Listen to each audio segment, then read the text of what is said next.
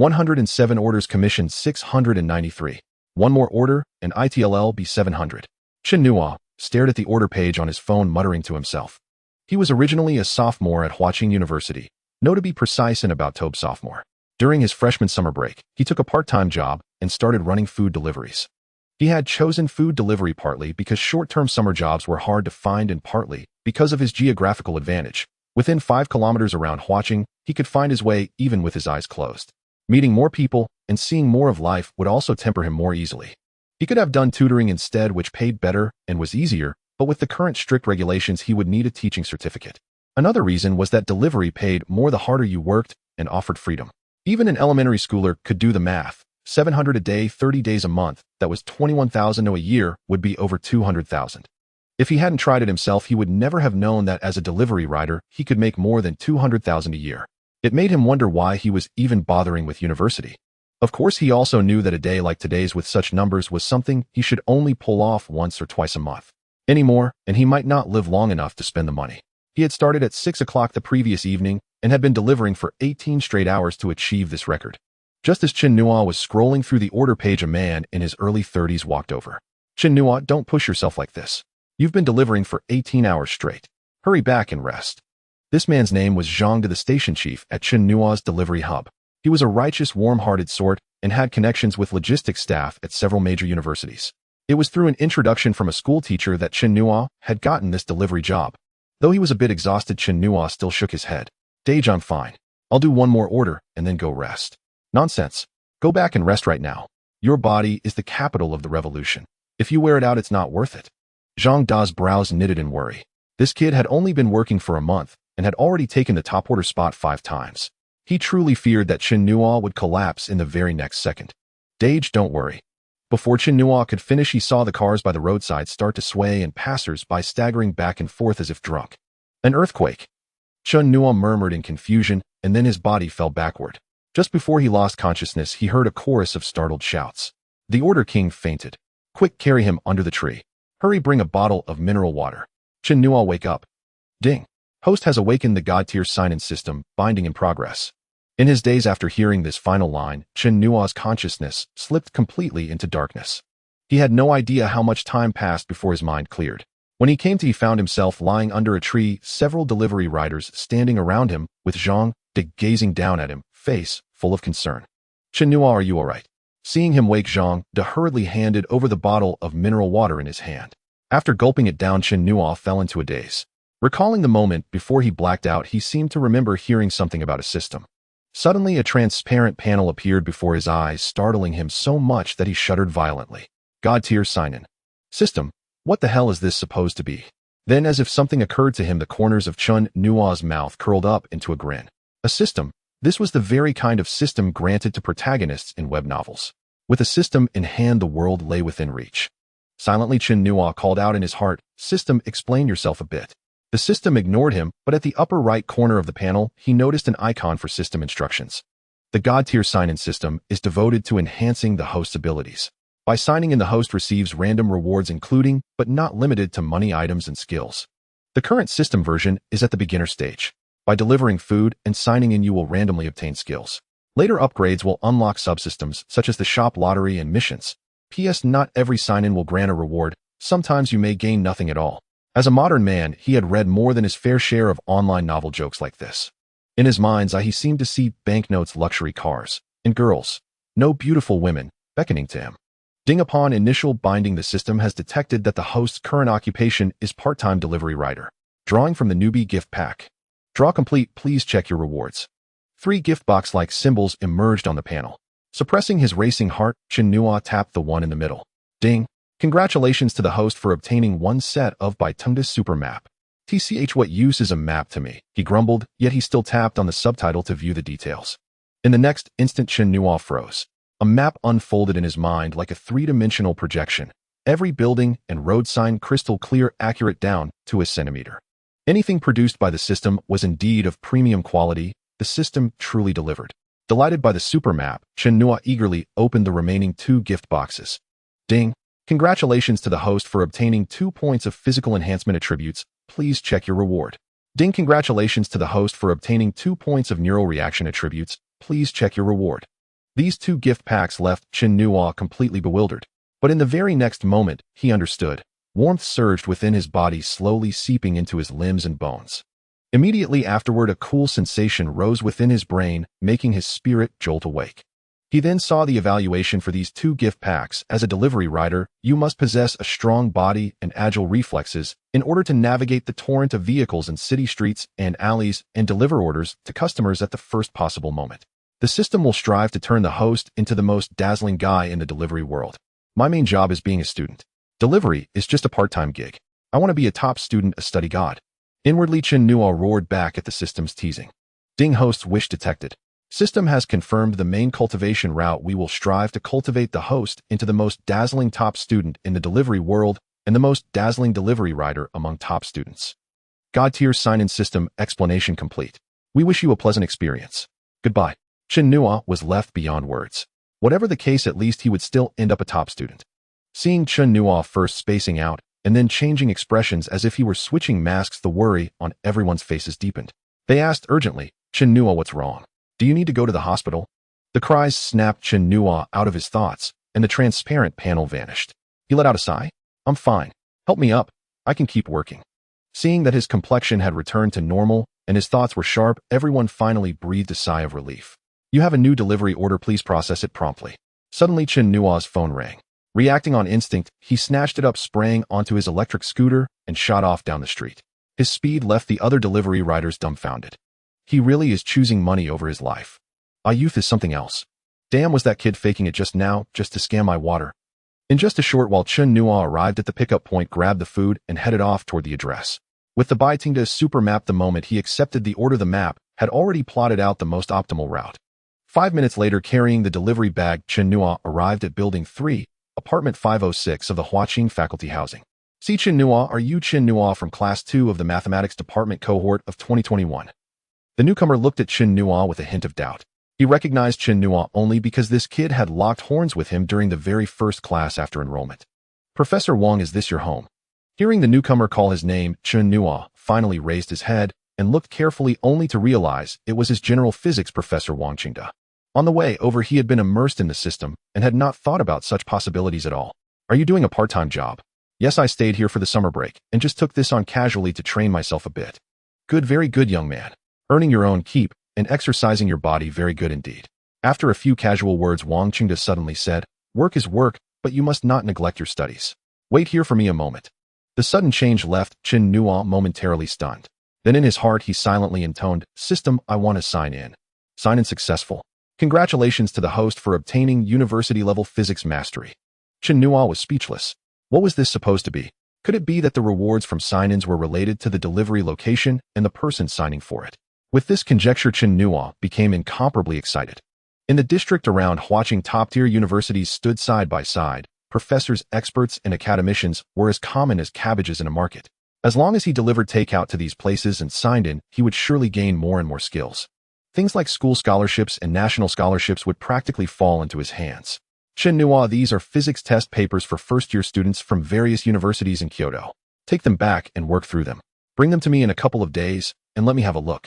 Consider it your summer homework. Delivering food is hard work. Think of this as a way to balance work and rest. Wang Qingde came out of the room with a stack of papers and handed them to Chen Nuo. Chen Nuo felt utterly bewildered, as if scattered by the wind. Old Wang, are you a devil? I'm only delivering food.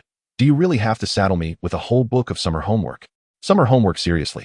Since when did universities even have summer homework? Calling it balancing work and rest. Are you sure you are not trying to work me to death? If the professors of advanced mathematics, English, electrodynamics, and the like all did the same when he delivered to them, just the thought made Chen Nuo involuntarily shudder. What is it? You're unwilling. Seeing the look on Chen Nuo's face, Wang Qingde's expression darkened. No, not at all. Thank you for your concern, Professor Wang. I will finish them carefully in a little while. That's good. Come find me in a week. I'll give you some unknown guidance. All right, go back and rest now. With that, he stuffed the test papers into Chen Nuo's arms, shut the door, and completely ignored the resentful look in Chen Nuo's eyes. Chen Nuo had originally planned to let the test papers lie idle in the dormitory, but Wang Qingde's final sentence shattered that idea. After pulling himself together, he rode his beloved little scooter back to the student dormitory. So easy. This problem is quite interesting. Tisk, who on earth wrote this one? It's full of traps. Hey, there's something wrong with this problem. The person who wrote it is not very rigorous. Since I've started being a good guy, I might as well go all the way and mark it for you. Oh, that's it. It's over already. After finishing the last problem, Chen Nuo realized that he had actually completed the entire booklet of test papers, and he even felt a bit unsatisfied. Only then did he notice it was already 9 in the evening, meaning he had been working on them for more than 8 hours. When had he ever loved studying so much? It was almost unbelievable. Looking at the test papers filled from top to bottom with his handwriting, a deep sense of achievement welled up in Chen Nuo's chest. For a moment, he actually became addicted to this feeling of being a top student. Should I go out to deliver more takeout? After thinking it over, Chen Nuo dismissed this suicidal idea. If he dared go, Zhang De would beat him senseless. After going downstairs to grab a casual bite, Chen Nuo returned to the dormitory, washed up, and lay down on his bed. With a single thought, a transparent panel appeared before his eyes. Host Chen Nuo, age 19, occupation student, part-time delivery worker, attributes physical strength 2, 8, neural response 3, 1, speed 2, 9, PS normal human 1, skills university level physics mastery, general university mathematics. Looking at the sections for attributes and skills, Chen Nuo grinned broadly. His physical strength and neural response were equivalent to those of a provincial level athlete. University level physics mastery was gained from the system sign-in, which he could accept. But what on earth did general university mathematics mean? And what about the English, Chinese, and other subjects he had labored over for 12 years? Was it that he was not good enough or just not worthy of being displayed by the system? System, get out here and explain this to me. However, the system gave no response at all. The wordless silence seemed to say, you're not worthy. After studying the system for a while, Chen Nuo gradually drifted into a deep sleep. At 6 in the morning, Chen Nuo woke up on time. After breakfast, he took that book of summer homework, mounted his beloved little scooter, and headed for Huaqing's home. Professor, I've finished all of it. Could you take a look? It's normal if you couldn't manage it all. As it happens, I'm free today. I can explain some of it to you. Huaqing suddenly froze mid-sentence and asked, what did you say? You finished all of it. A gloomy look came over Huaqing's face. The answers to these test papers had never been uploaded online. Doing 9 sets of papers in a single night could only mean that he had scribbled randomly just to get them done. What other explanation could there be? Taking a deep breath to hold down his anger, he said earnestly, Chen Nuo, these problems are difficult. It's perfectly normal if you can't do them, but you can't pretend to understand when you don't, and try to fool your professor with this. Professor, I really have finished them. Why don't you take a look first before saying that? Watching the test papers being cautiously handed over, Huaqing snatched them up and began to leaf through them. If this kid dared try to fool him, he was certain that for the next 3 years, as long as he was teaching physics to Chen Nuo, he would make sure the boy failed the course every single year. First set of papers, multiple choice questions. Question 1 correct, question 2 correct. This kid's luck is pretty good. He actually guessed them all right. Silently sighing at Chen Nuo's luck, Huaqing continued reading. Fill in the blank questions. First 1 correct, second correct, third correct again. Calculations. First problem, the line of reasoning was entirely correct, and the final result precise. Oh, for the last problem, he actually used this method. It's already beyond the syllabus. After finishing the first set, Huaqing moved on to the second, completely forgetting about Chen Nuo's existence. Chen Nuo wanted to excuse himself and leave, but when he saw how absorbed Huaqing was in his test papers, he shut his mouth. Interrupting old Wang at a moment like this would have very serious consequences. But he still had deliveries to make, so Chen Nuo began quietly edging toward the door.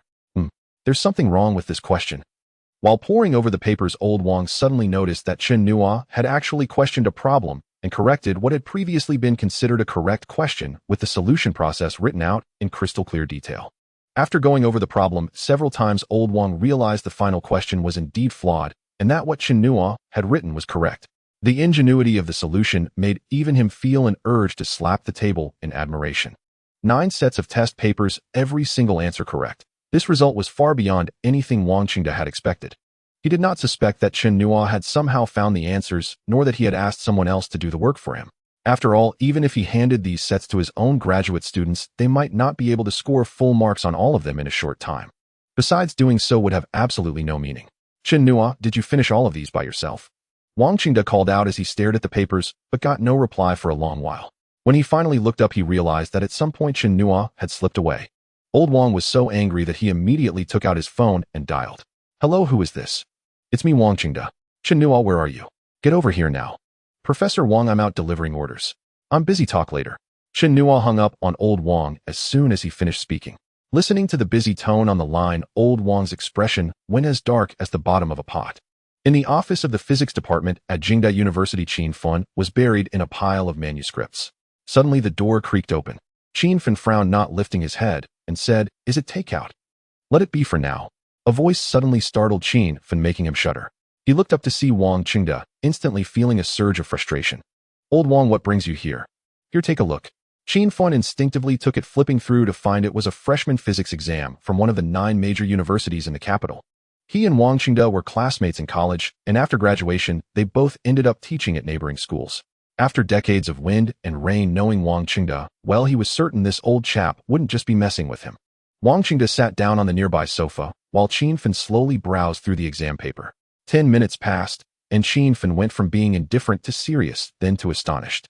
Finally, he slammed his hand on the desk and quickly walked over to Wang Qingde, saying, "Old Wang, who made the last question?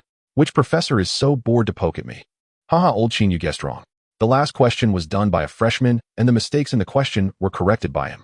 "Nonsense, a freshman could have this level. Even your graduate students don't reach this standard. You must be dreaming."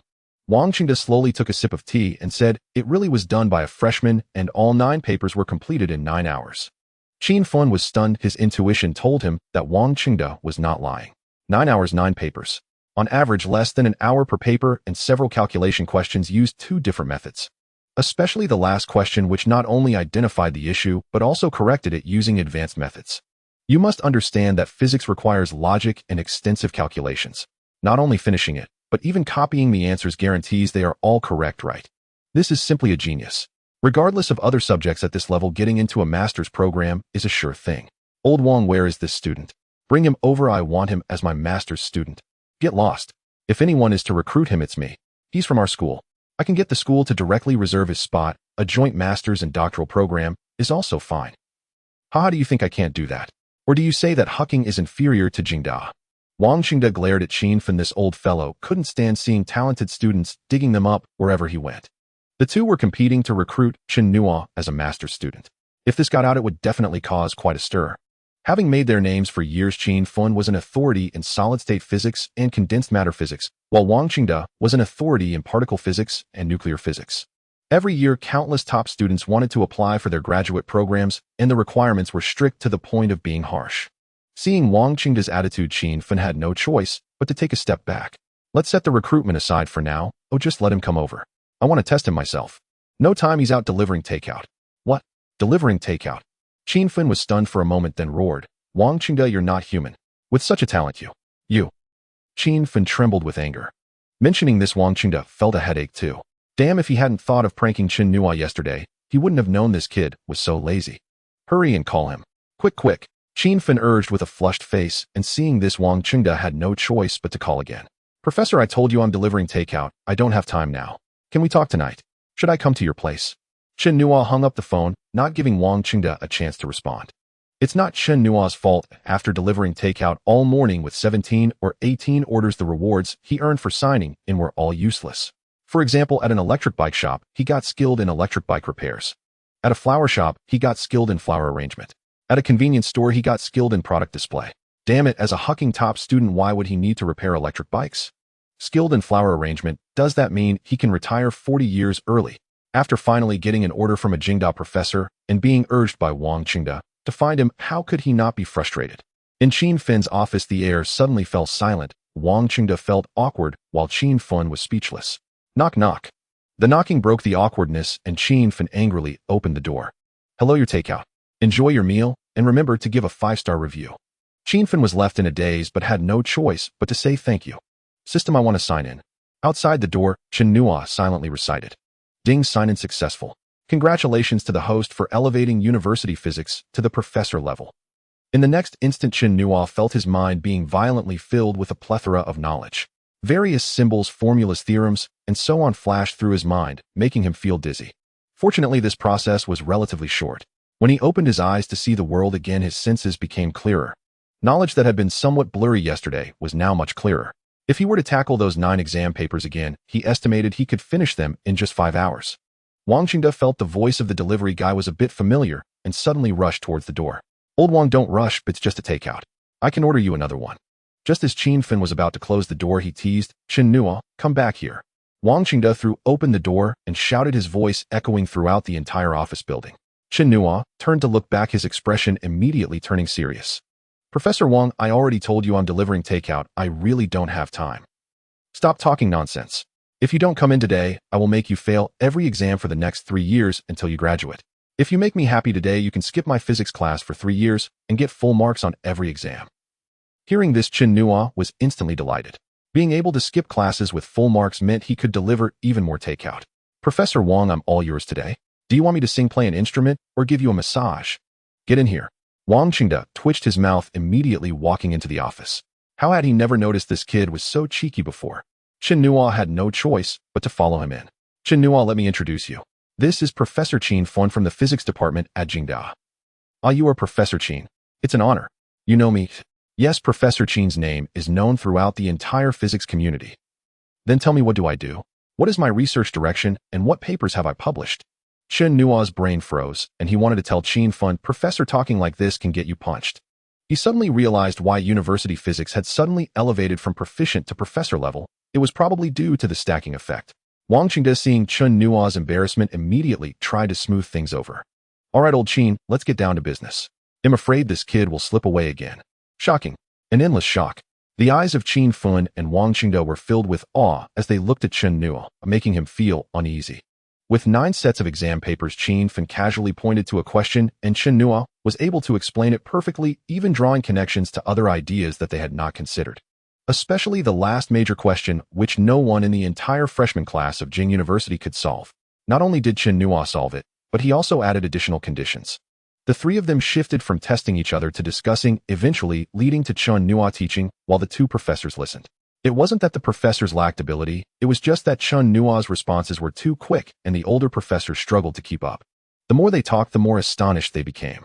It's no exaggeration to say that Chen Nuo's physics level was more than enough to be a professor at Huaqing or Huaqing University. Chen Nuo, how about coming to pursue my master's degree? A PhD would work too. No entrance exam, direct admission, and a full scholarship.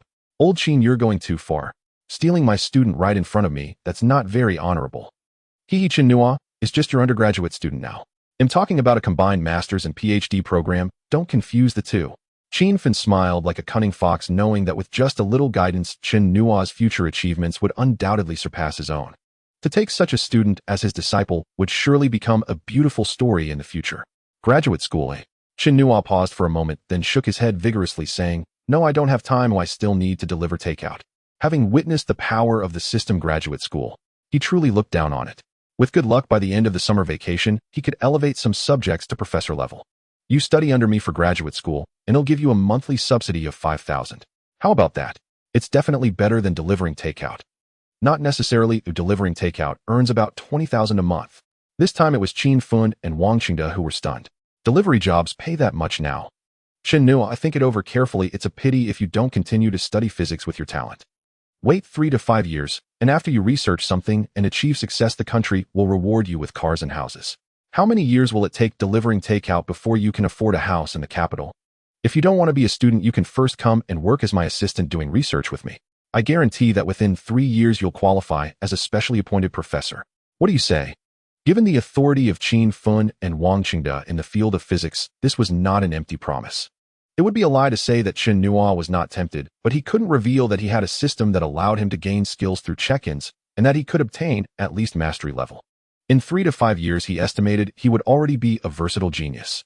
Professors, I appreciate your kindness, but I'm only a sophomore and I haven't studied other subjects yet. I want to experience student life first. After 2 years, when I've completed my other subjects, I will definitely apply for your graduate programs. How does that sound? After thinking for a long time, Chen Nuo still declined the professor's goodwill. He felt that for now he should focus on gaining skills through check-ins and leveling up all his university courses. If he went to graduate school now and accidentally produced something, published a paper with his current English level of 4, he would undoubtedly be doomed. Seeing Chen Nuo's attitude was so clear, Chen Fun and Wang Qingde knew that further persuasion would be counterproductive. Chen Nuo, who taught you physics? No one taught me. I just browsed casually in the library and then I understood it. The 2 professors almost spat out a mouthful of blood. Was that even a human response? You casually browsed for a year and learned it, surpassing us old men who have lived for 50 or 60 years. Does that mean we have lived like dogs? I think of it this way: mastering one subject thoroughly before moving on to the next. Chen Nuo's words left the professors speechless again. Was he implying he would research another subject next? Which subject are you planning to study next? English, mathematics, or chemistry? I suggest you study English first. It's relatively simple and widely used in the future, such as for papers, international conferences, and various academic journals. Not understanding it could be a disaster. No, I suggest you study mathematics first.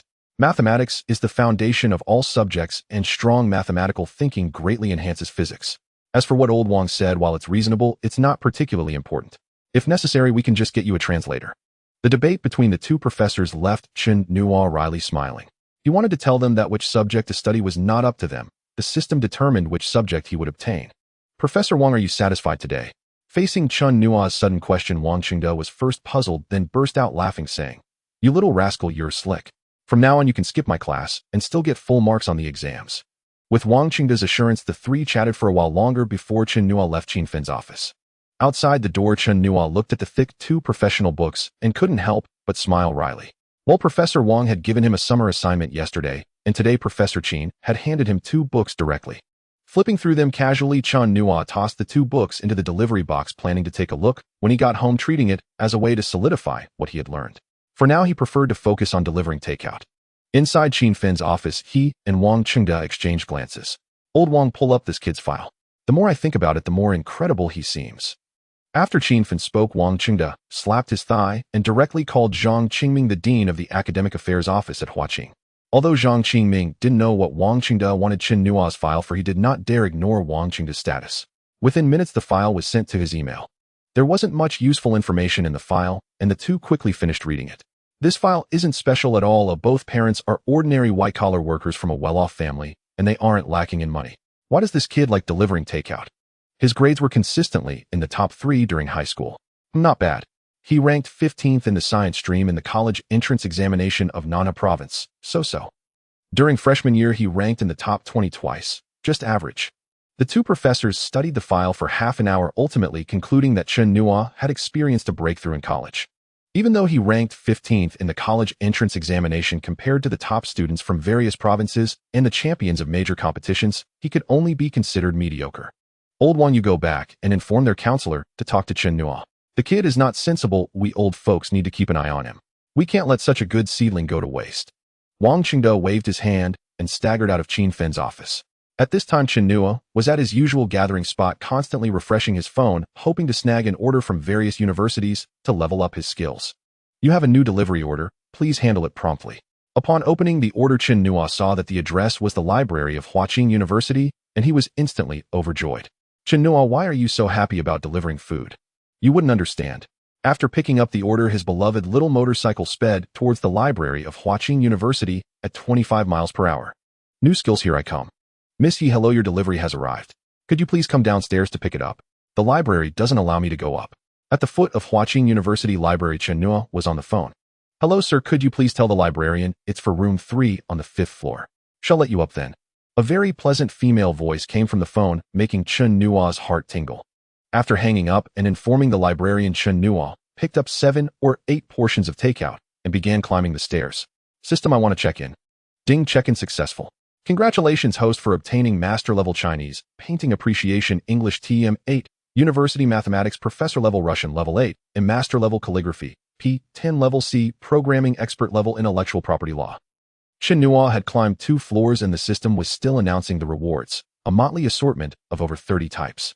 At this point, he would be a fool not to realize something was wrong with the system. "System, are you bugged?" But the system ignored him, continuing to list various rewards, each one making him covetous. "Can I get all of these, or just a few? Or maybe only one?" After pondering, Chen Nuo began to test from all to 100, then 10, then 2. But there was no response. Indeed, no such thing as a free lunch. Now it's down to choosing just one reward. Chen Nuo reached a likely conclusion. If possible, which reward should he choose? Mathematics is the foundation of all sciences. It immensely expands a scholar's thinking. It might seem useless, but it is ubiquitous in life. English. That's practical too. A TM8 certificate would surely be useful for future work. One reward after another crossed his mind as he considered which he needed most urgently. After climbing another floor, Chen Nuo murmured in his heart, "System, I want to obtain the professor-level mathematics reward." Ding, check-in successful. "Congratulations, host, for obtaining University Mathematics Professor Level." Indeed, his guess was right. He could only choose one. Perhaps the system was protecting him from being overwhelmed into a fool by the torrent of knowledge. He He prioritized mathematics over English because on the soil of China, he was accustomed to expressing himself in his mother tongue. Even if he became a top scholar in the future, he wished to communicate in Chinese. Why must China's top scholars publish papers in English? They'll use Chinese. Read it if you like, if not get lost. Ding system has detected a bug. Shutting down for repairs. The system's cold voice left Chen Nuo, who was climbing the stairs, frozen in place. System, come out, come out. Chen Nuo called out in his mind, but there was no response. His heart turned cold and his expression soured. Damn, this system is so unreliable. Wasn't it supposed to turn me into the most dazzling scholar in the delivery world? It wouldn't take back the skills, would it? Chen Nuo closed his eyes, recalling the knowledge of physics and mathematics. Formulas and theorems flashed through his mind, still so familiar and profound. Oh, this delivery guy is kinda handsome. Look at you being all smitten. But on closer look, he really is handsome with such long eyelashes. What use is handsomeness? He's not physically fit, pale after just 4 floors. Clearly he's got weak kidneys. As Chen Nuo stood with his eyes closed, recalling mathematics and physics, the Huaqing students passing by couldn't help but comment on the strange sight he presented. The night gave me black eyes. Chen Nuo's phone rang, interrupting his recollection. He took it out and saw it was his little sister calling. Little sis, what's up? Want to chat with your brother? Well, I'm a bit busy right now. I'll call you back tonight. Chen Nuo hung up, shot a fierce glare at the student, who mentioned weak kidneys, and bounded up 5 steps, at once disappearing from sight in an instant. Huh? And you call that weak kidneys? Carrying 7 or 8 portions of takeout, Chen Nuo became a youth as swift as the wind weaving through the library. Outside room 3 on the 5th floor. Knock. Knock. Hello, your delivery has arrived. The door's unlocked, come on in. A crisp female voice came from inside the room. Chen Nuo pushed the door open. While inside the study room were 7 or 8 students, 5 girls and 3 boys, all gathered around several whiteboards discussing in low voices. Hello, your delivery has arrived. Enjoy your meal. Chen Nuo placed the takeout on the table and inadvertently glanced at the whiteboard. It was a math problem, and he became instantly intrigued. Having just obtained professor-level mathematics, this was a perfect chance to test it. It was a variant problem on the L2 theory of linear elliptic partial differential equations. The several whiteboards displayed the students' answers, but the solutions carried a hint of melancholy. Chen Nuo shook his head. Their approaches were wrong, let alone the subsequent steps. His gesture caught the eye of one of the male students, who frowned. Hey, delivery guy, what's with the head shake? Got a problem with us, or with our solution? Nothing, just a stiff neck. Enjoy your meal. Goodbye. Chen Nuo didn't want trouble and turned toward the door. He'd rather spend the time on more deliveries to level up his skills. Stop right there. You can't leave without explaining yourself. Try it, and he'll give you a bad review. The girl who ordered the takeout raised an eyebrow and said, Wang's son dropped that spoiled brat attitude. The delivery guy just shook his head. Oh, it's none of your business. Exactly. What do you mean by delivery guy? Without delivery guys, you wouldn't be sitting here comfortably eating. Don't look down on people. Besides, it was Shinran who ordered the food. If anyone's giving a review, it's her. Who do you think you are? The girls directly retorted against Wang's son. Sir, don't take it to heart. They didn't mean it. We've been tormented by this problem for days, and our advisor is coming to check on us soon. We're just anxious. I apologize on their behalf. It was the girl who had called earlier, her voice still so crisp. Chen Nuo glanced at her, and his eyes lit up. She was tall, fair-skinned, with soft hair and clear eyes. She looked familiar, but he couldn't place where he had seen her. What are you staring at? Get out of here. This isn't a place for you. Wang Sun noticed Chen Nuo's gaze on Shinran and grew furious. Chen Nuo's temper flared too. The meek are easily bullied. He hadn't said a word, yet these male students were ridiculing him as if he were inferior. You want to know why I shook my head? He'll tell you. Your approach to the problem is wrong. The room fell silent for a moment, then the male students burst into laughter as if hearing the funniest joke. The female students were also wide-mouthed, at a loss for words. What did you say? Our approach is wrong. Say that again. Since when do delivery guys have such big mouths? Do you think your will from good will hunting, or way roughing from blossoms in summer? Here, hey, race a marker. If you can solve it, I'll eat this pen. The 3 male students continued to mock Chen Nuo. Without a word, Chen Nuo stepped forward, picked up a whiteboard marker, and began writing on a board. If he can solve it, he'll quit this group immediately. Shut up. The beautiful girl snapped, her eyes fixed on the whiteboard. Character after character appeared, written with fluid grace. 10 minutes later, having filled 3 whiteboards, Chen Nuo put down the marker and stepped back to review the entire solution from start to finish. I'm not bad. Bold handwriting, clear logic, correct conclusion. Overall, a score of 90. The only dissatisfaction was the limited whiteboard space, which forced a few skipped steps. Chen Nuo turned to the 3 male students and said flatly, Can you understand it? Want me to explain it to you? Forget it with your IQs, even an explanation would probably be lost on you. Hello, my name is Huaqing. Not interested. Your delivery's getting cold. Just eat it. Goodbye forever. Chen Nuo cut off the beauty mid-sentence, turned around, and walked out the door. He knew what the beauty wanted to say. It was nothing more than being captivated by his looks. Well, no, it was asking him to explain it again. Women would only hinder his journey to becoming the most dazzling star. Inside the research lab, Yixinran clenched her silver teeth in anger. Straight man. The 3 male students in the lab witnessing this scene had flames of fury blazing in their eyes. Yixinran was the beautiful top student of Huaqing University. Not only was she stunningly attractive, but she was also a brilliant scholar. In her 4 years of college, she had never shown any special interest in any man. Now seeing her act so girlishly towards a delivery man, how could they not be enraged? Bang! The door swung open again. Chen Nuo poked half his body in and said, "Forgot one thing. I remember you 3 said that if I solved it you'd drop out of this research group, right?" Yixinran, seeing it was Chen Nuo, was about to speak again when Chen Nuo said, "Beauty, I've solved a problem for you. No need to thank me. Just call me Lei Feng." Then he vanished at lightning speed. Inside the lab, the 5 female students stared at the 3 male students in unison. Their meaningful gazes made the 3 men feel as if they were sitting on pins and needles. "What are you looking at? I said if he solved it I'd quit. But look at this garbage he wrote." "Exactly. Look at steps 8 and 9. They're completely incoherent. And step 13, how was that result even calculated? And that final step, it's hard to say if the result is even correct." The 3 male students, originally rivals, now stood united in shared grievance. Why else would they join this research group if not to get close to Yixinran and seize the advantage of being near her? Setting aside their personalities, the 3 actually had decent mathematical foundations and could spot the issues in the steps Chen Nuo had omitted. It wasn't just them. The 5 female students, though not fully understanding it, intuitively felt that the process and answer were correct. It had to be said that a woman's intuition was sometimes frighteningly accurate. All right, let's stop discussing for now. Eat first. When the professor arrives, we can ask him and find out. As Yixinran said this, she glanced at the 3 male students, the implication crystal clear. Half an hour later, a middle-aged man in ordinary clothes with thinning hair walked into the lab. This man was Zhao Yuan. Though he appeared unremarkable, he was a renowned figure in both Tsinghua's mathematics department and the entire Chinese mathematics community. Solved it. Professor Zhao Yuan stopped mid-sentence when he saw the 3 whiteboards filled with Chen Nuo's writing. He froze. Then he quickly strode to the whiteboard, reading line by line. The more he read, the more excited and astonished he became. The 3 male students watched the professor's expression and felt a growing sense of dread. Brilliant, truly impressive. All this can be written this way. What a great idea. 20 minutes later, Professor Zhao Yuan finally finished reading, clicking his tongue in admiration. This problem was from the doctoral entrance exam in mathematics. It wasn't exceptionally difficult, but it was certainly beyond the capabilities of these senior undergraduates.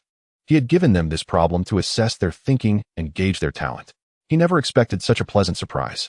"Professor, is the process and result completely correct?" Yixinran asked softly. "Don't you know if it's your own work?" Professor Zhao Yuan stopped mid-sentence, suddenly stunned. The handwriting on the whiteboard didn't belong to any of the 8 students. Moreover, even he found the method surprising, let alone these students. Did Zhang Taishua come? Or Sun Ming? Or Li Qiuhong? Have those old codgers come to steal my thunder? With each name Zhao Yuan uttered, the students shuddered. These were all professors in Tsinghua's mathematics department. Professor, none of them. A delivery guy solved this problem. Under Professor Zhao Yuan's stern gaze, Yixinran didn't dare meet his eyes. Impossible, Xinran. This joke isn't funny. Professor, it's true. Ask them if you don't believe me. Yixinran pointed at the other students, who all nodded in unison. What happened? Explain it to me clearly. Zhao Yuan's tone was heavy. He was genuinely angry. Yixinran recounted the events without embellishment, straightforwardly. After listening, Zhao Yuan shot a fierce glare at the 3 male students, who felt their hearts sink. Wait, you said he only took 10 minutes? Yes. He looked at the problem, then solved it in 10 minutes. He didn't even use scratch paper. It was all done in one go. Zhao Yuan felt as if struck by lightning. 10 minutes to solve it without any drafts, while it took him 20 minutes just to understand the process. Aside from the slower thinking that came with age, Chen Nuo's level had completely surpassed his own. Professor, are you alright? Everyone looked at Zhao Yuan's dejected expression, their faces filled with worry. Zhao Yuan took a deep breath, suppressing the blow to his pride. In a hoarse voice, he asked, "What's his name?" The group looked at Yixinran, then all shook their heads. "The delivery order has his name and phone number, doesn't it? Check it quickly." Reminded by Zhao Yuan, Yixinran immediately scrolled through her phone order. Moments later, they were astonished to find that the delivery slip didn't display his full name. There was a phone number, but when they called it was answered only briefly before being hung up, leaving them speechless. What are you standing around for? Go find him. You must find him. Zhao Yuan roared, his voice filled with gritted teeth. The three male students smirked at Zhao Yuan's fury, then quickly said, Professor, rest assured. As long as he delivers near Tsinghua, I'll find him. Since he dared to steal our thunder, I'll teach him a good lesson for you. Teach him a lesson. Zhao Yuan paused, then suddenly slammed the table, his voice rising an octave. Who said I wanted to teach him a lesson? Are you an idiot? That young man has extraordinary mathematical talent. Even your senior Qingyong can't match him. Why would I teach him a lesson? I want him to be my graduate student. No, my doctoral student. Admitted without the exam. Everyone was stunned into silence. Everyone in Tsinghua's mathematics department knew that Zhao Yuan's master's and doctoral programs were the hardest to get into. And now he was offering a delivery guy direct entry into his doctoral program with a guaranteed admission and no exam needed. And who was Qingyong? He was a top talent. Though he hadn't graduated with his doctorate, yet he had already published 5 highly renowned papers. Was this delivery guy really stronger than senior Qingyong? This shattered their worldview. If this got out, the delivery guy would probably be drowned by the spittle of jealous students. What if he doesn't agree? Should I make him a professor's assistant? Zhao Yuan muttered to himself, leaving everyone who had just regained their composure collectively petrified again. What are you waiting for? Go find him. Zhao Yuan slammed the table, making it crackle. The group scattered like birds and beasts, leaving Zhao Yuan alone in the lab, staring blankly at the 3 whiteboards. From these whiteboards, he seemed to see a rising star in the world of mathematics. As the lights began to glow, Yi Xinran and her companions, after 3 hours of searching, felt both exhausted and hungry, yet they had discovered nothing. During this time, they borrowed other people's phones to call Chen Nuo, but as soon as he heard it was someone from the Huaqing Library, he simply hung up, eventually threatening to call the police if they continued to bother him. Beep beep. The phone rang again, and everyone looked at the vibrating device with a mix of helplessness. In that moment, they suddenly realized that their usually indispensable phones had turned into harbingers of doom. In 3 hours, Zhao Yuan made 5 calls, leaving everyone feeling overwhelmed. Xinran, hurry and answer. Quick, pick up, or the professor will get angry again. As the call connected, Yi Xinran noticed her fellow classmates had taken 3 steps back, keeping a distance of 2 meters from her. Yi Xinran rolled her eyes and softly said, Professor, we haven't found anything. Don't worry, we will keep looking. I'm just come back for now. At this moment, Zhao Yuan fell silent. The area around Huaqing wasn't too large, with more than a dozen universities nearby. Even though it was summer vacation, there were still tens of thousands of students, teachers, and family members present. With only a fleeting acquaintance, the chances for the 8 of them to find anyone were slim. Half an hour later, they returned to the research room, where Professor Zhao Yuan had already ordered takeout for them. I have a plan. A sudden outburst from one of the girls startled everyone who was eating. Professor, all delivery personnel must swipe a special card to enter the Huaqing campus. The restaurants we ordered from will definitely deliver through the southeast gate. We just need to check which delivery people swiped their cards during the time they entered. Even if several came in at the same time, filtering through them will be quick. I also thought of a way. There's a delivery station near Huaqing where the delivery personnel have a morning meeting every day. If we go there early and wait, we will definitely find him. Listening to these 2 plans, the group swallowed their food, silently feeling sorry for themselves for a few seconds. All right, since we have a plan, let's get some rest early. Tomorrow, Yi Xinran Qinkir and I will go find him. Professor Zhao Yuan looked at the tired group and felt a bit reluctant. After they dispersed, he made a call to the security department requesting a set of data that would be very convenient. There were only 5 delivery personnel who entered during the same time period. Only Chen Nuo's information met the criteria, as he was the only one among the 5 who worked for the Yituan delivery service. In a dorm room, several girls gathered together, discussing the events of the afternoon. Xinran, let's go find that guy tomorrow. If he doesn't agree, we can seduce him. Yi Xinran rolled her eyes. Although Chen Nuo wore a helmet and the Yituan uniform, it was still clear he was quite handsome. He was excellent in mathematics and had a magnetic voice, which made her heart flutter for a moment. Meanwhile, the 3 boys were gathered at a barbecue stand, eating skewers and drinking beer. Wangsun, what should we do? If Professor Zhao finds him tomorrow, what if that guy uses today's incident to pressure us? As long as Professor Zhao doesn't tell us to leave, well, just stick it out. Right, exactly. At worst, we can just apologize. If we get pushed out, it won't be easy for us, and he won't have a good time at Huaqing either. After a whole afternoon of adjustment, Chen Nuo had already straightened his mindset, thinking that whatever came his way was his fortune or misfortune. With his skills in mathematics and physics at a professor level, he could easily get into Huaqing University. In his dorm, he was engrossed in a thick physics textbook, occasionally muttering to himself. After a night with no further incidents, early the next morning, Yi Xinran and Chen Nuo waited at the entrance of Huaqing for Zhao Yuan, and the 3 headed straight for the Yituan delivery station. More than 30 Yituan delivery personnel were lined up in 3 rows listening to the station manager Zhang Da's incessant chatter. Look, a beautiful girl. Wow, that tall one is really beautiful, fair-skinned, and pretty with legs that go on forever. She's my type. The short one is also nice with a heart-shaped face and petite features. I really want to lend her my broad chest to lean on. Hey, I think I recognize them. The tall one is Yi Xinran, ranked 3rd among the top 10 beauties of Huaqing University, and the petite one is Chen Nuo, ranked 9th. Damn, that bald guy following the 2 beauties can't be up to any good. All the young men present, being straightforward, tilted the atmosphere of the meeting. Chen Nuo followed their gaze and realized it was actually the 2 girls he had seen in the library research room yesterday. His intuition told him he was in trouble. Zhang De took a glance and was startled, immediately jogging over with a smile. Professor Zhao, is there something you need here? Zhao Yuan was taken aback for a moment and asked in confusion, you know me? Of course, Professor Zhao is a celebrity in the mathematics field of Huaqing. Although I don't have the fortune to study there, I still admire you greatly. Just let me know if you need anything. As the station manager of the Huaqing Yituan delivery station, Zhang De was well acquainted with the logistics departments of nearby universities and was particularly familiar with well-known professors, which explained how he became a station manager in his 30s. Zhao Yuan took a closer look at Zhang De, finding the young man intriguing. After a moment's thought, he said, Manager Zhang, I came here today to find a delivery person named Chen Nuo.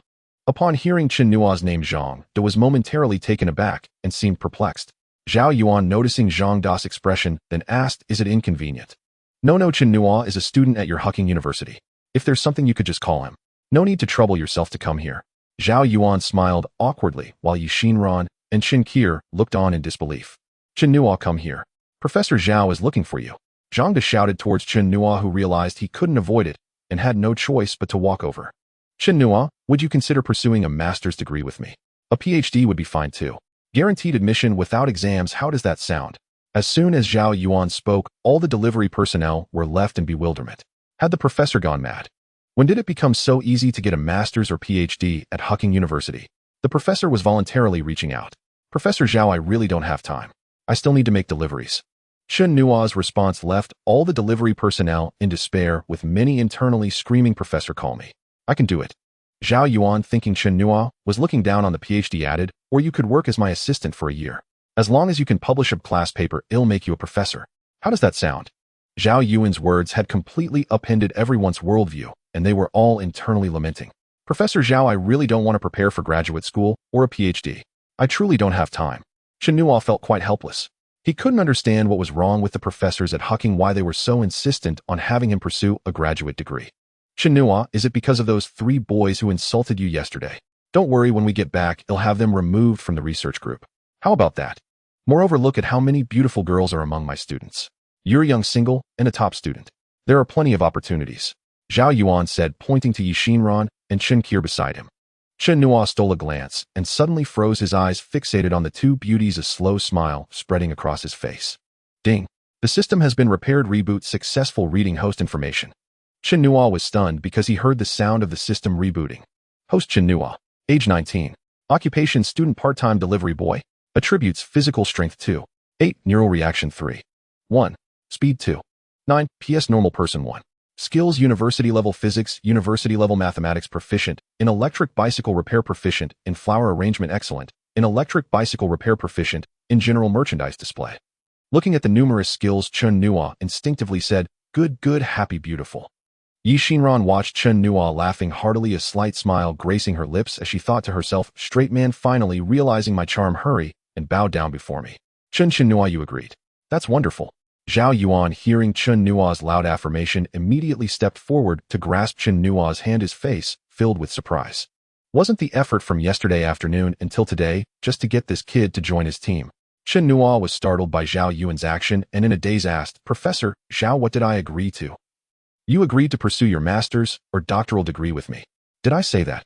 Ask everyone. Zhao Yuan's seriousness made the group of delivery boys nod wildly, leaving Chen Nuo somewhat confused. No, let me sort this out, it's a bit chaotic. Chen Nuo shook his head and said, let's go over it again. Professor, you start. I said, are you upset because those 3 boys insulted you yesterday? Don't worry, I'll have them leave the research group as soon as you go back. Among my students, there are many beautiful women. You're a young single and a top student. Oh, plenty of opportunities await. And then, oi. Then you stared at Yi Xinran and Chen Ko, laughing and saying, good, beautiful, happy. Only then did Chen Nuo realize that his unconscious behavior due to the system reboot had led Professor Zhao to misunderstand. He then said seriously, "Professor, women only affect my speed of drawing my sword. Chen Nuo, I'm going all out against you." Professor Deguim off to deliver. "See you later." Chen Nuo hopped onto his electric bike and rushed out, leaving behind the furious Yi Xinran and Chen Ku along with the distressed Professor Zhao Yuan. "Professor Zhao, please don't be angry, come inside. Chen Nuo is young and doesn't understand. I'll ask him about his specific thoughts later, don't worry." Zhang De was guiding Zhao Yuan towards the delivery station while signaling the other delivery boys to leave quickly to avoid trouble. "Xiao Zhang, I'm counting on you with Chen Nuo. I'll owe you a favor for this." "Professor Zhao, don't worry, I'll definitely talk to him properly." Hearing Zhang Da's assurance, Zhao Yuan left the delivery station with a smile, never expecting to have such a pleasant conversation with a delivery boy. It's not that he looked down on delivery boys, but the difference in status left little opportunity for interaction. He had always heard that delivery boys were part of a mysterious organization, and now that he saw it in person, it was indeed true. Zhang Da's experiences were more exciting than any novel. In a good mood, Zhao Yuan strolled leisurely towards Huaqing University, accompanied by the gritting teeth Yi Xinran and Chen Qir. "Professor, are you really going to let Wang Sun and the others leave?" "Yes, even if Chen Nuo doesn't join your research group, I want to continue accepting them due to their character." Zhao Yuan paused and continued, "Xinran Qir, you must remember in academic pursuits one must first be a good person. If one cannot even be a good person, then no matter how good the knowledge is, it will harm others and oneself. But Wang Sun has a decent background. If this incident implicates Chen Nuo, he dares." Yi Xinran was interrupted sternly by Zhao Yuan before she could finish her sentence. "You all pay more attention. I don't interfere with fair competition within the school. If Wang Sun dares to use despicable means against Chen Nuo, just tell me, and it'll make Wang Sun understand that his so-called background is nothing but a joke in front of Huaqing." Listening to this, Yi Xinran stuck out her tongue, secretly grumbling that Chen Nuo had struck gold by receiving protection from a top professor. She had no idea that her beloved Chen Nuo was currently dazed. What is going on here? The delivery store owner 100 meters away actually ordered from another delivery store. Chen Nuo swiftly delivered the meal to Huaqing University restaurant. "Uncle Chen, what are you up to? Supporting the allies or preparing to steal skills?"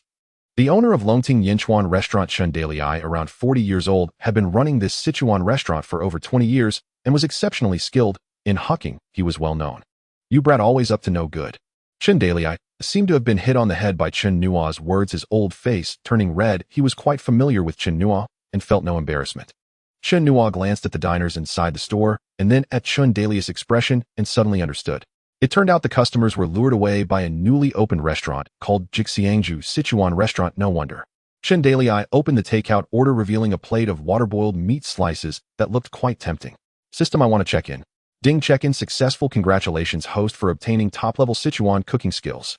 In the next moment, recipes flashed through his mind, and he could clearly visualize the techniques for handling various ingredients, as well as the combinations and nuances of cooking. Chen Nuo's hands unconsciously mimicked the slicing motions in the air. "Xiao Nu, what are you daydreaming about?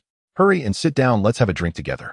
Chen Nuo was startled awake by Chen Dalai's words still lingering in the moment. At that instant, everything seemed to him like it could be a dish. Although not an academic subject, it was certainly more practical, allowing him to cook for himself in the future. Chen Nuo was not polite, picking up chopsticks and taking a bite, only to say a few seconds later, "Is this it? The flavor is average, believe it or not, I can make it better than he can." Chen Dalai was so taken aback by Chen Nuo's bold claim that he rolled his eyes. After taking a sip of water, he said, "The meat slices are tender, spicy, but not overwhelming. Boss, let's have a serving of water-boiled meat slices, kung pao chicken, mapo tofu, and garlic sauce pork." Before Chen Dalai could finish his sentence, he was interrupted by two arriving customers who changed the expressions of Chen Nuo and the others upon hearing the dish names. These 4 dishes were indeed representative of Sichuan cuisine and tested a chef's skills. "Xiao Nuo, you go ahead and eat. Uncle will go prepare the dishes." After saying this, Chen Dalai headed towards the kitchen, leaving an unusual look on Chen Nuo's face. The 2 customers who entered were the same ones he had seen at Jixiangju Sichuan restaurant earlier, and they ordered the same 4 dishes. It was uncertain whether they were here to challenge his restaurant or if they were 2 picky diners. Regardless of either scenario, Uncle Chen's reputation was likely to take a hit today. "What do you mean by that? I've been making Sichuan cuisine on this street for over 20 years. Although my skills may not be top-notch, everyone who has eaten here has given me a thumbs up. Why do these 4 dishes not suit your taste?" Chen Nuo, who was dining upstairs, suddenly heard Chen Dalai's voice from downstairs and hurried to the hall. Looking at the 4 dishes on the table that hadn't been touched, Chen Nuo thought for a moment and understood the problem. Old Chen believed he was a good cook and had gained numerous praises from old customers on this street. But with these 4 dishes untouched and the diners looking disdainful combined with the new restaurant Jixiangju stealing some business, his anger flared up. Exactly. I've eaten Old Chen's dishes for over 10 years. It's definitely authentic Sichuan cuisine. Don't be angry, old buddy. There's no need for that. If they don't eat, we won't serve them. Right, Old Chen, they don't know any better. Today, the old man insists on having these 4 dishes. They weren't wrong. Based on Chen Nuo's top-level Sichuan cooking skills, Chen Dalia's method could be considered authentic Sichuan cooking. Boss, you are being unreasonable. We just feel these dishes don't suit our palate. We haven't criticized the dishes, and we've already paid. Whether we eat or not is our business. Why are you getting so angry? After the middle-aged man finished speaking, a young man, seemingly provoked by the surrounding diners, said, "We didn't say anything. You were the one who approached us first. If that's the case, then he'll really point out the flaws. The boiled sliced pork is overcooked, the starch coating is too thick, and there's too much oil. The mapo tofu is slightly sour and not made with broth, the sauce was reduced too quickly. This dish, the chicken cubes lack flavor and tenderness. The garlic sauce pork has thick pork belly, some fat, mediocre knife skills, and the cucumber isn't fresh, the sauce is barely acceptable." The young man opened his mouth, pointing out at least 3 or 4 flaws for each dish. Chen Dalia's face turned red with anger, and his eyes seemed to spew fire. After decades of cooking, although his skills weren't at a high level, he was proud enough on this street. But now he was being criticized so thoroughly. "Enough from you two." Chen Nuo stepped forward. If he didn't intervene now, the restaurant might not survive another day. He had already seen many people recording the scene. "My uncle is in a bad mood today, and the dishes might not suit your tastes. How about I prepare a fresh batch for you? If it still doesn't suit you, you can just walk away, and this meal will be on me. If you think it's acceptable, then just apologize to my uncle. That's not too much to ask, right?" "Xiao Nuo, let them go. I don't need their apology." Chen Nuo shook his head at Chen Dalia, but kept his eyes on the 2 customers, saying, "You 2 ordered these same 4 dishes at Jixiangju. Since you dared to come here, can't you handle a little criticism? Fine, if your cooking suits our tastes, not only will I apologize, but I'll also drink all the soup from this boiled sliced pork." The young man was also getting worked up. He didn't believe a delivery guy could pull it off. "Remember your words." As soon as he finished speaking, Chen Nuo headed toward the kitchen. The diners in the restaurant were intrigued to see a delivery guy preparing to cook, gathering around the door to watch. "By the way, there are 13 methods to make boiled sliced pork. Which one do you prefer?" Chen Nuo turned halfway and asked. The 2 diners looked confused, and the others in the restaurant were also stunned. "There are so many methods. Just the method of the chef from earlier will do." The young man replied awkwardly. He had no idea which of the 13 methods it was. A few minutes later, Chen Nuo had prepared all the ingredients and began to handle the pork tenderloin. You can tell this kid is completely an amateur just by his knife skills. Just a minute later, everyone was astonished. A flash of the knife passed, and the meat slices and ingredients were prepared. The thickness was uniform, and with this knife skill, even a 5-star hotel chef would be outclassed. While cooking, Chen Nuo's every move captivated the onlookers. Half an hour later, the 4 dishes were once again set on the table in the hall, surrounded by an eager crowd. "It smells so good. I've eaten Sichuan cuisine for decades, but I've never found these 4 dishes so enticing. The mapo tofu looks really beautiful, and the flavor is exceptionally fragrant." The surrounding people were eagerly inhaling the aroma. "Please dig in." The 2 diners, seeing Chen Nuo prepare the ingredients and the dishes served, knew they had already lost. The 2 each took a bite of every dish, and then set down their chopsticks. They turned to Chen Dalia and said, "Master Chen, we're sorry." After saying that, they prepared to leave. "Did you 2 forget something? Right, weren't you supposed to drink the soup? Here, let me get you a bowl. If I drink this huge bowl of soup, I probably won't be able to eat anything for the next 3 days. You can't leave until you've finished it." Several young guys blocked the doorway, eager to see the drama unfold. The young man looked around and stepped forward, picking up a spoon to prepare to drink the soup. "Forget it, let them go." Chen Nuo could tell that these 2 were either food critics or just idly bored, being rather disinterested in the matter. Moreover, if he really made this person drink the soup, it might land them in the hospital, and the situation he had worked hard to salvage would fall apart once more. Chen Nuo's generosity earned him praise from the crowd and made the 2 diners very grateful. "Everyone, please try some too and support my uncle more in the future." The onlookers had been waiting for this sentence and rushed forward. The 2 diners saw Chen Nuo preparing to leave and quickly approached him, saying, "Little brother, we have a small favor to ask, not sure if it's appropriate to say." "Then don't say it." The person speaking felt awkward and said, "Have you heard of the Dakian menu painting? Is there an elder in your house celebrating a birthday?" Chen Nuo replied with a question, and the eyes of the 2 diners lit up, their faces filled with joy. The surrounding diners were also puzzled. How did one know about an elder's birthday just from mentioning a Dakian menu painting? "Little brother, please explain to everyone what the secret is. You can't even keep your mouth shut when eating." Chen Nuo jokingly scolded them, and then said, "You all must have heard of Zhang Daqian, right? He is renowned alongside Pu Xinshan, known as one of the three masters crossing the sea." Seeing the confused expressions of the crowd, Chen Nuo knew he was speaking to no avail, and helplessly said, "You must have heard of the Jiao picture which sold for 160 million for a 1.8 square meter painting." This prompted a chorus of exclamations from the crowd. Zhang Daqian was not only a master of traditional Chinese painting, but also a master of Sichuan cuisine. On the 16th day of the first month in 1981, Zhang Daqian hosted a banquet for Zhang Xueliang and Miss Zhao Si in Taipei, and the menu included 16 dishes such as braised sturgeon fins, oyster sauce belly strips, and 6-1 silk. Among them, the 6-1 silk was created by Zhang Daqian's main chef, Sichuan cuisine master Chen Jiamin, for Zhang Daqian's 61st birthday banquet.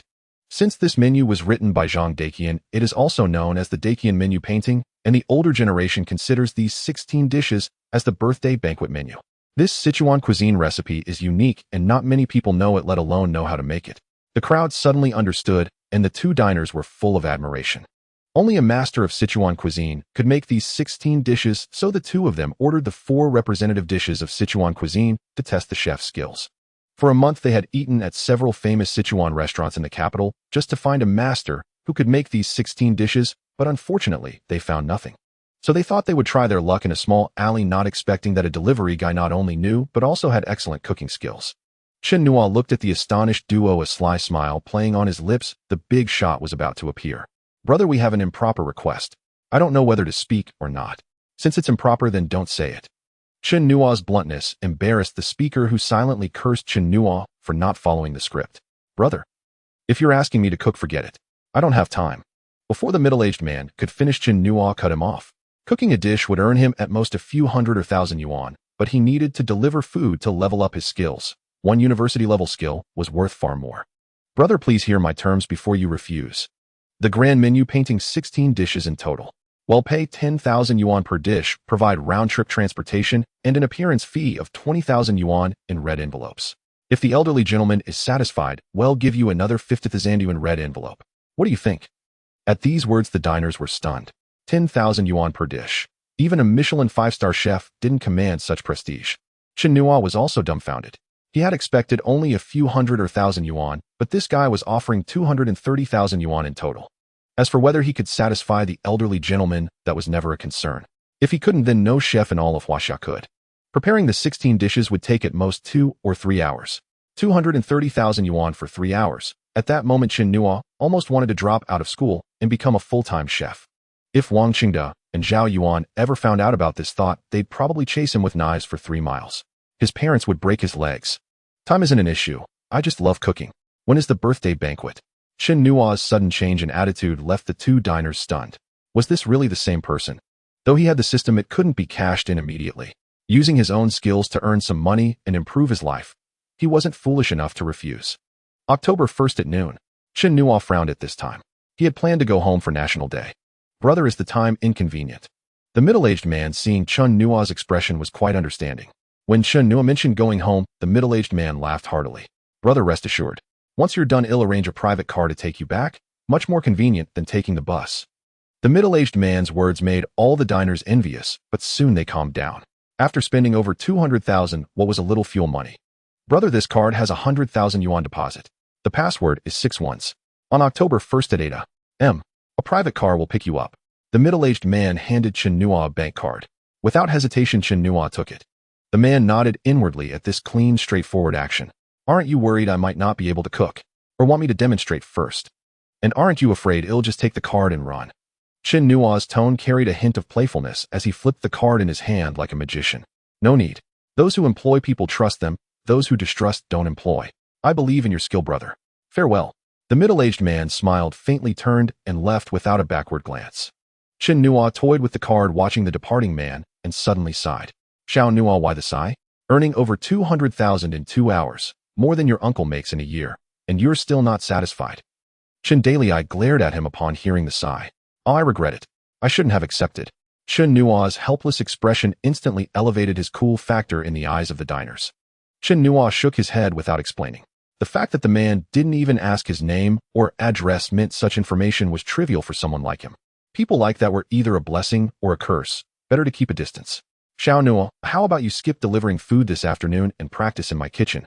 Chen Nuo knew exactly what Chen Dailai was up to. After this little episode, the restaurant was packed with shouts and orders rising and falling. After some thought, Chen Nuo nodded. First, Chen Dailai had been kind to him, so he could help build the restaurant's reputation. Second, he needed to familiarize himself with his skills, even with his special first-class Sichuan cuisine master ability. When the crowd saw Chen Nuo agree to demonstrate his cooking, they cheered in unison. Those 4 dishes from earlier were still on their minds. Brother, 1 serving of Chongqing spicy chicken, extra spicy. Boss, give me the same 4 dishes, but not too spicy. Old Chen, hurry up and bring the wine I didn't finish last time. Good wine deserves good food. Most were regulars, and they didn't hesitate to order him around. Minutes later, through the transparent partition, diners saw flashes of knife work, clattering pots, roaring flames, and wafting aromas. The first dish, Chongqing spicy chicken, was served. Red chilies and golden fried chicken pieces, their fragrance intoxicating. A customer picked up a piece of chicken and chewed lightly. Suddenly, he froze as if someone had pressed the pause button. But in the next instant, he grabbed a spoon, scooped up a heaping mouthful of the spicy chicken, and devoured it. Old Feng, have you lost your mind? Eating like that? Aren't you afraid of ending up in the hospital? A friend beside him exclaimed, snapping out of his stupor. Spicy chicken was one of the spiciest Sichuan dishes. Delicious, but the aftermath meant spending the next day in the bathroom. Eat. Try it.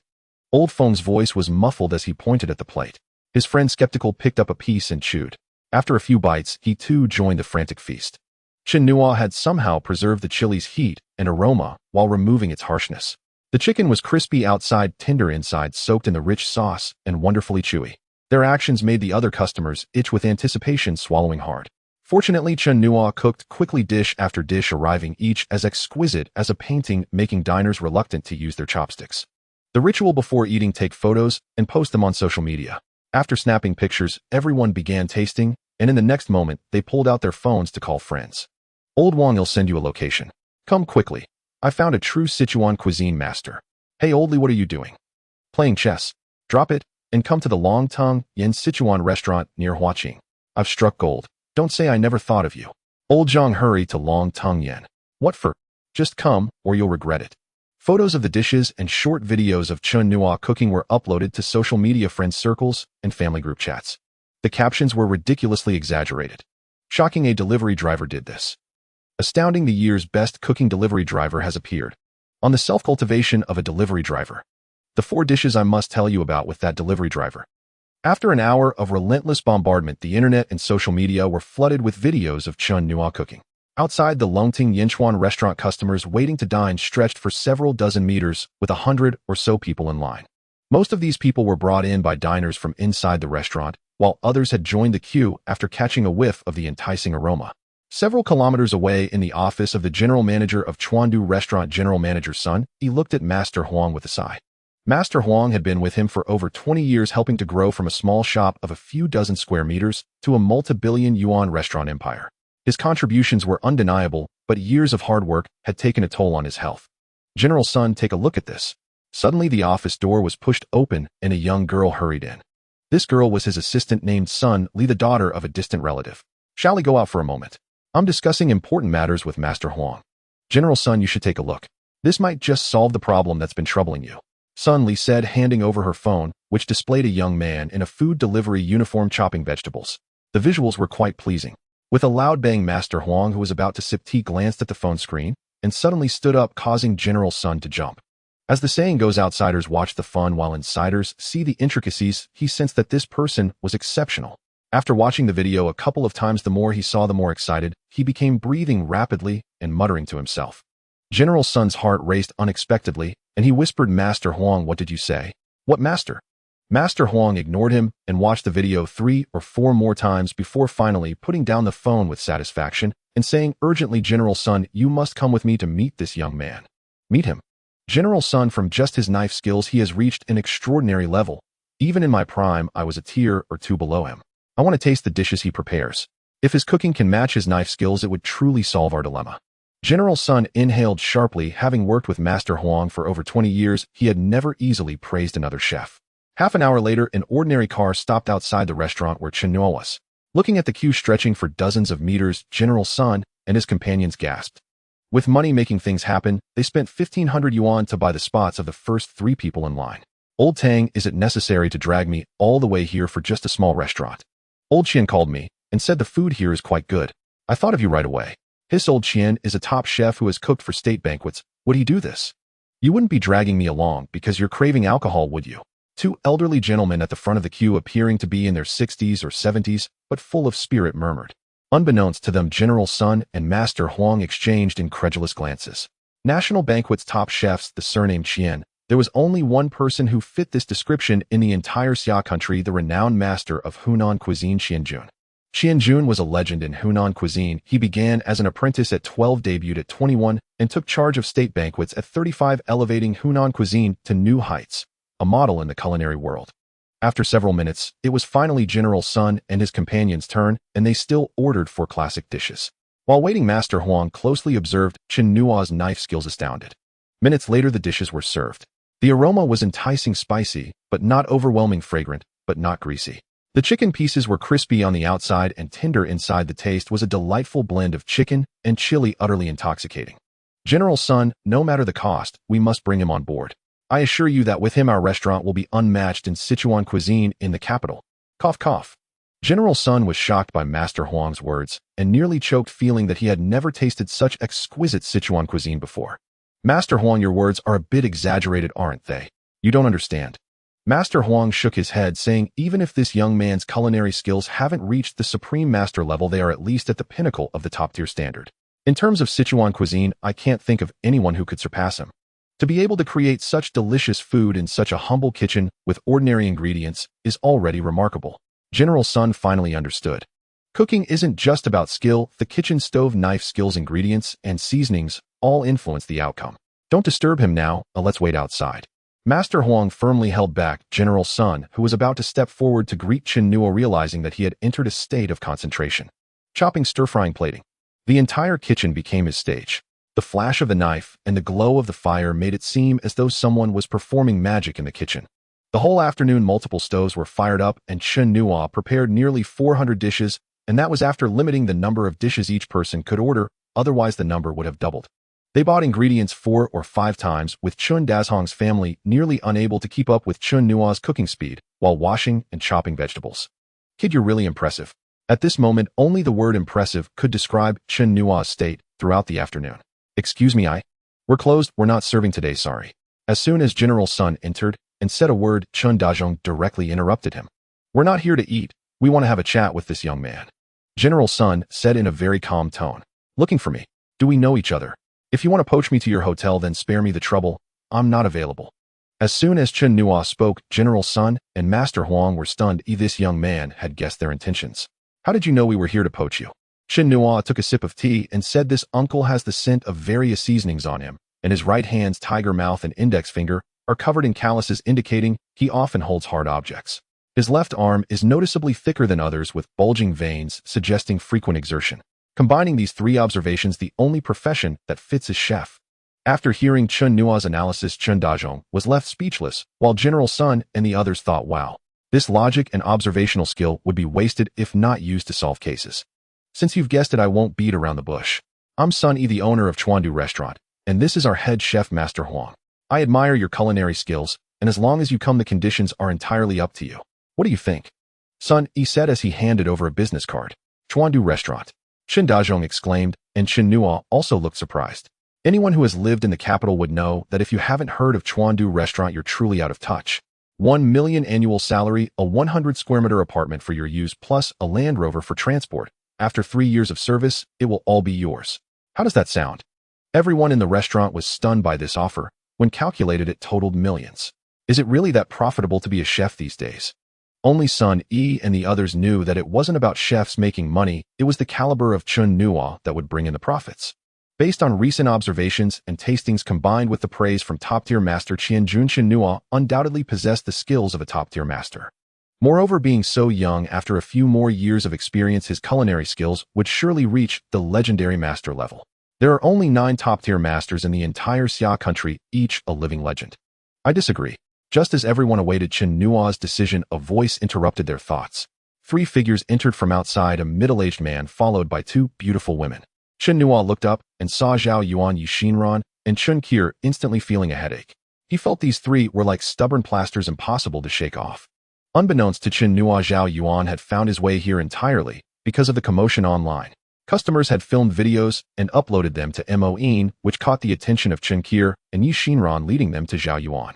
Seeing this, Zhao Yuan was nearly enraged to the point of fainting. He couldn't be dissuaded and insisted on finding Chen Nuo to bring him back to the right path. "Who are you?" Looking at the middle-aged man's demeanor, Sun Yi politely inquired. Someone joked that in this capital, if you randomly threw a brick, you might hit a mid-level official. Who knew where this middle-aged man came from? "My name is Zhao Yuan, a professor in the mathematics department of Huaqing." "Zhao Yuan," Sun Yi murmured with a frown, and after a few whispers from Sun Li, he was suddenly startled. Looking back at Zhao Yuan, his eyes were filled with delight. "Professor Zhao, hello. I am Sun Yi from Chuandu Restaurant. I've long admired your name." Hearing Sun Yi's introduction, Zhao Yuan was also taken aback. Although he was a scholar, he was still aware of the fame of Chuandu Restaurant. Transforming a small shop of just a few dozen square meters into a restaurant group with an annual income of billions, Sun Yi's capabilities were beyond doubt. "Mr. Sun, let me be frank, Chen Nuo absolutely cannot work for your restaurant. Professor Zhao, even if you are a teacher at Shao Guest School, you don't have the right to decide for him. In light of what you said, do you know the academic value of Chen Nuo? The mathematics community in Xia country needs him. Given time, he will surely surpass me. What great development can he achieve by following you?" "Professor Zhao, I cannot agree with that. Can't one develop in the culinary field? Who said that going to university must lead to an academic path? Huaqing even has people selling pork and becoming monks. It is merely personal choice. Chen Nuo, come back with me. You have a brighter future ahead and shouldn't waste it in this kitchen. 2 million annual salary with other conditions unchanged." The two argued fiercely, and the diners in the restaurant were left agape. They never expected that the argument would escalate to the level of Xia country. "Enough," Chen Nuo shouted, interrupting the quarrel. "Professor Zhao, please go back for now, or we can discuss the research matters later." "Chen Nuo, you." Zhao Yuan was infuriated upon hearing Chen Nuo's voice, wanting to say more, but was pulled away by Yi Xinran. "Xinran, why are you pulling me? I must have a serious talk with this kid today. Professor Chen Nuo's temperament is clearly stubborn. Your previous words have already made him resentful." Yi Xinran observed Chen Nuo's expression closely. After Professor Zhao's remarks, Chen Nuo frowned deeply. "Why? I am doing this for his own good. Professor, not everyone chooses the path of research, academia, and education. It is no longer your era. They have more choices and will pursue their own ideas. Professor, please go back. Let Zhang to have a good talk with him. A haste makes waste." After listening to Yi Xinran and Chen Qir's words, Zhao Yuan fell silent for a moment before turning toward Huaqing University. Watching Zhao Yuan's dejected figure, Yi Xinran and Chen Qir felt a sense of melancholy, acknowledging that the older generation of scholars had indeed sacrificed so much for the country. Inside the restaurant, Chen Nuo took a sip of tea. It wasn't that he had any objections to Zhao Yuan, nor was he tempted by Sun Yi's 2 million. He simply disliked others arranging his life. He might pursue a research path in the future to contribute to Xia country's development, but not at this moment. Firstly, he currently only knew mathematics and physics, and he was still at the level of a university professor, far from being world class. Secondly, he was still young and couldn't settle down. How could he talk about research? "Mr. Sun, I appreciate your kindness, but I am still a student and must prioritize my studies. Oh, I truly have no time to go to your restaurant." After hearing Chen Nuo's words, Sun Yi stopped speaking. With his years of experience in discerning people's intentions, if he said more, it would only make Chen Nuo resentful. Everyone secretly felt sorry for Chen Nuo. 2 million annual salary, just like that was given up. "Mr. Sun, Xiao Gu is right. How about this? Why don't you hire Xiao Gu as a consultant for the restaurant 2 hours a week to guide the chefs? This way it won't interfere with Xiao guest studies, and it can help you as well." In a crucial moment, Master Huang stepped forward and expressed his idea. Sun Yi's eyes brightened, and he immediately said, "Xiao Gu, if you come to the restaurant for 2 hours each week to guide the chefs, I'll arrange transportation for you and pay 10,000 per hour. How does that sound?" Wow. The restaurant erupted in discussions, marveling at Sun Yi's generosity and Chen Nuo's good fortune. "All right, let's finalize this and discuss the details." After contemplating for a moment, Chen Nuo nodded. In any case, 2 hours wouldn't be a problem. Earning some pocket money, why not? Meanwhile, Zhao Yuan walked dejectedly to the base of the Huaqing University dormitory, a frown on his face, and happened to run into Wang Qingda, who was returning from grocery shopping. "Old Zhao, are you free tonight? Let's have a drink." Mathematics and physics are closely related, and they often collaborate. The two were quite familiar. Zhao Yuan, filled with frustration, immediately followed after hearing Wang Qingda. Once at Old Wang's house after a drink, Zhao Yuan began to vent. "Old Wang, something happened today that nearly drove me insane." Meeting an old friend, Zhao Yuan recounted the events of the afternoon. "Can you believe it? With such a superb talent, he chooses to become a chef. Doesn't that frustrate you? Have you encountered something similar? Similar? What do you mean? You encountered it too. Wang Qingde immediately shared his experience with Chen Nuo, and the two exchanged glances. They discovered that their stories had many commonalities, both involving a delivery boy. After a long pause, Wang Qingde quietly asked, "What is the name of that delivery boy you mentioned?" "It wouldn't be Chen Nuo, would it? The one you're talking about is also Chen Nuo." Zhao Yuan's eyes widened in disbelief. This kid is so young, yet so extraordinary. His abilities in both mathematics and physics are at their level, and his culinary skills are equally impressive. One wouldn't expect such talent to emerge from a cradle. "Old one, you keep drinking. I have something else to do." After saying that, Zhao Yuan stood up and left. He hadn't anticipated how extraordinary Chen Nuo's talent in physics was. He needed to find Zhang De to persuade him properly. If he waited too long, Chen Nuo might just be poached by Wang Qingde and Qin Fan, those two old guys. "Old Zhao, don't think I don't know what you're planning. Chen Nuo was discovered by me first. If you dare to poach him, don't blame me for turning hostile."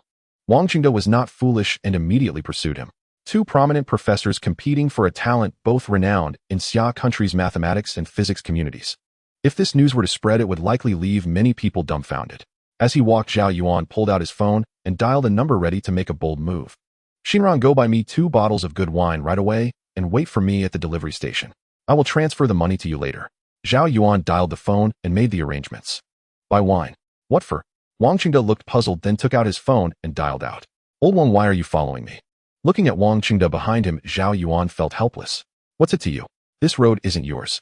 Are you the only one allowed to walk? Then you go first. The scenery here is really nice. How come I never noticed it before?" Zhao Yuan didn't leave, and neither did Wang Qingde. They stood still looking around. Although Wang Qingde didn't know where Zhao Yuan was going, he guessed it had something to do with Chen Nuo. Zhao Yuan cursed inwardly, thinking about how he had walked this straight road for decades without ever seeing any scenery. The two of them stared at each other, standing in place. Students passing by looked at the two professors in such a standoff, showing strange expressions. "Old Wang, I really have to hand it to you." In the end, Zhao Yuan conceded and hurried toward the door. A quarter of an hour later, the two arrived at the delivery station where Zhang De was. Yi Xinran stood under the eaves next to the delivery station, holding 2 bottles of good wine, and another male student beside her was also waiting with 2 bottles of wine. Seeing Zhao Yuan and Wang Qingde arrive, the two quickly stepped forward.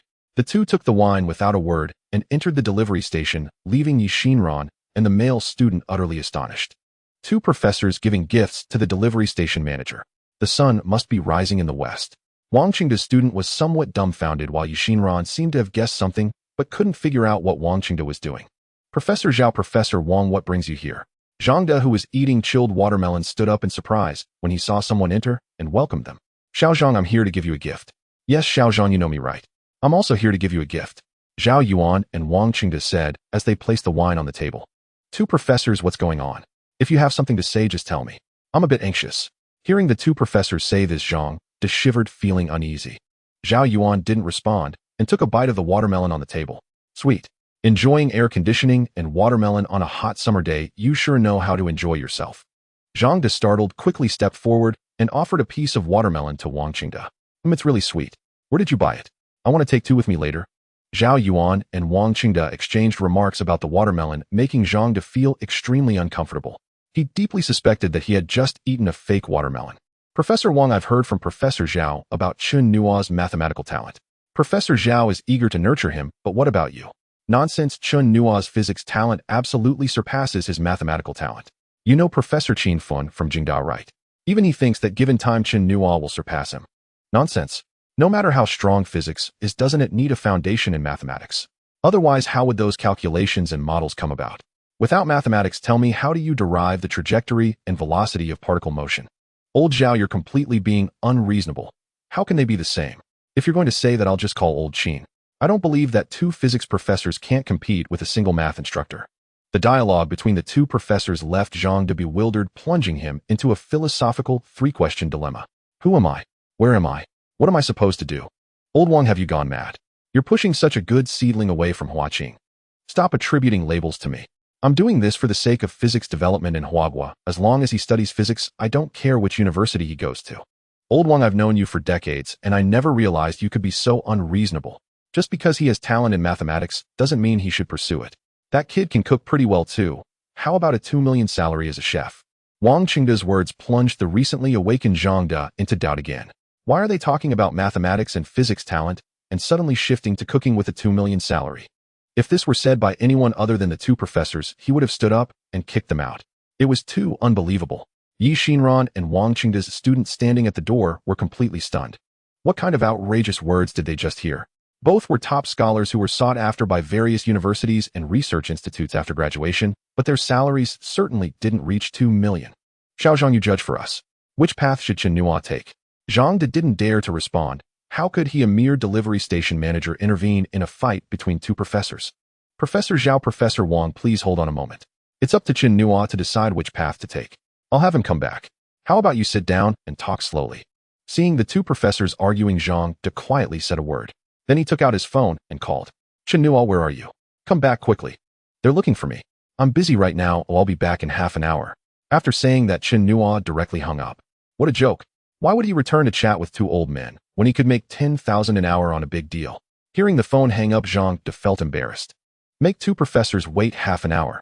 Among the students of Huaqing and Jingdao, aside from Chen Nuo, probably no one would dare to do that. Professors, Chen Nuo said he's busy right now. He'll be back in about half an hour. How does that sound? Looking at the intense gaze of the two professors, Zhang De felt a lot of pressure as the delivery station manager. Wait half an hour. Old Zhao, you're busy. Why don't you go back first? When he returns, I can have a good talk with him. Get lost. Who said I'm busy? I truly have nothing to do today.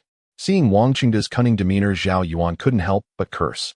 He looked at Zhang De and said, Xiao Zhang, the watermelon is nice. Bring me another piece. Xiao Zhang, also get me a piece, and could you please go buy me 2 more watermelons? Since both professors weren't in a hurry, why should a delivery station manager be anxious? Both of you are grandmasters, I'll serve you well. Half an hour later, Chen Nuo rushed back to the delivery station and saw the watermelon rinds in the trash, instantly darkening his face. What were they urging him back for when they were enjoying the air conditioning, eating watermelon, and drinking tea? You finally came back. Sit down and have a piece of watermelon to quench your thirst. Wang Qingda, upon seeing Chen Nuo, turned into the master of the delivery station, welcoming him.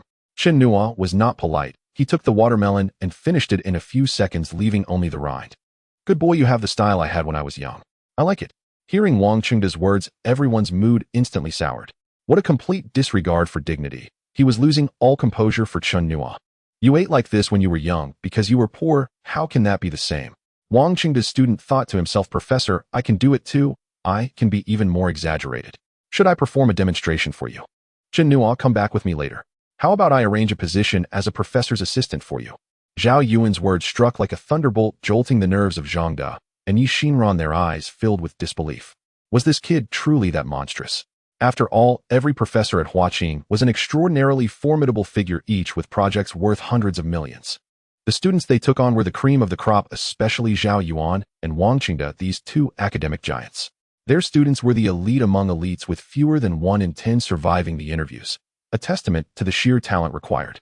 As a professor's assistant facing such exceptionally gifted students daily, could anyone without real ability withstand it? It would be a feat just to avoid being crushed into self-doubt. Professor Zhao, do you mean to make Chen Nuo your assistant? Zhang De asked in a low voice. Of course. With Chen Nuo's talent, even a professorship isn't out of reach. However, for one, he's still young and lacks seniority. For another, he hasn't produced significant research yet. Giving him a professor title wouldn't convince others and would only stir up controversy. If he follows me for a year or two, systematically organizes his mathematics, and publishes a major paper, he could immediately earn the title of associate professor. A 20-year-old associate professor, not just at Huaqing but across the entire country, had be the first. Zhao Yuan's words once again left Zhang De and Yi Xinran stunned. The terms, professor's assistant, associate professor, the youngest professor in the nation, combined into something truly astonishing. Comparing goods leads to discarding, comparing people leads to despair. Was this what they called someone else's child? Nonsense, old Zhao. When did Chen Nuo ever agree to join your mathematics department? Since when do you decide his personal choices? Chen Nuo, if you follow me in physics, I promise that in 3 years I'll grant you degrees for bachelor's, master's, and doctorate. If you can publish a paper rated a class or above, I'll directly offer you the position of associate professor in Huaqing's physics department. If it's its class paper, I'll give you a full professorship and secure a research project worth tens of millions for you. How about that? Wang Qingda was quite cunning. Following Zhao Yuan's logic, could Huaqing match the 2 million annual salary offered by Chuandu restaurant? Since they couldn't offer money, they'd offer something substantial. A spirited young man. He was sure Chen Nuo would be drawn to fame.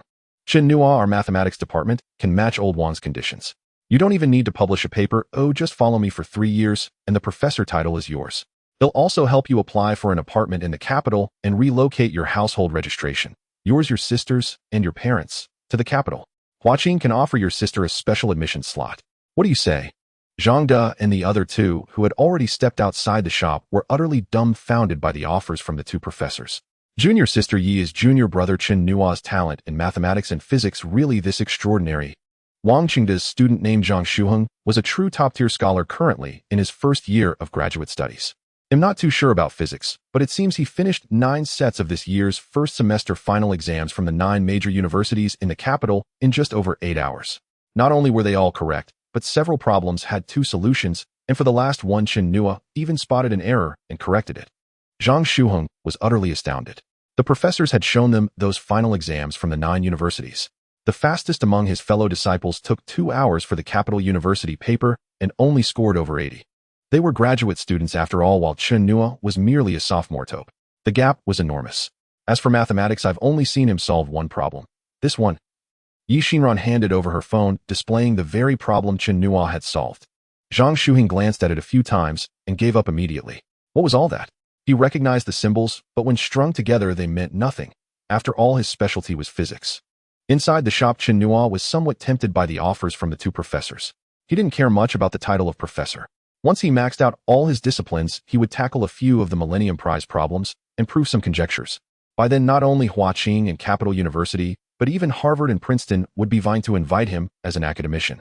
If any mathematics student knew of this ambition, they'd probably spit on him in disdain. The 7 Millennium Prize problems include the Poincaré conjecture, the P versus NP problem, the Riemann hypothesis, the Yang-Mills existence, and mass gap. Solving any one of them would make him the top dog in the mathematics world. If he solved 2 or 3, he would become the Pope of mathematics, worthy of the worship of all mathematical researchers. Faced with the choice, Chen Nuo was a bit conflicted. He vaguely felt that the system had definitely set him some colossal task, one that required him to advance on multiple fronts and develop across disciplines. Honestly, physics research was far harder than mathematics, as it involved multiple branches like optics, electricity, heat, and mechanics, along with numerous experiments, laws, and formulas. Physics research was more likely to cause baldness than mathematics. Though he would eventually study physics, he preferred to postpone it. Moreover, as a student of mathematics and applied mathematics in Huaqing's mathematics department, switching to physics felt like betraying his own school. If he really delved into research and spent all his time in the lab, how would he deliver food to grind skills, and how would he chat up girls? Ahem, discuss life and ideals with junior female students. Professors, I've just begun my 4 years of university life and haven't studied many subjects yet. Wouldn't jumping into research so early hinder my future development? My idea is to continue my studies. In my free time, I'll get familiar with both of you. By my junior or senior year, I'll start doing research with you. In the meantime, you can test me to see if I'm truly suited for research. How about that? Hearing Chen Nuo's words, the two professors felt somewhat resigned. They were old and the outside world held no allure for them, but Chen Nuo was young. It was fine for him to enjoy life a bit more. All right, kid. First join Xinran's group. Xinran, come over and explain your group to Chen Nuo. A few minutes later, Chen Nuo was speechless. Yi Xinran's group was actually preparing for the mathematical contest in modeling for university students. You told Wang's son and the others to leave, and I did it. Now you have to clean up the mess you left behind. Looking at the helpless Chen Nuo, Zhao Yuan's words were calm and casual. But I don't know how to write papers, build models, or program. If I join the competition, aren't you afraid they'll drag them down? At these words, Yi Xinran's face flushed, and she shot Chen Nuo a fierce glare, cursing him inwardly as a rogue. Don't worry. The competition is a 3-person team. You only need to focus on solving the problems. The other 2 will handle modeling and programming. Besides, there's still a month until the competition. We can do some intensive training. It'll be a piece of cake for you. Prepare well and aim for a national first prize. At this, Yi Xinran's eyes lit up. With Chen Nuo's mathematical and physics abilities, a national first prize was indeed within reach. Winning a national first prize combined with her status as a top student would secure her a direct path to graduate school without exams. Let's see what's going on with you. Everyone on the forum is saying you're going to win the Higher Education Press Cup. Chen Nuo, I never knew you were this bold. Not only aiming for the national first prize, but also the MATLAB Innovation Award. Bro Nuo, do you need any hanger, son, for that leg of yours? Throughout the entire morning, Chen Nuo received dozens of calls from his roommates, his advisor, and several close friends. Every single one of them was about his participation in the National College Mathematical Contest in modeling. Abandoning his delivery job, Chen Nuo rushed back to his dorm and logged into the campus forum using his student ID. A post titled Chen Nuo of Huaqing will beat Peking University and crush Zhejiang University in the modeling contest was pinned at the top. After skimming through it, Chen Nuo's face darkened. The article began by viciously criticizing the modeling contest problems from previous years. If the criticisms had been reasonable, it might have been tolerable, but the content was a jumbled mess, completely nonsensical. It then boldly declared that he would win this year's national first prize, the Higher Education Press Cup, the MATLAB Innovation Award, and next year's mechs Award.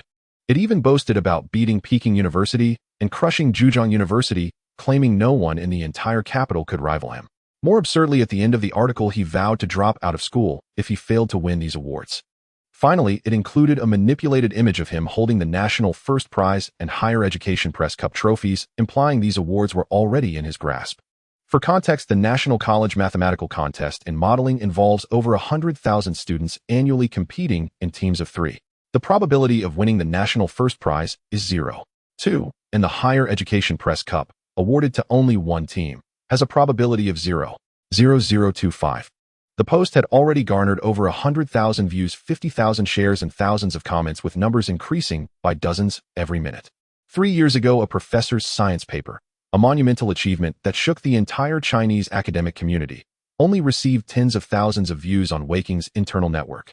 Flipping through a few pages of comments, all of them condemned Chen Nuo for his arrogance, though none resorted to vulgar language, a testament to the high caliber of Huaqing students.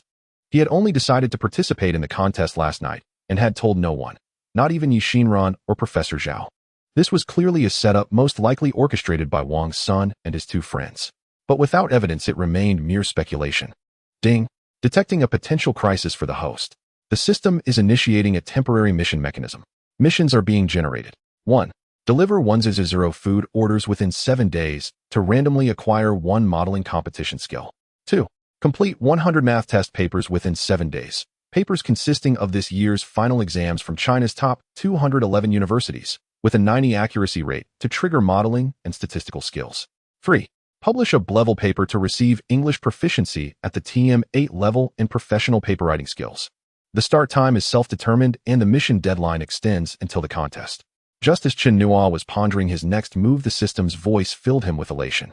Among the 3 missions, only the second seemed reliable. The first, though seemingly easy, was the most impractical, not only because of the sheer number of deliveries required, but also because the random skill acquisition could backfire. If he ended up with a math skill, he'd be devastated. The third mission was an immediate no-go due to time constraints. Buzz. The vibration of his phone snapped Chen Nuo back to reality. Chen Nuo, come to the 5th floor study room in the library. They'll be waiting for you. The call was from Zhao Yuan. Inside the 5th floor study room, Professor Zhao Yuan sat with 5 or 6 female students, his face etched with fury. Professor, please don't be angry. I can guarantee that Chen Nuo didn't post that, Yixinran said softly. Zhao Yuan waved his hand dismissively. He knew it wasn't Chen Nuo. After all, Chen Nuo had turned down the generous offers from both him and Wang Qingde. Why would he care about this modeling contest? Moreover, given Chen Nuo's talent in mathematics and physics, the article's scathing but incoherent critique of past contest problems was clearly beneath him. If it were just that the school could issue a notice claiming his account was hacked. But the problem was that the IP address of the post traced back to Chen Nuo's dorm. How could that be explained? Was someone claiming to have broken into Chen Nuo's room? Or that a hacker had breached Huaqing's internal network? Either scenario would be a slap in the face to the university. 15 minutes later, Chen Nuo arrived at the study room, where the atmosphere was tense and Zhao Yuan's face was grim. Hey Professor Zhao, what's wrong? Did Yixinran disappoint you so much you're giving up on her? Yixinran gritted her teeth in frustration, and Zhao Yuan shot Chen Nuo an exasperated glare. This is no time for jokes. If this isn't handled properly, your reputation will be ruined, and it will drag down the other students in the contest. What's the big deal? Since they want to mess with me, it'll just prove them wrong. I'm going to win every single one of those awards. Chen Nuo's words were spoken with an air of nonchalance, but they struck the room like a thunderbolt. Everyone stared at him as if he were insane. Only Yixinran's eyes flickered with a spark of surprise. Her intuition told her Chen Nuo wasn't joking. Nonsense. Zhao Yuan barked. If it were just solving problems, Chen Nuo wouldn't be afraid. Writing papers was manageable too. Just read a few and memorize the format. But modeling and programming, that was impossible for one person alone. Professor, rest assured, I will win the National First Prize and the Higher Education Press Cup. Chen Nuo grinned, a cold glint flashing in his eyes. With the system in hand, the world was his to conquer. Chen Nuo, take these 3 books and familiarize yourself with them. In a few days, I'll personally conduct training sessions for your team. Chen Nuo glanced at the books. Gong Rongshang's translation of Kondo Jiro's Mathematical Models, Si Shokue, and Sun Zijing's Mathematical Modeling Algorithms and Applications, and Chinese College Mathematical Contest and Modeling, all standard contest reference materials. After giving a few more instructions, Zhao Yuan left with a dark expression, heading toward the university administration. How dare someone target his student so blatantly? Did they think he had no backbone? He had already decided that if the administration's response was unsatisfactory, he would rally Wang Qinjin and Qin Fun to apply pressure. Junior Chen, what do you need all these test papers for? Turning over a new leaf. After Professor Zhao left, Chen Nuo asked Yixinran and the others to help download the papers. He rolled his eyes, turning over a new leaf. Not in this lifetime. Just checking out the standards at other universities and taking a break. Everyone was speechless. Did that even sound like something a human would say? Over the next few days, Chen Nuo became a relentless test-taking machine, churning through papers like a man possessed. Starting with over an hour per paper, he gradually cut his time to 50 minutes, then 40, and finally, to under 30 minutes. Some problems, he skipped the calculations entirely, writing down the answers directly. In 4 days, he completed 100 sets of papers, a feat so unbelievable that no one would credit it. Even copying the answers wouldn't be that fast. Ding! Mission complete. Accuracy rate 98. Rewards are being distributed. Distribution complete. The moment he put down his pen, the system's voice rang out. A vast torrent of memories was forcibly crammed into Chen Nuo's mind, leaving him momentarily dizzy. A few minutes later, he had fully assimilated the immense knowledge. Seeing the world anew, he realized that everything around him could be modeled. People and objects became NPCs, and he was the player. In the library of Huaqing University, room 3 on the 5th floor. Chen Nuo walked into the research room at the appointed time, glancing at the sea of girls secretly lamenting, "Are the men of Huaqing University all incapable? All participants in the competition are girls. Everyone is quite punctual." Professor Zhao Yuan entered the research room, stepping on Chen Nuo's heel. The mathematical modeling competition is a team event of 3 members. You 6 will be divided into 2 groups. Yixinran, Chen Qi, and Chen Nuo will form one group, while the remaining 3 will form the other. After a simple grouping, Zhao Yuan continued. The modeling competition essentially involves using mathematical thinking to solve problems, constructing mathematical structures and models based on inherent rules using mathematical tools. To put it bluntly, it means you are given a problem, solve it, and then implement the solution process with code to derive the result. Chen Nuo had skimmed through a few books in his spare time over the past few days, so he understood it fairly well. Which of you 2 will be responsible for programming? Yixinran pointed at Chen Qi. Chen Qi smiled adorably at Chen Nuo and said, "Junior brother Chen, am quite skilled at programming." Skilled? Can you hack a penguin or hack a fox? This comment killed the conversation, leaving only Chen Nuo to laugh. Chen Qi angrily turned her head away, refusing to look at Chen Nuo. Junior brother Chen Nuo Qi won 2nd place in the National Youth Creative Programming Competition. Her programming skills are impressive. Yi Xinran's explanation surprised Chen Nuo. He hadn't expected such an adorable girl to have such high programming skills. Alright, I'll handle the problem-solving, modeling, and paper writing, while Qi will take care of the programming. It's settled then. A smile uncontrollably spread across Chen Nuo's face. What do you mean it's settled? What about me? What should I do? You? Just lie there, we'll take care of everything. You rogue. Ha ha ha. Listening to their conversation, others couldn't help but burst into laughter. Professor Zhao Yuan looked bewildered. He didn't understand how Chen Nuo had become a rogue. You tell me, which part do you want to work on? Yixinran opened her mouth, but didn't know where to start. Though she was an academic achiever, she truly couldn't match Chen Nuo in problem-solving or Chen Qi in programming. Ideally, one person should handle the modeling and paper writing to avoid discrepancies. Calculating this, she realized she had nothing to do. Actually, it's not that I have nothing to do, like bringing us food, pouring water, massaging shoulders, and squeezing legs. You go die. Yixinran playfully punched Chen Nuo. To others, this seemed like flirtatious banter. Alright, everyone, stop messing around. Professor Zhao Yuan shook his head, helplessly unable to understand the young people's way of communication. It sounds simple, but it involves problem-solving, writing a paper, modeling, and programming. Problem-solving is the most crucial part. If you can't solve the problem, there's nothing to discuss regarding the rest. Therefore, today we will go through a few case studies. As Professor Zhao Yuan spoke, he opened the PowerPoint presentation. The mathematical model for public transport vehicle scheduling. Given a predetermined bus route with 14 stops, 13 of which are drop-off stations, a running speed of 20 kilometers per hour, and a full capacity of 100 people, the normal waiting time must not exceed 10 minutes, and during peak hours, it must not exceed 5 minutes. However, to balance social benefits and the interests of the bus company, they proposed that the load factor be controlled between 50 and 120. Please use the information provided to determine an operable model, including how many vehicles are needed for the route and the operation schedule. Chen Nuo read the problem once and pondered for a moment. Assuming the morning peak is from 6:40 to 9:40 and the evening peak is from 1630 to 1930, the rest of the time is normal hours. Assuming normal driving conditions, each vehicle waits for 10 minutes. The bus travels at 20 kilometers per hour, covering 3 kilometers in 10 minutes. In summary, each direction requires 22 vehicles. Chen Nuo spoke for over 10 minutes, arriving at the conclusion regarding the required vehicles. Zhao Yuan was stunned, and Yi Xinran, along with several other students, were equally perplexed. They could understand what Chen Nuo had said initially, but as he continued, they forgot the earlier parts, making the latter parts sound like a foreign language. Professor, is the answer incorrect? After waiting for a few seconds without receiving a response from Zhao Yuan, Chen Nuo couldn't help but speak up. Yes, you're absolutely right. Zhao Yuan, awakened from his daze, looked at Chen Nuo as if he were a monster, astonished at his mental calculation abilities. Was this problem difficult? It was hard to say.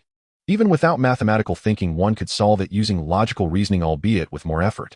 Chen Nuo, your reasoning is valid, but if there are dozens of routes, doing it this way would be exhausting. Moreover, in a competition, the calculation process and the paper are required. You need to establish a model. Chen Nuo didn't respond. Instead, he stood up and walked to the whiteboard. 1. Given data station labels, J123. N. Incoming passenger density, UJT J12. N. Related variables, the departure time of the kth vehicle from station J, TK1 TK, TKJ TK1. After writing for a full half hour, filling the entire whiteboard in the research room, Chen Nuo finally stopped. Clap, clap, clap. Zhao Yuan looked at the whiteboard and applauded enthusiastically. Yi Xinran and the others joined in their gazes towards Chen Nuo, filled with awe. Having only glanced at the problem once, he was able to reason, establish a model, and even finish the calculations in one go. Chen Nuo, you are the most talented student I have ever taught in all modeling competitions. Your mathematical talent absolutely surpasses mine. Zhao Yuan did not hesitate to praise Chen Nuo, comparing him to Huaqing and Qiu Qingtong.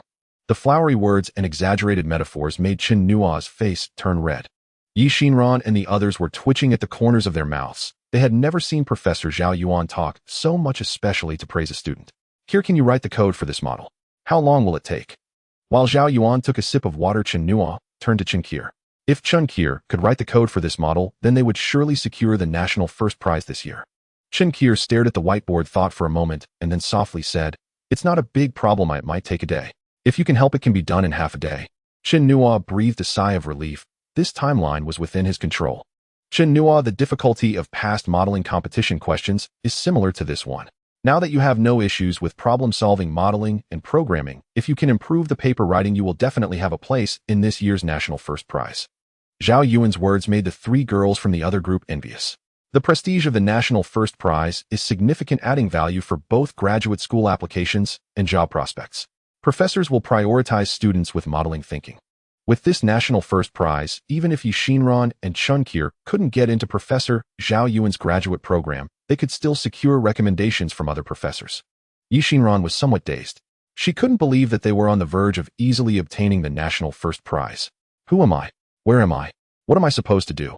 Hey, wake up, it's time to get up. Cough, time to get to work. Chen Nuo patted Yi Xinran's shoulder. Yi Xinran awoke from her surprise, glaring at Chen Nuo with her big sparkling eyes. Qir and a few other girls secretly chuckled. Oh, Chen Nuo was truly too much of a straightforward guy. You want to write the paper, and me and Qir will do the coding. Sure.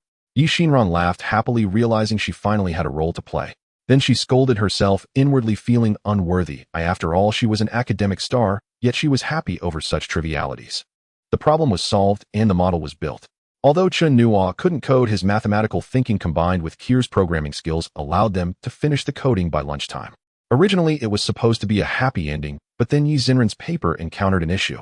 In an entire morning, Yi Xinran had only written a commitment letter and the abstract with almost nothing in the main body. If it were only this, it would be fine, but when Chen Nuo took a look, he found the abstract riddled with flaws. Senior, are you really an academic star? Chen Nuo sighed. No matter how he looked at it, it was two gods leading one pit, and if things went poorly, the actual competition would be one god leading two pits. This kind of mathematical modeling paper was quite simple. It was just about writing out the entire solution process along with verbal descriptions.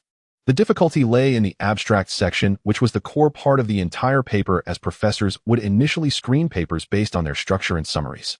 After recalling the requirements for the paper, Chen Nuo picked up the computer and started typing away.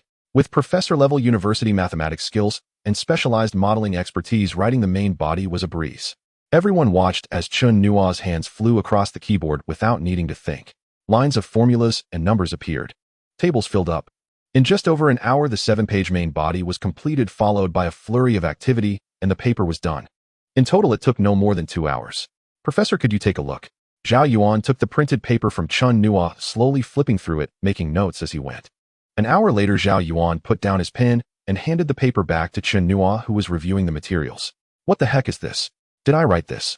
Seeing the revised paper, Chen Nuo was dumbfounded for the first time in front of Zhao Yuan and the others. The 7 or 8 pages of the paper were covered with dense red annotations on each page. Aside from the formulas being unchanged, the text and layout had been entirely revised. It was either grammar issues, title problems, or issues with title symbols and punctuation. Chen Nuo read through the revised paper word by word, slowly falling into contemplation.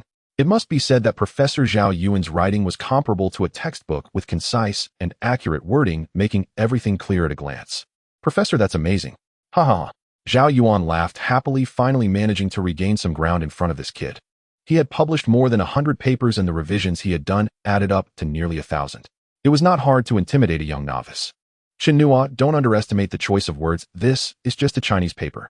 If you need to publish in foreign journals for future research, any ambiguity could lead to the paper's failure. You must remember this." Chen Nuo nodded and said, "Give me 10 days and I can do it too. With the system in hand, I can conquer the world. That's just how confident I am. I can do it too. Let's go for it. Chen Nuo, I'm going to compete with you. Xinran, you're the campus beauty, mind the influence." Chen Qier hugged the spirited Yi Xinran, and the research room was filled with joy. Chen Nuo didn't know why, but he always enjoyed bantering with Yi Xinran. Perhaps it was the confidence gained after acquiring the system. After their first collaboration, Professor Zhao Yuan assigned a few more problems, such as the operation and adjustment of train services and the safety of interval operations, monitoring and control of coal mine gas and coal dust, evaluation and prediction of the water quality of the Yangtze River. Chen Nuo looked at these questions and suspected whether they were gifts from major companies to the modeling committee, as they were simply absurd. Outrageous proposals. Especially the train scheduling problem. Is this something one person can handle? Every day, Xia country has 8,000 passenger trains and 20,000 freight trains operating on the railways, involving train running time, station stop durations, and interval times. Student tickets, senior tickets, standing tickets, sitting tickets. The volume of concurrent requests is astonishing. During peak times, it bears a load of 15 billion visits a day. Compared to double 11, it's like the difference between an infant and an adult. Even if he could create a model for this programming, it would require the combined strength of all programming talents at Huaqing. It couldn't be done in a short time. After brainstorming, Professor Zhao Yuan talked for about an hour about modeling thinking, and after sending a pile of materials, they agreed to meet every morning from 8 to 12 for training before dispersing. A quarter of an hour later, at the delivery station, Chen Nuo got straight to the point to go, "What's the maximum order quantity I can change to? What are you up to again, not working with the two professors?" Zhang De looked at Chen Nuo, who hadn't appeared for 3 or 4 days, somewhat surprised. "Observe the myriad of human affairs, experience the vicissitudes of life, taste the flavors of life, and appreciate the warmth and coldness of the world. Speak plainly. I'm exercising and challenging myself. Damn, are you itching for a fight? Alright, I'll come cleaner. I want to boost my skills. Get lost." Despite the banter, Zhang De still took a look in the background and said, "My maximum limit is 12 orders per hour. That low?" Chen Nuo was somewhat dissatisfied. He still wanted to use Zhang Da's connections to raise the delivery order limit to the highest possible to complete the task of 1,000 orders in 7 days. 1,000 orders in 7 days means averaging 143 orders a day, and with this order quantity, it would require 12 hours a day. This was an impossible task, at least during this summer vacation. Forget it, it's better to just deliver takeout and see if luck is on my side. After estimating, Chen Nuo gave up on this task. "You have new takeout orders, please process them promptly." His phone buzzed with a notification, and Chen Nuo glanced at the order address, which turned out to be at the fragrant pavilion of the old summer palace. Time to work. After calling out, Chen Nuo hopped on his bike to pick up the order and rushed to the destination. A few minutes later, Chen Nuo arrived at the fragrant pavilion with the takeout, where he saw an elderly man energetically practicing martial arts slowly. It looked like Tai Chi, yet it wasn't like the Tai Chi seen in parks. Seeing the old man practicing, Chen Nuo didn't want to interrupt him and placed the takeout on the stone table in the pavilion. System sign in. Ding Sinan successful congratulations to the host for acquiring master-level Wudong Tai Chi. Immediately a warm current rose from his lower abdomen, flowing through the 8 extraordinary meridians in his body, then returning to his lower abdomen. His mind was filled with various Tai Chi moves and the essence of yin and yang. Epiphany. The old man, having retracted his fists, looked at Chen Nuo, who had closed his eyes, sensing his aura. His expression changed dramatically. Gurgle, gurgle. Before Chen Nuo could respond, his stomach let out a series of rumbling sounds. Old man, where's the bathroom? Chen Nuo held his stomach, clenching his thighs tightly. Right over there. Chen Nuo looked in the direction the old man pointed, and a gray building faintly appeared about 30 or 40 meters away in the woods. Before the old man could react, Chen Nuo gathered his strength and dashed towards the bathroom, covering 2 meters in one stride, entering the restroom in a matter of seconds. The old man's eyes brightened. He hadn't realized this delivery guy was actually skilled. From 30 or 40 meters away, one could already hear a series of sounds of release coming from the restroom. The old man was stunned, and soon after 3 or 4 tourists rushed out of the restroom, holding their noses as if fleeing from a disaster. Hey, fire department, I want to report a crime. Someone is using biochemical weapons. The old man vaguely heard these words, but before he could comprehend what had happened in the restroom, a strong, terrible odor wafted from that direction. Damn biochemical weapons. The fire truck has arrived. Over a dozen firefighters donning gas masks surrounded the restroom. One cannot help but admire the rapid response time of Xiaogua. It took less than 2 minutes from the moment the alarm was raised to their arrival on the scene. Captain, the air has been tested, and there are no deadly molecules present. It should not be a biochemical weapon. A team member holding a machine walked around the restroom and produced a report. Hearing that it was not a biochemical weapon, the captain felt relieved. This is Kyoto, and a renowned tourist spot at that. Any incident here could have significant repercussions. However, the levels of fecal odor compounds thiols and hydrogen sulfide are severely excessive. What does that mean? The captain's heart, which had just settled, began to race again.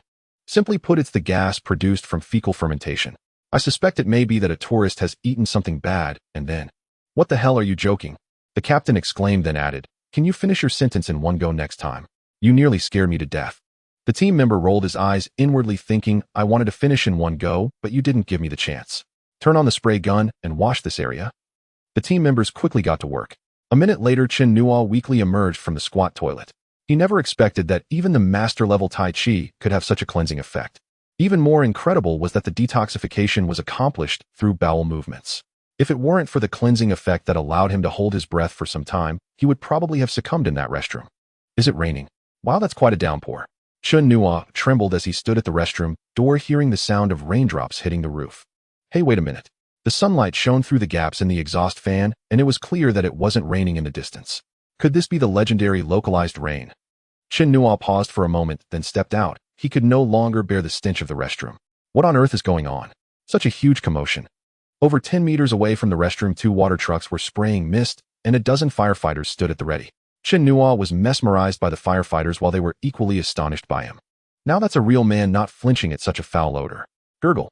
Chen Nuo's stomach growled again, and under the watchful eyes of the firefighters, he dashed back into the restroom. Boom. The sound drowned out the noise of the firefighters spraying, reaching the ears of many firefighters who were over 10 meters away. Damn, that's a real man. Haha, a rugged life needs no explanation. Comparing myself to others is infuriating. I thought being human meant we all start at the same line when it comes to relieving ourselves, but it turns out. This is simply astounding, truly remarkable. This scene inspires me to compose a poem, standing on both banks of the Yellow River, holding secret documents with machine guns firing ahead and cannon fire behind. I also want to write a couplet. The upper line is opening the door to convenience, and the lower line resolving concerns behind, with the horizontal inscription, a target of many arrows. The captain sighed upon hearing the banter of the crowd, thinking to himself that he bore some responsibility for their transformation. All right, enough nonsense. Bing Xiaoqing, go check on the tourists. I noticed he seemed a bit unsteady. We can't let anything happen to him. The fire captain issued the command, knowing that sometimes diarrhea can indeed be fatal. 15 minutes later, Chen Nuo emerged supported by 2 firefighters, and at this point he realized that this group of firefighters had come for him. To be precise, they were here because he had summoned them by going to the restroom. Comrade, are you alright? Do you need to go to the hospital? I'm fine, thank you, firefighters. Chen Nuo thanked the approaching captain, who assessed him. Although his complexion was somewhat pale, his spirit was still quite good. Alright, you sit over there and drink some water to replenish your fluids. If you need anything later, just call us. After handing over a bottle of water, the captain instructed the team to clean the restroom. This place sees a large flow of visitors, so the image must be maintained. Young man, come sit over here. The elderly man, practicing martial arts, waved to Chen Nuo. Looking around, Chen Nuo saw that the only place to sit was inside the pavilion. Old man, you're still here. Chen Nuo smiled awkwardly, and the old man's mouth twitched. He felt that Chen Nuo was insulting him with those words. Drink this, it's good for you. The old man poured a cup of water from a thermos and handed it over. The water was slightly reddish, carrying a fragrant scent of medicinal herbs. After taking a sip, Chen Nuo's eyes brightened, and he carefully examined the cup's contents, drinking it slowly. After finishing a cup of tea, warmth rose in his abdomen, gradually alleviating the earlier discomfort. Thank you, old man, this tea is quite remarkable. Oh, how is it remarkable? The old man's eyes were filled with surprise. In this tea, I sense Duzhong cinnamon rot songrong and earth cow knee. Chen Nuo listed off a dozen precious medicinal herbs, and with each one mentioned, the old man's expression grew more astonished. After finishing, Chen Nuo felt a bit incredulous himself, as if he had personally concocted these herbs, deeply etched in his mind. Ha ha, young friend, you truly are a kindred spirit. Kindred spirit. This time it was Chen Nuo who was left dumbfounded. Young friend, do you also practice this Wudong Tai Chi? I know a little bit. Then have you cultivated your internal energy? What's internal energy? This time the old man was stunned. The young man had first achieved enlightenment, and then performed muscle cleansing. He had clearly reached the pinnacle of Tai Chi, yet he did not know what internal energy was. Old man, does this world really have cultivators? Of course there are. Then can a cultivator eventually break through the heavens with a sword, riding the winds freely in this world, and also slay demons and uphold justice? The old man looked at Chen Nuo with profound meaning, making Chen Nuo feel a bit embarrassed. What you described is nothing. Cultivators are even more exaggerated. Let me tell you a few examples. With the sun and moon above my head, I tread the mountains and rivers for miles. In one battle, I have traversed 3,000 miles. One sword faced 1,000,000 troops. One smile shakes the winds and thunders. One anger chills the seas. One hand breaks the firmament. One sword dances through the heavens. One sword's light chills 19 states. Sword energy traverses 30,000 miles, overlooking billions of living beings, commanding the heroes of the universe. At the end of the immortal path, who stands as the peak upon seeing the beginningless Tao become void? Chen Nuo felt increasingly uneasy as he listened. These words seemed so familiar, especially the last one. Wasn't that the line from the red-haired monster, Chen Dong? Old man, are you joking with me? You teased me first. The old man retorted at Chen Nuo, annoyed. Watching too many TV dramas or reading too many novels, it was all just a mess. Young friend, have you heard that after the founding of the country, one is not allowed to become a spirit? Young friend, you must believe in science. Science. Chen Nuo muttered to himself, I have a system, and you're telling me about science.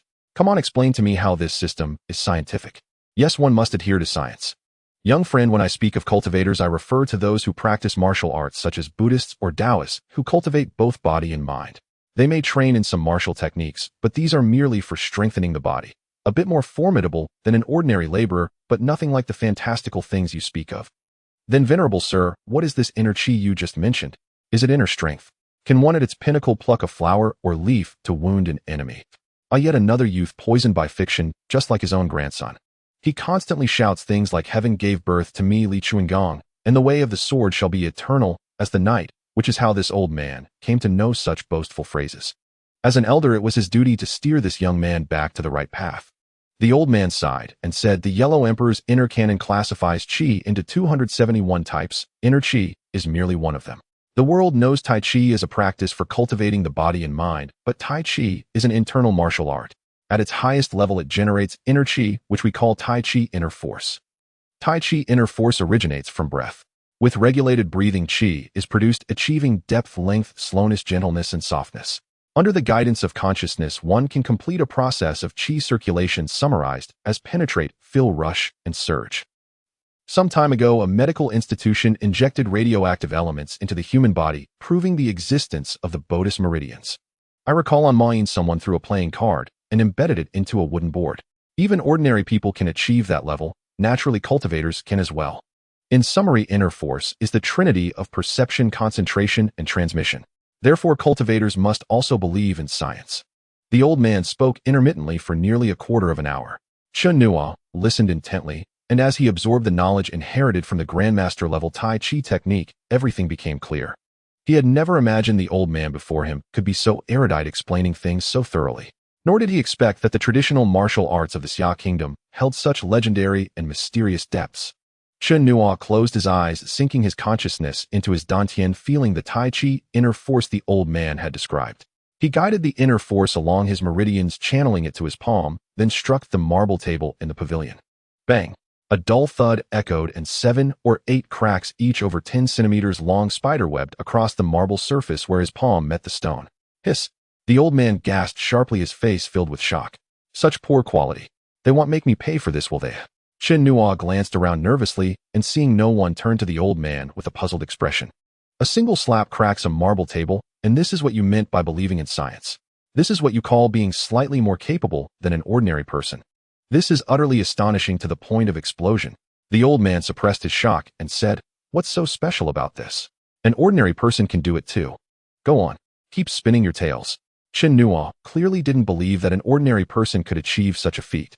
Mike Tyson, the boxing champion, had a right punch force of 800 kilograms and a left punch force of 500 kilograms. As for Mr. Bruce Lee, internet rumors claim he once punched a strong man over 20 meters away with a conservative estimate of the impact force being around 200 kilograms. Do you think 800 kilograms could crack this marble table? Bruce Lee and Tyson were world-renowned figures. The old man had no reason to deceive him with such claims. The old man looked at the silent Chen Nuo, his eyes brimming with delight. Many people could cultivate inner force. Some had practiced traditional martial arts for decades and could all sense qi. Those who achieved the transmission of force in their cultivation were honored as Zhenren in Taoist circles or grandmasters in other schools. As far as he knew, across the entire Xia Kingdom, cultivators who had reached this level included only Qingshu Zhenren of the Wudong Golden Summit and a mysterious elder on Chang'an Street, and no one else. Moreover, Chen Nuo was still so young. Even if he couldn't recruit Chen Nuo into the Wudong sect, the young man's strength alone commanded his respect. With that thought, the old man stood up, straightened his clothes, and clasped his fists in a half-bow toward Chen Nuo. Su Yuan, the 14th generation lay disciple of Wudong, pays respects to the Zhenren. Elder, let's talk properly. What's this about Zhenren or fake Ren? Seeing you like this makes me very uneasy. Can't we just chat like before? The old man's gesture startled Chen Nuo, who quickly stood up and stepped aside. Heavens, having a man in his 70s or 80s bow to him. Wasn't that inviting a curse of shortened life? Young friend, I have a favor to ask. Stop, elder. Anything but joining the Wudong sect, and am all ears. Chen Nuo saw the old man opening his mouth and immediately cut him off, blocking the request. He had been worn out by similar scenes over the past few days. Haha, very well. Let's set that aside and talk about Tai Chi techniques.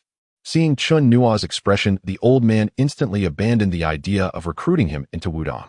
Taoism values tranquility and non-action, sincerity without force.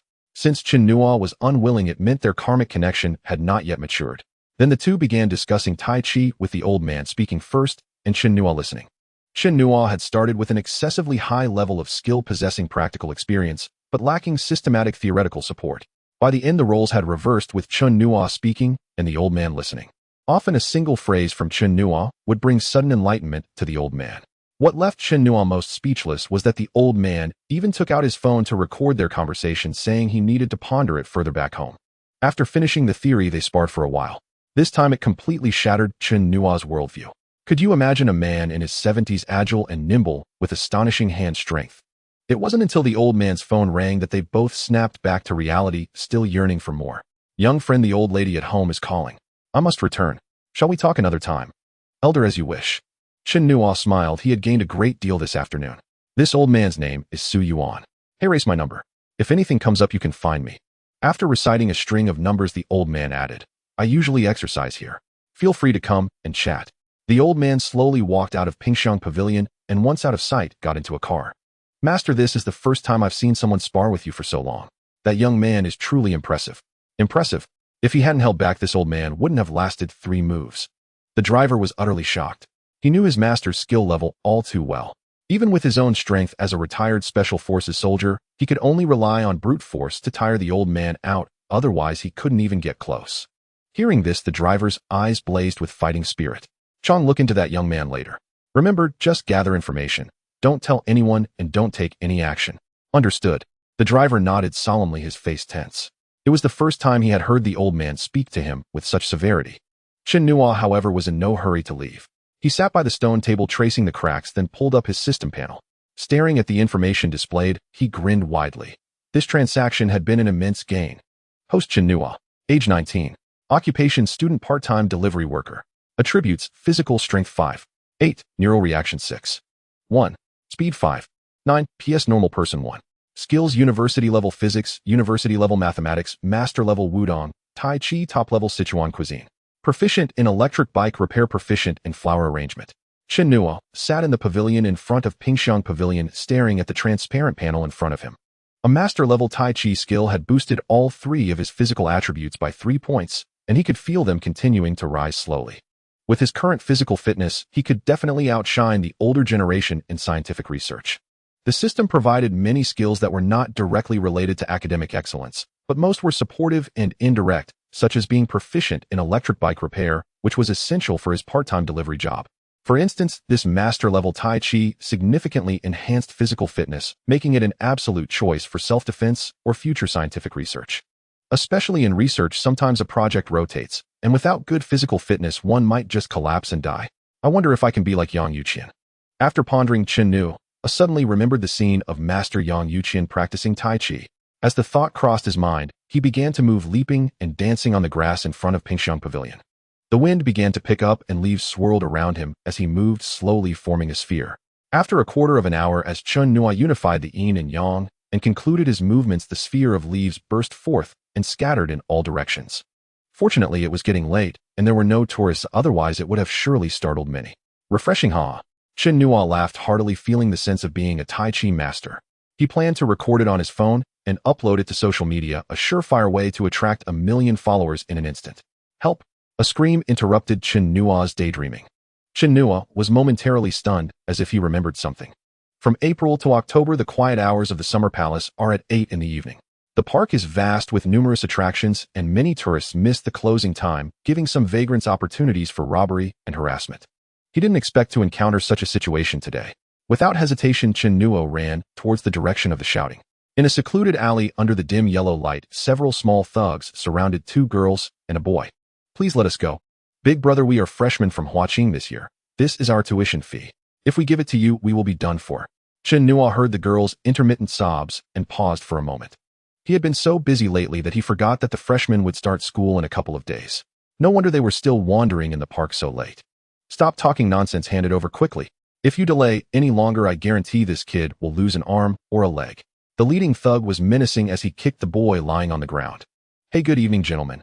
Chen Nuo spoke up, startling the small thugs. Shut the hell up and mind your own business. If you don't deliver your food properly, I'll make sure you regret it. I'm just passing by delivering food. You guys continue pretend I don't exist. Chen Nuo shrugged and pointed to the delivery box on his shoulder. In the time it took to say that, Chen Nuo reached the group of thugs. Hearing Chen Nuo's words, one girl's eyes filled with despair, while the other girl was full of anger, and the boy groaning on the ground looked utterly incredulous. At least you have some sense. Hurry up and get lost, don't delay me from doing my proper business. The leading thug spat with a fierce demeanor. Bang! With a dull thud, one of the thugs fell unconscious to the ground with a slap from Chen Nuo. While the others were still in shock, Chen Nuo moved, embodying the saying, still as a mountain, swift as a hare. In the blink of an eye, the remaining 4 thugs were also knocked out with a single slap each. The situation turned upside down in an instant. A bunch of weaklings trying to rob others, how shameful. The 2 girls and the boy on the ground opened their mouths, but didn't know what to say. Weaklings. Even if they were weaklings, they certainly wouldn't be as clean and swift as you. Hey, wake up, it's going to be dawn soon. Chen Nuo said helplessly to the stunned trio. Ah, thank you, big brother. Big brother, what should we do next? The 3, coming to their senses, suddenly panicked. Call the police and let the police handle it. Chen Nuo sighed. How did they get into Huaqing with such low intelligence? Don't they know to call the police when things go wrong? All right, I'm leaving you, wait for the police. By the way, don't touch them. They'll wake up in 10 minutes, just enough for the police to arrive. After saying that, he turned and left without hesitation. He wasn't foolish. Even if he did a good deed, he would still have to go back and write a report. If asked how he knocked out 5 people, how would he explain? Claiming he had a system. He'd either be thought of as insane or would end up being dissected. Get out of the way. As Chen Nuo returned from the Summer Palace, just locking up his electric bike in preparation for dinner, he heard a furious shout. He saw a burly man sprinting ahead with several police officers hot on his tail. Damn, what luck. Chen Nuo felt a bit annoyed when encountering robbers twice in an hour. He now suspected that gaining master-level Tai Chi had arranged him an opportunity to show off. The dog author wouldn't even dare write it like this in a novel. Why not just quietly develop instead of acting recklessly? Seeing the robber about to disappear, Chen Nuo had no time to think and charged out. Everyone only felt a figure flash by stepping on trash bins, jumping over bicycles, and vaulting over railings, occasionally bouncing off the walls. Damn, when did Xia country start making movies this realistic? Pay attention, that's clearly To Catch a Robber. Honey, look, it's a daring parkour. Wow, Chinese kung fu. Several international friends exclaimed in broken tones. Chen Nuo vaguely heard the discussions among the onlookers and cursed inwardly, oh, what's with the daring in parkour? But he agreed that parkour was not much different from reckless behavior. In less than 2 minutes, Chen Nuo caught up with the robber, swiftly knocking him out with a clean and efficient motion. Huh, he doesn't look like a robber. Looking at the robber lying unconscious on the ground, Chen Nuo was filled with confusion. With a buzz-cut, a square face, and a manly demeanor, he looked anything but a bad guy. The sound of hurried footsteps came from behind, and the sirens grew closer. Not bothering with his curiosity, Chen Nuo quickly ducked into an alley. Seconds after he left, a group of armed police appeared in front of the robber. Looking at the thug lying on the ground, they exchanged glances. Hey Gonzi, wake up. The armed police poured a bottle of mineral water on the robber's face and shook him awake. Gonzi, how did you end up on the ground? A delivery guy unexpectedly caught up with me and knocked me out with a single slap. I didn't even have time to react. Gonzi recalled and explained the incident. What? Gonzi, you're this year's armed police combat champion, and you got knocked out with a single slap. Are you kidding us? Gonzi, do we look stupid? The crowd's teasing made Gonzi feel a bit humiliated as he said, shut up, I got knocked out by a delivery guy, isn't that shameful enough? The crowd fell silent. Gonzi, what do we do now? If the robber is out of commission, what else can we do? Report the situation to the command center and head back. The leading armed police officer was quite annoyed. The meticulously prepared drill had been disrupted by a delivery guy. Glancing at the pointing and whispering civilians in the distance, Gangzi's face turned red. Then he adopted a look of resignation as he headed toward the barracks, preparing to face the leader's wrath. You brat, you were the champion of this year's martial police combat, yet you were knocked unconscious by a delivery guy, and you didn't even have a chance to fight back. Don't let anyone know he was my soldier. Ooh, I can't afford to lose face. In the courtyard of the Huaqing District's Martial Police Brigade Chief Instructor Xing Kai, dressed in camouflage, lamented Yang Gang's misfortune and was furious at his lack of competitiveness. Report, Instructor Xing, the brigade commander wants you to go to the conference room for a meeting. A martial police officer interrupted Xing Kai's reprimand as he walked out of the building. Why are you still dazed? Hurry up and go, Xing Kai shouted, leading the way. The martial police officer winked at Yang Gang, implying that he should look out for himself. Entering the conference room, Yang Gang was somewhat taken aback. Inside, 5 soldiers in camouflage uniforms were present, one of whom prominently wore golden leaves and a golden star insignia on his epaulets. Yang Gang, report the situation again. Yes. Brigade Commander, report complete. Yang Gang spoke with clarity and power, showing no signs of hiding his errors. The situation is as it is, the facts are the facts. Soldiers never play tricks. Once the surveillance footage is reviewed, everything will become clear. The 5 leaders exchanged glances, incredulous, yet they did not doubt Yang Gang's honesty. After all, Yang Gang was the combat champion of Huaqing District this year, with extraordinary skills, a true king among martial police. To have been knocked out with a single slap, without even having a chance to react, was simply shocking. Report, we have retrieved the surveillance footage along the route. The brigade commander nodded, and the soldier who brought the video immediately stepped forward to play it. After just 3 or 4 seconds of footage, Xing Kai suddenly stood up, his aura surging like a ferocious tiger ready to pounce. The footage showed Chen Nuo swiftly pressing a button on the vehicle, then transitioning to the moment he knocked Yang Gang unconscious with a slap. The atmosphere in the conference room turned tense, with everyone breathless and wide-eyed. In just 2 minutes of video, everyone had watched it 6 or 7 times, still wanting more. Brigade Commander, although he only slapped once, that slap contained technique and understanding of human anatomy, and he may have trained in traditional martial arts. This young man's agility, speed, and reaction time are likely unmatched among the martial police in the entire capital. A glimpse reveals the entirety. Yang Gang was not unjustly defeated. Brigade Commander, we must find this person no matter what. With his guidance, we can contend for first place in this year's national competition in the capital. As this conclusion was drawn, the other 4 leaders erupted with a fierce aura. A series of orders were issued, and the vast machinery began to move. At that moment, Chen Nuo returned to his dormitory at Huaqing, and his phone rang. Chen Nuo, are you at school? Tomorrow is the orientation for the freshmen, and the student council is shorthanded. After you finish in the morning, can you help at the admissions office in the afternoon? Instructor Lao Zhou's voice came through. Chen Nuo felt speechless. You have already arranged my schedule. How can I refuse? After chatting casually with Lao Zhou, he washed up, read for a bit, and went straight to sleep. The next morning after training, Chen Nuo went to the admissions office. At that moment, the admissions office was bustling with people. Chen Nuo, you've also been conscripted by the instructor. Another classmate Chen Wenjun waved at him. Old Chen, what's going on? Why are we here? Chen Nuo was puzzled. Hadn't the student council always handled these trivial matters in the past? This year is a bit special. It seems the military training is no longer at the Daxing training ground, but has been moved to the campus. The student council is busy preparing for the logistics of military training, which is why they are shorthanded. Chen Nuo rolled his eyes. Chen Wenjun nudged him and said, don't be unhappy. In previous years you would have had no chance to come here. Just look at the conscripts, none of them are unhappy. Chen Nuo scanned the area. Everywhere were innocent girls. Inexperienced female students. Although the boys were polite and answered questions carefully, the glimmer in their eyes could not be concealed. It's no wonder Huaqing has always had more boys than girls, especially in the mathematics department, where the ratio reaches a staggering 8:1. With such competition, they had to look elsewhere. The phrase guard against fire theft and senior brothers protect against wolves and senior sisters has its origins. He remembered when he first arrived at school, a senior told him that this time of year was when the male animals at Huaqing became restless.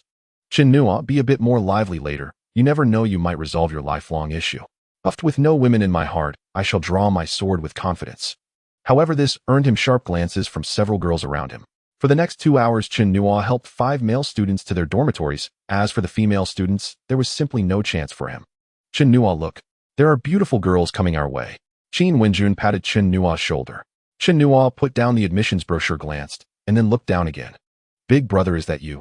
A crisp and somewhat familiar voice rang in Chen Nuo's ear. Classmate, are you calling me? Big brother, it really is you.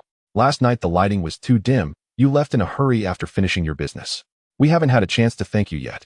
The phrases lighting too dim and finished business, put together easily, lead to misunderstandings. Chen Wenjun and several male classmates looked at the girl with expressions of shock, as if they had seen a ghost. Chen Nuo, so you are this kind of person, or I didn't see that coming. Wow, a beauty is pursuing him, and she wants to thank him. Little Nuo, who would have thought you had the potential to live off a woman? Scram. Chen Nuo replied irritably, saying, classmate, please clarify, do I know you? Big brother, how could you forget? Last night in the small woods I was with 2 classmates. Stop. As I said, it was just a matter of convenience. No need to thank me. Chen Nuo covered his head, feeling speechless. If he didn't clarify, his reputation would be ruined. He remembered that this girl was the one he saved last night in the Yuan Minjiwan, and in the dim light, she had been crying and looking quite disheveled, so he hadn't paid much attention. He never expected to run into her at the admissions office, and this girl always had trouble expressing herself. The gazes of his classmates around him were filled with the unmistakable look of a scoundrel. Chen Nuo, these are police officers from Huaqing District. They want to ask you about something. You please go with them. Just as Chen Nuo was feeling a headache, the instructor walked in with 2 young men in plain clothes. The 2 men presented their credentials to Chen Nuo. Let's talk in a quieter place. Chen Nuo calculated privately, these 2 police officers must be here for either last night's incident at the Summer Palace or for the one where he knocked out the robber. Making a statement is no big deal, much better than being conscripted here. Who knows, he might even receive a certificate for bravery. However, this scene took on a different meaning in the eyes of other classmates, considering the girl's earlier words. A piece of gossip began to circulate in the admissions office.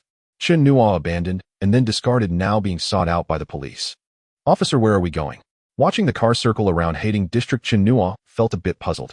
If it weren't for the fact that these 2 were brought by his counselor and had proper identification, he would have thought he was being kidnapped. Seriously, you brought me all the way here just for a statement? Looking at the sign outside the building that read Huaqing District Armed Police Detachment, Chen Nuo was speechless. Don't be nervous, it's nothing major. The leadership is waiting for you inside. A younger officer chuckled lightly. The 2 escorted Chen Nuo to the meeting room door, which just then opened, and a man walked out. You? Chen Nuo looked at Yang Gang, utterly bewildered. Wasn't this guy a robber? Why was he wearing camouflage? Come in, we'll talk about my matter later. The leaders are waiting. Entering the meeting room, Chen Nuo was taken aback once more. Whoa, the meeting room was filled with 7 or 8 people in camouflage, the lowest rank being a tuberon, and the one in the center had a golden leaf on his shoulder insignia. The nameplate on the table read Liang Xiaoqing.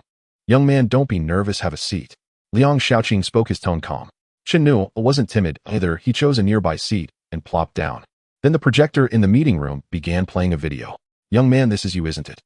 Chen Nuo glanced at it and nodded. It was footage of him chasing the robber last night. He hadn't realized his movements in the video looked so cool. Chen Nuo interested in coming to our armed police detachment for some fun. Fun with what?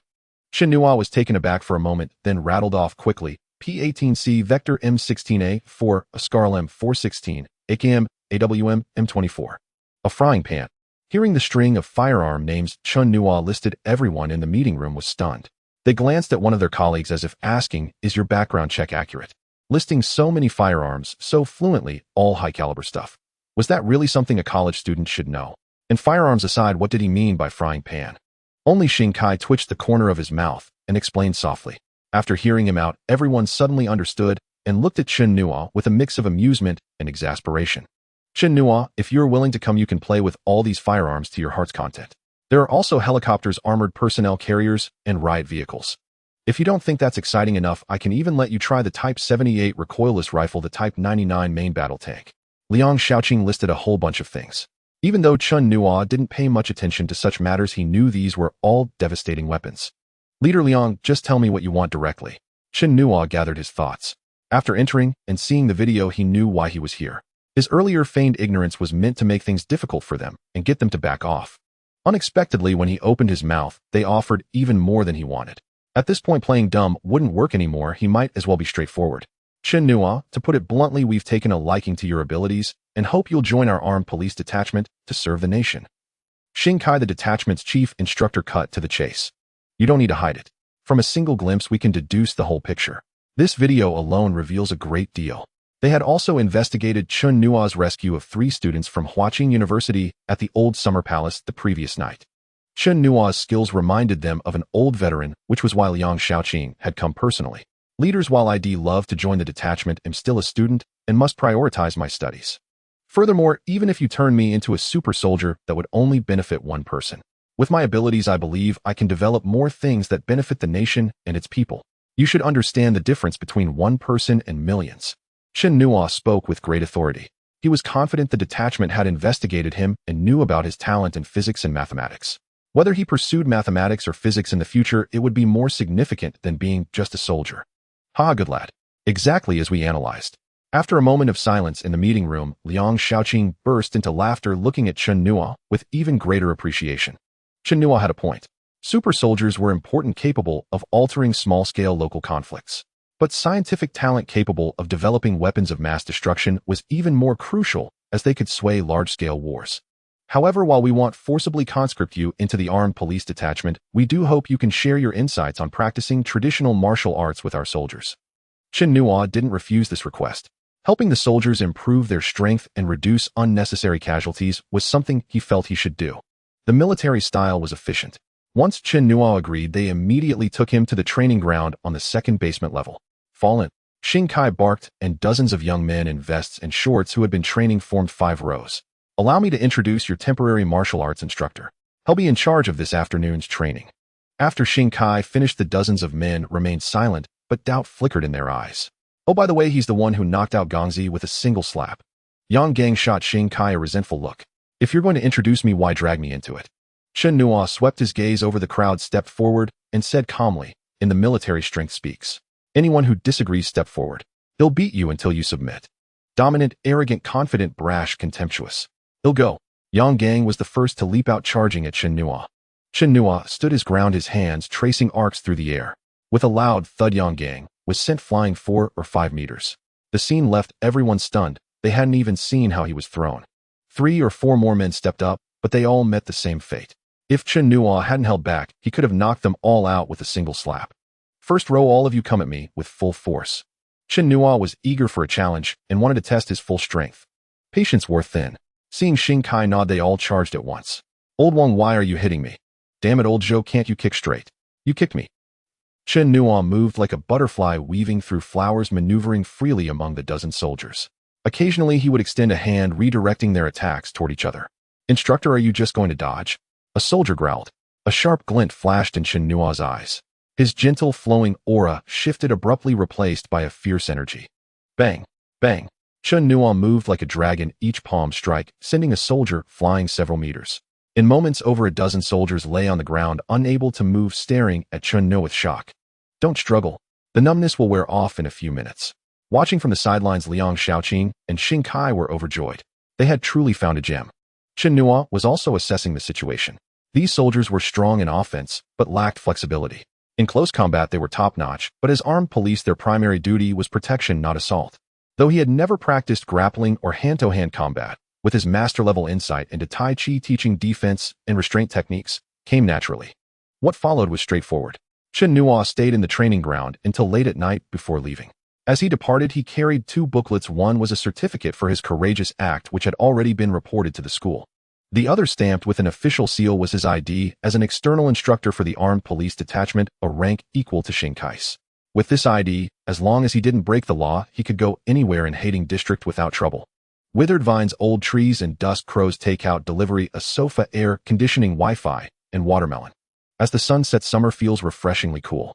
Chen Nuo reclined on the sofa at Zhangda's takeout station, gnawing on a piece of watermelon. Chen Nuo had returned from the Armed Police Unit for about a week. During this week, he had been going to the library for training in the mornings, and then coming to Zhangda's takeout station to deliver meals and enjoy the air conditioning in the afternoons, savoring the last moments of relaxation before school started. This week was quite rewarding. He had acquired top-tier applied economics skills from a leading professor at a cafe. Ordering takeout there, he wondered if he would get hit. He also picked up a few other miscellaneous life skills that he wouldn't need for the time being. Why don't you have a proper job? How did Huaqing end up with an anomaly like you? Zhangda shot a displeased glance at Chen Nuo, then looked outside at the blazing sun, picked up a slice of chilled watermelon, and took a bite. Refreshing. Dagu, can you not sound so seductive? Get lost. Zhangda took another bite of watermelon, his face displaying a lewd grin. What is missing in the 21st century? Talent. These people really know how to have fun. In a video on a platform, several senior students were holding watermelons, sitting under the shade of a tree on the playground, eating watermelon while watching the freshmen undergo military training. Dagu, what do you think would happen if I ate a watermelon in front of the students training on campus? Chen Nuo suddenly had a whimsical idea. I don't know what their reaction would be, but I know you might end up in a sack. Hello, you have a new takeout order, please handle it promptly. As soon as Zhangda finished speaking, Chen Nuo's phone rang. He opened the page and was stunned. Seeing the expression on Chen Nuo's face, Zhangda curiously leaned over his face, filled with a strange smile. Kid, what are you still dazed for? Your idea is about to come true. The order was for a chilled watermelon and 3 bottles of soda, a perfectly normal order. But the delivery address was Huaqing University, and the note specified to deliver it to the playground's 8th squad. That was the venue for the freshmen's military training. Does this count as wishful thinking? Or is it just bad luck? Chen Nuo murmured to himself before getting up and heading outside to pick up the takeout and rush to the location. Stand at attention. At ease, look right, together. Stand tall, pull in your stomach, raise your hips. Keep your head straight, neck upright, mouth closed. Everyone from right to left, report your numbers in order. The powerful commands echoed throughout the Huaqing campus. Chen Nuo, carrying the watermelon, wandered through the campus, which had turned into a sea of green. Watching him carry the watermelon and soda, the training students' eyes were practically glowing green, their throats moving. Upon reaching the designated spot, Chen Nuo was dumbfounded. 7 or 8 formations were gathered on the playground, and who knows whose order it was. The scene on the playground was quite absurd. A delivery guy stood in front of hundreds of students holding a watermelon with water droplets on its surface and bottles of soda. System sign-in. Ding, sign-in successful. Congratulations to the host for acquiring researcher-level programming skills. The system's voice left Chen Nuo utterly bewildered. It's known that programmers are classified into 5 levels: beginner, intermediate, advanced, senior, and expert, with the researcher level being a special designation above expert. In places like Huawei, Ali, and Penguin, this would make one a significant figure. This is a military training ground filled with freshmen, the skills signed, and should be high school knowledge, at most college-level general education, or skills obtained from the instructors. Where did this researcher-level programming skill come from? From the instructors? Or is there a hidden genius among the freshmen? After waiting for a few minutes, there was still no sign of the training stopping, but the delivery time was about to exceed the limit. Who ordered the chilled watermelon and soda? Come out to sign for it quickly. Chen Nuo shouted. His sudden voice startled both the instructor giving commands and the students performing exercises for half a second. 7 or 8 instructors turned to look at Chen Nuo in unison. Once they recognized him, several instructors' lips twitched. In the past, military training instructors were typically educators sent from national defense bases, but this time they were members of the Armed Police Unit from Hating District. What is this? Better a neighbor than a distant relative? Or is it just a case of novelty being preferred? Seeing the unit members about to speak to him, Chen Nuo slightly shook his head. Comrades, I'm just a delivery guy. Oh, please don't make it difficult for me. Just let them come out to sign quickly. If I'm late, the system will deduct money from me. Listening to Chen Nuo's lament, several unit members wanted to laugh, but dared not. Yang Gang's eyes darted and he shouted, Kid, our military training has rules against ordering takeout. This order is yours now. To inspire their training spirit, please eat this watermelon in front of them. I believe you can understand our good intentions and I assume you won't refuse, right? This proposal by instructor Yang is excellent. It can strengthen their will and avoid waste. Young man, as far as I know, only students working at Huaqing can deliver takeout, and as a senior to these freshmen, you have an obligation to help them grow. As they sang in unison, they revealed all of Chen Nuo's secrets, yet he couldn't say anything in return. He shot them a fierce glare, clearly implying that if they dared to mock him, he would find a time to give them a good practice session. Comrades, isn't this a bit much? What if he gives me a bad review? He'll lose 500. Don't worry, that won't happen. After Yang Gang finished speaking, he turned to the students undergoing military training and shouted, "Who ordered the takeout, come forward and give a good review, and I won't hold it against you, otherwise I will report it to the school."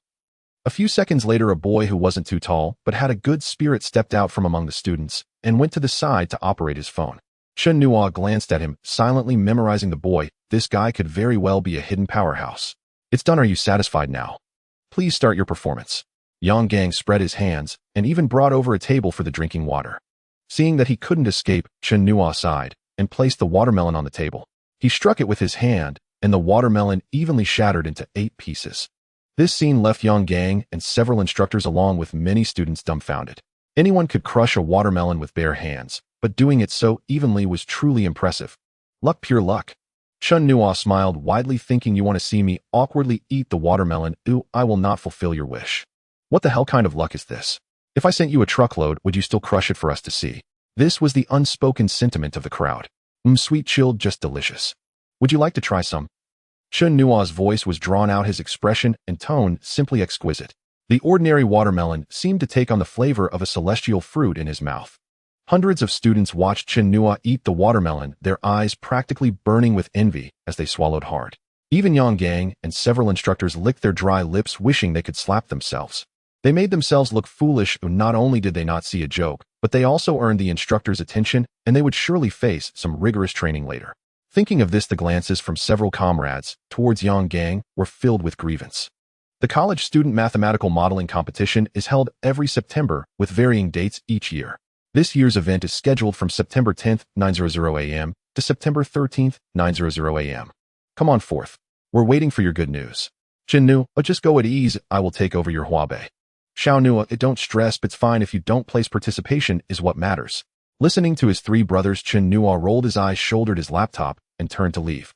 I'm absolutely going for it. The lingering sound echoed in the dormitory, and after a moment of stunned silence, the 3 brothers shook their heads. The college student mathematical modeling competition was established in 1992 and is not only the largest in China, but also the most participated international mathematical modeling competition. According to official statistics, this year's participation numbers far exceed previous years, with 1656 universities from 34 provinces and municipalities nationwide, and abroad 52699 undergraduate teams and 6104 associate degree teams, totaling nearly 1800 students participating in this year's competition. With so many prestigious schools and talented individuals, Chen Nuo, despite being smart, seemed somewhat inadequate among these hundreds of thousands. As brothers from the same dormitory, they all knew each other well. In their eyes, Chen Nuo's last remark was merely bravado. In preparation for the competition, the school deliberately sealed off the 5th floor of the library and set up computers.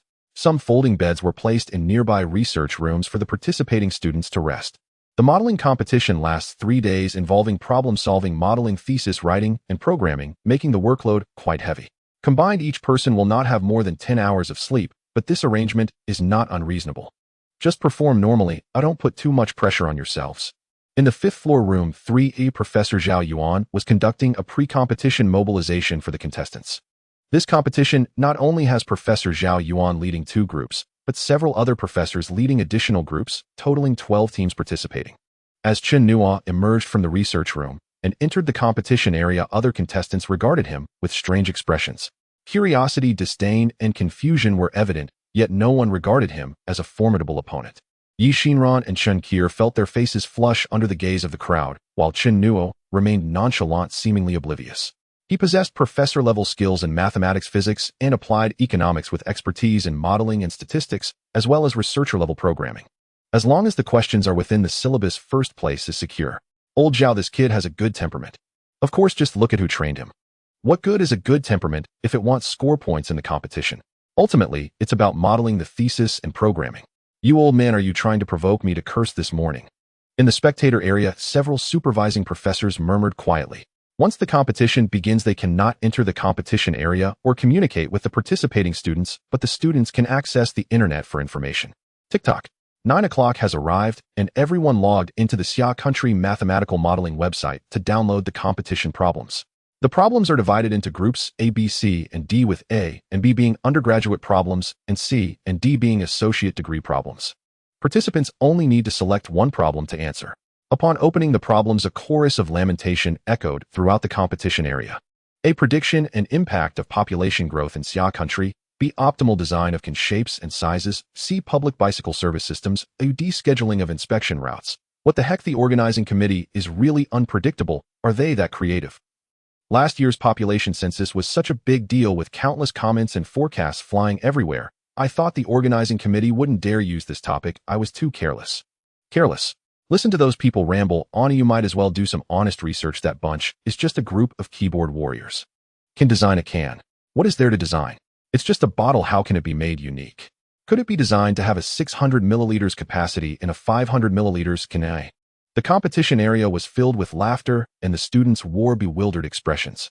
The supervising professors and instructors in the spectator area were also troubled by the problems. The organizing committee was clearly up to something.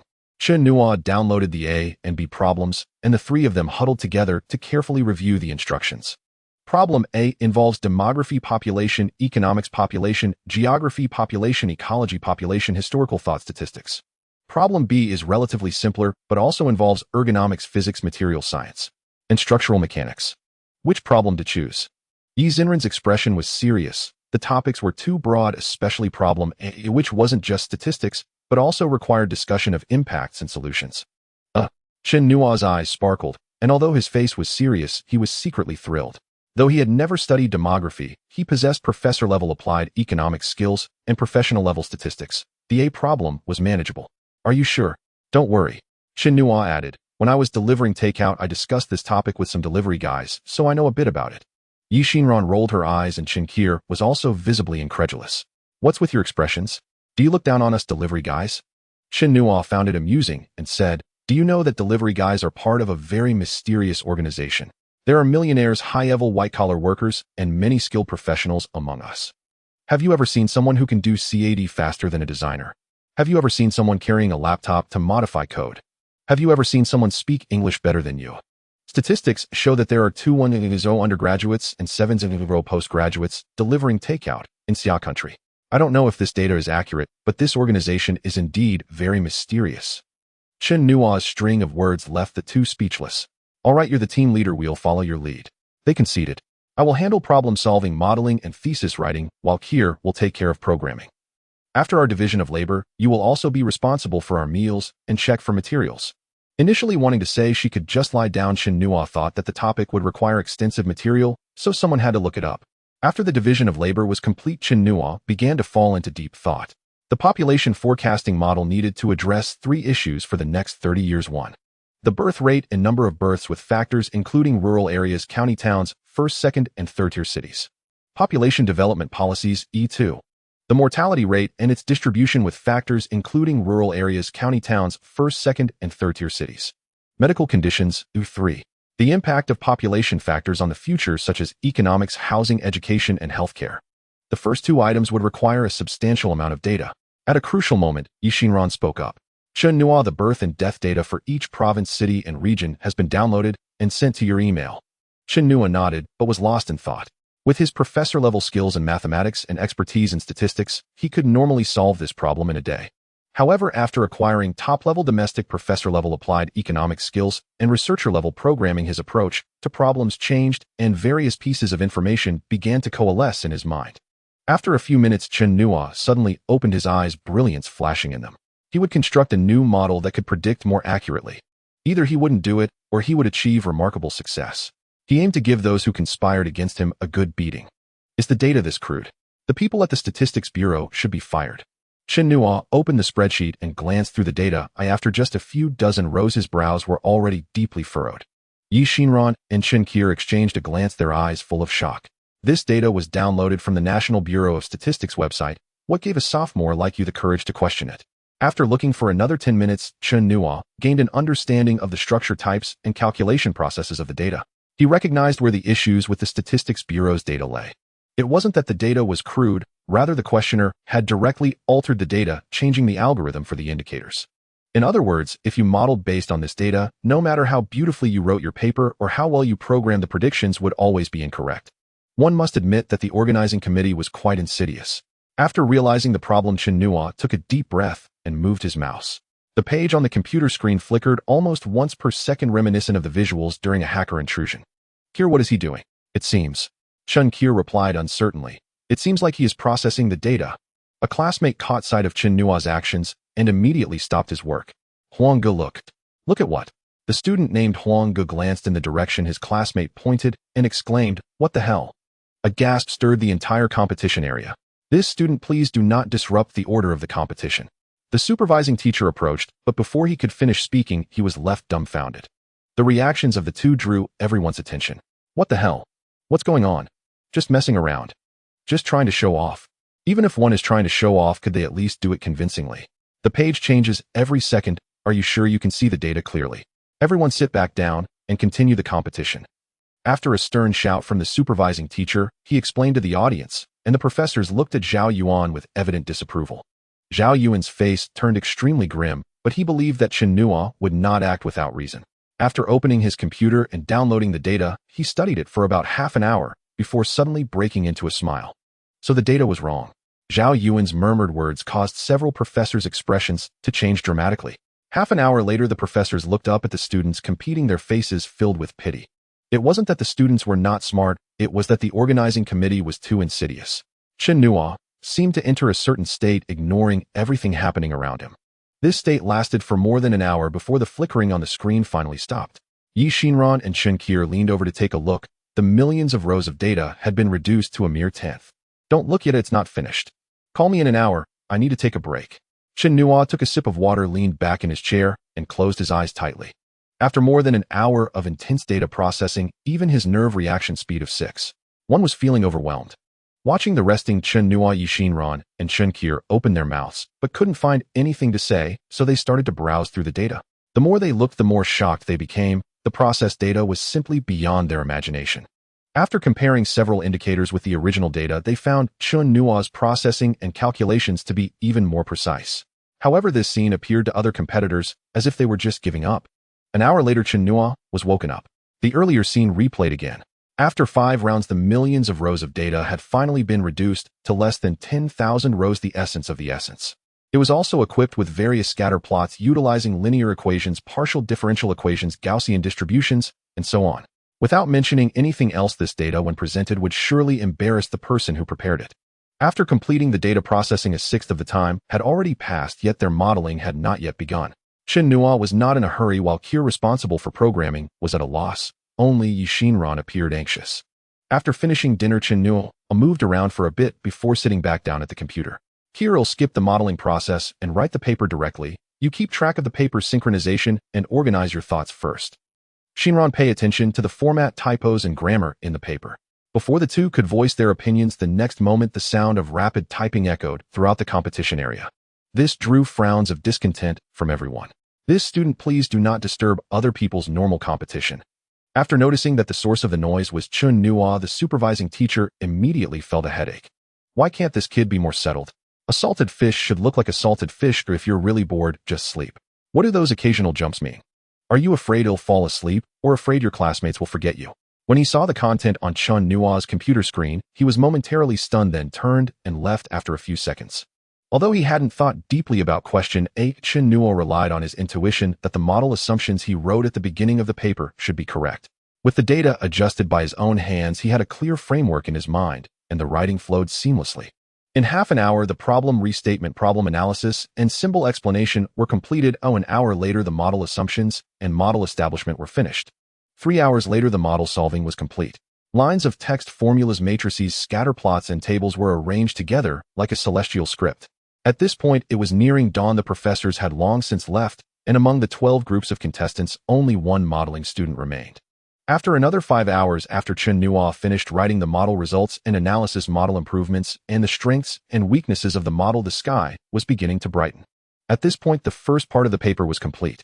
The sound of the keyboard stopped, and after Chen Nuo stood up and left, the remaining contestants finally breathed a sigh of relief. This beast had banged on the keyboard for nearly 10 hours straight. Even if he was just pretending to go from 9 in the morning to 5 the next morning, a full 18 hours, they asked themselves if they could do that. After spending some time in the restroom and strolling around the corridor, Chen Nuo finally returned to his seat. After thinking for a bit, the sound of rapid typing rang out once more. Everyone was on the edge of collapse. The second part was about the impact of population, and with his professorial-level skills in applied economics, he was intimately familiar with the effects and suggestions regarding population on economy, industry, and cultural environment.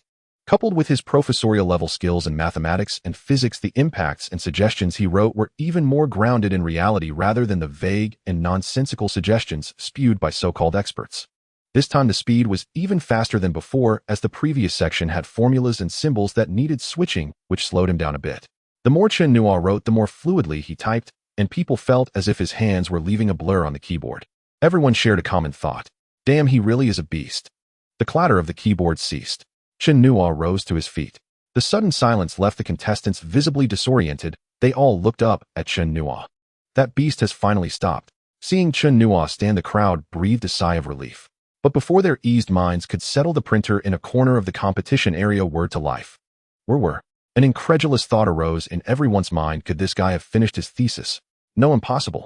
How could a fellow student from Tsinghua be so far ahead? Reality mercilessly shattered their illusions. Chen Nuo walked to the printer and picked up the printed thesis. When he turned back, the crowd was once again dumbfounded. Good heavens, Chen Nuo's stack of papers was at least 60 to 70 pages thick. Was this a thesis or a book? With him doing this, where would our 7 or 8-page theses fit in? He had finished 60 or 70 pages while our thesis had barely begun.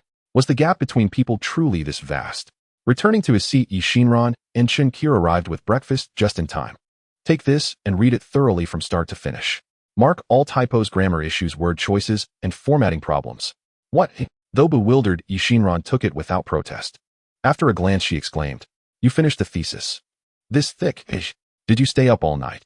Yi Xinran and Chen Qi looked at Chen Nuo, their eyes filled with guilt. "Keep your voice down. Don't shout and disturb the others' thinking."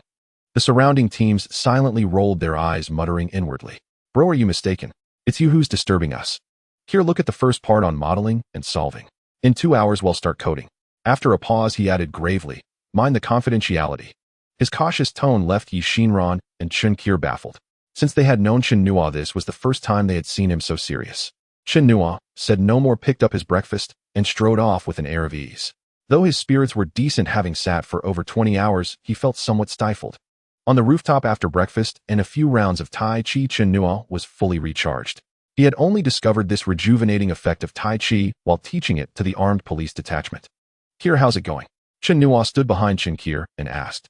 "No major issues, but there are too many variables involved, plus 3 submodels for migration rate, birth rate, and mortality rate. If it were just these, I could finish in 2 all-nighters, but the second part involves variables affecting the economy, industry, and human environment. The workload is too heavy, or we're running out of time."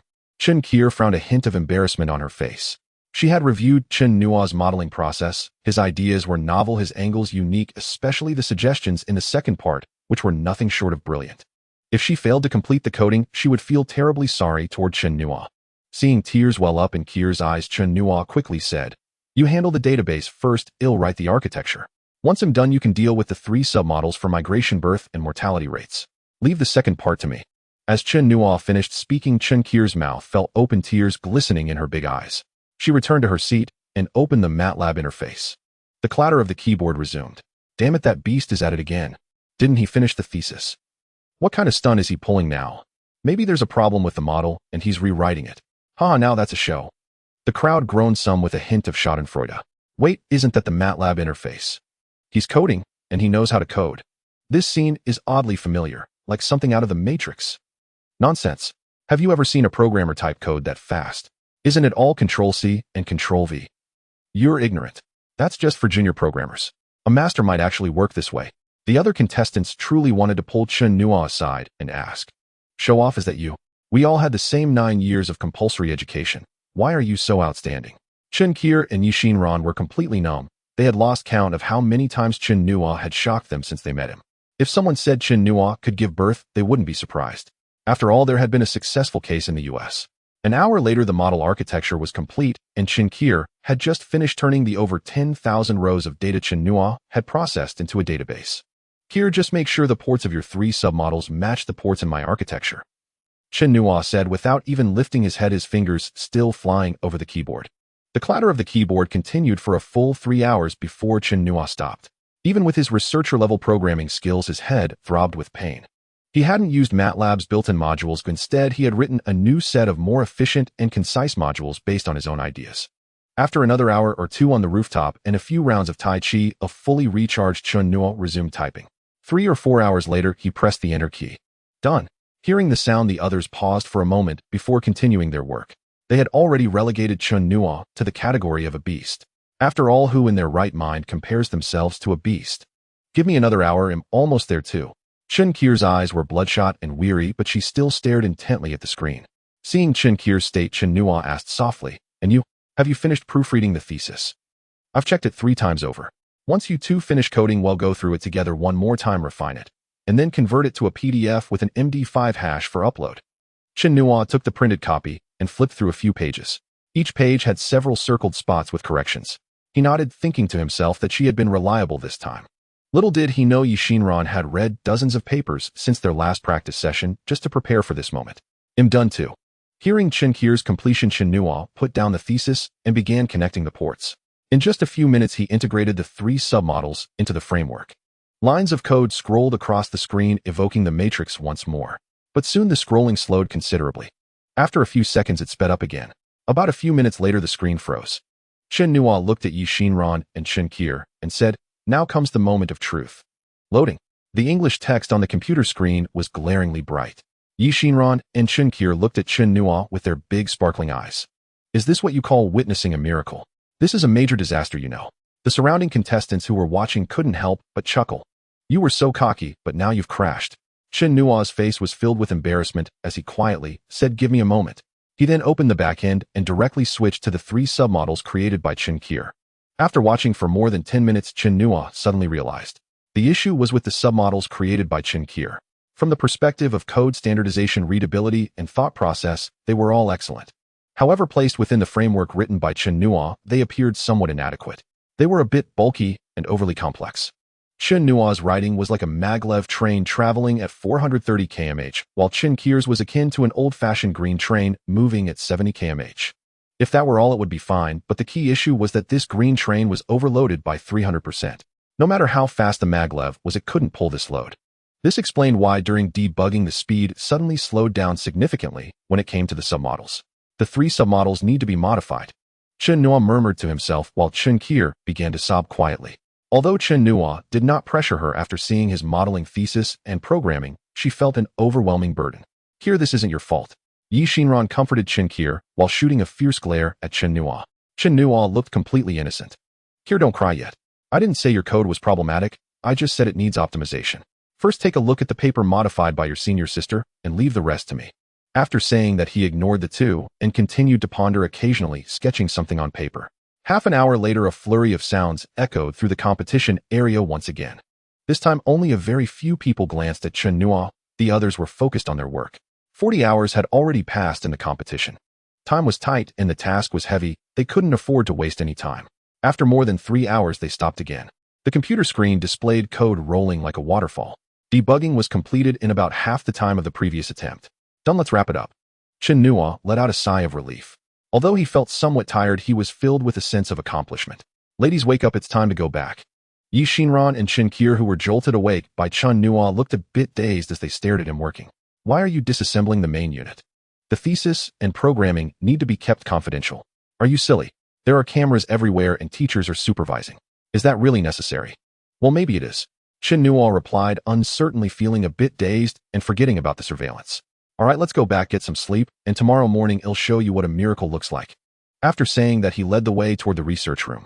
Yixinran and Chen Nuo exchanged a glance and helplessly followed. After sleeping until 9 o'clock, Chen Nuo returned to the competition area. Yixinran and Chen Nuo had already arrived and even brought him breakfast. "Ladies, are you ready? The moment to witness a miracle has arrived." After saying that, he clicked to run the program. In an instant, a screen popped up on the computer. On the left were various parameters, and on the right was a map of Xia country distinguished by color with predictions and explanations at the bottom. Is this it? The two were speechless. The page was rather simple, wasn't it? You must be mistaken, let's do this again. After selecting provinces' prediction times and other parameters on the left, Chen Nuo clicked confirm. Suddenly the area of Nanha province on the Xia country map turned dark and arrows pointed from other provinces toward Nanha province, which also had an arrow pointing to other provinces. The arrows displayed some data and indicators, and most importantly, these arrows were dynamic. This blue arrow indicates the population flowing into Nanha province, while the red arrow shows the outflow data.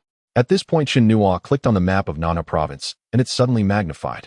Birth rates, death rates, dependency ratios, and nearly 20 other indicators appeared on the map along with color markings. All this data can be exported. The two stared in astonishment at this page. Other contestants who were secretly watching were filled with admiration. Creating a map isn't complicated, but making it dynamic with flowing numbers and predictive capabilities is not easy either. However, the logic and algorithms in this model are each a vast chasm. Completing this in a single day is nothing short of miraculous. Let's predict the birth rate, death rate, migration rate, and specific numbers for Xia country from last year.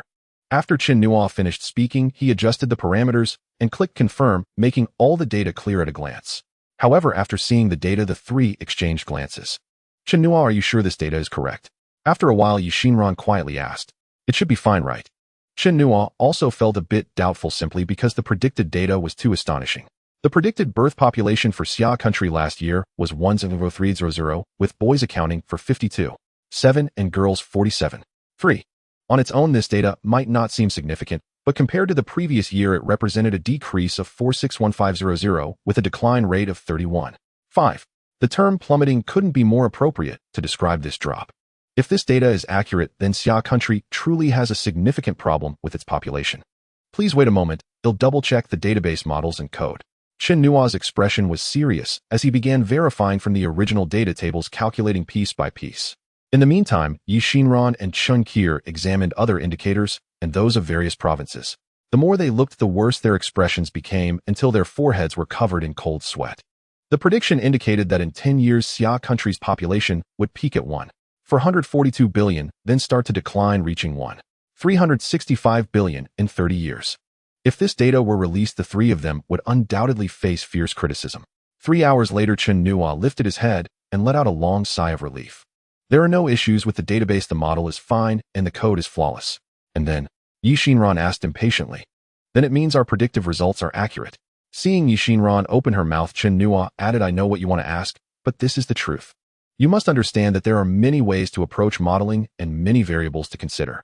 Each group builds different models leading to different prediction results. Thus, there are no right or wrong models or results, only accuracy. It took 60 hours. After Chen Nuo and the others submitted their thesis and code, they left the competition area. Their early submission astonished the supervising teacher beyond measure. Not to mention Huaqing, even the entire Xia kingdom has never heard of such a thing since the mathematics modeling competition began in 1992. The rules did not state that early submission was forbidden, and the supervising teacher could only seal their thesis and code.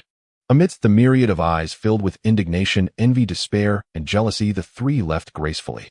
Chen Nuo, you really worked hard this time. As a token of gratitude, I will treat you to a feast. Me too. I'll treat you too. As soon as Yixinran finished speaking, Chen Nuo nodded eagerly like a chick pecking at food. Let's wait until the competition results come out. If we made a mistake, you wouldn't want to kill me. Although Chen Nuo said this, he was quite confident in his heart that his model should be the optimal one. He estimated that the predicted results wouldn't exceed 5 parts per 10,000. After staying up for 2 days and nights, I'm a bit tired and want to go back to rest. I'm a straight man. Yixinran murmured, and recalling the efforts she made for Chen Nuo these past 2 days, she had to give up. Remember not to disclose anything before the results come out. The three parted ways, returning to their respective dormitories. Upon returning, the brothers in the dormitory were all shocked to see Chen Nuo back early. Old 4, I've also looked at this year's problem. It's challenging, but you can't give up the competition. Exactly. If you can't handle problem A, you can at least design an easy pull tab can for problem B. Giving up and evading is not the style of Huaqing. Sai, you've really disappointed me. The three roommates in the dormitory looked at Chen Nuo with eyes full of disappointment, causing veins to bulge on his forehead. But he didn't say anything. If he told the three that he had submitted early, he wouldn't get any sleep that night. The competition ended and life returned to normal. Chen Nuo attended classes normally in the morning, occasionally visiting the offices of Zhao Yuan and Wang Qingde to listen to the two professors discuss new discoveries in the research community. For the rest of the time, he either immersed himself in the library or delivered takeout, leading a very fulfilling life. At this moment, in the research room of the mathematics department at Huaqing University, several professors were reviewing various papers. What kind of nonsense is this? A projected population of 40 million next year. Do they have any common sense? Only 40 million isn't too bad. I just saw one that said only 8 million. According to this prediction, wouldn't that mean negative growth in 2 years? In the office of the mathematics department at Huaqing University, the same scene was unfolding. Old Huang, what are these students thinking? Asking them to design an easy pull-tab can, and someone directly drew a cylinder providing a bunch of dimensions and calling it a day. At least yours was somewhat plausible. I just saw one proposing to design it as a Klein bottle, and he even provided a bunch of formulas and proofs. I just want to ask him how to create something that only exists in 4-dimensional space on Blue Star. Good. Finally, a promising candidate has emerged. A voice of astonishment echoed throughout the mathematics research room at Jing University. The professors who were reviewing papers all glanced at the elderly man with white hair. Xiaoqin, Xiaosong, Xiaoqi, come take a look. This model is quite interesting. The old man exclaimed softly. This model was indeed Chen Nuo's submission. The three called over were momentarily taken aback and walked over together. The old man's name was Chu Xiaotong, renowned in the international mathematics community, well-versed in physics, materials, and other disciplines. Half of the mathematics professors at Jing University came from his tutelage. A model that could impress this elder piqued their interest as well. Half an hour later, the three were filled with astonishment simply due to the masterful use of partial differential equations and matrices in the model. The ingenuity of its conception was absolutely remarkable, though the ideas were bold to the point of being unconventional. What do you think of this model? Is it feasible? Facing the elder's inquiry, the three exchanged glances, and the older one, Song Hui, spoke first. Elder Chu, the ingenuity of this model and its innovative approach surpasses that of others by a wide margin. At least in my role as a competition judge for over a decade, I have never seen a model that compares to it. However, population prediction models are judged by their accuracy. To be honest, at this moment, I'm not quite sure. The other two professors nodded in agreement, clearly recognizing Song Hui's point. That's easy to handle. You can use his model to derive last year's population prediction data. I'll get the data from the Provincial Statistics Bureau, and we can compare it. The elder was thoroughly captivated by this paper, even feeling a bit impatient to verify it. Xiao LV, I am Chu Xiaotong. Has last year's population statistics for Beha province been released? Hearing it was Chu Xiaotong on the other end, the person immediately felt a start of surprise and hurriedly replied, Elder Chu, coincidentally the data was just compiled last night and is only starting to be reviewed today. Good, then send me a copy of the population results for Beha province. I need it to verify a project. The head of the Statistics Bureau, LV Qing, was silent for a moment before quietly saying, Elder Chu, according to the rules, this data cannot be disclosed, but since you need it, I'll send it to you. Just remember to keep it confidential. Knowing Chu Xiaotong's status, LV Qing felt no concern and planned to submit an application and usage process later. While the elder was on the phone, Song Hui and the others opened Chen Nuo's model programming and were also taken aback. Not to mention anything else, the appearance of this operating page was quite impressive. Following the accompanying instructions, they quickly derived last year's population prediction values for Beha province. Song Hui compared the data with the Statistics Bureau's data and gasped, remaining silent for a long time. The other two also reviewed it and were equally shocked. Song Hui reported the verification results to the elder with a serious tone. Elder Chu, I suspect the Statistics Bureau's data has been leaked. Chu Xiaotong's expression grew heavy, and after pondering for a moment, he said, Is it possible that this model itself is predicting correctly? Impossible. There has never been such an accurate model. Song Hui firmly denied it, stating that the model's predicted data matched the Statistics Bureau's data within a discrepancy of no more than 1,000th across various metrics from birth rate to mortality rate and migration rate. This was no mere prediction model. It was simply the record of life and death. Xiao Song, we are scholars and scholars must speak facts. We cannot hastily comment. Just because someone else's work is accurate, we need to provide evidence. What if this model is indeed correct? The elder's hypothesis struck like a thunderclap in the minds of Song Hui and the others. The three of them were the most outstanding professors in the field of mathematics in Beha province. Although they did not specialize in economics, they understood the significance of this model. Once the accuracy of the model was verified with last year's GDP at 101 trillion, this model could save tens of billions each year. If the model were to leak and hostile external forces tampered with it, that would be a catastrophic blow to the Xia Kingdom. They couldn't take the risk nor bear the responsibility. Xiao Song called the security department and have them send a team over, treat it as a top-secret matter. Huaqing called the armed police detachment and have them arrange a unit to come. Huaqing called Director LV of the Statistics Bureau, over. National secrets are classified into 3 levels: top secret, confidential, and secret, each of which is further divided into grades 1, 2, and 3. Grade 1 confidential has reached the level of national foundation. Outside the conference room of the mathematics department at Huaqing University, 12 security guards stood solemnly at the entrance, while other passageways leading to the research room were also guarded. Inside the research room, 6 fully armed police stood at the 4 corners and at the entrance of the conference room. Xiao Lu, how's it going? Is there a leak? Lu Qing, the director of the Provincial Statistics Bureau, slowly shook his head and said, as of now, there hasn't been a leak. After I received the call, I arranged for the Bureau's technical staff to check the server, and there are no signs of intrusion. Moreover, just now a data point was released that shows the error with the predicted model is within 1,000th. So I initially conclude that the population data of Beha province has not been leaked. Hiss. The room gasped as the thought struck them, could this model really predict with such accuracy? Old Chu, please wait a moment, I will arrange for more people to verify the data from several provinces. After speaking to Chu Xiaotong, Lu Qing stepped out to make a phone call. Another hour passed, and the technical staff finally completed their data analysis. Report: we have cross-checked data from 11 provinces, and the error is consistently controlled within about 1,000th. Based on this error, the estimated data error for Xia country will be around 3 to 5 thousandths. The conclusion from the technical staff left everyone looking extremely grim, but more so in shock and fear. What else do you want to say? Speak quickly. Seeing the technical staff hesitating to speak, Lu Qing furrowed his brows. Director, the matter of the model is crucial, but the code written for this model is also very important.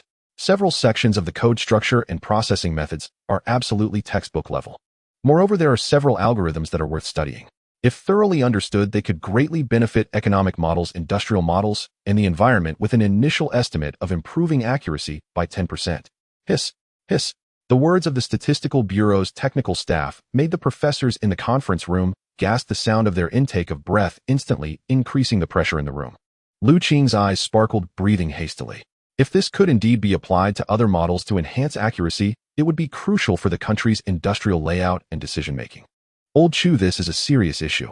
Chu Xiaotong's expression was equally grave as he looked at the thick stack of printed papers, suddenly struck by a thought. Everyone, since the population prediction model is so accurate and the programming is so exquisite, might the second part of the paper also be astonishing? Everyone paused in shock as the second part of the paper discussed the impacts on industry, economy, and environment. They were merely mathematics professors. He let the professionals handle the professional matters.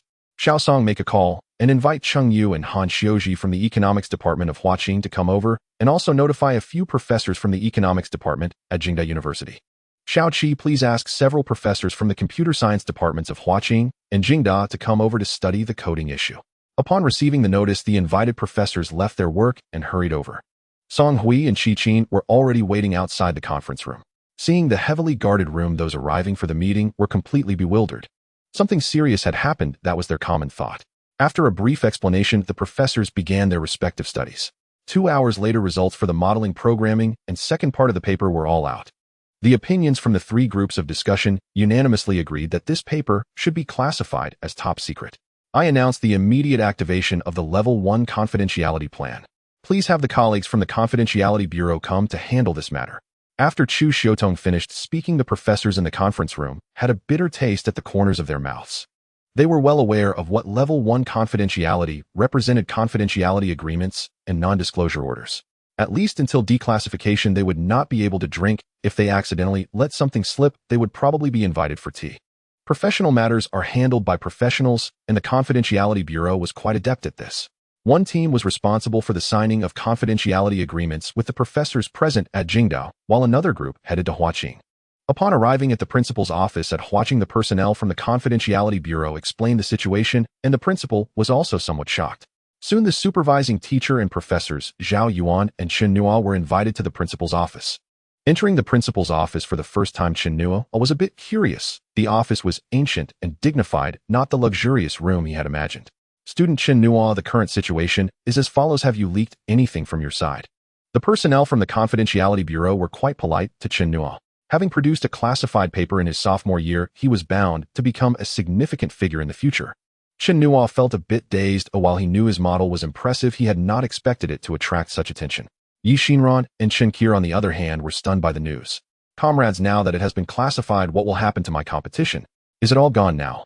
Now it was the turn of the Confidentiality Bureau personnel to be dumbfounded, and the principal and Professor Zhao Yuan also twitched their lips. This kid's thinking was rather peculiar. Being classified meant he would be remembered by the higher-ups and would have a promising future ahead, so why bother with the paper? Zhao Yuan whispered, Chen Nuo, regarding the ranking, the organizing committee will handle it naturally. It's just that the paper won't be published for a while. Once the national layout is settled, there will be no problem and your records will still be documented. Will this treatment give them an advantage for their graduate school applications? The principal was also quite speechless at this question and immediately responded, what advantage? Professors from various fields will be vying for them, so rest assured. Since Chen Nuo and the others had not leaked anything and the supervising teacher had not either, it was much easier to handle. 2 personnel went to the computer room and dismantled the computer Chen Nuo used along with the main unit. After confirming via surveillance that no one had accessed the computers of Chen Nuo and his companions, they copied the surveillance footage and deleted that segment. Chen Nuo had no idea that because of his paper, the entire competition evaluation process had accelerated by dozens of times. Originally set to release results in early October, the award list was out just 7 days after the competition concluded. One day, Chen Nuo received a call from Zhao Yuan asking him to come to the office. Chen Nuo, prepare a PPT. You are going to the National Defense Presentation at Jingda. National Defense Presentation. Chen Nuo was stunned. According to the normal procedure, there should be a district presentation first, and after winning the district first prize, it would be sent to the organizing committee to select the national first award, followed by the national defense presentation. He had now directly bypassed the district presentation. Zhao Yuan also sighed. If it weren't for old Chu and 2 other elders wanting to meet Chen Nuo, he would probably have skipped the presentation and received the national first award directly. Also, after the defense PPT is done, don't show it to me. Ooh, I don't want to be invited for tea. The defense PPT is merely an excerpt of content from the thesis. It discusses the modeling approach, solution process, result evaluation, and the impact of the second part. To Chen Nuo's amusement and frustration, the Secret Service actually sent him a dedicated laptop. Were they monitoring him, or were they afraid of being hacked? 3 days later, in the auditorium of Huaqing University, nearly 1,000 people gathered. These are the first prize winners from various regions across the country, essentially the champions of this year's national competition. Chen Nuo and his companions sat in a corner of the auditorium watching the assembled academic elites. It's no exaggeration to say that half of them will likely become professors at major universities or prominent figures in business and politics. Suddenly, a commotion not far away caught Chen Nuo's attention. A few media personnel were holding equipment interviewing a participating student who spoke eloquently, drawing gasps of amazement from onlookers. Chen Nuo listened intently for a few minutes and had to admit that this guy was indeed impressive. Who is that person? Chu Xi, a senior at Huaqing University, an academic prodigy, and a prominent figure, has won the national first prize in the mathematical modeling competition for 3 consecutive years.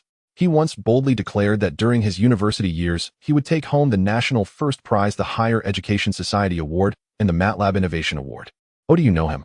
Yi Xinran's face showed a hint of discomfort.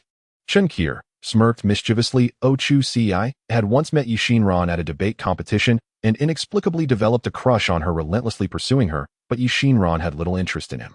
This scene made Chen Nuo raise an eyebrow, a hint of gossip flashing across his lips, while Yi Xinran's face turned a shade of pink, adding a touch of charm.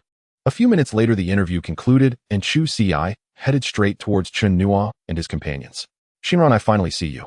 Chu Xi, please be respectful. Oh, we're not familiar. Call me by my full name, thank you. Xinran, my heart. Shut up. Yi Xinran said in a low, stern voice, causing Chu Xi to close his mouth and turn to Chen Nuo. You must be Chen Nuo. I thought with Xinran and Qir backing you, you'd have a great chance at the national first prize, but I heard you didn't even participate in the regional defense. Did you come just to soak up the atmosphere? Well, I can't blame you if the topics this year are incredibly difficult. After all, you're only a sophomore. You have 2 more chances in your undergraduate years and 2 more in graduate school. Chen Nuo was taken aback. What did that mean? Was he implying he wasn't capable or that he was relying on others? With that kind of emotional intelligence, no wonder he was still single in his senior year. Oh, by the way, I've definitely secured this year's Higher Education Society Cup. After glancing at Yi Xinran, he left with flair. Throughout this process, Chen Nuo didn't get a chance to say a word. Damn it. You flaunt and then run off treating me like what? I have no issue with you chasing after girls, but why step on me? I haven't provoked you. Chen Nuo really wanted to chase after him to tell him that this year's National First Prize Higher Education Society Cup and MATLAB Innovation Award were already determined for him, but he thought it inappropriate to let confidential information slip from his mouth. Ding! A chime echoed from the auditorium's sound system. It was 9 o'clock. The defense officially began. The projector displayed the office of the Defense Committee. According to past procedures, those who could come here were essentially guaranteed to be national first prize winners. The purpose of the defense was to verify the authenticity of the thesis, so there was no sign of tension among the attendees. Chen Nuo Yixinran Qinkir, Meeting Room 1. After the announcement, the auditorium was left with only the sound of breathing. Everyone couldn't believe their ears, especially Chu Ci, who was completely stunned. Meeting Room 1 had only been used once in previous years. According to historical patterns, there was a 90% chance it was reserved for the Higher Education Society Cup winners. Chen Nuo and his companions walked into Meeting Room 1 under everyone's gaze. Inside sat 5 individuals, all seemingly quite aged. Chen Nuo glanced around, his heart racing. Zhu Xiutong, Renze, Lu Chongsong, Zhou Weihai, and Han Xiuji, each one a heavyweight in their respective fields. Chen Nuo, start whenever you're ready. You can present freely, there's no time limit. The more detailed your explanation, the better. Chen Nuo was once again taken aback. He remembered that the defense rules clearly stated a time limit of 20 minutes. Why did it change for him? Regaining his composure, Chen Nuo opened the PPT and began narrating the modeling approach, solution process, and more. Once he opened his mouth, he couldn't stop. His words flowed like the mighty Yangtze River. Yixinran struggled to keep up with Chen Nuo's pace while playing the PPT, as much of it was newly conceived by Chen Nuo during this time, along with some impromptu additions. After talking for about an hour, Chen Nuo's voice grew hoarse before he finally stopped. The expressions of the 5 judges varied. Zhu Xiutong, a big shot in mathematics, was particularly curious about Chen Nuo's mathematical thinking. Han Xiuji and Renze, one a luminary in applied economics and the other an authority in population economics, were deep in thought about the feasibility of Chen Nuo's newly proposed model and theory. Lu Chongsong and Zhou Weihai were both authorities in the field of computer science, having developed countless software. Several domestic systems in the civil and military sectors were their works, and they were also astonished by Chen Nuo's innovative thinking. Thus, a bizarre scene unfolded in the meeting room. Chen Nuo stood dumbfounded in front of the projector, while Yixinran and Qinkir were at a loss. The 5 judges were whispering in pairs.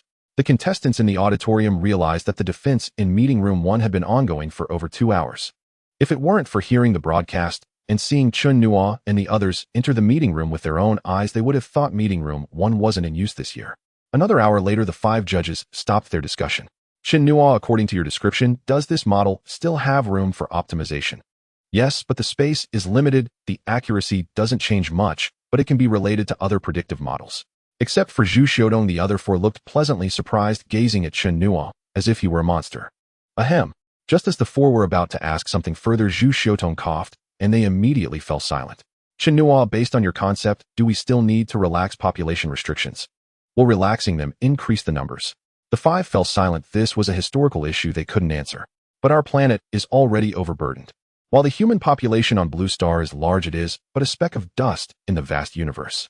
If one day our technological advancements allow us to leap into the starry seas, would you still think there are too many people? Though we belong to the same human civilization, humanity is divided by borders and races.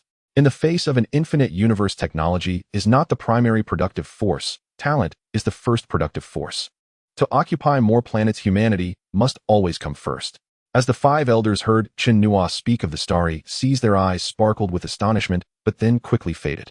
The starry sea, such a sacred and desirable place, yet taking that first step is incredibly difficult. Dear seniors, industrial and technological development has barely lasted 200 years, yet we can already walk on the moon. Perhaps one day we may wake up to find our technology has broken through. I may be inexperienced, but I also dream of stepping into that starry sea, so my life would not be in vain. This was Chen Nuo's heartfelt thought, fueled by indignation over the recent state of the nation. With the system at hand, give him some time, and he will surely break the blockade. The future of the starry sea is promising. Chen Nuo, would you be interested in joining the Jingda University Economic Research Center as a research fellow? Studying economics pales in excitement compared to programming. Chen Nuo, consider our Intelligent Scientific Research Institute instead. We offer the same title, research fellow. Old Lu, are you trying to poach my candidate? Renze, that's hardly fair. What do you mean your candidate? He's merely a sophomore at Huaqing University. If you can recruit him, so can I. Am I somehow less qualified than you? Beside them, Yixinran and Chen Kuder stood utterly stunned. Zhao Yuan and Wang Qingda were titans within Huaqing, but these 4 luminaries towered over them by an entire tier. Especially the title of research fellow. Its prestige eclipsed even that of Professor Zhao Yuan. China's National Professional Technical Ranking comprises 4 levels: Junior Intern Research Fellow, Intermediate Assistant Research Fellow, Associate Senior Associate Research Fellow, and Full Senior Research Fellow. Chen Nuo, would you consider learning under this old man? My command of mathematics, physics, and materials science remains passable.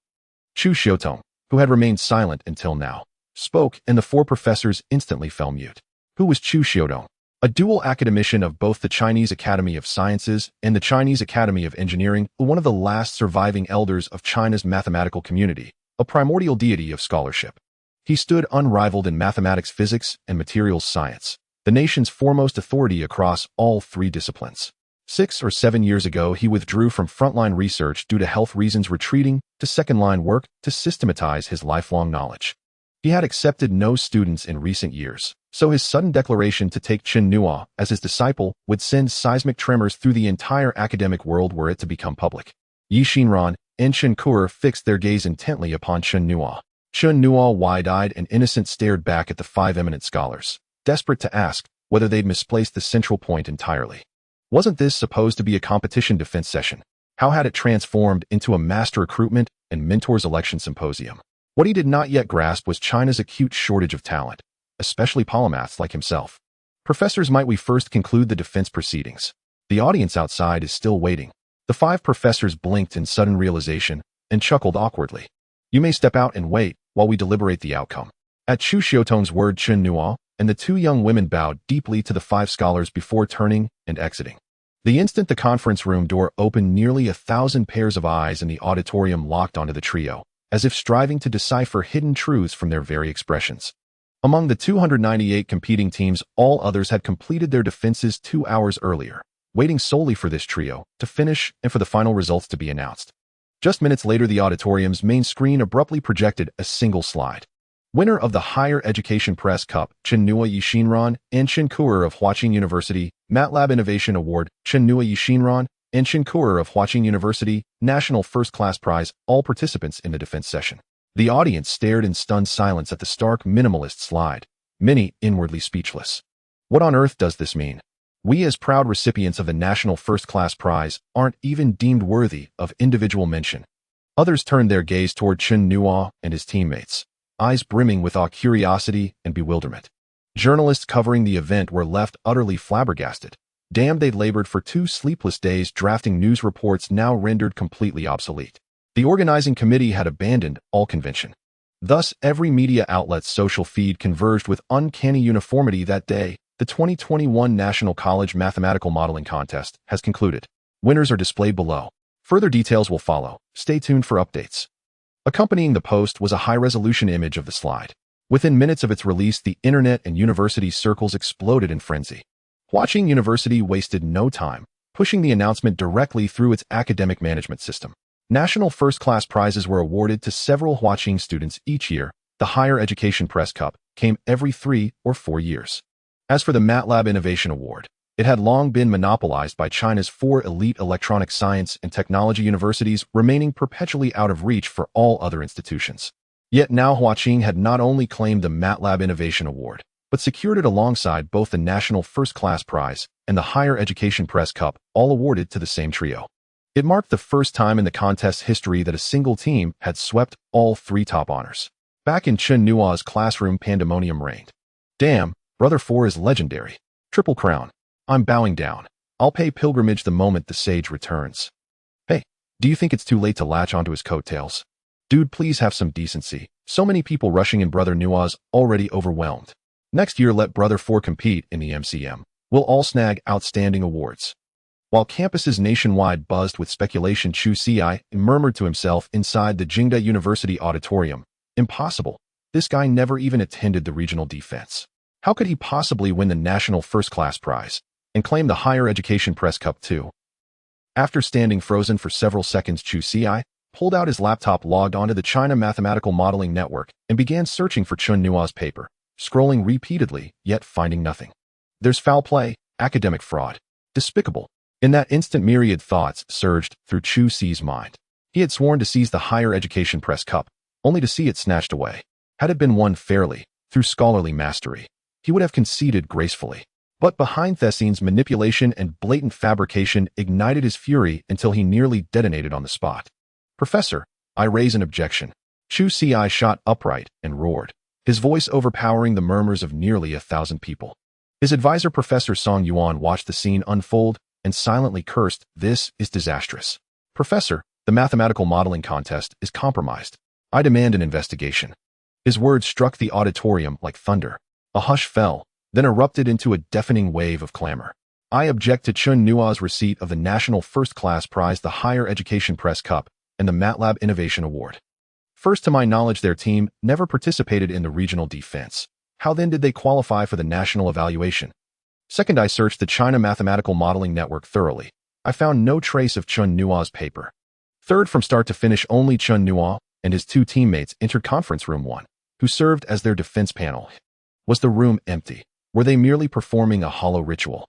Otherwise, how could a single defense stretch over 3 or 4 hours? The first point was known to few. The third unfolded openly before all eyes. Many present had logged onto the website the moment results were announced, assuming delays caused the missing papers. They had no inkling such a scandal lurked beneath. Song Yuan, rushing to Chu Ci's side, whispered urgently, "Chu Ci, this is highly delicate. Silence yourself immediately. Return with me, and I'll explain everything carefully. Say nothing more now." Chu Ci misinterpreted Song Yuan's intent, convinced the professor also knew of Chen Nuo's backstage maneuvering. Enraged, he retorted, "Professor Song, will you shield Chen Nuo and his team too? Where then lies your fairness, your sense of justice, as esteemed scholars? Silence. What do you truly know? With mere fragments of evidence you leap to conclusions about corruption. Is this what I taught you? I taught you truth-seeking. Yet look at what you're doing." Song Yuan finally lost his composure, roaring at Chu Ci. Chu Ci possessed extraordinary talent. Given time, he would undoubtedly achieve greatness. Song Yuan refused to let this incident shatter his future. In the conference room, one of the Beijing University auditorium, the projector was displaying the scene of the auditorium. "Elder Chu, are we not going to intervene in the matters outside?" "That's right. Chen Nuo is exceptionally talented. If he becomes resentful towards the authorities and goes abroad, that would be a significant loss for us. Tisk, this kid has such a good temperament. Even in such a situation, he remains so calm. I like him more and more." Chu Xiaotong's irrelevant comments left Ren Zhe and the others somewhat confused. The implication in his words was full of admiration for Chen Nuo, yet he was not anxious about the situation. "If that kid is not anxious, why are you all? Let the truth float for a while." After finishing his words, Chu Xiaotong sent a message to Chen Nuo and left through the side door, leaving behind the echo of maintaining confidentiality in the conference room. The four were initially stunned, then gasped in astonishment, their eyes suddenly bursting with joy. "The results have been announced. Oh, everyone should go back." The host teacher in the auditorium received the notification and began directing the crowd. To many students, this scene seemed somewhat forced, a move to cover up the truth. "Give us back the truth." At this moment, someone shouted loudly. The entire auditorium erupted in a wave of calls for the truth, with the students becoming somewhat frenzied. The gazes directed towards Chen Nuo were filled with hatred. Yi Xinran and Chen Qir tightly gripped Chen Nuo's arms, their eyes filled with fear. Chen Nuo maintained a calm demeanor, exuding an air of indifference, yet his heart was cold. Chu Ci rushed onto the stage, pressing his hand down, which significantly reduced the shouting in the auditorium. "Chen Nuo, don't you want to give us an explanation?" "What do you want me to explain, eh? Explain how you took the back door and how you obtained the Higher Education Society Cup." Chen Nuo looked at Chu Ci with a detached expression, as if gazing at a fool, saying, "There's nothing to explain." He then turned to the enraged students and declared loudly, "Everyone, there's nothing I need to explain about this matter, nor is it necessary for me to explain to you. Don't be misled by this fool. Trust your own judgment and trust the organizing committee."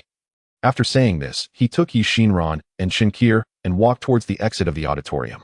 To the crowd, this scene seemed like an act of evasion. Once outside the auditorium, Chen Nuo called his parents, explaining the situation and assuring them to relax, as the truth would soon be revealed. "Chen Nuo, it's because of people like you that the academic circle in Xia country has become chaotic, leading to the emigration of so many talents. You are just a group of rats ruining a pot of soup." But Chen Nuo could no longer hear this. The vice president of Beijing University, who had hurriedly arrived after receiving the news, spoke with authority. "Anyone daring to cause trouble here will receive a severe penalty, and those with serious offenses will be expelled from the university." This successfully subdued all the furious students. However, as the students dispersed, rumors began to circulate in the academic community. At this moment, Wang's son, having received the news, wore a sinister smile and made several calls. Thus, platforms like Bilibili, Mo and trending topics were flooded with videos of Chu Ci questioning Chen Nuo. Soon Weibo Tushio and Jihu exploded with discussions about Chen Nuo and the modeling competition dominating the charts. The trending topic on Qiandu reached 5 million. It was not just the heat of 5 million, but Qiandus News trending value peaked at only 5 million. Then, while everyone had not yet fully digested the discussions in the Beijing University auditorium, powerful evidence resurfaced online. Chen Nuo's high school grades, college entrance exam results, and first-year scores were all exposed. Many people even went to Chen Nuo's hometown to confront his family. If it weren't for Elder Chu and others making arrangements in advance, they might have truly been exposed. However, those who dared to go were all taken away by the police for several offenses, including invasion of privacy. What awaited them would be at least 7 days of detention, and if financial transactions and inside information were involved, they would likely not get out for half a year. Chen Nuo, your existence has completely shattered my illusions about the academic world. Shocking, a prestigious university actually committed such a despicable act. Chen Nuo, you have ruined the academic circle of Xia country. You are a sinner of the academic world. Universities have become the back garden of the powerful. Chen Nuo, you are so despicable. Who does your mother know? One after another posts condemning Chen Nuo spread wildly online. Major media outlets and influential accounts were almost all overwhelmed with tens of thousands of comments, 80 of which were curses directed at Chen Nuo. Even Huaqing University was criticized as being utterly worthless. The situation was rapidly escalating, yet the person involved, Chen Nuo, had disappeared from Huaqing. In the training room on the second floor of the armed police team in Hating District, Chen Nuo stood with his hands behind his back staring at the armed police officers' training. The chief instructor Xing Kai was scrolling through his phone and said, Chen Nuo, it's obvious that someone is manipulating the situation. Should I report this to Director Liang and mobilize the police to investigate? Not for now, I'll let the truth float for a while. Chen Nuo replied casually. With Chu Xiaotong's message, he knew that many people would suffer because of this matter. What reassured him was that the president of Huaqing University, Professor Zhao Yuan, and Professor Qin Fun from Beijing University had called to comfort him. The delivery station manager Zhang De called him without knowing the details, saying he would mobilize the delivery workers to confront those critics. The actions of his 3 roommates also made him happy. At the first moment the situation escalated, they packed up his belongings and even gathered 3,000 yuan for him to hide outside until the storm passed. At Huaqing University, a regular meeting of the president was being held. President, the matter concerning Chen Nuo has extremely negative implications. Our reputation at Huaqing has been severely damaged. Shouldn't we handle this? How do you propose we handle it? I suggest we expel him to uphold the reputation of Huaqing. President Wu Yuanming glanced at the vice president who had spoken, saying, Vice President Wang, do you know the whole process of this incident, or have you investigated it? Have you consulted the parties involved? Or have you consulted the opinions of Chen Nuo's defense professors? If you haven't, please investigate first before reaching a conclusion. We will not wrong an innocent person, but we also will not let a guilty one go. We must always base our actions on facts. Wu Yuanming's words left the meeting room in complete silence. Vice President Wang's face was extremely grim. He hadn't expected the president to speak so directly, leaving him no face at all. The deans and directors of various departments looked incredulous, realizing that the president was using this incident to admonish them. Seeing the pale face of Vice President Wang, Wu Yuanming sneered inwardly. It was fortunate that he was aware of the details of this matter, otherwise he would have truly been fooled. Logically, this matter could have been easily quelled if the organizing committee issued a clarification or the authorities released an official statement. Or if Chu Xiaotong and others made a statement, it would have been easy to calm public outrage. But 3 days had passed, and the organizing committee, the officials, and Chu Xiaotong's people had shown no reaction. The president understood that the higher-ups were taking this opportunity to thoroughly rectify the academic circle in Xia country. Thinking of this, Wu Yuanming's mouth curled into a cold smile. The academic circle in Xia country was finally about to welcome its dawn. As the rumors spread, they became more outrageous, even exposing several cases of university professors accepting bribes and abusing their power to oppress students. 2 days later, the situation had reached its peak. In an office at Beijing University, Chu Xiaotong made a phone call. It's time to reel in the net. The police force in various districts of the capital has been mobilized. The door of room 103, Unit 12, Building 3 of Tiantong Community was pried open under the pretext of inspecting the gas pipeline. The police rushed in and pinned the man who opened the door to the ground. Zhang Yang, you are arrested on suspicion of defaming others and leaking personal information among 7 other charges. Come with us. Pinned to the ground, Zhang Yang thrashed wildly and shouted, You have illegally entered my residence and endangered my personal safety. I will sue you. Help! Someone help me. The police are beating people. The leading officer glanced at the scene and sneered, "This is a search warrant and an arrest warrant. Do you want evidence? Take him away. If you dare to resist again, we will take coercive measures." Jiang Yang turned pale upon seeing the search and arrest warrants. Since the police had come, it meant that his crimes had been exposed. Onlookers were buzzing with discussion. This was typical of the people of Xia country. They gathered wherever there was excitement to be had. At this moment, police from nearly 100 locations across the country were deployed, their actions so precise and efficient that it was almost unbelievable. Some were walking down the street when they were suddenly pinned to the ground by several undercover officers. Others were taken away from high-end office buildings, laboratories, and logistics stations. Among the hundreds of people, the professions were diverse, covering dozens of categories. Netizens across the country noticed that today's social media feeds and trending news were once again dominated. Although no one knew exactly what had happened, the various videos resembling a spy thriller received applause from the onlookers. 2 hours later, the truth emerged. People's Daily. Recently, our country's supervisory authorities received reports. After several days of secret investigations, all the rumor mongers and defamers have been apprehended. We solemnly declare that the internet is not a lawless land. Those who dare to break the law will be thoroughly investigated, and we will not show mercy. Huaqing University recently received reports that our former management professor Li Chang embezzled several million in research funds using his position. It has now been confirmed and sent to the judicial authorities. Our university solemnly promises that we will show no mercy to those who commit illegal acts. Weibo. Recently, several influencers were found to have received property from others, spreading rumors online and leaking personal information, causing significant harm. Our company has decided to ban the accounts of those listed above.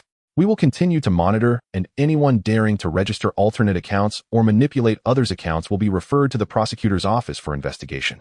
Following this, major media outlets such as Tushio Chia and Qiandu published similar statements with a severity of wording rarely seen.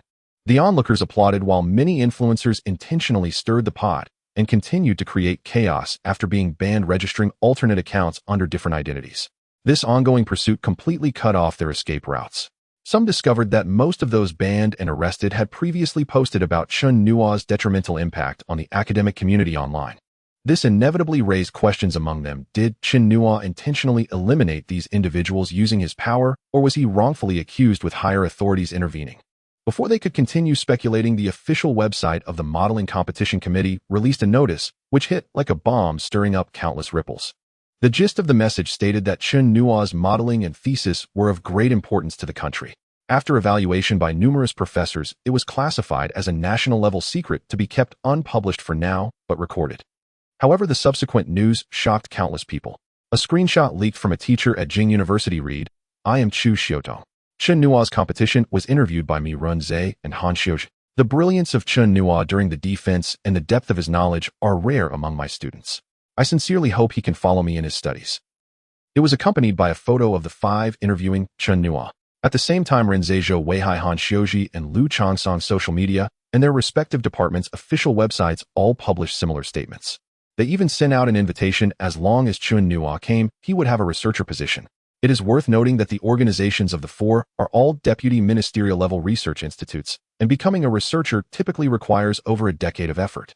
Some had toiled until going bald and were still only at a deputy position.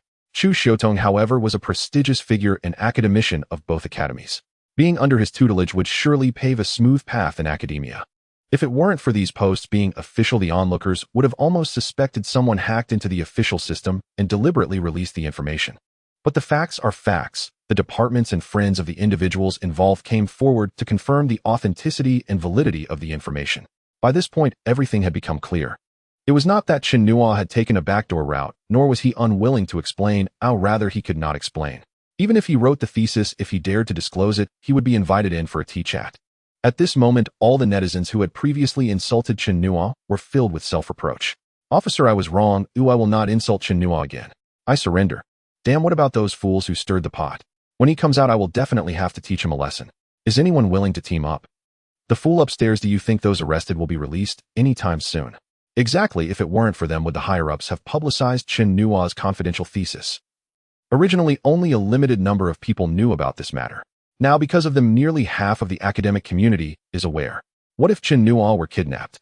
This must have been organized by someone behind the scenes. Without any interest at stake, these fools wouldn't have banded together to blacken Chen Nuo's name. We demand a thorough investigation and severe punishment for the masterminds behind this.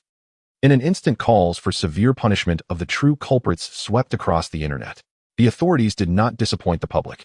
Huaqing University's official website quickly released a disciplinary decision against Chu Ci.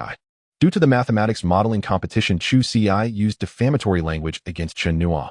Considering the lack of awareness of the situation, he received a major demerit, was disqualified from graduate school recommendations, and will be kept under observation for a year. At this moment, in the president's office of Huaqing University, President Wu Yuanming, Professor Zhao Yuan, and Chen Nuo sat together. President Wang's son is the mastermind behind this. Without him, Chen Nuo would not have suffered such great injustice. This punishment is too light. Zhao Yuan expressed some dissatisfaction. His uncle is Vice President Wang, and his parents are in charge of a company worth hundreds of billions. The Wang family has countless connections with the powerful and influential. Many people have spoken on his behalf this time. At the same time, his parents' group donated $2 billion in research funds to the school and provided Chen Nuo with $10 million in compensation. In exchange, the school recorded a major demerit and did not make it public. In Xia country, it is not allowed to take the postgraduate entrance examination. Vice President Wang has retreated to the second line. This is the best outcome. Hearing the president say this, Zhao Yuan suddenly understood, while Chen Nuo appeared contemplative. The restriction on the postgraduate entrance examination had little impact on Wang's son. At worst, he could go abroad. However, the punishment of Vice President Wang retreating to a secondary position was much more severe. Huaqing University is a deputy ministerial level institution, and the position of vice president is equivalent to that level. After retreating to the second line, the opportunities to connect with the powerful will be reduced, and he will no longer be able to support the Wang family. Life for the Wang family will be somewhat difficult for a while. It seems that the higher authorities have made a firm decision to rectify the academic community this time. Chen Nuo, what do you think of this punishment? Principal Wu Yuanming looked at Chen Nuo, his eyes filled with a hint of inquiry. Rest assured, if you are dissatisfied with this punishment, I have the authority to expel Wang's son from Huaqing permanently. I have no objections. Chen Nuo smiled, a chill lurking deep in his eyes. Even if Wang's son were expelled, what of it? With the Wang family's influence, they could send him abroad for a few years, and he would return to stir up trouble again. One can guard against a thief for 1,000 days, but not for every single day. If he kept holding on, and the Wang family did something to his parents or friends behind his back, he truly would be helpless.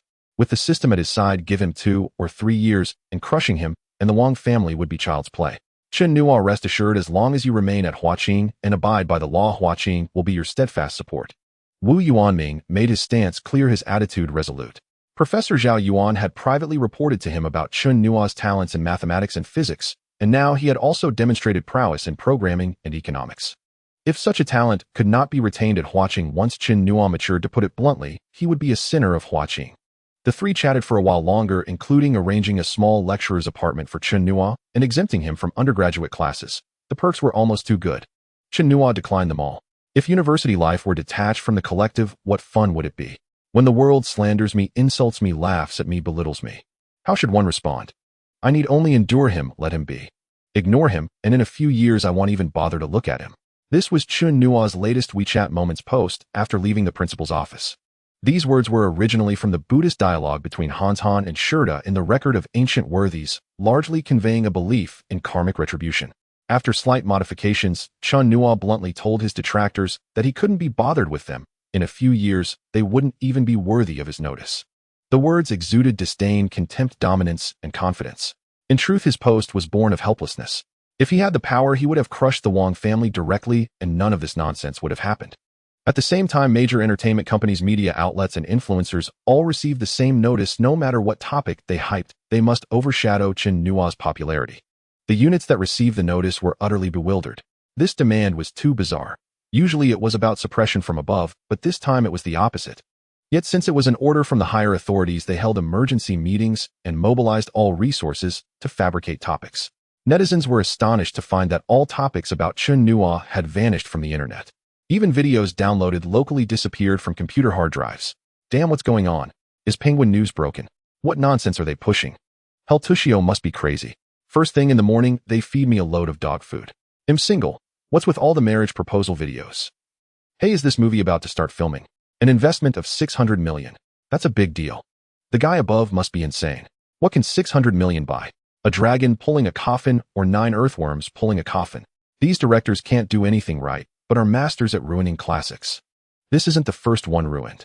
Fighting spirit turns into a horse, anyone. I don't care about the investment. If Chen Nuo plays the old heavenly master in his later years, even if it's 9 earthworms pulling a coffin, he'll subscribe to support it. And so the entire online discourse was completely derailed. Topics about Chen Nuo gradually faded away. Occasionally a post about him appeared, but it was swiftly removed. Though the topic was suppressed, many major corporations had keen instincts. Being classified as a top-secret matter, it must be related to the population prediction model. Otherwise, what was so secret about a soda can? Consequently, many large companies sent people to Huaqing to contact Chen Nuo offering astronomical sums. Huawei offered a signing bonus of $5 million, an annual salary of $5 million, and a 3-bedroom apartment in the industrial park. Tencent was even more lavish, directly offering the position of Deputy Dean of the Economic Research Institute, with an annual salary of $10 million. The offers from Alibaba, Baidu, and ByteDance made countless people envious. Before offering such high compensation, these companies must have conducted thorough investigations. Aside from the population prediction aspect, Chen Nuo's mathematical and programming skills had already reached an extremely high level. In particular, several code structures and algorithms in his programming were regarded as treasures by the technical staff of the National Bureau of Statistics. Huawei's Harmony OS, Baidu's autonomous driving, Alibaba Cloud, and Tencent's OCP technology all needed a genius like Chen Nuo proficient in mathematics, physics, and programming. Even without these, the endorsements from 5 top figures like Chu Xiaotong were worth the money. China is a demographic dividend powerhouse. Whoever gets half a step ahead can seize the high ground in a certain field, forming a barrier and becoming the industry leader. An annual salary of $10 million was truly nothing. Several of Tencent's presidents had annual salaries exceeding $200 million. Faced with such lavish offers, Chen Nuo was tempted, but he politely declined them all. He wasn't short on money now. His priority was to sign in and acquire more skills. If the max level was 100, he had to lie low until at least level 90. After declining these corporate invitations, Chen Nuo resumed his normal daily life, attending classes, going to the library, and delivering takeout when he had no classes. You have a new takeout order. Please process it promptly. Chen Nuo's phone suddenly rang as he was chatting with other delivery drivers. Chen Nuo glanced at the order, a strange expression on his face. The delivery address was Zhao Yuan's office. The place he dreaded most now was the professor's offices. It wasn't that he didn't want to go, but whenever he did, the professors and students would stare at him like he was a monkey in a zoo. Especially the professors. They either grilled him with questions, tried to get him to apply for their graduate programs or PhDs, or offered to set him up on dates. It had gotten to the point where he was terrified. 15 minutes later, Chen Nuo delivered the takeout to Zhao Yuan's office. "Professor, your food. Please give me a 5-star rating." He set it down and prepared to bolt.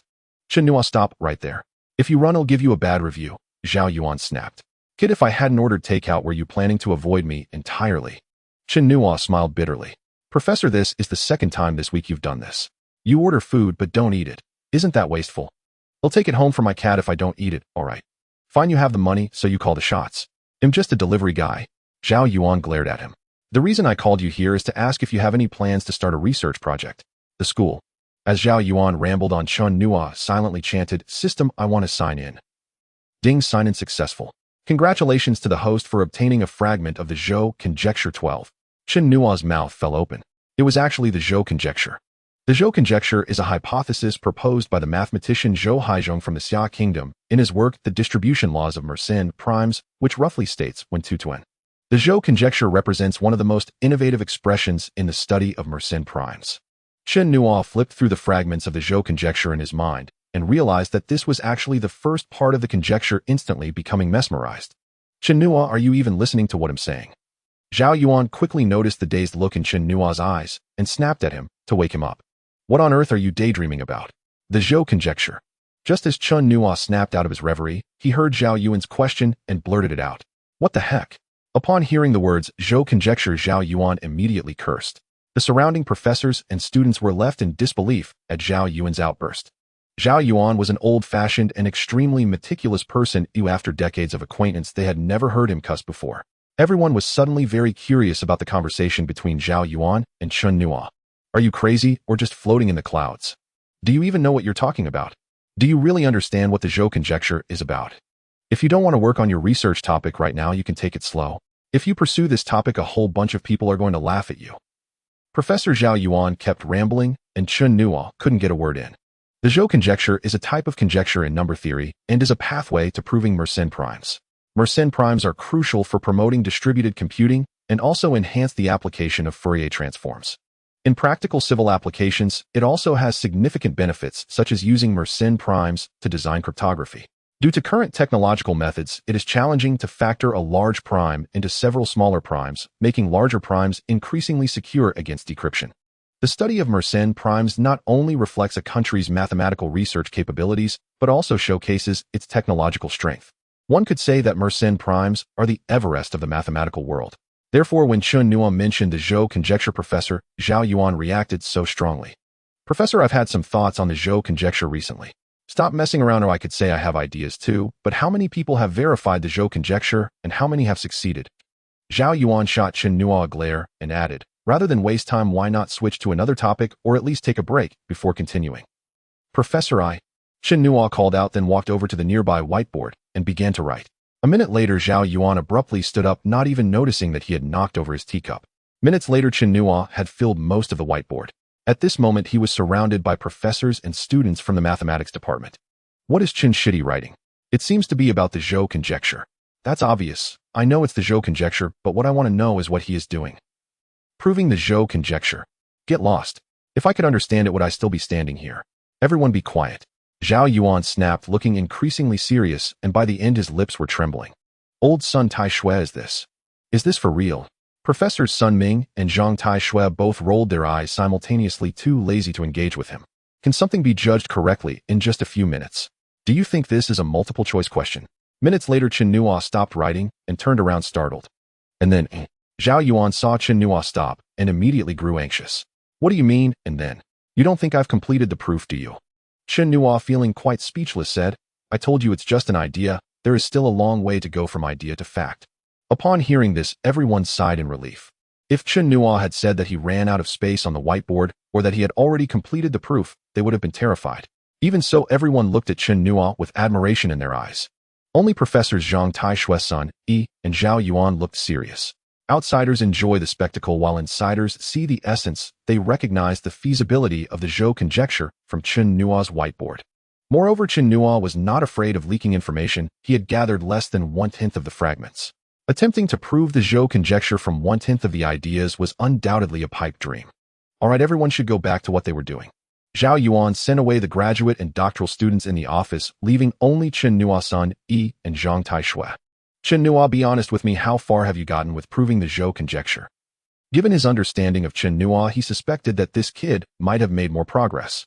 After a moment of contemplation, Chen Nuo replied, for my estimations, about 1/5 or so. The rest is too complicated, and I haven't studied it in detail yet. Chen Nuo was known for his shocking statements. He utterly shattered Zhao Yuan's expectations by saying this. He didn't dare to mention that he had already proven half of it, or else it might have sent the professors to ecstasy. You. Zhao Yuan pointed at Chen Nuo, unable to articulate his excitement for a long time. Professor, is it really necessary? It's just a conjecture. I haven't proven it completely. What if I'm wrong? Professors Sun Ming and Zhang Tai Shui trembled with anger. Look at what he is saying. Is this even human language? It's just a conjecture, which theorem hasn't come from conjectures after all. The difficulty of a conjecture that has been universally recognized and researched for so many years without any substantive progress is evident. Once the Zhou conjecture is proven, it is highly likely that Mersenne primes will also be established. Professor, I will choose this topic. Anyway, it doesn't require funding. Chen Nuo spoke lightly without any burden. Last time delivering takeout to the mathematics department elevated his mathematical discipline to a top-tier level in the country. Coupled with the existing first part and some additional research, if given time, proving it shouldn't be a big issue. To put it another way, if he delivered takeout a few more times to the mathematics department, he might just sign for the next part too. Professor, I'm leaving. Please report my topic to the department. Chen Nuo slipped away while the three professors were still in shock. Just as he reached the door, he turned back and said, Professors, make sure to order takeout more often. The more I come, the more likely inspiration will strike.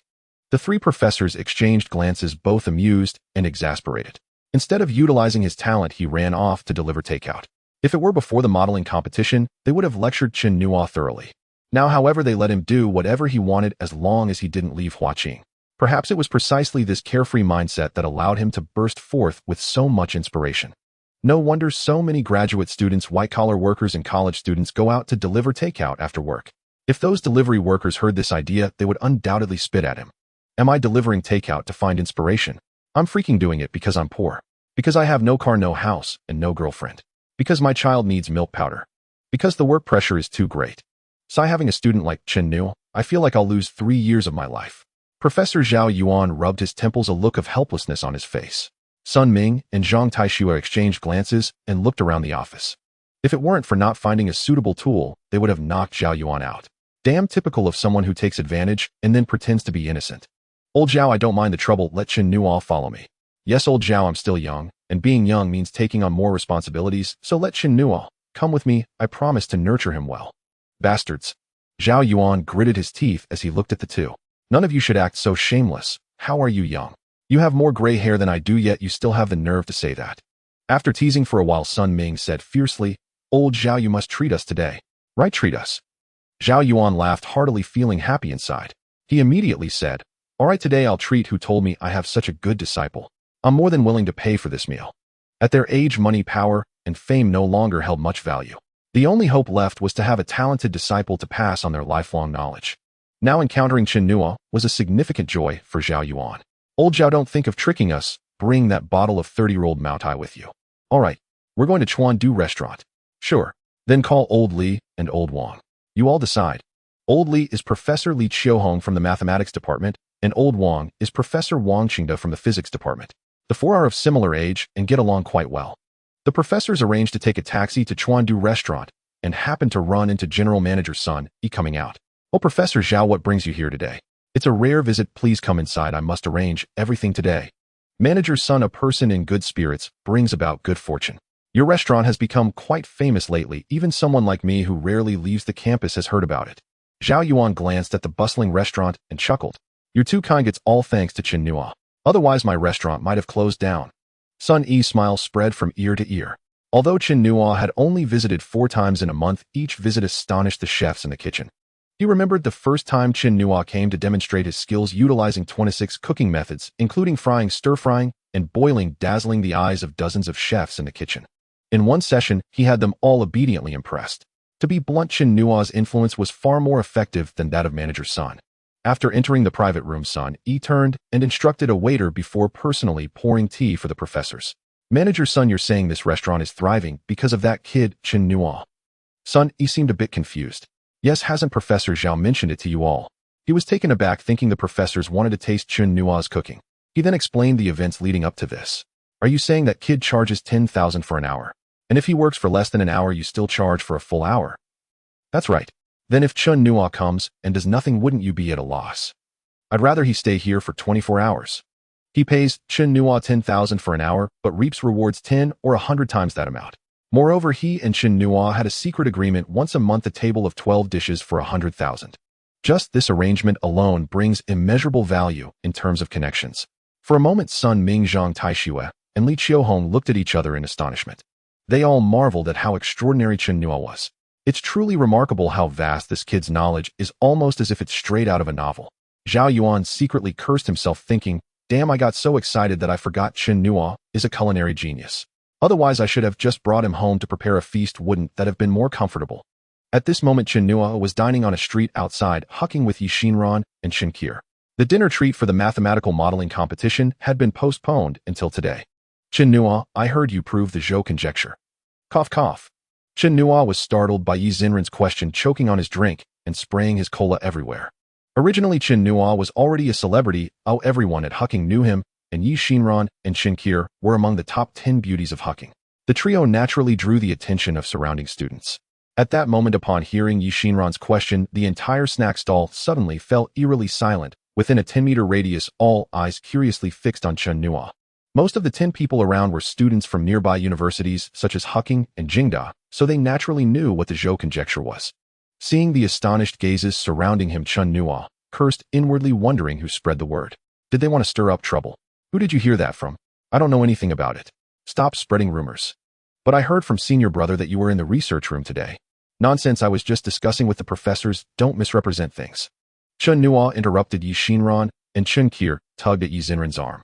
Yi Xinran seemed to wake up from a dream, not sure if it was intentional. However, the surrounding students thought differently. Soon rumors spread that Chen Nuo was going to challenge the Zhou conjecture. All those who received the news took it as light-hearted conversation after a meal. If the Zhou conjecture were so easy to prove, why had there been no progress after so many years? But that's a story for another time. After eating, Chen Nuo accompanied the two beauties for a stroll before returning to his dormitory. After washing up, he lay on his bed reviewing the fragments of the Zhou conjecture he had obtained during the day. In the next 2 to 3 days, Chen Nuo occasionally attended classes, but spent most of his time in the library searching for related papers on the Zhou conjecture for inspiration. When he got tired, he would deliver takeout to clear his mind. Life was quite easy. One day, while Chen Nuo was organizing materials in the library, he suddenly received a call from Zhao Yuan. Chen Nuo, I have a meeting to attend tomorrow. Can you cover for me in functional analysis?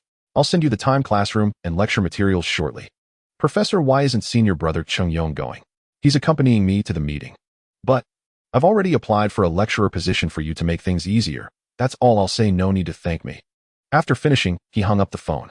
Chen Nuo felt speechless holding the phone. Thank you. I should thank your 8 generations of ancestors. Buzz. His phone vibrated, and Chen Nuo picked it up to check the message. September 25th, 1 Class 2 and 3 of Grade 18 Applied Mathematics, Haud 6, A118, Functional Analysis, Chapter 2. After reading the message, Chen Nuo's expression became a bit strange. Class 2 of Grade 18 Applied Mathematics was Yi Xinran's class. He was now eager to see Yi Xinran and Chun Qir's expressions when he attended class tomorrow. On the 6th floor of the Haud building, Chen Nuo leisurely walked towards classroom 118. He was not at all intimidated by substituting for the class. After downloading the course materials last night, he merely glanced at them once before tossing them aside. For someone with top-notch mathematical skills in the country, it was far too easy. As the class bell rang, Chen Nuo entered the classroom just as the sound echoed. Everyone stared at him, completely taken aback. They knew who Chen Nuo was, but what did it mean for him to come to their class? Chen Nuo, what are you doing here? Are you looking for me? Yi Xinran, seated in the front row, looked at Chen Nuo with some confusion. Chen Nuo twitched his lips, taken aback by Yi Xinran's self-importance, and said in a deep voice, It's not Chen Nuo, it's Teacher Chen. Without waiting for Yi Xinran to ask further, Chen Nuo continued, Professor Zhao has something urgent, so I will be substituting for him today. His words struck the crowd like a bolt from the blue, leaving them speechless for a long time. Yi Xinran and Chen Qir looked as if they had seen a ghost, their faces filled with disbelief. What? Is it that you don't believe in my capabilities, or do you not trust Professor Zhao's arrangements? You can verify it if you want. Chen Nuo glanced at the silent classroom, muttering to himself. Immediately, discussions erupted within the classroom, and many students took out their phones to message or call Senior Cheng Yong. Since Professor Zhao usually had matters to attend to, it was always Senior Cheng Yong who substituted. Chen Nuo quietly observed for a few minutes, tapped the desk, and said, I believe you all have verified it, so let's begin the class. Before we officially start, I will take attendance. Those who are absent will have half of their usual score deducted. The classroom erupted in chaos. All the students frantically dialed their phones. Hey boss, wake up. Hurry to Haud Building 6, A118. If you don't come, you're definitely going to fail functional analysis this semester. Chen Nuo, I have some unfortunate news for you. Today's functional analysis class is taught by Chen Nuo. If you don't come, half of your usual score will be deducted. You better take care of yourself. It's important to know that at Huaqing, half of the final score is based on regular performance and half on exams. If the regular score is reduced by half, the exam score must be above 80, otherwise failure is certain. Failing a course at Huaqing is a serious matter, which is why the earlier scene unfolded. Chen Nuo had already thought about how to avoid failing. Even if he gave away all of the remaining half of the regular score, the exam score would have to be over 78. In a way, this tactic pressured the students to study hard. Old 3, this freak Chen Nuo has come, you better hurry. Chen Nuo stood on the podium, listening to the phone calls below, his expression darkening. Yi Xinran. What is it? Hearing Chen Nuo call her name suddenly left Yi Xinran somewhat bewildered. Yi Xinran, during attendance, is this how you respond? Chen Nuo's voice was slightly low, a hint of a smile at the corner of his mouth, which made Yi Xinran's teeth itch. Teacher Chen, I was wrong. Yi Xinran immediately stood up to admit her mistake, but the way she emphasized teacher was particularly heavy. Chen Nuo shot her a knowing glance and continued calling the roll. After a few minutes, he finished the second class and began calling the third class. Wang's son. After calling the name, Chen Nuo paused and looked at Yi Xinran, his eyes full of inquiry. After receiving confirmation from Yi Xinran, Chen Nuo smiled. After a few more minutes, the attendance for both classes was completed. Class monitors from each class, please notify those who were absent. Their regular scores will be halved. If there is another instance, all scores will be completely deducted. All right, let's start the class.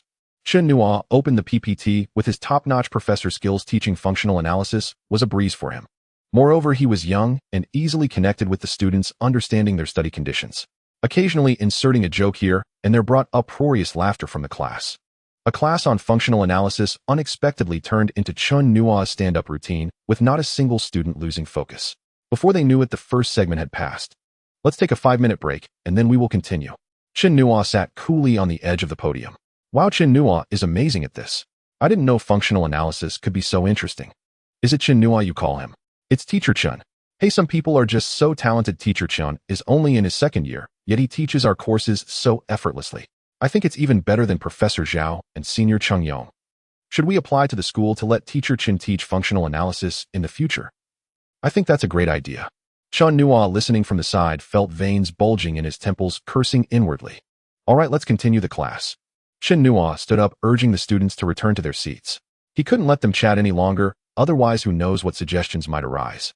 As the course continued, just before the 2nd segment was about to end, several students pushed the door open and walked in without even greeting. Chen Nuo glanced at them and said, "You can leave now, that you have failed the functional analysis course this semester."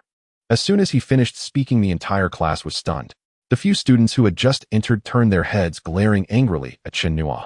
Failing at Huaqing was not unheard of, but it was exceedingly rare, mostly due to special circumstances.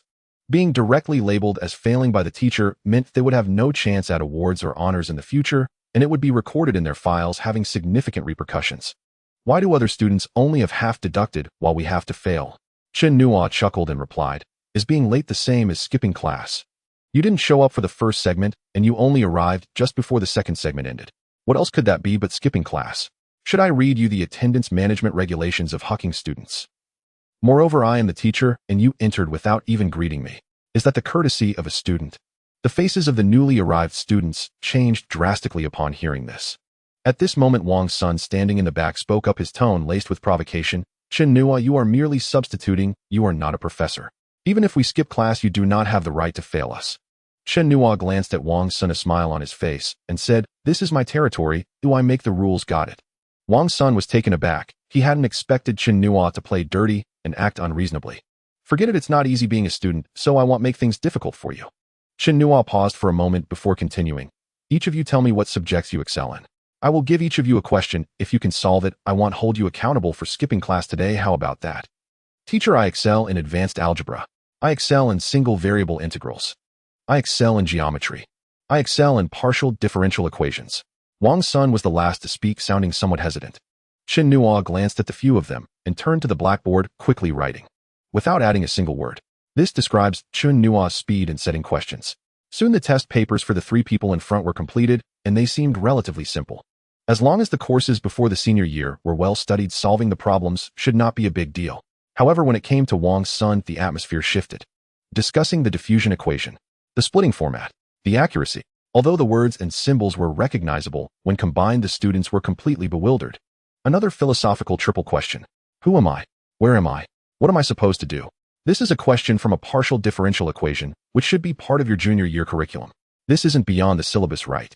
The students below rolled their eyes in silence. It wasn't beyond the syllabus, but the complexity of this question was even more daunting than being beyond it. You can express yourself freely, as long as you solve it before class ends, it's fine. Such confidence. Even if Wang Sun sought help from graduate or doctoral students, when it came time to present, he would still reveal his lack of understanding. Wang Sun looked at the test paper, his face reflecting his distress. The previous questions were so simple, yet it was so difficult when it came to him. It was clearly meant to put him in a tough spot. "Chen Nuo, you are targeting me, taking revenge." Chen Nuo chuckled and said, "Wang Sun, I don't understand your words. You said yourself that your expertise lies in partial differential equations, and my questions are not beyond the syllabus. How could this be targeting you? Moreover, from where does this revenge stem? Do we have any grudges? What enmity could exist between a teacher and a student? Why don't you tell me what grudge we have?" "You?" Wang Sun roared, but quickly swallowed the anger that filled him. He shot a cold glance at Chen Nuo, almost falling into his trap. Originally, the school had concealed his schemes against Chen Nuo, and if he spoke out now in a moment of anger, he wouldn't be able to continue at Huaqing. Why are their questions so simple, yet mine are so difficult? Is it not intentional? Wang Sun, I must say, I don't appreciate your words. They managed to solve them because they studied seriously. If you can't solve it, you blame me for making it difficult. You, a top student, wouldn't be a fraud, would you? Do you believe I can solve this question using 3 different methods? At this moment, several students who were working on the problems also turned to glare at Wang Sun fiercely. "Chen Nuo, don't get too carried away. You're just filling in for Professor Zhao. You have no qualifications. I will file a complaint against you. Feel free to complain. My teacher ID is 9527. You can check it out," Chen Nuo said with a half smile. Do you want me to give you the phone number for the academic affairs office? Wang's son was stunned, and the numerous students below were equally bewildered. Soon, one by one, they took out their phones and logged into the Huaqing official website to find Chen Nuo's information. Chen Nuo, male, 19 years old. Proficient in advanced mathematics geometry. Evaluated by professors from the mathematics department of Huaqing, currently specially appointed as a lecturer in the mathematics department. A handsome photo, a special appointment certificate, and impressive personal information. Everything was to inform everyone that the identity of lecturer Chen Nuo was genuine. The most impressive part was that his personal information stated that Chen Nuo was proficient in all mathematics courses at the university. This meant that Chen Nuo could teach any mathematics course at Huaqing, a privilege never before granted by the mathematics department. Confirming Chen Nuo's lecturer status, Wang Sen's face turned ashen as if he had swallowed something unpleasant. Chen Nuo, don't get too proud, we'll see how this unfolds. Wang's son turned and walked out of the classroom. Since he had already failed, it didn't matter whether he attended or not. Wang Sen, congratulations on becoming the first student in the 110 years of Huaqing's history to fail right at the beginning of the new semester. Just as Wang's son reached the classroom door, he heard Yi Xinren's taunt and nearly couldn't help but rush over to strangle Chen Nuo. The classroom erupted in laughter, and one could imagine how big of a joke this would become at Huaqing shortly after. Watching Wang's son leave, Chen Nuo tapped on the lecture desk and continued the class. Today's incident was purely accidental, but since Wang's son fell into the line of fire, it was merely a matter of convenience to annoy him. Two large classes concluded amidst Chen Nuo's monologue-like teaching, receiving a great response. Chen Nuo, what are you busy with? We hardly see you. How dare you? Call me Teacher Chen. Chen Nuo shot a glare at Yi Xinren. Don't come at me, ooh, I've given you face, haven't I? Yi Xinren rolled her big eyes, and Chen Kier stifled a laugh. They'll treat you to a meal, will you come? Consider it a thank you for helping me teach that detestable Wang Sen a lesson. Stop right there. Chen Nuo glanced around and whispered, don't say such things, Bim, just stating facts. If this gets around, will I still be able to be a teacher? Don't worry, I understand. Chen Nuo rolled his eyes. What do you understand? Filling in for a class was just an interlude. In the following days, he continued to study the Zhou conjecture in the library. Even the time for food delivery was greatly reduced. Through the materials he searched and continuous deduction, he had completed about 90% of the Zhou conjecture. He was now in a very critical state. Perhaps with a flash of inspiration, he could finish it tomorrow. If he got stuck, it could take a month, 2 months, or even half a year. One day, as Chen Nuo returned to the dormitory from the library, his buddies surrounded him. Old for you did well. Exactly, didn't expect you to be quite a man. This time our class and the mathematics department are counting on you. Don't mess around, can you even do it? The several of them were bombarding Chen Nuo with words, completely confusing him. He immediately asked, what are you talking about? Why can't I understand? And old 3, don't talk nonsense, a man can't say he can't do it. A few minutes later, Chen Nuo was thoroughly dumbfounded with a look of incredulity, saying, you mean I've signed up for 10 events in the sports meet? Yes, look, hey, race the list of events. Old Chen handed over an A4 sheet, and on it Chen Nuo had signed up for the 5-kilometer run shot, put triple jump, high jump, long jump, 50 meters, 100 meters, 200 meters, 400 meters, and 110 hurdles among 10 events. Where did this come from? I haven't been to class for the past few days. Who signed me up? Don't they need personal confirmation for registration? I don't know, we downloaded this from the official school website today. At that time, these were all listed separately, and it was old 3 who discovered it. When we saw it, we were surprised. Didn't we immediately want to confirm with you? Old Chen, can the events be cancelled? Old Chen pondered for a moment and said, it probably can't be cancelled. Since the slots were downloaded from the official website, it means the leaders have confirmed it. Our mathematics department already has few people. If you cancel, it won't look good for the leaders above. Moreover, you are now a celebrity, and every action is being watched. If it hadn't been reported, it could be explained away, but now the whole school probably knows you've signed up for 10 events. Chen Nuo felt a bit of a headache. It was clear someone was trying to make things difficult for him. The only person he had offended at Huaqing was Wang's son, but that guy had just been warned by the higher-ups, and even his uncle had been retired. Moreover, at this moment, he was already on the radar of Zhao Yuan, Wang Qingda, old Zhu, and the school authorities. If he jumped out now to cause trouble, it would be a slap in the face to those people. Who else could it be? Yi Xinren and Chen Qier's admirers? Or Wang Sen's friends? Could it be that the incident with Wang's son and his uncle being dealt with was buried by the Wang family? Did the person behind this not know about it? Or did they simply not fear the school authorities and the professors? Chen Nuo thought for a moment, but couldn't come to a conclusion, so he shifted his focus back to the sports meet. The Huaqing sports meet was traditionally organized by the student union, and school leaders only needed to make an appearance. Registering and participating didn't have much of an impact. Not attending wouldn't deduct credits, and no one would say anything. But if he gave up, the person behind this would definitely use it against him again, making things even more troublesome. Once there was a first time, there would be a second and a third. He couldn't be exhausted dealing with this. He wasn't afraid of these events. With the physical fitness of a grandmaster-level Tai Chi practitioner, he could break world records in these events within minutes. It was just that the matter of the mathematical modeling competition had just settled, and pulling off such a show again was indeed too much of a spotlight. Then a cold glint flashed in Chen Nuo's eyes. Kind people are often taken advantage of. He had obtained the system and originally intended to patiently grind his skills to the maximum level over 2 to 3 years. However, the recent national competition incident and today's events made him realize that being overly low-key and patient would only encourage those people to take further liberties. While those people at school didn't dare to target him too much, at least his life was guaranteed. But what about his family? For these privileged children, it was incredibly easy to mess with their families.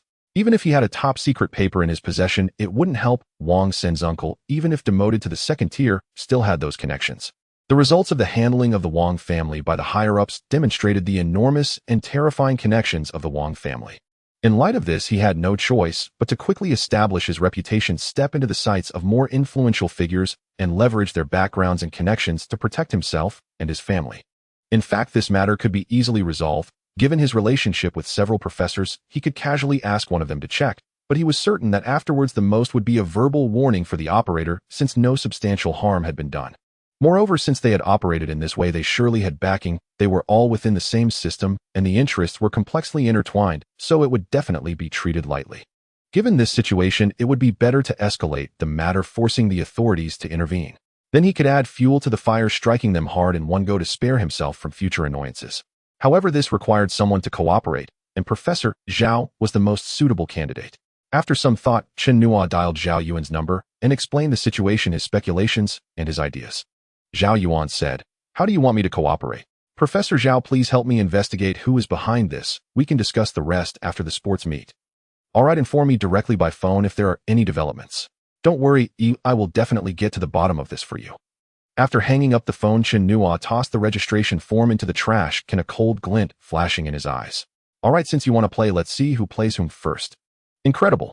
The eyes of the guys in the dormitory were filled with utter admiration. On September 27th, the Huaqing sports meet kicked off as scheduled. As the leading university in the Xia Kingdom, Huaqing not only emphasizes cultural education, but also places a greater focus on physical training for its students.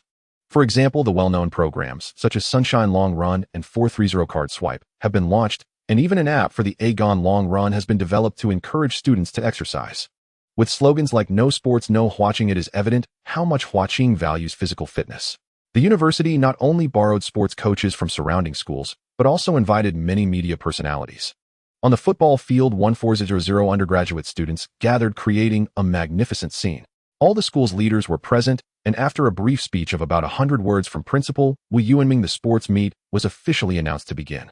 Chen Nuo, dressed in athletic gear with the number 2222 stuck to his back, was nearly enraged when he received this number. "Oh, Chen Nuo, I didn't expect you to have such a good figure. Let me feel it." At some point, Yi Xinran and Chen Qir, along with the other two girls from their dormitory, approached Chen Nuo from behind. Chen Nuo rolled his eyes. He had no idea how Yi Xinran found him among over 10,000 people in the stadium. "It feels nice. I want to touch it too." "Me too." Qir and the other two girls rushed forward. Chen Nuo grimaced while many boys nearby were glaring at them. "Students participating in the 5,000-meter run, please proceed to the southernmost end of the track for the competition." Upon hearing the announcement, Chen Nuo was stunned, and so were his dormitory mates. The 5,000-meter run was the most popular event at Huaqing, with no less than 500 participants each time. It was usually scheduled at the end, but this year it was the first event. What was going on? Starting off with a bombshell. This felt entirely absurd. Chen Nuo didn't think anyone was intentionally targeting him. He believed his presence wasn't that significant. Without time to think further, Chen Nuo arrived at the waiting area at the southern end. Among a batch of 50, he was at the front of the first group. The starting gun fired, and Chen Nuo casually blended into the crowd, neither fast nor slow. As he ran, Chen Nuo sensed something was off. No matter how he changed lanes, there were always 6 or 7 people blocking his way. He was already a lap behind. At this pace, he might break the record for the slowest 5,000 meters in Huaqing history. "What do you guys mean by this? What did you say? I can't understand you. If you can't understand, then get out of the way. Why should we? It's not your track. If you want us to move, that's embarrassing for us." At this point, Chen Nuo realized someone was indeed targeting him.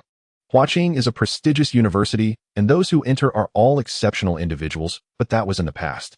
After experiencing prosperity and facing their own decline, many have fallen. Over 300 were expelled last year.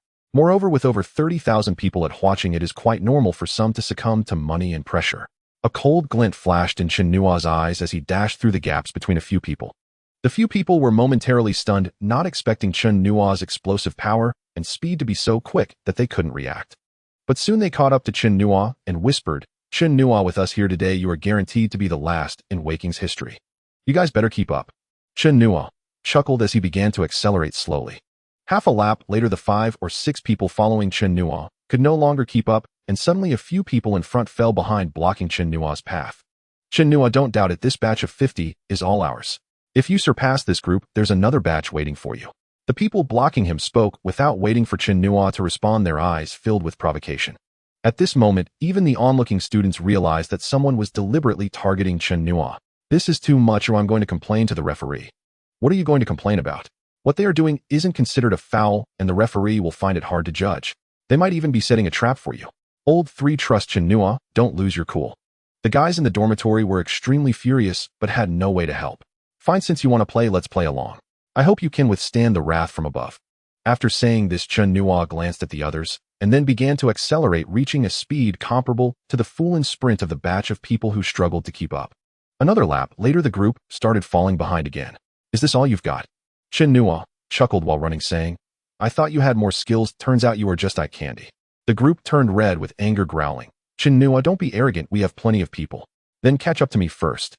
With that, he accelerated again, and those in front noticed Chen Nuo speeding up and began to surround him. However, Chen Nuo weaved through them like a slippery fish.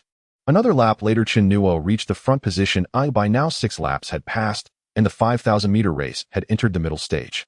"Well done. I didn't expect Chen Nuo to have such great stamina and skills. Chen Nuo, you are amazing. Wow, can you use a different word to describe that? I'm already getting vivid images. Chen Nuo, go for it, you're the best." Some girls screamed, "You're the best. The fattest." The voices echoed across the football field.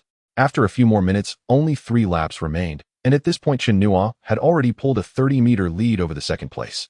The group behind was struggling desperately to catch up, but the more they chased, the greater the gap became.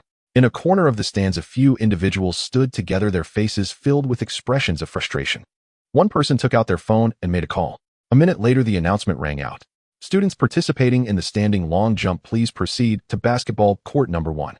The announcement was repeated 3 times. Chen Nuo's face changed upon hearing the broadcast. If he continued at this speed, he would surely miss the long jump. After a moment of thought, Chen Nuo, who was already running fast, began to accelerate again, and his speed increased further. Damn, Chen Nuo has accelerated again. This speed is faster than those sprinters from the sports major. He really is a beast. Half a minute later, Chen Nuo had lapped everyone and shouted, "Come catch me." A minute later, Chen Nuo lapped again and yelled, "All talk, no action. All right, everyone, goodbye." Chen Nuo grinned and accelerated again. At this point, he decided to shock everyone even more. Accelerate, accelerate, and accelerate again. All the onlookers gaped in amazement, forgetting to cheer. It was truly terrifying. In just over 10 seconds, Chen Nuo finished the race with a 2-lap lead. The time froze at 13 minutes and 58 seconds. The referee glanced at the stopwatch and then at another coach, saying, "Did Chen Nuo break the Huaqing record?" The Huaqing 5,000-meter record was set by a sophomore student in 2017, taking 14 minutes and 29 seconds, while the national record was 13 minutes and 14 seconds, set in 1997. Chen Nuo's time surpassed the Huaqing record by over 21 seconds. This was a gap that was hard to bridge. Moreover, he had also been delayed for quite some time, otherwise he could have easily broken the national record. Excited at the thought, they were about to approach Chen Nuo to discuss having him join the school team to bring glory to the university, when they realized that Chen Nuo had already vanished from sight. "Contestant 22, get ready." The referee called out through a megaphone at the standing long jump competition. Chen Nuo stepped forward, stood behind the yellow line, and slightly crouched. This posture drew snickers from many participants and onlookers. It looked utterly amateurish. But in the next second, everyone gaped in disbelief. Like a frog, Chen Nuo shot forward in a flash. 3.48 meters. Under Chen Nuo's urging, the referee measured the result. The standing long jump record at Huaqing was 3.449 meters, while the world record was 3.476 meters, set by Yuri in 1904. The most ironic part was that back then many European athletes couldn't afford the high travel costs and missed the competition. Afterward, the World Committee abolished the standing long jump event and Yuri's record stood for over a century. Later, even longer jumps were not recognized due to the lack of an official world sports organization. In other words, Chen Nuo had broken the world record, provided the world acknowledged it. However, in China, the standing long jump remained a mandatory test for middle school, high school, and college students, something the onlookers knew well. They understood how terrifying Chen Nuo's record was, an insurmountable chasm for them. Chen Nuo, would you like to try again? The referee asked softly, his eyes full of hope. Forget it, just leave it. I don't want to discourage the other contestants. Chen Nuo waved his hand and turned away. With so many events ahead, he had no time to waste here. Minutes later, he arrived at the high jump venue. Teacher, what's the high jump record? Chen Nuo, ready to jump, suddenly asked. The referee paused, then said, the Huaqing record is 2:32 meters, set by your senior brother Wang Yu. I know that. I'm asking about the world record. The world record is 2:45 meters, set by Sotomayor, the king of high jump, in 1993. All right, got it. The referee and the surrounding students were dumbfounded, silently mocking him. What do you mean you got it? What did you get? Even if you knew, could you break the record? The next second, Chen Nuo moved like a startled hare, stirring a gust of wind as he charged toward the bar, executing a Fosbury flop at the takeoff zone. His body traced a beautiful arc in the air, clearing the bar by nearly half a meter before landing on the foam mat. Holy crap, is this high jump or a carp leaping over the Dragon Gate? At that height, it must be around 2 meters. Are you blind? The bar is at 1.8 meters right now, and he cleared it by at least half a meter, so his height is at least 2.32 meters. So that means Chen Nuo might have broken the world record. You're asking me. Who am I supposed to ask? The surrounding students buzzed with discussion. Chen Nuo said, teacher, him off. Goodbye. Watching him leave, the two referees were baffled. What about his score? Coach Huang, how do we calculate this? Based on the bar height. A referee whispered. According to the rules, the score was determined by the bar's position, but using the bar height for Chen Nuo's jump would be a waste. Huang Feng looked around at the students. Classmates, let's pause the competition. It would be a pity to count Chen Nuo's score based on the bar height. Let's review the footage to determine his actual result. If you agree, we'll finalize it. If not, we'll go by the bar height. The students nodded eagerly. They too wanted to know Chen Nuo's score. Pausing the competition, breaking the scoring rules to determine a result. This was likely a first at Huaqing. The two referees, over a dozen contestants and a dozen selected onlookers, compared footage from 2 camera angles and finally determined Chen Nuo's score to be 2.38 meters. This result sparked another wave of uproar. By now, news of Chen Nuo breaking the records in the 5,000-meter run and standing long jump had spread among the students. Chen Nuo had earned the nickname Beast. Wherever he went, a crowd of students followed, creating a spectacular scene. At the shot put venue, Chen Nuo stood aside, not rushing to compete. He had never played shot put before. After watching for a while, he stepped up as the event had few participants. Teacher, could you please demonstrate the proper stance? What's wrong? I've never practiced shot put, so I'd like you to explain the posture and technique. The referee was stunned, and the students burst into laughter after a moment. You're kidding. Coming to compete without training. Chen Nuo, you're the first. Chen Nuo, are you here to joke around? You are hilarious, Chen Nuo. Are you a joker sent by a monkey? Go home and sleep it off. Do you think this is something you can learn in one go? Chen Nuo ignored the taunts, fixing his gaze on the referee. Chen Nuo, are you serious? Yes. With a twitching mouth, the coach stood in the throwing circle, demonstrating the movements while explaining the key points. Chen Nuo listened, enlightened. He picked up the shot put and stood in the circle, flexing his arm. Chen Nuo, maybe you shouldn't participate. Teacher, don't worry. He'll be careful. I won't hurt anyone. No, the teacher is worried about you hurting yourself. Their exchange sounded like a comedy routine, drawing laughter from the surrounding students. Attention, everyone. I'm starting. Chen Nuo shouted, and the students scattered like startled birds, retreating dozens of meters to the sides. Here goes. Watching the retreating students, he launched the shot put in an instant. It traced a massive parabola through the air before landing in the sand pit, sending sand flying. Everyone was stunned. The distance was immense, the form flawless. Even national-level athletes couldn't match it. Their eyes toward Chen Nuo were filled with doubt. Are you sure this is your first time training with the shot put? 21 meters. Snapping back to reality, the referee didn't forget his duty and announced the distance.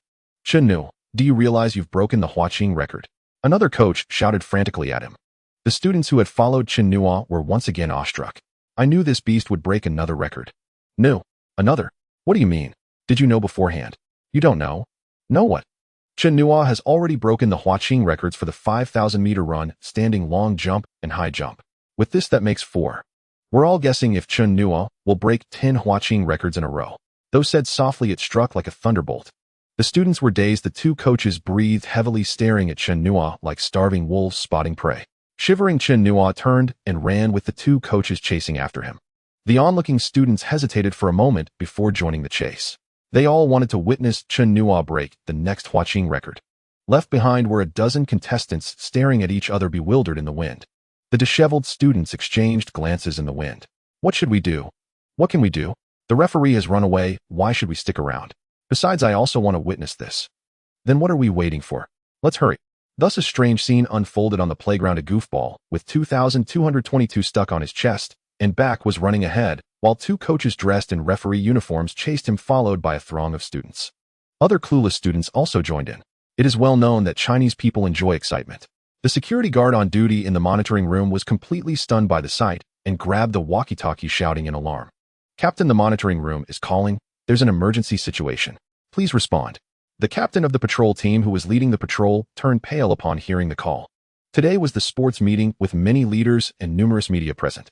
If anything went wrong, Huaqing would truly become famous. "I am the captain. Please report the situation immediately." "Captain, it's hard to explain. We have discovered hundreds of students chasing two referees and one student on field 1, and the number is continuously increasing." The captain's face changed drastically. What on earth were these two coaches doing to provoke such a massive pursuit from hundreds or even thousands of students? "All team members except those guarding the main entrance, please proceed to field 1 for reinforcement." Repeat, all team members except those guarding the main entrance, please proceed to field 1 for reinforcement. As the captain sprinted towards the football field, he shouted into the walkie-talkie with a hurried tone. Students passing by, hearing the captain's frantic shouts and witnessing his hurried running, all turned their gazes toward field 1 and followed suit. Why would anyone miss out on such a spectacle? Meanwhile, Chen Nuo dashed towards the 110-meter hurdles just in time for his race, letting out a long sigh of relief. However, the coach for the 110-meter hurdles and other competitors were bewildered. Hundreds of students were charging towards them, their momentum reminiscent of an army on the march.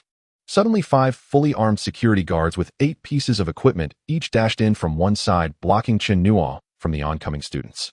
"People ahead, please stop running immediately and stay where you are. People ahead, please stop running immediately and stay where you are. People ahead, please stop running immediately and stay where you are." The 5 security guards shouted repeatedly into their megaphones. Facing the momentum of hundreds of students, the guards' faces were solemn, yet they showed no signs of fear. Most of those who could enter the Huaqing security office were retired soldiers. The hundreds of students who had chased over were bewildered, but gradually ceased their running upon seeing the fully armed security guards.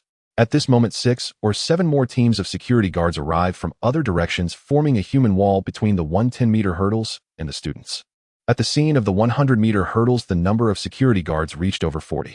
The head of the security office also arrived, first calming the agitated students, then stepping forward to understand the situation.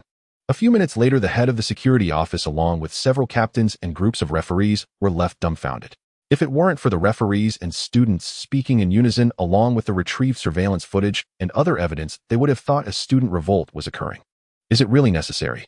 It's just to watch a competition. Why make such a huge fuss? What if a safety issue arises? Everyone disperse. No more spectators. The head of the security office began to shout, preparing to disperse the gathered students. The students were unhappy about this and began to protest. "Why can't we watch? We are not obstructing the competition. Where we go is our freedom. You have no right to interfere." Yes, what you are doing is, to put it mildly, imposing your will on us. And to put it more seriously, it is restricting our personal freedom.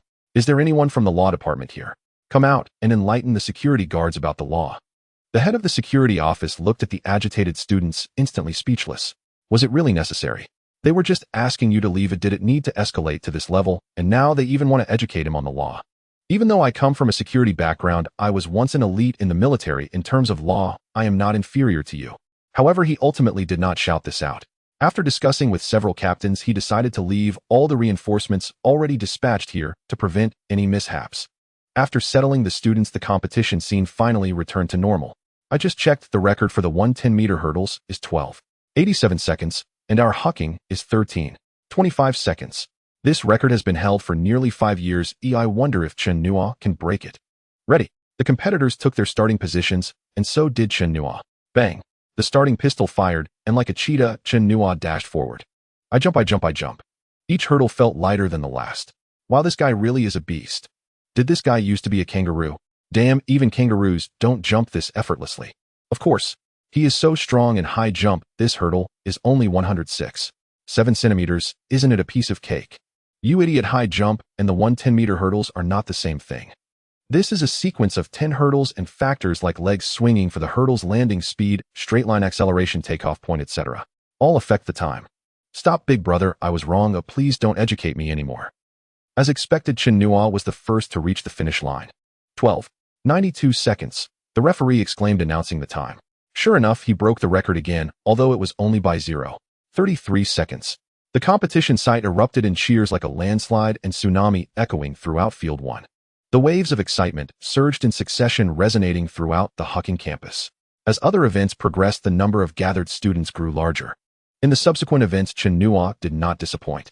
In the 50-meter run, he clocked in at 6 seconds 28, breaking Huaqing's record of 6 seconds 58. In the 100-meter run, he finished in 10 seconds 16, breaking a 16-year-old record of 10.29 seconds.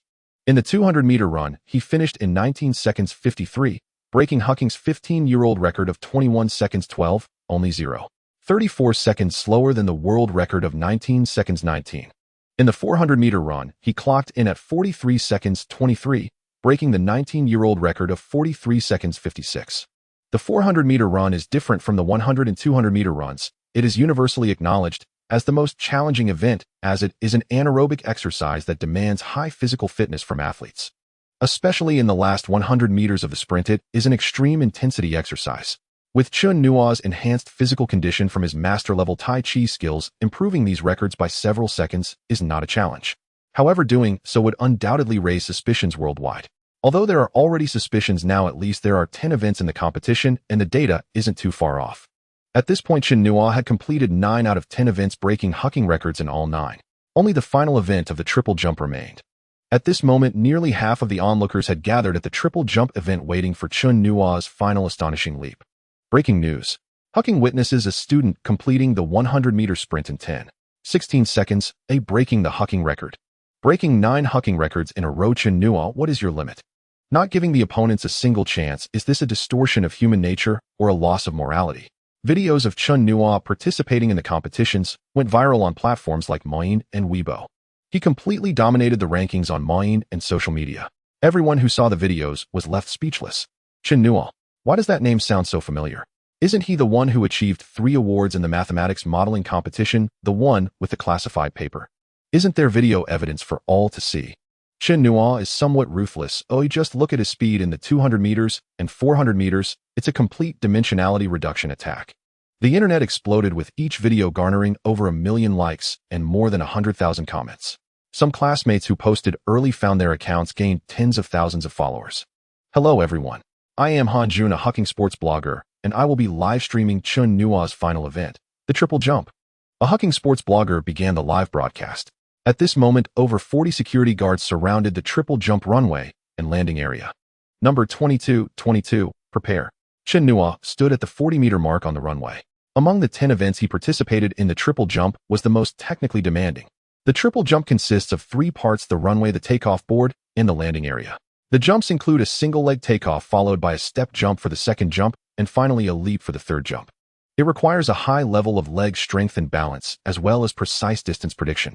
It is easy to sustain ankle sprains, calf fractures, and other injuries from landing outside the designated area. After getting ready, Chen Nuo dashed out like a cheetah. The 40 meters disappeared in an instant as he forcefully stepped on the takeoff board, propelling himself into the air. After gliding 6 to 7 meters, he landed again, using the momentum to leap into the air once more. After another 4 to 5 meters, he landed again, using the force to leap high into the sandpit. Boom. After landing in the sandpit, Chen Nuo's body merely bent slightly. His legs didn't even shake. 17.45 meters. The judge quickly measured the distance. The moment Chen Nuo's score came out, the crowd erupted. All the onlookers had already confirmed that the previous Huaqing record was set by a third-year sports student in 2018, which was 16.89 meters. Chen Nuo's result once again broke the Huaqing record. The venue was filled with cheers. Han Jun's live stream exploded with activity. Hey streamer, are you dumb? Speak up. Damn, are you sure that's not flying? Now that you mention it, Chen Nuo's triple jump does resemble Wudang's Tiyun Zone. You up there, shut up? Tiyun Zong involves stepping from the left foot to the right. Which eye did you see him do that? This is obviously grass flying. Your focus is all wrong. Chen Nuo's triple jump distances were 6, 10, 5, 24, and 6, 10 meters. Do you know what this represents? Fourth floor, speak up quickly. Although I don't understand, I feel like you're about to show off. This ratio is the optimal jumping ratio for the triple jump, 35, 30, 35. It sounds simple, but few can achieve it without years of professional training. Even today's national team has few who can attain it. The speaker must be a triple jump athlete or coach. Generally, no one else would have the spare time to study this. Based on Chen Nuo's height, it's estimated that he weighs around 70 kilograms. The time from the first jump to landing is 0.91 seconds, and his initial takeoff speed reached 8 milliseconds. 8 meters isn't fast. Look, he reached 10.5 meters in the 100-meter sprint. A bunch of idiots, I can't be bothered to explain.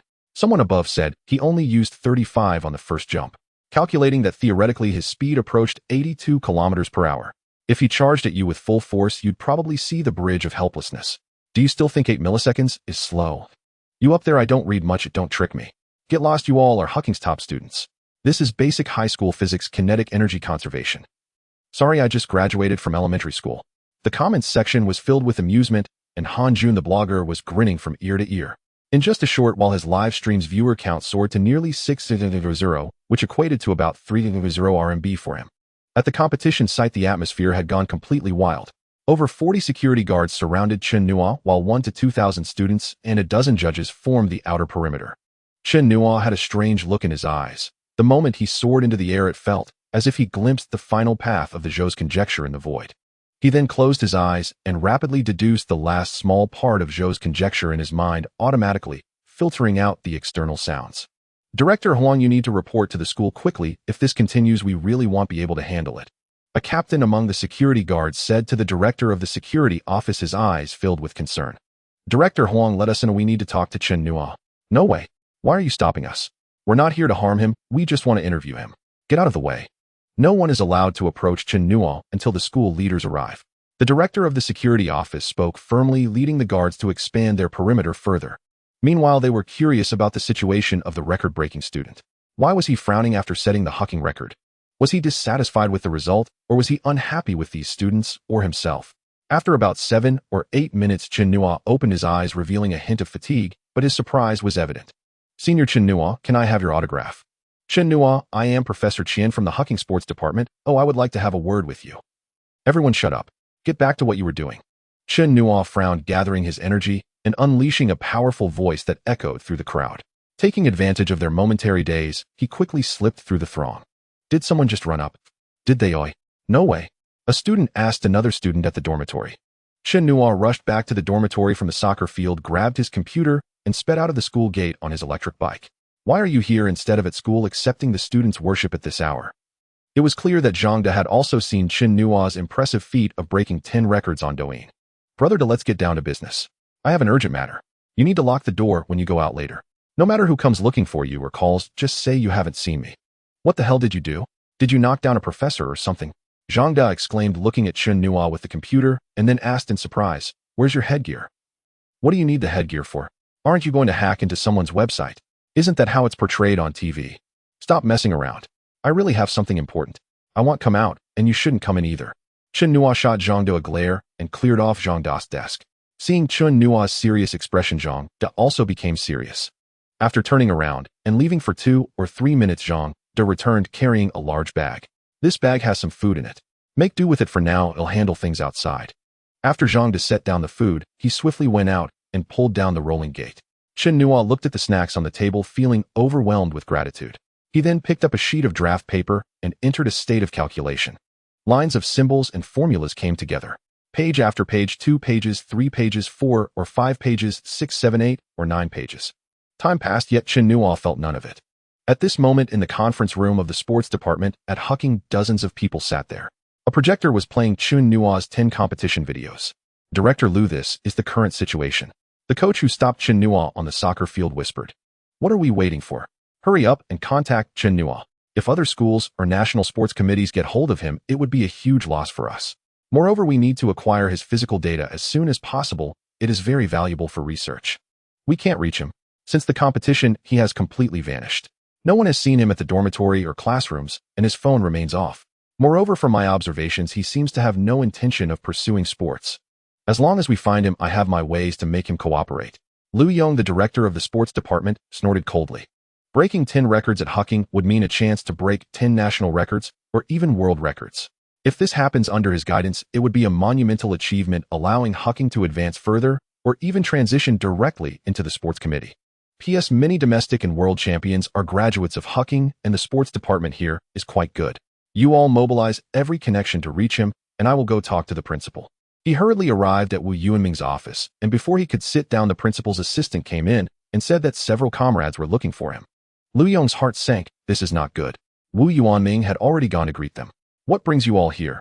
Wu Yuanming was somewhat surprised, as these were all head coaches from various events in the sports committee. He usually had no dealings with them, but that didn't stop him from guessing their purpose. The school must have produced another talent, and they were here to poach him. Principal Wu, let's get straight to the point. We're here because your school has produced a great talent. Today at the sports meeting, he broke 10 records at Huaqing, and we want him to join the sports committee to bring glory to the country. 10 records at Huaqing? Wu Yuanming was taken aback. If it were 1 or 2 records, it would be one thing, but 10 records could significantly alter the medal count at a large sports event. Director Liu, you must be here about this matter as well. Which records were broken? Principal, it's not a few records, it's one student. 1. Wu Yuanming was stunned. If not for the expressions of those around him, he would have thought Liu Yong was joking. You know this person, it's Chen Nuo. It's gone viral online. Wu Yuanming rubbed his temples. This kid was truly a handful. Just a few days after the modeling competition, how could he cause such a big stir again? Chen Nuo's talents in physics, mathematics, and programming were so high that even Zhu Xiaodong praised him. He was destined to be a big shot. There was no way he would let him pursue sports. This matter is beyond my decision. You can discuss it with him directly. As long as he agrees, the school will not intervene in principle. They were waiting for this statement. Immediately, they took their leave, some looking for him, others leveraging connections, using all means to find Chen Nuo. After they left, Wu Yuanming began to call Chen Nuo, but he couldn't get through even after a dozen attempts. He then called Zhao Yuan and Wang Qingde, who were closer to Chen Nuo, hoping they could persuade him. Outside, it was already getting dark. At this moment, Zhang De was completely dumbfounded. After shutting the rolling gate, his phone hadn't stopped ringing. Professor Zhao Yuan, Professor Wang Qingde, and staff from the logistics department of Huaqing called him every hour, almost breaking his phone. But he remembered Chen Nuo's words and did not reveal Chen Nuo's whereabouts to anyone. A night passed, and Chen Nuo leaned back in his chair, letting out a long breath. From yesterday afternoon until now, after 17 or 18 hours, he had finally completed the last part of the Zhou conjecture and had preliminarily formed a paper. Looking at the paper being printed, Chen Nuo smirked. It's time to settle the score. I want to see just how stubborn you guys can be. This was his plan. If the news of breaking 10 records at Huaqing didn't create enough of a stir, he would release that part of the Zhou conjecture fragments. By then, it wouldn't just be Huaqing that would be shaken, but all universities nationwide. He didn't expect to gain inspiration during the sports meeting and managed to work out the entire Zhou conjecture, which was an unexpected joy, making his chances even greater. After spending a while in the restroom, he packed the printed paper and computer into his backpack. As soon as his phone turned on, it buzzed and vibrated for 7 or 8 minutes. Goodness, 38 missed calls, 108 messages, 500 to 600 WeChat messages, and over 30 emails. What the hell, is it the end of the world, or what? Why are so many people looking for me? Chen Nuo scrolled through the missed call logs and lost interest after casually looking through a few messages and WeChat notifications.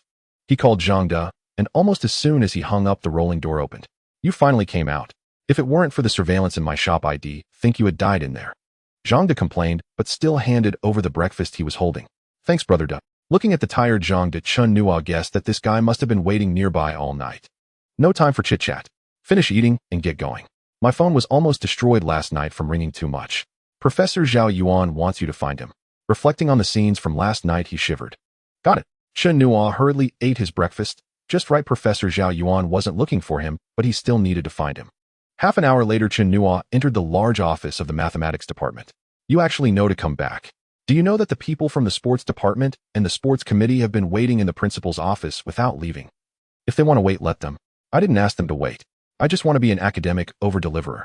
Zhao Yuan felt elated at Chen Nuo's first half of the sentence, but the latter half made him wince. Fortunately, Chen Nuo's attitude directly indicated that he had no interest in sports, so he spared himself the trouble of trying to persuade Chen Nuo to pursue academic research. Bang! The office door was pushed open, and the director of the sports department, Liu Yong, barged in, followed by a dozen middle-aged men. Chen Nuo, why haven't you been answering your phone? Who are you? Whether I answer the phone is my freedom. What does it have to do with you? What kind of attitude is this? Do you know that I, along with more than a dozen head coaches from the sports committee, waited for you all night? Did I make you wait? If you are willing to wait, what does it have to do with me? You. What? If you have something to say, hurry up. If not, just leave. Don't delay my discussion with Professor Zhao. All right, Director Liu, take your time to talk. One coach stepped forward to mediate. Then addressing Chen Nuo, he said, Classmate Chen Nuo, let me introduce you. These more than a dozen are all coaches from the sports committee. This is Coach Su Tsung, the head coach of athletics, and this is the shot put coach. Chen Nuo glanced at them. Most of them he had seen on television. Hurry up and say what you need to say. Oh, I really have business with Professor Zhao? The dozen or so coaches smiled awkwardly and said, well, yesterday the video of your competition at the sports meet was already online. After talking for 5 or 6 minutes, they still hadn't gotten to the point, and a hint of helplessness flashed across Chen Nuo's forehead. Stop. If you want me to participate in sports competitions, then forget it. I'm not interested. While my attitude is very clear, you can go now and don't disturb me in the future. The coach's plans were stillborn before they even began. Well, since Chen Nuo has already made his stance clear, you all can go back. It's not like there aren't a few exceptionally talented athletes in the vast Xia country. Professor Zhao Yuan, who had been listening for a long time, started to mediate while supporting Chen Nuo. Professor Zhao, I don't like what you just said. Do you know what Chen Nuo's achievements mean? That is a Huaqing record, and this is without any formal training. If he undergoes proper training for a while, he could easily break the world record and maintain it for decades. He will fill in the history of our country, not having gold medals in certain events. To put it grandly, he can change the atmosphere of sports in Xia country, as well as the world's perception of Xia country sports. Coach Su Tsung, the head coach of athletics, shouted excitedly, and then said, in his physical data, if we can analyze it thoroughly, how many athletes can we help improve their performance, do you know? Hearing that they want to study his body, a hint of disgust flashed in Chen Nuo's eyes, and his expression darkened. Chen Nuo, you are a citizen of Xia country. You should strive for the honor of the country and contribute to the sports cause of the nation. If such talent cannot be utilized in the sports arena, it would be a loss for the entire Xia country's sports. Yes, Coach Wang is right. Chen Nuo, your talent is not just yours, it's also the country's. Shut up. Chen Nuo was truly angry, suddenly shouting out loud. Striving for the honor of the country. I see it's for your own glory, right? Do you dare say you don't have such selfish thoughts? If I join the athletics team, will the shot put and high jump coaches start fighting? You talk about national righteousness, but act with personal morals, is it not for yourselves? How much effort have athletes put in on the training ground and competition field? How much sweat have they shed? But in the end, what do they get? Begging on the subway, working as a scrub worker, setting up street stalls, working as a maid, being part of the unregistered populace. But look at you all, glamorous, isn't it? Because of their silent sacrifices and your so-called righteousness that tightly bound them, leaving them unable to voice their suffering. Serving the country is what every citizen of Xia should do, and it is also the duty and responsibility of us, Xia's sons. The country needs us, and we will never shirk, but our contributions must be met with fairness and justice proportional to what we give and receive, not like now called upon and dismissed at will, used and then forgotten. Chen Nuo's words made Lu Yong, the director of the sports department, and the dozen coaches' faces darkened to the point of dripping water, yet they could not utter a word. The other students and lecturers in the office looked at him with admiration, silently giving him a thumbs up. I've said what I needed to say, and my attitude is very clear. You can leave. Next is our mathematics department's confidential matter. Chen Nuo said, taking out the bound paper on the Zhou's conjecture. Professor, take a look. Zhao Yuan was a bit stunned. The scene changed too quickly. One moment he was in a verbal battle with the coaches, and the next moment he was looking at materials. However, he still took it over and casually flipped through a page. On the feasibility of Zhou's conjecture, upon seeing this line, and then looking at the thick dozens of pages, Zhao Yuan's mind exploded. He suddenly stood up, breathing rapidly, and exclaimed, Chen Nuo, you proved it. Chen Nuo rolled his eyes and replied helplessly, yes, I proved it, but I don't know if it's correct. That's why I'm asking you and a few professors to take a look. Although he was 90% confident, he still didn't dare to speak too decisively at that moment. Tai Shui, Lao Sun, Xiaohong, come here. Cheng Yong, see off Director Liu and the coaches. If they are unwilling to leave, then call security. The three professors Zhang Tai Shui were stunned. As guests, those dozen coaches were all well-known figures. Why call security? Zhang Tai Shui and Sun Ming immediately remembered something and rushed towards Zhao Yuan. The four of them gathered around, looking at the abstract of the first part of the paper. In just a few hundred words, they read it more than 10 times. This idea really has a high feasibility. This kid is really a genius. If the subsequent process is fine, this could be one of the top 10 contributions in Xia country's mathematics this year. They discussed among themselves. Meanwhile, Lu Yong and the dozen coaches were in an uproar. Cheng Yong, step aside. This has nothing to do with you. Call security. Hey, I want to see if they have the guts to kick us out. Chen Nuo, I'm telling you have to go today whether you want to or not. This is the result of the sports committee's discussion. Don't force us to use the requisition order. Yes, you should consider your own future. Not yielding to soft methods, one coach directly tore off the facade. Haha, idiot. Chen Nuo disdainfully glanced at him, making the coach furious. The door was suddenly pushed open with a bang, and Principal Wu Yuanming walked in with a grim face. Lu Yong's heart sank, and the faces of the coaches who had just spoken harshly became awkward. Principal Wu, why are you here? What do you mean? As the principal of Huaqing, are there places I cannot go within Huaqing? That's a serious accusation. Principal Wu, please don't misunderstand. They were just too anxious earlier and spoke without thinking. We meant no harm. Yes, Principal Wu, we were just eager to invite Chen Nuo to join our national team, and we got a bit too intense. We absolutely did not mean to threaten him. The coaches who had just threatened Chen Nuo began to explain themselves. Enough. I heard what Chen Nuo said, and his stance is very clear. You all should return from whence you came. After saying this, he no longer looked at the coaches and turned to Lu Yong, the director of the sports department, and said in a low voice, Director Lu, I never realized this before. Upon hearing this, Lu Yong's face turned pale. He was certain that Wu Yuanming had overheard him persuading Chen Nuo on behalf of the sports committee, and indeed, he had betrayed his own people. Principal, you go back first. Lu Yong's heart sank. Wu Yuanming's attitude made it clear that he would remember this, and there would be no good outcome for him in the future. In the large office, several professors, including Zhao Yuan, were gathered together discussing the paper on the Zhou conjecture, while Chen Nuo approached Wu Yuanming to make tea. Chen Nuo, what are Professor Zhao and the others doing? Wu Yuanming asked, curiously noticing how engrossed the professors were. They didn't even greet him when he walked in. It's nothing. I wrote a paper about the Zhou conjecture, and the professors are studying it. When did you start a project? You've already written the paper. Wu Yuanming paused for a moment, suddenly stood up and exclaimed, Did you just say Zhou conjecture? Principal, you are the principal of Huaqing. Why are you so surprised? While Chen Nuo wiped his pants with a tissue, he complained, baring his teeth. Wu Yuanming had been so excited that he startled Chen Nuo, causing him to spill hot water and burn his mouth. Don't change the subject. Tell me about the paper. Wu Yuanming was excited. As the principal of Huaqing, how could he not know the significance of the Zhou conjecture? When he was younger, he too had been interested in the Zhou conjecture for a time, but unfortunately, he had gained nothing. I don't know if it's correct. Stop wasting time. Hurry up and tell me. Seeing the anxious principal, Chen Nuo began to explain his ideas and thoughts on the proof from the beginning. One spoke earnestly while the other listened attentively, leaving the dozen or so coaches neglected. The coaches felt somewhat awkward. They had nurtured dozens of world champions and were people of status, yet now they were being treated this way. After a brief discussion, the track and field coach, Su Tsong, stepped forward and said, Principal Wu, give me a few minutes. I'd like to report on Chen Nuo's situation. Wu Yuanming interrupted, frowned slightly, and said, displeased, I'll give you 3 minutes. Su Tsong was taken aback for a moment and quickly said, from a physiological perspective, Chen Nuo's body structure. From a kinesiology perspective, Chen Nuo must have. From a sports competition perspective, Chen Nuo is. It was a challenge for Su Tsong to fit 7 or 8 points into 3 minutes. Each point was framed in terms of national righteousness, honor, and future prospects, painting a picture of global fame for Chen Nuo. For anyone else, Wu Yuanming would have had no reason to refuse. But who was Chen Nuo? He was a genius whom figures like Chu Xiu had even addressed from afar. Now he had even proven the Zhou conjecture.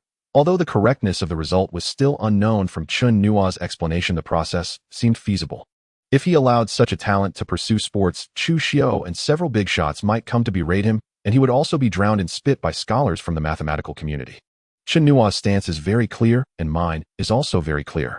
You can go back, do not come back in the future, and do not think about this matter any longer.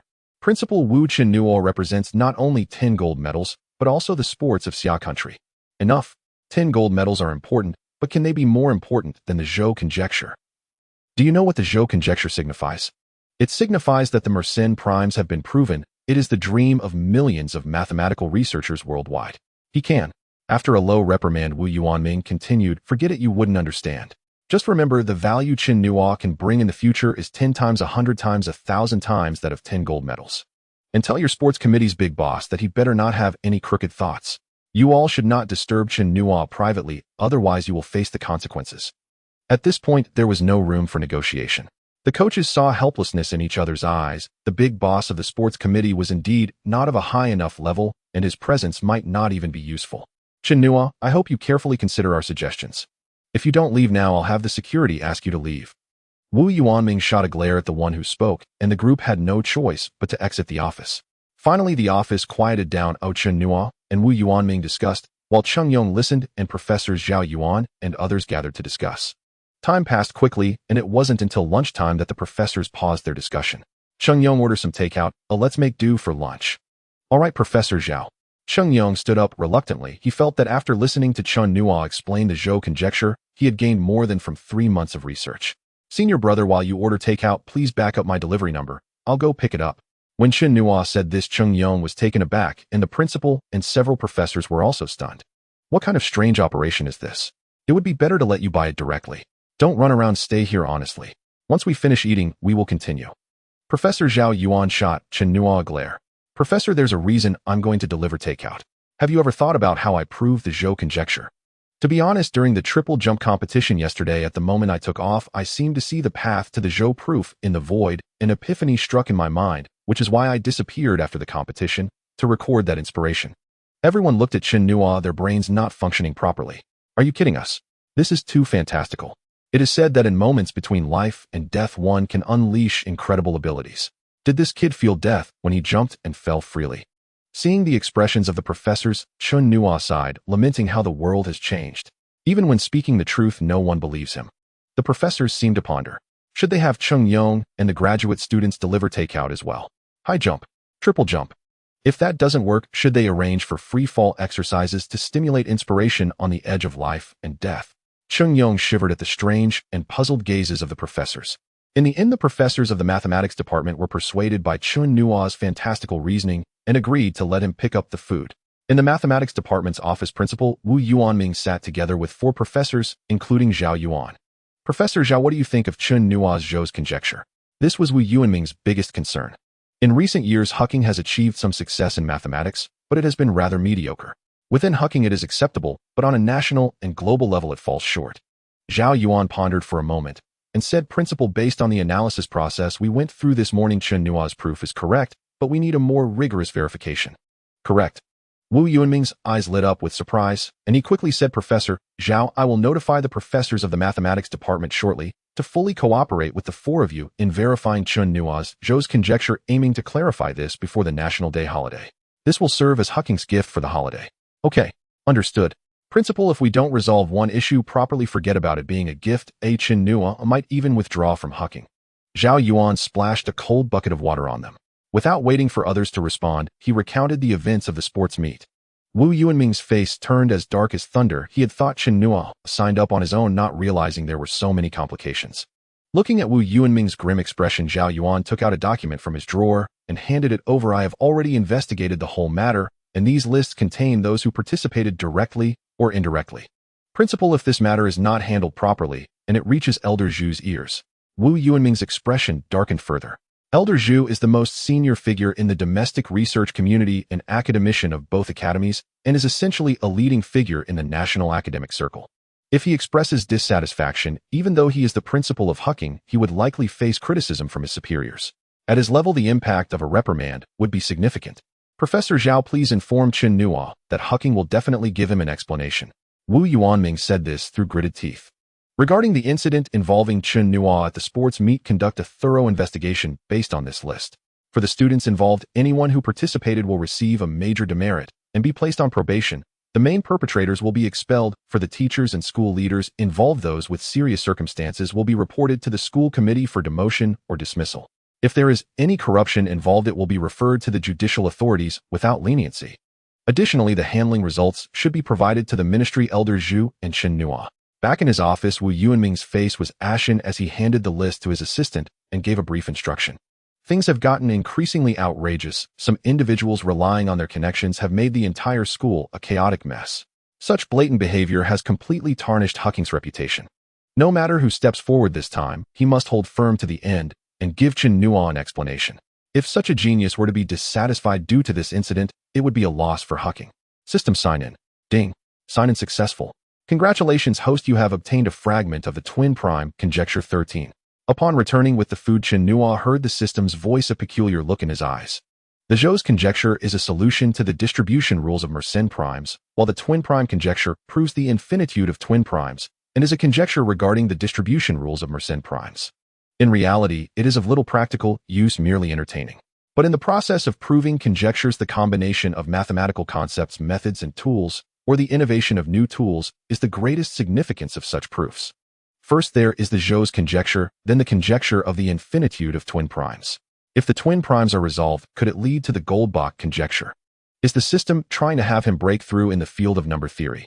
The Goldbach conjecture is one of the 7 Millennium Prize problems. If resolved, Chen Nuo would dominate the mathematics community in Xia country. Thinking about it is one thing, but Chen Nuo has no intention of resolving this matter anytime soon. After finishing his meal, he explained the core ideas of Zhou's conjecture to the 4 professors. Professors, once you finish the proof, could you also help me revise and translate it? Why don't you translate it yourself? I can translate it too, but if it turns into a joke, don't blame me. At this point, Zhao Yuan was also at a loss for words. The last time he drank with Wang Qingde, Wang had told him that this kid seemed to have an aversion to English. Kid, I'll translate it for you this time. What about next time? Your paper might need to be presented at a conference, and if there are many foreigners, what will you do? That's easy, just get me a translator. It's that simple. Huaqing isn't so poor, is it? Besides, when I present at the conference, it's my territory, and I'll speak in Chinese. If they want to listen, they can, or if not, they can leave. It's that simple. I'm not begging them. The professors exchanged glances, a hint of intrigue flashing in their eyes at Chen Nuo's bold response. They too wished for Chinese to become a global lingua franca like English.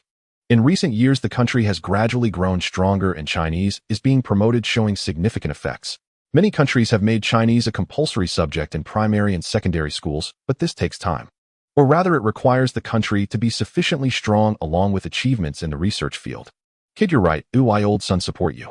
Damn it, why should we scholars all learn English? Why should our research achievements be published in English? I've endured this for decades. Why should a country with a 5,000-year civilization learn from a country with only 200 years of history?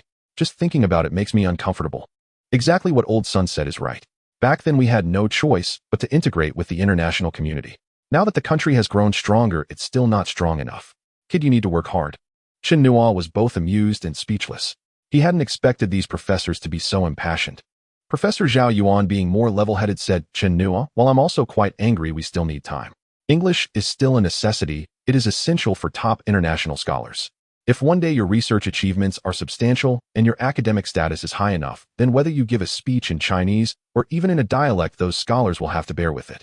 Chen Nuo nodded. The country is getting stronger, give us some time, and the dragon will soar. He also needs to work harder to contribute to the dragon's rise. Chen Nuo, regarding the sports meet, I've already spoken to Principal Wu. He said he will definitely give you a satisfactory answer. Don't worry about this matter, just do what you need to do. If he doesn't provide that, we'll escalate it to Elder Zhu. As Chen Nuo was about to leave, Zhao Yuan called him back and recounted the events of the sports meet. Chen Nuo nodded. With Zhou's conjecture in hand, he has already caught the attention of some big shots. Those people will have to think twice if they want to make a big move.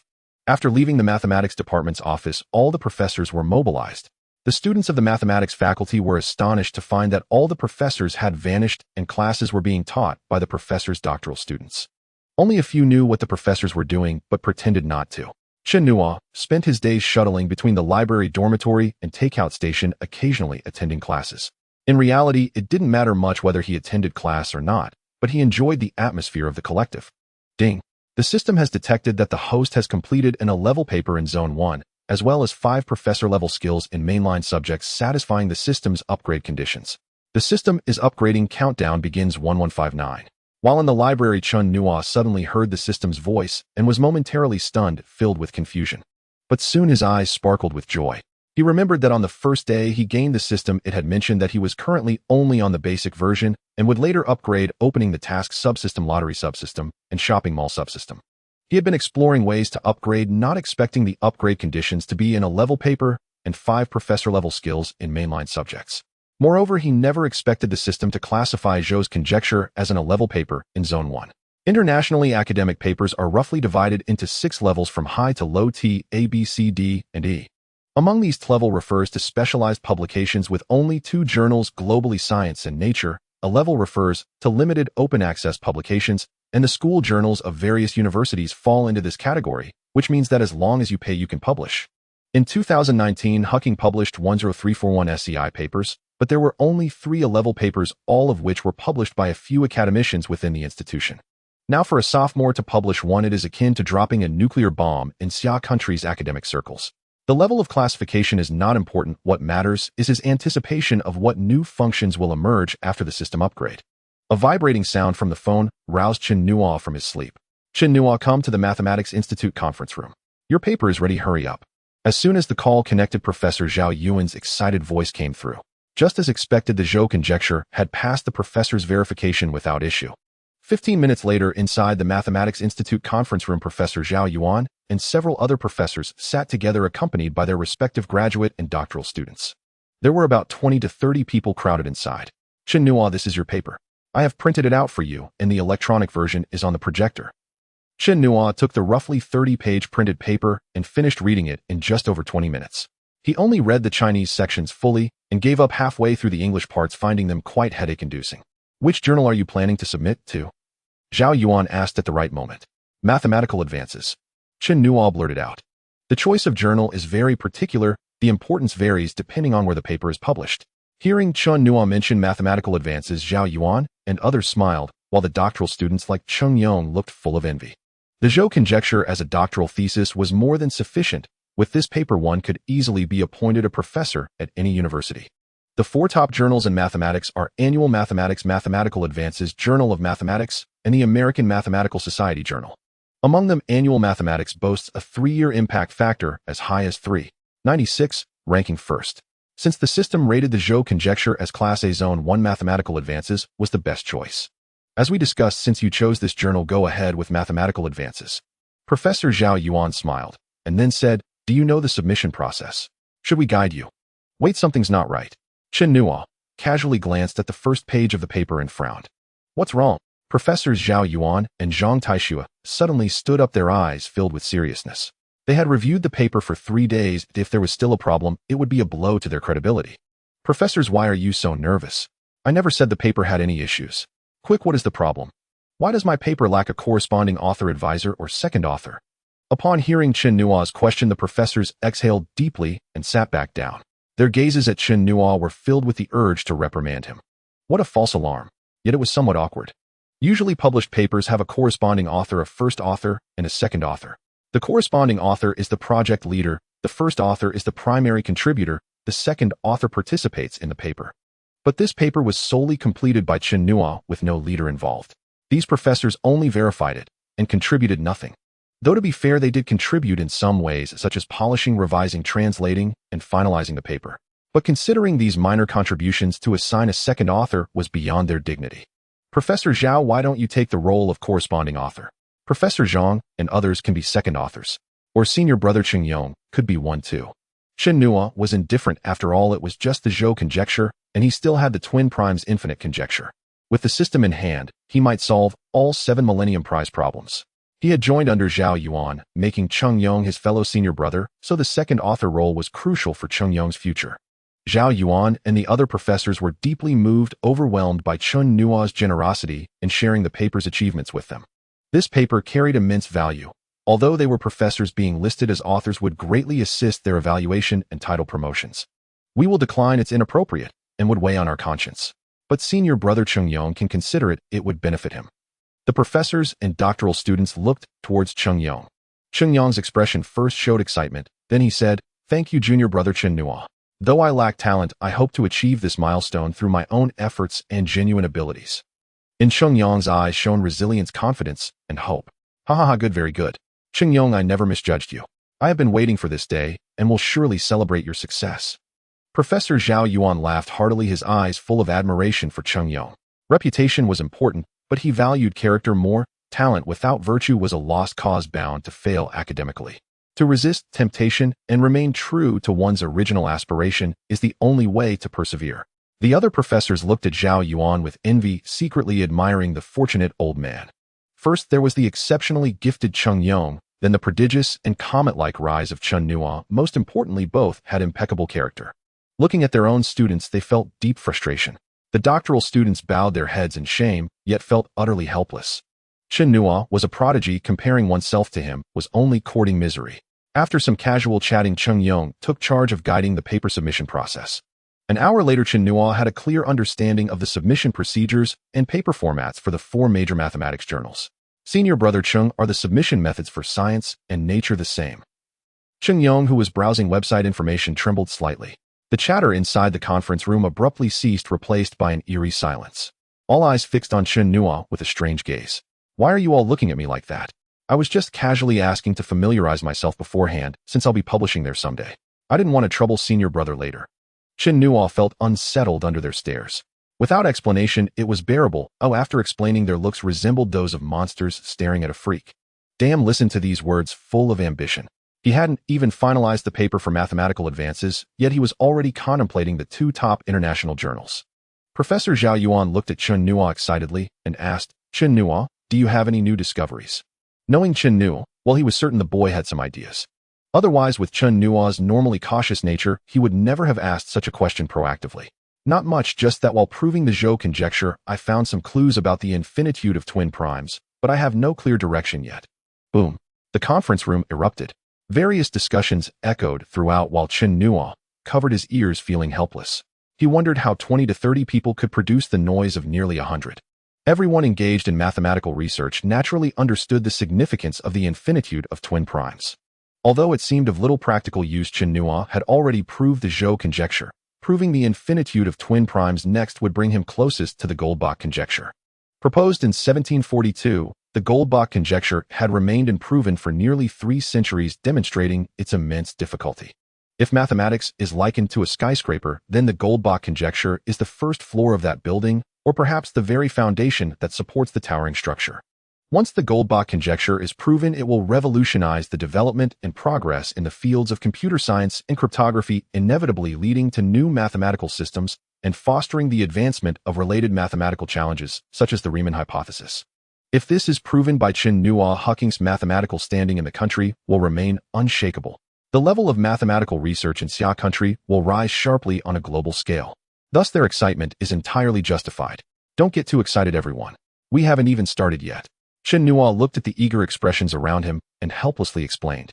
Although he had obtained 1/3 of the fragments of the twin prime conjecture, he still did not fully comprehend it, let alone prove it in a short time. All right, we believe in you. Professor Zhao Yuan replied, though his tone clearly suggested that he thought Chen Nuo was keeping something to himself. You mentioned the Zhou's conjecture wasn't fully thought out at the time, yet you resolved it in half a month. Chen Nuo found it a bit amusing, but didn't continue to explain further. After Professor Zhao Yuan instructed everyone to keep it confidential, they dispersed. Chen Nuo returned to his dorm to pack his bags. Tomorrow is National Day, and he planned to go back and take a look while the other 3 brothers in the dorm had already sneaked out to have fun. At this thought, he suddenly recalled an agreement he made with 2 mysterious diners a month ago. Speak of the devil, and he shall appear. The night gave me black eyes. His phone rang, an unfamiliar number. After hesitating for a moment, Chen Nuo pressed the answer button. Hello, is this Chen Nuo? This is Yi Yuan. A deep voice came from the phone, sounding somewhat familiar. Chen Nuo, do you remember our agreement at Jixiangju a month ago? Chen Nuo suddenly realized the faces of the 2 diners floated in his mind. No wonder the voice sounded familiar. Hello, I am Chen Nuo. Of course I remember the agreement. I was just pondering whether you doubted me and canceled it. Ha, you jest. You are a master of Sichuan cuisine. I truly cannot think of anyone in Xia country who can compare to you. Although he had only tasted 4 of Chen Nuo's dishes, he had been fully aware of Chen Nuo's every move during this time. Seeing that Chen Nuo was a student from Huaqing, a 3-time winner of the mathematical modeling competition, and the author of a top-secret paper, left him utterly astonished. All right, no need for pleasantries. He'll be waiting for you at 8 o'clock tomorrow. Okay, 8 o'clock it is, let's not miss each other. After hanging up, Chen Nuo finished packing, washed up, and got into bed, silently calling upon the system. A transparent panel appeared, but it only displayed a prominent countdown. No other information was visible. His heart felt like it was being clawed at, and he couldn't focus on reading. What is a book? To hell with it, I'll sleep first and deal with it tomorrow. System upgrade successful, restarting. Host data being read.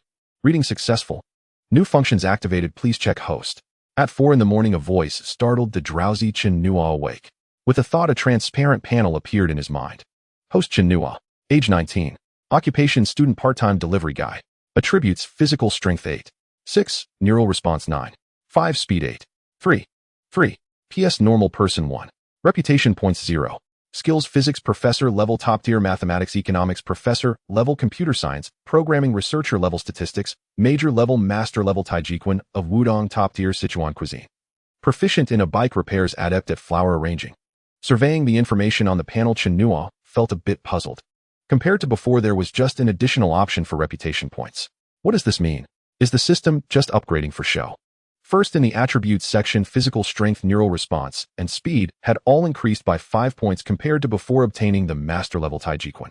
Now his physical condition would not fall short when facing the top special forces operatives in the country.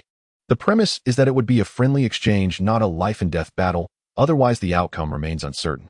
A small difference can lead to a huge divergence. Knowing the system's nature, it surely wouldn't explain anything to him, so Chen Nuo had to explore slowly. A quarter of an hour later, he sat up excitedly. Fortunately, there was no one else in the dorm, otherwise they might think he had come back to life. After the system upgrade, there are 2 new functions.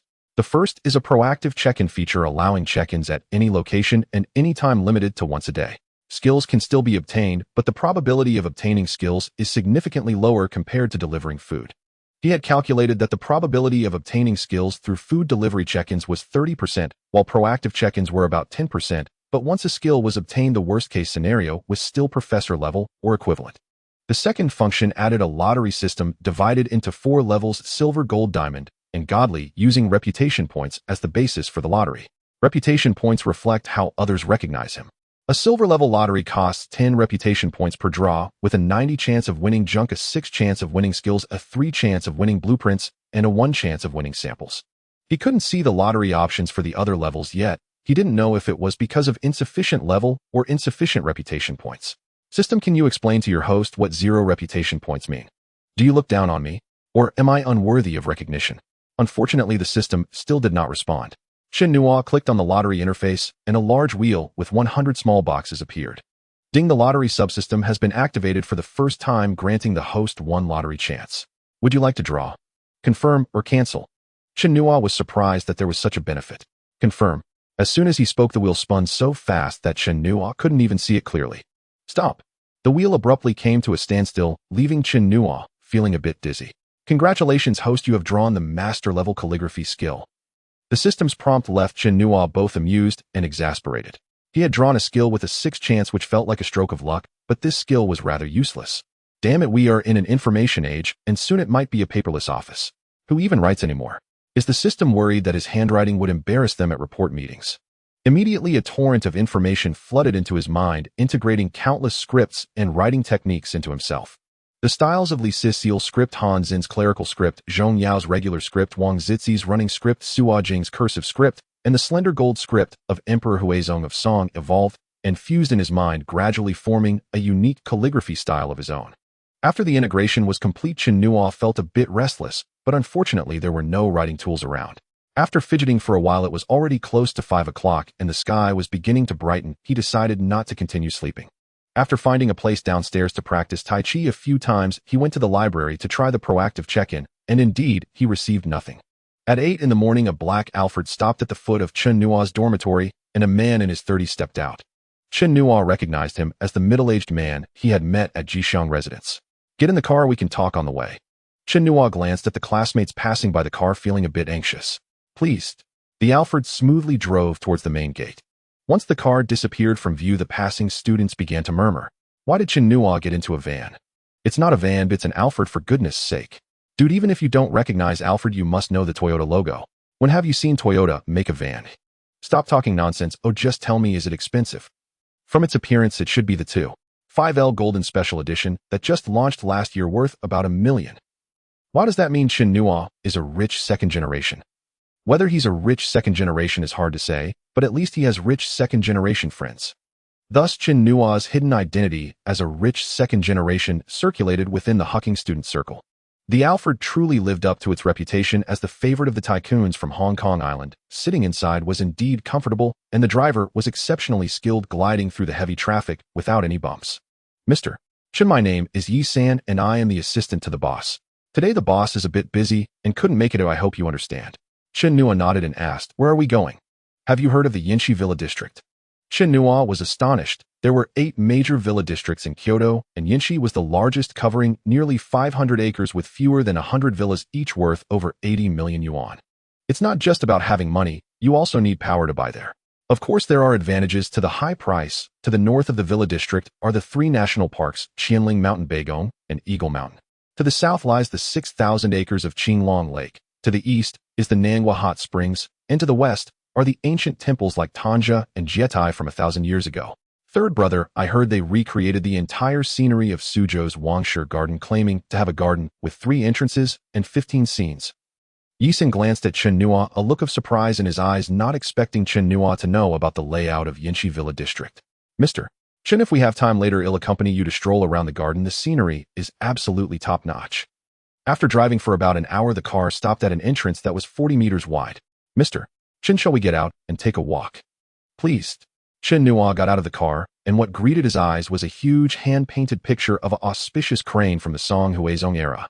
The top of the gate was adorned with golden brackets accompanied by a depiction of the character Wan on the ground, while the floor had a landscape carving revealing mountain and cloud patterns. It perfectly illustrated the phrase within the lofty gates, "All are kings and nobles." This is the second entrance, Xinyuan Hall, derived from Suzhou's Wangshi Garden. This is the third entrance, Qinghui Garden. This bridge is called the Moon Gathering Bridge. This is the Hanxin connecting corridor. After half an hour, Yisan took Chen Nuo on a tour of the front part of the villa district. Everywhere revealed a classical beauty, while subtly encompassing the principles of feng shui. The water converging to the hall, the layered mountains, and water the stones piercing through the forest. If Chen Nuo didn't know this was Kyoto, he would have thought he was in the misty Jiangnan. Mr. Chen, I have some matters to attend to. After you finish exploring, just head to Villa 9. At this moment, Yisan returned after receiving a phone call and apologized to Chen Nuo. Chen Nuo nodded, just as he was still lingering on the scenery they had just passed. Stepping back into Qinghui Garden, Chen Nuo felt revitalized, with his thoughts becoming much clearer. I could set up a desk in this pavilion to practice calligraphy and read. In the backyard, I could set up a barbecue grill, and when I get tired of practicing calligraphy, I could have a party out here. It would be nice to plant some bamboo here. Sitting underneath in the summer would be so refreshing. It's a pity not to plant some fruit trees in this spot. I wonder if solving the 7 great problems of the millennium here would be more efficient. Suddenly, laughter from outside the garden interrupted Chen Nuo's daydreaming. He frowned and glanced towards the garden gate. How could it be him? Upon recognizing the people entering the garden, Chen Nuo murmured. He actually saw Wang's son, who had been targeting him. Chen Nuo, how did you end up here? Wang's son exclaimed, clearly having noticed Chen Nuo. What does it matter where I am? Is this your home? It's not my home, but you definitely shouldn't be here. A young man of similar age to Wang's son beside him said, Wang's son, do you know him? Yi Xiao, this is a junior from our school. As Wang's son introduced him, he gritted his teeth, his eyes filled with malice. Yi Xiao, today is the old man's birthday banquet, and all the guests here are important. This kid somehow heard the news and sneaked in. If he accidentally offends any esteemed guest, it won't be easy to explain later. The Yi youth was startled. Although Wang Sen's words made sense, he felt something was off. Suddenly, he seemed to have thought of something and turned to Wang's son. Wang Sen, I heard you were warned at Huaqing. Could it be because of this classmate? Are you using me as a pawn? A simple question made Wang Sen's face change dramatically. Seeing Wang Sen's expression, Yi Xiao knew he had guessed right and didn't care about those issues anymore. Now the urgent matter was to find out why Chen Nuo was here, so he softly asked, this classmate, could you please tell us your purpose here?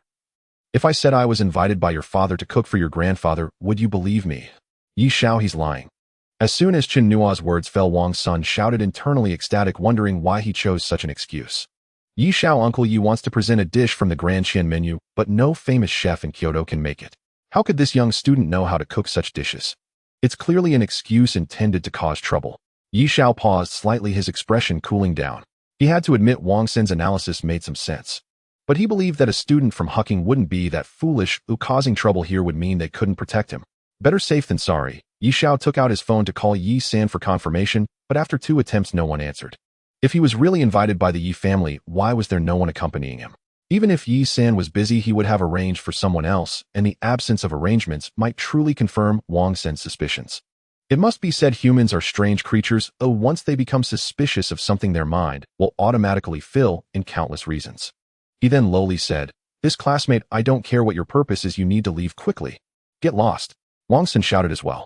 Hearing Wang Sen's disrespectful words, Chen Nuo immediately cooled his expression.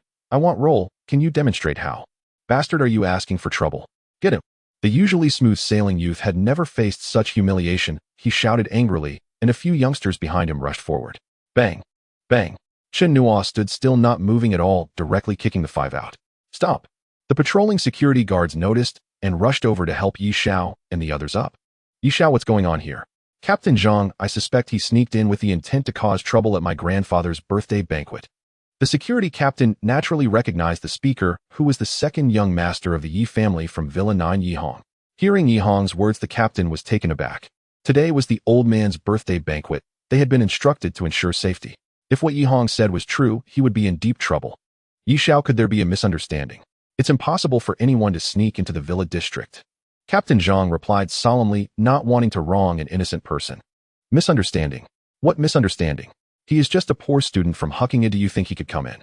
Or do you think this young master is lying? Even if he could come in, didn't you see him hitting us? My brothers here are not just anybody. If they sustain even a little injury, they will definitely not let you off. Yihong shouted angrily. Chen Nuo's previous kick had been merciless. Little brother, tell me, how did you get in? What is your purpose? Regarding Captain Zhang's attitude, Chen Nuo secretly nodded. At least there was one person with a sense of justice left. I told you I was invited by Yi Ziyuan. You don't believe me. As soon as these words were spoken, not only were the 4 security guards stunned, but Yihong and several other young masters burst into laughter as if they had heard the most absurd joke in the world. Kid, just leave. Don't force me to take action. Captain Zhang glared, his voice cold. Yi Ziyuan was a person of considerable status. How could he invite a young kid? Moreover, he recognized the guest list given by Yi San and didn't see this young man. Chen Nuo looked at everyone, a meaningful smile hanging on his lips. I can leave, but I hope you all can still laugh later. I hope you all can still laugh later. Chen Nuo shook his head and turned to walk towards the main door. It wasn't that he was afraid, he just thought that if a fight broke out here and the police were called, it would definitely delay his return home today. Yishao, are you really just going to let him go? Today is my grandfather's birthday banquet, so let's avoid any unnecessary trouble. After today, we will teach him a lesson. The crowd fell silent and headed towards Villa No. 9. As soon as Chen Nuo stepped out the door, his phone rang. Mr. Chen, where are you? I have finished here. Shall I come to pick you up? No need, I have already left. You can come to Huaqing to collect the deposit later. Hearing Chen Nuo's words, Yi San was taken aback and urgently said, Mr. Chen, what do you mean? If I have neglected you earlier, you can punish me however you like. It has nothing to do with you.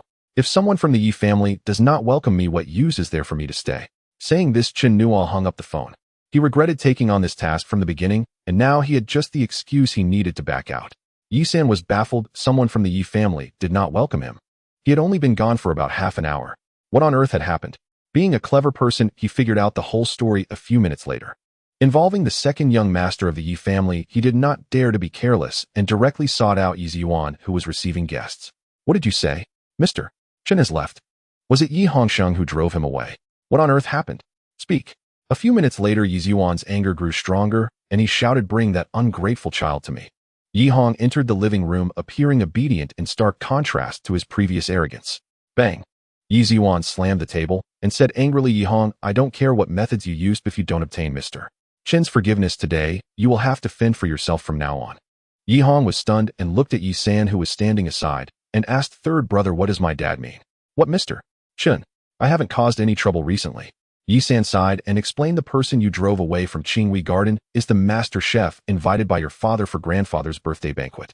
Your father wanted to surprise your grandfather, and now that the master has been driven away, the banquet, from his understanding of his father, Chen Nuo must have passed his father's scrutiny, otherwise it would be impossible for him to be invited.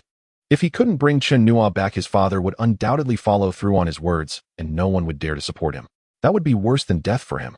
Where did Mr. Chen go? He'll go fetch him right away. I advise you to take your father with you, otherwise it's unlikely that Mr. Chen will return. Yi San had investigated Chen Nuo and knew his personality well. A few minutes later, a low-key luxury car stopped by the roadside, and Yi Ziyuan, Yi San, and Yi Hong got out of the car. Chen Nuo was somewhat surprised that the Yi family could find him so quickly. You arrived just in time. Here is your deposit. Take it back to avoid making another trip. Yi Ziyuan did not take it and said softly, Mr. Chen, please don't be angry. It's entirely my fault for not raising my son properly and offending you. Please forgive me. Ungrateful child, hurry up and apologize to Mr. Chen. Yi Ziyuan was very humble. Mr.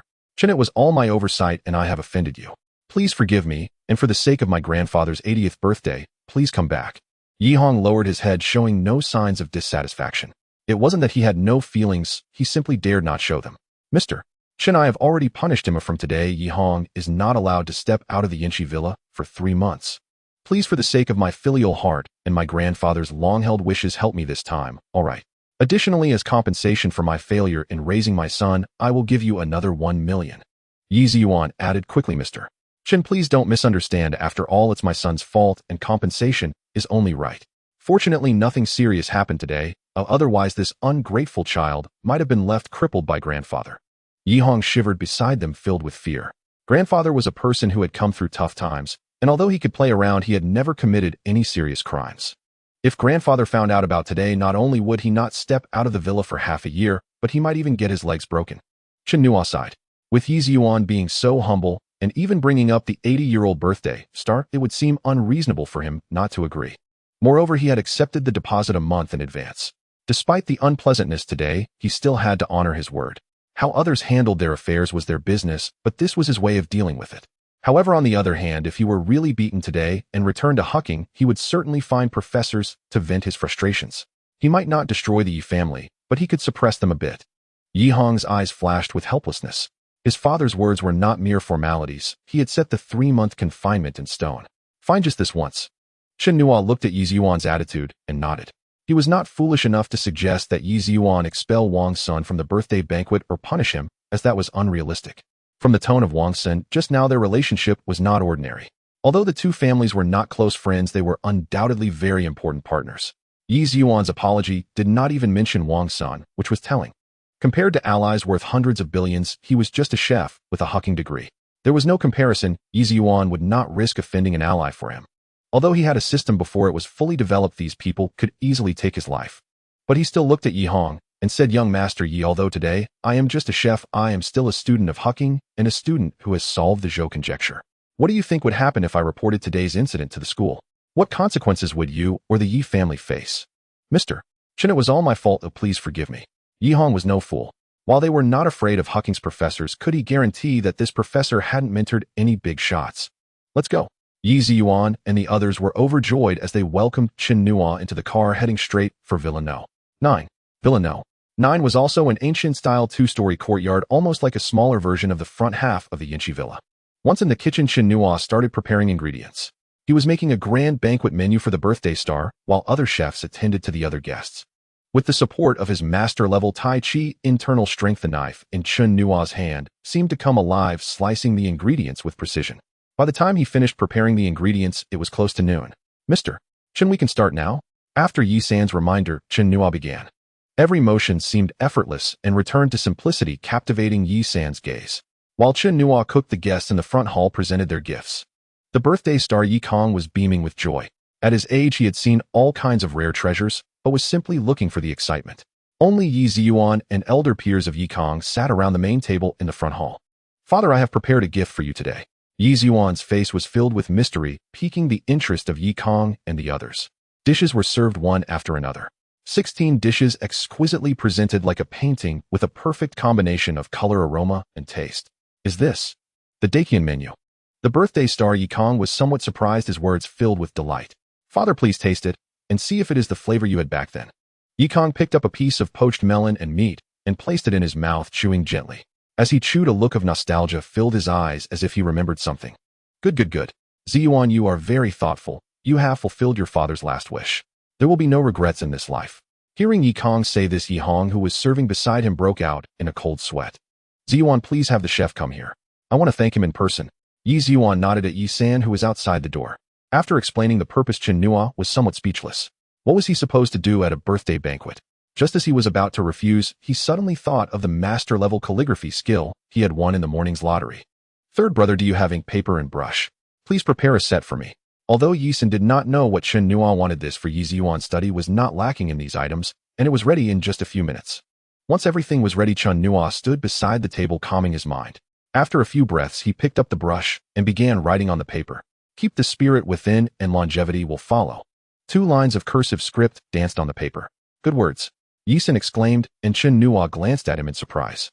Yi San's face flushed. He only knew the writing was good, but did not understand what made it so. Chen Nuo shook his head. The meaning contained in this piece would surely benefit the birthday star immensely. "Third brother, I won't be going any further. You just hand this piece to grandfather. Also arrange a car to send me back. This. Just trust me. I will take full responsibility for any issues." Chen Nuo has left.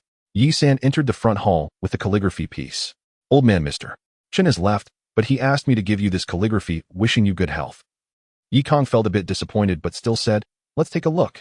The high-quality Xian paper slowly unfolded, revealing 2 lines of characters. The elderly men at the table were astonished. One of them suddenly stood up, breathing heavily. Then he fell into a daze, his eyes vacant. If Chen Nuo were here, he would certainly recognize that the person was Su Yuan, the old man who practiced Tai Chi at the Pingxiang Pavilion in the old summer palace. Harmony of hardness and softness combining the center and the sides. Like flowing clouds and flowing water, the brush strokes fall like smoke. The brush moves powerfully with grace and poise born from spontaneity infused with spirit. Manking's brush Yan's exquisite willow bones. Old Kong, sell me this calligraphy or trade it. You can pick anything from my collection, and if you don't find anything you like, I'll find it for you. Just name your conditions, and I will agree to all of them. The previously dazed old man snapped back to reality and shouted at Yi Kong. The other elderly men were stunned, and Yi Kong was also confused. Give me that Qingmi inkstone of yours. Sure. Su Yuan's cheerful attitude surprised the old men. The Qingmi inkstone he collected was used by the emperor of the Qing dynasty, and they usually weren't even allowed to see it, yet today, he acted unusually. Forget it, I still want that jar of 500-year-old aged liquor. Sure. I want the landscape painting Qingqing's serene beauty by the great Qian elder. Sure. Su Yuan's expression remained unchanged as he continued. Do you have any other requests? Hurry up and say them. Old Su, are you out of your mind? Do you know what I just mentioned? Get lost. I'm clear-headed now. It's just the Qingmi inkstone, the 500-year-old Song-style liquor, and Qian's Qingqing's serene beauty. I'll give you all of those as long as you give me this calligraphy. One of the old men looked incredulous and let out a low exclamation. Old Su, have you lost your mind? Do you know that those 3 items are worth at least 50 million at market price? Leaving money aside, those are things you've cherished for half your life of collecting. No, that's the past. Right now what I treasure most is this calligraphy. Su Yuan's expression became serious, then with a hint of helplessness he said, Old Kong, just be straightforward. Will you trade or not? Give me a clear answer. Fine, I'll have someone bring those 3 items over right now. No way. From now on I'll stay here and not leave. His helpless tone made several old men chuckle, and they could see that Su Yuan was acting strangely. Old Su, tell me why you want this calligraphy. I'll consider trading with you. Yi Kong spoke up. He also wanted to know why Su Yuan was acting so out of character. Su Yuan's expression changed for a moment, then he said, I can't evaluate how well this calligraphy is written, but I see a shadow of a Tai Chi master in it, and I perceive his understanding of Tai Chi's ability to encompass all things.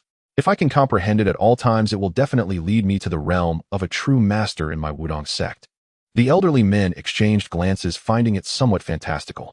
So now you understand the significance of this calligraphy to me, right? If the one at the Golden Summit learns about this, he would stop at nothing to acquire it.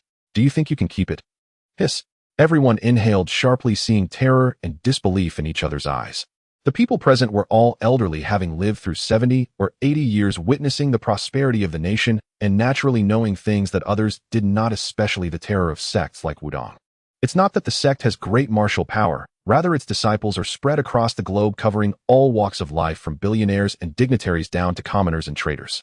The Yi family is wealthy and powerful, but compared to this sect that has been passed down for thousands of years, they really fall short. Uncle Yuan, since Mr. Chen was able to write this piece, he can certainly write a second one. Just ask him for another. Impossible. The kind of effort and spirit required to infuse one's will into writing is immense, you wouldn't understand. He will definitely not write a second one. Su Yuan sighed, and then thought of something. Who is this Mr. Chen you mentioned? What is his full name? Yi Ziyuan replied. His name is Chen Nuo. Oh, I invited him here for the old man. Chen Nuo. Which Chen Nuo? Is he the one from Huaqing? Before Yi Ziyuan could finish, Su Yuan interrupted him. Yi Ziyuan was stunned, but still nodded. So it's that young friend. No wonder. Su Yuan murmured, his voice carrying a hint of respect which sounded like thunder to Yuan Yi San and others. Especially Yi Hong, who stood aside looking pale, with sweat pouring down his forehead. Su Yuan was a person of great stature, and being referred to as a young friend by him meant that Chen Nuo was definitely someone they could not provoke. Yi kid, I just heard that you hit the master chef, but wouldn't be your young friend Chen Nuo, would it? Su Yuan's light remark made Yi Hong tremble, and Yi Ziyuan's expression also darkened. Yi Ziyuan suddenly stood up and said hurriedly, Uncle Yuan, it's my fault in teaching my child improperly. Yi Hong was also incited and offended. Mr. Chen, I have already apologized and Mr. Chen has forgiven us, so please don't be angry.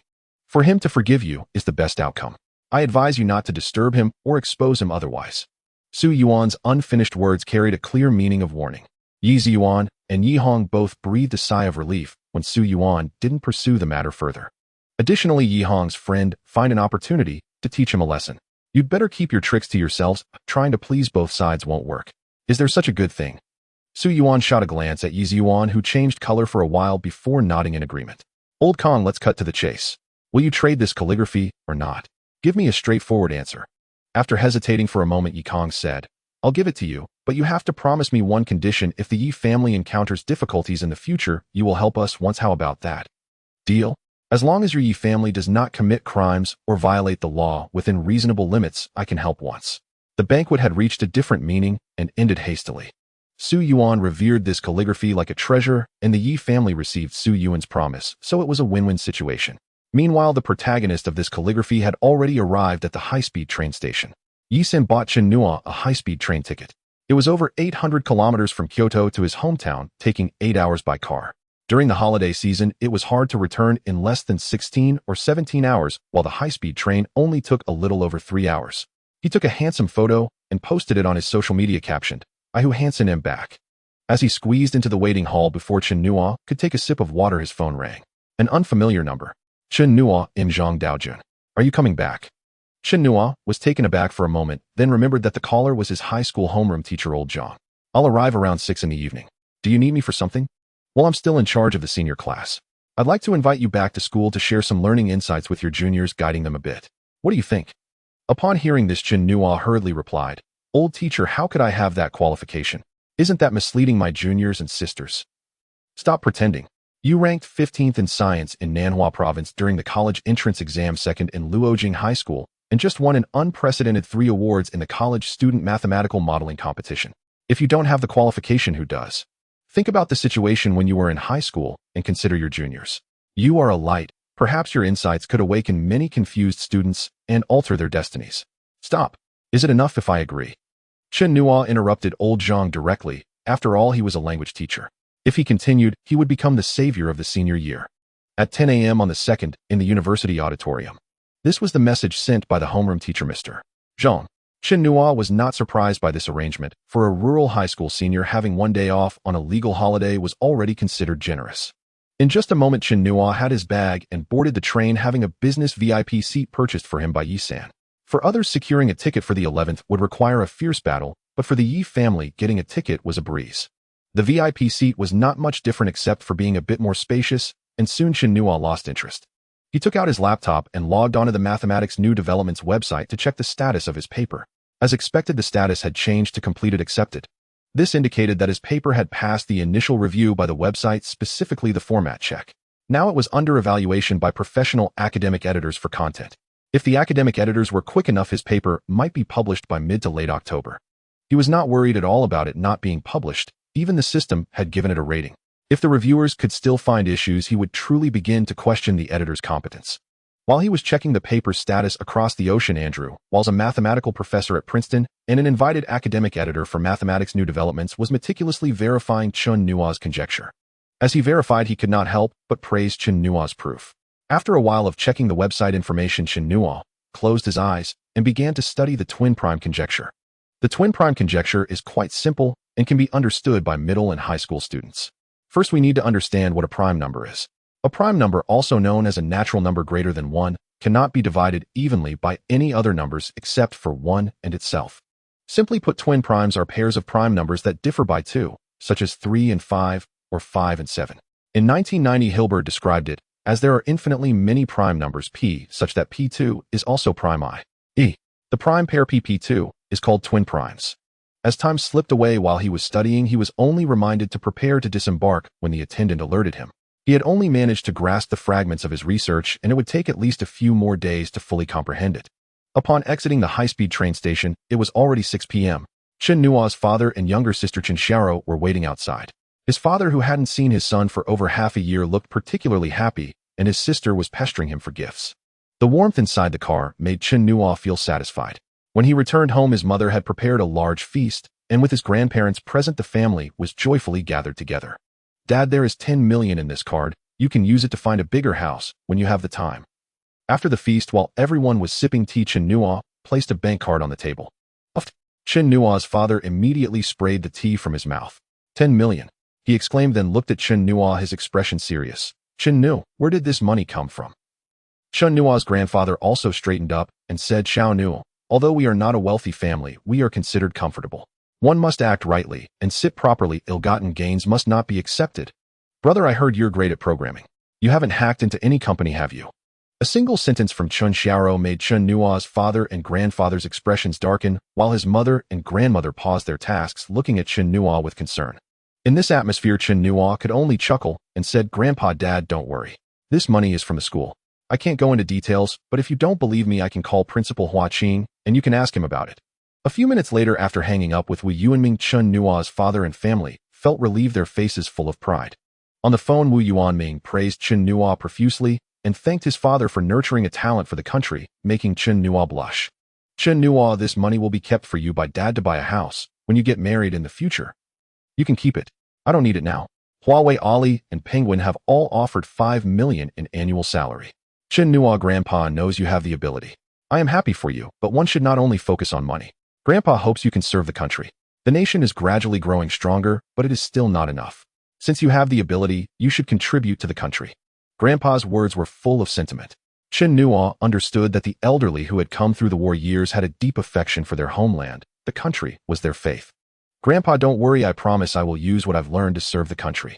Chen Nuo made a promise and then explained the situations of the several companies to his grandfather, noting that their research was also at the forefront of the field.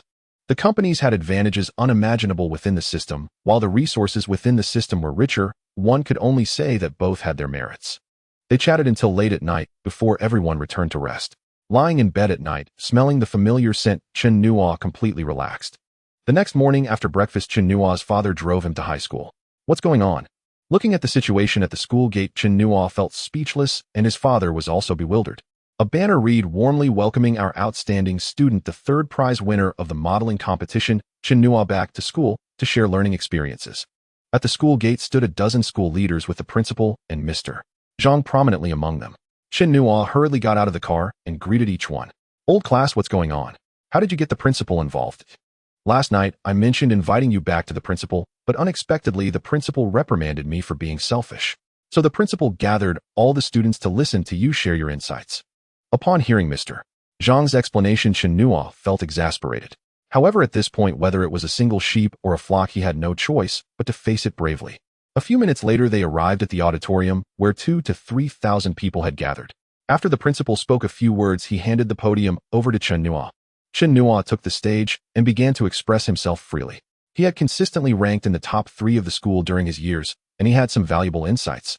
Now equipped with top-notch mathematics and professor-level physics skills, he spoke about his learning experiences effortlessly, occasionally quoting classics and throwing in some dark humor, making the students laugh heartily.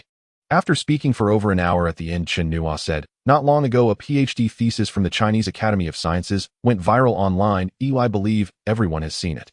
To borrow a phrase from senior brother Huang, read the books thoroughly and then go out making this life worthwhile. I wish for all of us to chase the light, get close to the light, become the light, and radiate light." While Chen Nuo was giving his speech, his father's phone rang. "Mr. Chen, hello, I am from the NSA's 3rd department in Kyoto. We have an urgent matter that requires Chen Nuo's assistance, but we have been unable to reach him. Do you know his whereabouts?" Chen Nuo's father was stunned. Oh, what kind of entity was the NSA that required Chen Nuo's help? After a moment of shock, he quickly replied, "Chen Nuo is sharing learning experiences at Luojing High School." "All right, thank you, Mr. Chen. We will handle the remaining matters. Please do not panic." After the call ended, Chen Nuo's father still felt bewildered and could only wait for Chen Nuo to come out to clarify. A few minutes later, a police car with a wailing siren charged straight into the school. At Luojing High School, in the grand auditorium, thunderous applause reverberated throughout the hall as countless students cheered, expressing their gratitude towards Chen Nuo. Suddenly, a shrill police siren pierced through the atmosphere, drowning out the students' applause. The principal, Gao Fujian, turned pale, silently wondering if the students had committed some offense that warranted the police coming to the school to arrest someone. Bang! The doors of the auditorium swung open, blinding sunlight streamed in from outside, drawing the attention of the students. 4 police officers approached the podium, with the leader being Captain Xing of the Municipal Criminal Police. The sight sent shivers down the spines of several school leaders. Those who live on the edge, who hasn't walked on the gray line.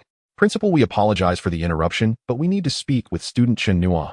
After Captain Xing spoke to the principal, he turned to Chen Nuo and said, "Student Chen Nuo, please come outside, someone is looking for you." Though puzzled, Chen Nuo followed him out of the auditorium. As soon as he stepped out, the thunderous sound of rotor blades filled the air. A helicopter was descending. Within a minute, two fully armed soldiers and a middle-aged man jumped down from the helicopter and approached Chen Nuo, saluting him. Student Chen Nuo, I am the head of the Huaqing NSA. We received orders from above to bring you to Beijing. These two are soldiers from the nearby military district's special operations team assigned to ensure your safety. Please. This time, not only did Chen Nuo's expression change, but even Captain Xing and the 4 police officers were taken aback. Special Forces soldiers escorting Chen Nuo and deploying a helicopter. What exactly is Chen Nuo's background? Can I ask what is happening? It's too complicated to explain in a few words. We can discuss it on the plane. At that moment, another police car rushed over, and a person stepped out saying, "Report, we've retrieved Chen Nuo's luggage. Please advise." Chen Nuo, this is your computer. Let's go. Chen Nuo was even more confused now. With both the NSA and special operations being involved, he had no choice but to board the helicopter. This scene was witnessed by students exiting the auditorium, sparking wild discussions. Did Senior Chen Nuo get arrested? Don't say that. Didn't you see the police officers salute him? So cool. I want to study hard and become someone like Senior Chen Nuo. I want the police to come with a helicopter to pick me up too. A helicopter? Why not say a rocket instead? The principal and several teachers grimaced as they overheard the students' chatter. Captain Xing looked at one student and said, "Study hard. I'll wait for you to let me pick you up in a helicopter." He then turned to the principal and said, "Principal, please emphasize to the students to avoid spreading rumors and refrain from posting about this on social media to prevent any negative impact." The helicopter swiftly headed toward the capital.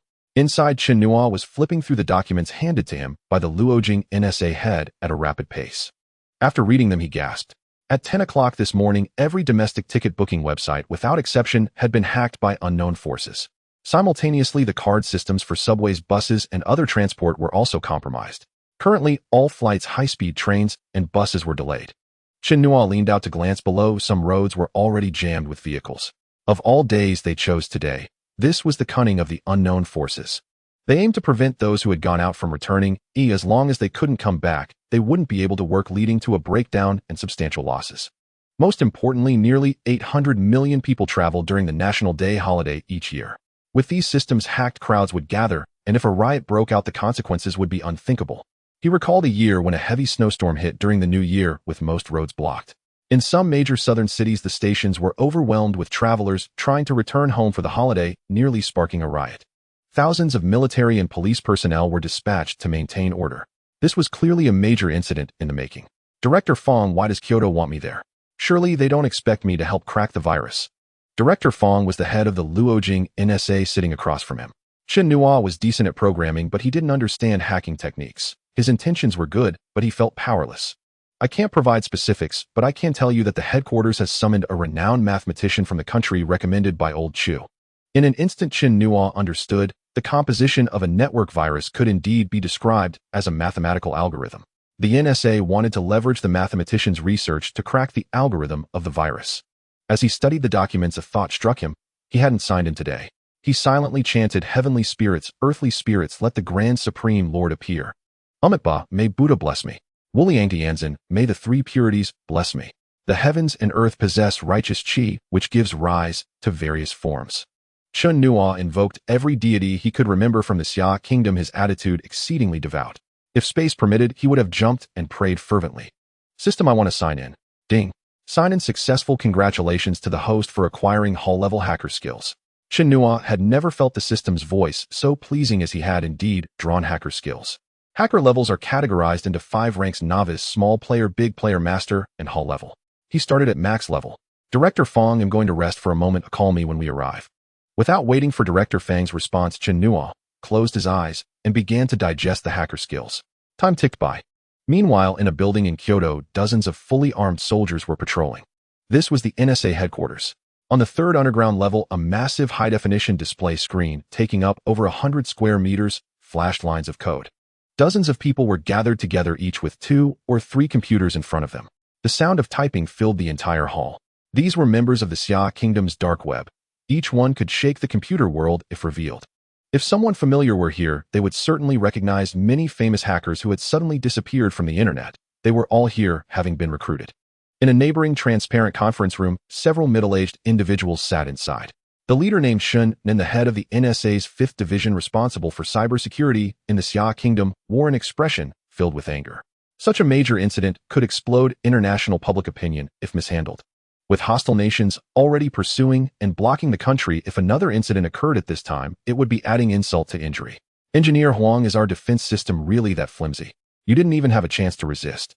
Engineer Huang's face was ashen. He was the head of the dark web, and with such a major incident occurring, he bore much of the responsibility. Director Shen, this was a meticulously planned operation that has been in the works for a long time. According to our analysis, this operation must have been laid out at least several months in advance, otherwise they couldn't have violently breached our defenses so swiftly. As Engineer Huang spoke, Shen Nan's expression gradually calmed. Ultimately, it was a failure of NSA's intelligence work. This wasn't the time for accountability, but rather how to decipher the network virus. Engineer Huang, could you provide an update on the progress of the decryption? Tomorrow is May Day, an additional chapter will be released to celebrate the holiday in advance. Today is the second day of the premiere. The encouragement from my friends and 5-star reviews are very important to the author. If you like it, please give a 5-star review. Additionally, thanks to users 629, 2980, 1002, 2859, and 71123780 for their gifts of encouragement, and gratitude to other book friends who have sent gifts. Thank you all for your support. Chief Huang, can you report the current progress on the decryption? Based on our calculations, if the other party does not intervene, it will take at least 1 to 2 days to eliminate the virus. However, since they have already taken action, they will surely try to stop us or attack us directly. If that is the case, this time frame will need to be extended by 3 more days. Is it really going to take that long? Chen Nuo murmured to himself. Every minute wasted will lead to significant losses. Currently, we have notified all universities and internet companies, gathering 132 teams to work on decrypting the virus. We have also summoned domestic hackers, both red and blue, to assist us in cracking and defending against it. Additionally, we have called upon dozens of professors in the field of mathematics to stand by. Once we decrypt part of the virus, we will be able to quickly break down its algorithm. At this point, Chief Huang, continued Shun, should we issue a notification to report the true situation? The government can step in to calm the emotions of the travelers. You don't need to worry about that. The emergency department has already activated the emergency plan. Your task is to focus on decrypting the virus as quickly as possible. Even the most oblivious members of the public have noticed something is amiss. The ticket booking websites typically slow down during holidays, but not to the point of being unresponsive for 2 hours across multiple sites. Could the website have been hacked? It's impossible. While attacking other companies' websites might be feasible, targeting the national ticket booking site is a blatant provocation. Upstairs, those are secondary issues. The key concern is the crowd gathering at the stations, and that's truly terrifying. Due to system issues, major train stations are unable to issue or verify tickets, and they are already operating beyond capacity. What's going on? Why can't tickets be issued? What's happening? It's already been 2 hours late. Why is there still no clearance? Why don't you tell us what the problem is? Give us a clear answer. What do you mean by hiding things? I have a contract to sign with a client today. After such a long delay, are you responsible for the tens of millions in losses? Comrade, my wife is about to give birth. I need to rush back. What's going on? Wah. My father suddenly fell gravely ill, and I need to see him for the last time. Wah. The inquiry desk and ticket office at Huaqing Railway Station have completely collapsed, with hundreds, even thousands of people demanding an explanation. The same scene is unfolding at train stations nationwide. As the crowd murmurs, the official WeChat account of the People's Daily speaks up. Recently, an unidentified force has invaded our major ticket booking websites, leading to system paralysis. We urge all traveling passengers to cancel their travel plans, avoid gathering, refrain from causing disturbances, and remain calm. The state will properly arrange follow-up matters. Simultaneously, we release a stern statement. The actions of this unidentified force have crossed our bottom line. We are no longer the Xia Kingdom of a century ago. We promise that the Xia Kingdom will retaliate tooth for tooth. The Xia Kingdom's stance is unprecedentedly firm. Moreover, the act of publicly disclosing such a matter that could tarnish national dignity reflects the grandeur and responsibility of a great nation. Major television stations, news media, and influential figures have all received the notification and are starting to share the news from the People's Daily. Countries around the world are paying attention to this issue, which is rapidly escalating online. All available police forces have been mobilized to help manage the crowd of travelers at the stations. Inside the major train stations, after seeing the continuous scrolling information and broadcasts, the murmurs of the crowd exploded, with many travelers losing control of their emotions. Shouts, cries, and curses echo endlessly. The soldiers and police on duty are nervously watching the out-of-control crowd, preparing to maintain order. Enough. A middle-aged man grabbed the megaphone from a staff member's hand, stood on a chair, one hand on his hip, and the other holding the megaphone, his voice booming through half the waiting hall. Why are you crying and shouting? Will crying solve the problem? Will it bring the website back online? The police officer who was rushing forward slowed down upon hearing the shout, yet remained ready to move in and subdue him. What's so terrible about missing one trip? If you miss the National Day holiday, there's still New Year's Day and Spring Festival. It's not that we can't use WeChat or QQ video. What about those traveling for leisure, moving from a place they dislike to another place they dislike? Is that process really enjoyable? Have you truly taken a good look at the city you live in? Have you seen the starry sky at 3 in the morning? The street lights at 4 in the morning? What about those doing business or signing contracts? With such a major incident occurring, do your partners not know about it? If they can't even understand this unavoidable factor, I suggest you seriously consider whether such partners are worth collaborating with. The middle-aged man's voice was a bit hoarse, and he shouted until his face turned red. As the travelers in the waiting hall heard this, the cries gradually diminished, and the noise began to fade. Who are you? Are you trying to teach us how to do things? Some people looked displeased and complained, only to immediately receive angry glares from those nearby. You're the ones who can't go back, but have you considered what kind of losses the country will suffer? Hundreds of billions, even thousands of billions.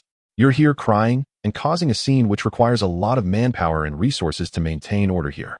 You go out to play and relax, but look at the soldiers and staff standing around you. They are still working hard on your behalf while you rest. Maybe you say they chose this job and get paid for it, that we've been shouting about equality for decades.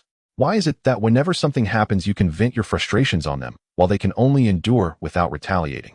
They could choose not to do this job, but someone has to do it. If they don't do it, who will? You or me? Think about what our country was like 10, 20, 30 years ago. How does your current standard of living compare to the past? What more could you possibly want? Your behavior right now only makes me feel ashamed for you. As the man spoke, the travelers lowered their heads, tears welling up in the eyes of the soldiers and station staff, maintaining order. After so many years, someone finally stood up to speak for them from their perspective. Crying and causing a scene will not solve any problems. It will only spread anxiety and sadness to others. By doing this, you only allow those unidentified forces to laugh at us, making both friends and foes happy. The country is working hard to resolve this issue. What we need to do now is cooperate with the government, obey commands, cancel plans if possible, and patiently wait if they cannot be canceled. At this point, the waiting hall filled with thousands of people became so quiet that one could hear each other's breathing. Some people silently packed their luggage and sat quietly, while others walked towards the exit of the waiting hall. This is the people of the Xia Kingdom. Although they feel powerless against the network virus, they support their country with their actions. The video was uploaded to the internet. Major media outlets and influencers quickly reposted it, while the two most popular short video platforms, Douyin and Douyu, aggressively pushed it. They forcibly sent the video to every user scrolling through their feeds. All 15 trending topics on Chengdu were about the ticketing website being hacked. Damn it, daring to hack the ticketing site at a time like this, are you asking for death? I may be a rookie, but am willing to contribute. Anyone want to team up and strike back at the enemy? Hey, don't cause trouble, you'll just be throwing yourself away. If the enemy takes control of your computer as a zombie, you'll only make things worse. The Computer Science Department of Huaqing University requests to join the fight.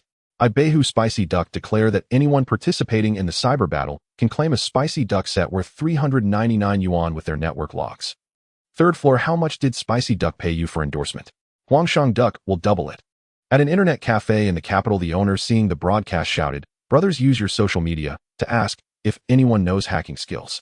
Anyone joining the cyber defense gets free internet for the year." A delivery driver, upon seeing the news, stopped his deliveries, pulled out a laptop from his backpack, and crouched by the roadside to work. This scene played out across the country. Eagle, I've decided to come out of retirement. Aren't you afraid of being exposed? Exposed is fine, a worst case I get recruited. I can't stand by on this matter. Night, old ma, what do you two say? Those who dare to offend Xia, though far away, shall be punished. The reply was resolute, laced with murderous intent. This was a conversation in a private chat room within a hacker forum. If anyone in the know saw these, for they would be astounded. These four, Eagle, Night, Old Ma, and Beret, had once stirred up a storm on the internet, revered by hackers as the four ancient gods. They had retired years ago due to certain reasons and hadn't acted in 4 or 5 years. Suddenly, everyone in the forum noticed a blood-red line on the homepage. Those who offend Xia, though far away, shall be punished. Thus, a wave of responses surged online, with countless computer technicians joining the effort to crack the code. Chen Nuo, take a look at this. On the helicopter, Director Fong handed a tablet to Chen Nuo, who had just woken up. Curious, Chen Nuo took it, and it was playing the scene of the middle-aged man giving an impassioned speech at Yangzhou train station. After watching it once, Chen Nuo felt a jolt, like an electric current running through him, his hair standing on end. He could tell that every word the man spoke came from the heart. The passengers dispersed on their own, supporting the nation with their actions.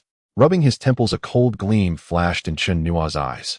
Director Fong, please inform me immediately of any progress on the network virus. At that moment in the Tsinghua computer lab, a dozen people were frantically typing on their computers. This was the only publicly known hacker team in Xia, the Blue Lotus team, which had achieved 4th place globally and 1st in Asia. Professor Zhuge, this is a new network virus combining attached worm and polymorphic viruses. We've never seen it before. Cracking it quickly seems unlikely. We'll temporarily name it Demon. One of them wore a grim expression. Professor Zhuge, named Zhuge Changfeng and coach of the Blue Lotus team, glanced at the decryption software monitor, showing only 2 progress, his face darkening. After over an hour of hard work, only 2 progress was made, and it would only get harder. Any one of these 3 virus types could cause immense damage, let alone this composite strain. No wonder even their team couldn't defend against or crack it. If delayed by 2 or 3 days, Xia's losses would reach 500 billion. Report. The enemy is releasing a new virus to hinder our decryption. Report. A new virus detected, suspected to be a code red variant. Report. A new virus detected, suspected to be a MIDM variant. Report. A new virus detected, suspected to be a Sasser variant. For consecutive reports made Professor Zhuge's already grim face even darker, as if it could drip water. These 3 network viruses were among the top 10 of the 21st century, each notoriously troublesome, and now all 3 had arrived at once. So they've made their move. Their desire to destroy us is relentless. After muttering to himself, Professor Zhuge raised his voice sharply. Activate the cloud shadow system, prepare to capture. Professor, that will expose our plan. No. Professor Zhuge was cut off before he could finish as the dozen members looked on in shock. The cloud shadow system was a new offensive-defensive system developed by their team intended to redeem themselves in the next DEFCON CTF 13 qualifiers. If activated now, 2 years of effort would be wasted. Do we have a choice? Professor Zhuge barked, then lowered his voice. Trust our skills. Set up a virtual platform. Initiate the system. Prepare data sharing. A series of commands were issued and the team members moved swiftly. Minutes later, all the hackers involved in the cracking effort were astonished to find a virtual platform online sharing data on the network virus. In a conference room on the 3rd underground floor of NSA headquarters, 20 to 30 middle-aged and elderly people sat, each with a computer in front of them. The door opened and Chen Nuo walked in. Oh, Professor Zhang, you're here too. Hearing this, Professor Zhao Yuan rolled his eyes. If you can come, why can't I? Grown your wings, have you? The others looked at Chen Nuo with curiosity as he was personally requested by Elder Chu. Here are the latest materials. Take a look first. Chen Nuo scrolled the mouse a few times and exclaimed, wow, code red MIDM Sasser variant viruses. They're trying to kill us. The professors were baffled, staring at Chen Nuo in unison. Zhou Hai, deputy director of the dark web division, chairing the meeting, was astonished. This data had just been obtained and not yet shared. Zhou Hai looked at Chen Nuo. Chen Nuo, you figured that out in just a few glances. Chen Nuo rolled his eyes. What's so surprising? Isn't it obvious? Thousands of alpacas stampeded through everyone's minds. Obvious? How the hell is this obvious? These are mutated network viruses. What's with that look? I'm a programming expert, aren't I? Don't the Statistics Bureau treat my code as textbooks? Are you doubting my abilities? Another stampede of thousands of alpacas rushed through their heads. They had seen shameless people, but never this shameless. Praising himself like that. Still, they had to admit Chen Nuo was telling the truth. Zhou Hai's eyes lit up. He had forgotten that Chen Nuo knew programming. There were many programming experts, but those who were also top-tier mathematicians were fewer than 5 in all of Xia. Chen Nuo, can you decipher these 3 types of network viruses? If not, then forget it. Your task is. Zhou Hai was halfway through his sentence when he suddenly stopped, staring at Chen Nuo in a daze, and urgently asked, did you just say yes or no? Chen Nuo silently complained, wondering if this guy was hearing things due to pressure. I said yes, he replied. Before Zhou Hai could rejoice, Chen Nuo added, but I don't have time. One moment in heaven, the next in hell. It felt like ice and fire. Zhou Hai's face darkened as he said, classmate Chen Nu, what could possibly be more important than this? Do you have any idea how much the country will lose if we waste even a second? Do you know the immense pressure we are under? Here's the deal, if you have any requests, just let us the NSA help you resolve them. Zhou Hai rattled off a long list, not giving Chen Nuo a chance to speak. Listening to Zhou Hai pressuring him with national interests, Chen Nuo's expression darkened as he let out a low growl. His deep voice echoed in the conference room. The country was in trouble and needed him. He had no choice but to step up, but he wouldn't be pushed around. Director Zhou, when I say I don't have time, it's because I'm about to start deciphering the devil virus. These 3 types of network viruses have appeared before, although they have mutated, their essence hasn't changed. I will decipher a segment shortly, then pass it on to other universities for them to handle.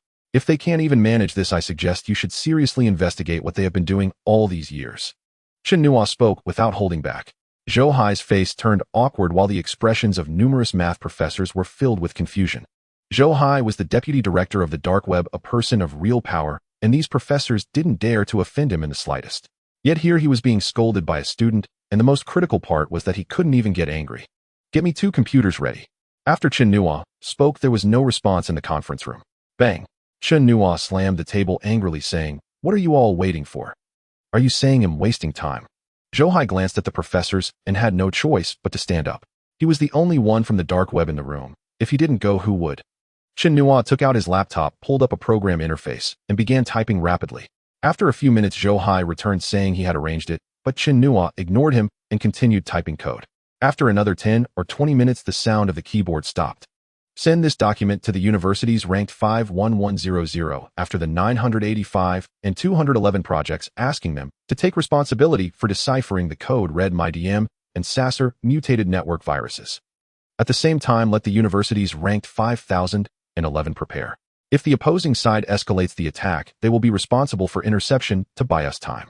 Issue a call for assistance, asking computer experts and hackers in society to help with the interception. Have the top 10 universities prepare to cooperate with us for the deciphering. Chen Nuo's series of arrangements left Zhou Hai confused. He began to question whether he was the one in charge or if it was Chen Nuo. We need to hold a meeting to discuss this. Don't believe me. If you don't trust me, why did you call me here? You call me to. Zhou Hai couldn't finish his sentence. Caught in doubt, what was the purpose of inviting Chen Nuo? Initially, it was to prepare for deciphering the virus algorithm. However, based on Chen Nuo's understanding of the 3 mutated viruses, this kid's hacking skills were evidently top-notch. Wait a moment, I need to report this. Then what are you still doing here? When Chen Nuo confronted him, Zhou Hai had no words to say and walked towards another conference room with a grim face. Chen Nuo shook his head, realizing the difference between the system and corporate structures. If a company's server was hacked, there would be no time for meetings, they would have to act immediately. However, he hadn't considered that his request was technically breaking the rules, disrupting the established principles of the system. If he weren't a math expert recommended by Elder Chu, who had just demonstrated exceptional hacking skills, and if this weren't a critical moment based on his earlier attitude, Zhou Hai would have made him regret it. Zhou Hai handed the copied program to several experts in the dark web for testing and relayed Chen Nuo's words to the leadership group. Bang! A few minutes later, while the leadership group was still discussing the results, the conference room door was violently pushed open. Director Zhou, where did you get that thing? It's so powerful. That was too fast, too powerful, too exhilarating. The other people in the conference room looked at Zhou Hai with strange eyes, conveying the understanding that they were all men. Zhou Hai's face turned red under the gaze of the older men, and he shouted angrily, "You better clarify what you mean. I don't understand what you're talking about." Director Zhou, stop pretending.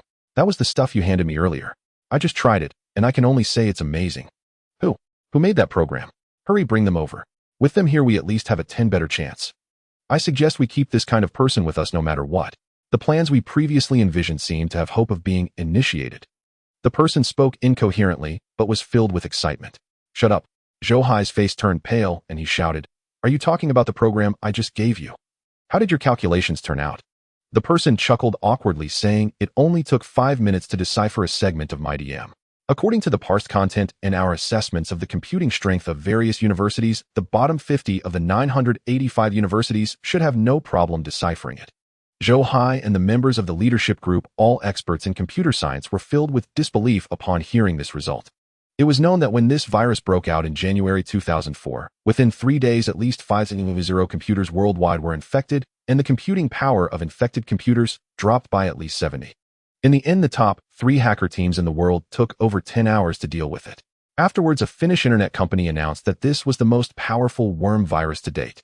But Chen Nuo had written a program in less than half an hour that could crack a segment of code, which was simply beyond their imagination. Could it be that this kid had reached such a monstrous level? Or was it that his high level of mathematics enhanced his hacking skills? Zhou Hai swallowed hard, saying solemnly, Mr. Huang, what do you think of Chen Nuo's suggestion?" Shen Nan and Director Huang exchanged glances, both extremely decisive individuals. Execute according to Chen Nuo's plan. Additionally, inform the bottom 50 universities that if they cannot eliminate these 3 viruses by 5 o'clock this afternoon, the head of the computer department should resign. Today is May Day, and I am adding another chapter. Happy May Day to all foodies. The author has something to say. Today is May Day, and I am adding another chapter. Happy May Day to all foodies. It's the third day of the premiere, and for those who enjoy it, please encourage me to update. Your 5-star reviews are very important to the author. Thank you. The ticket booking website attack continues to escalate. Major universities and tech enthusiasts are desperately trying to decipher the network virus, but the complexity of this new virus is beyond imagination and progress is painfully slow. The most desperate situation is that the enemy has released 3 more mutated viruses, adding immense pressure to the teams at various universities. Everyone, I am Zhou Hai. The dark web will take over all computational resources now. In another conference room on the 3rd floor of the NSA headquarters, Zhou Hai connected with the heads of the computer science departments from the top 100 universities in the 985 project. The arrangements are as follows. First, the universities ranked in the bottom 50 will be responsible for eliminating the 3 mutated viruses. The methods and procedures have already been sent to you. You must clear them by 5 o'clock this afternoon. Second, the universities ranked 1150 will monitor the movements of unidentified forces and intercept their attacks, as much as possible, buying us time to decipher the demon. Third, the top 10 universities will assist the dark web in deciphering the demon. The meeting is over and the operation begins. Zhou Hai decisively ended the video call. The 3 batches of tasks would be led by others from the dark web.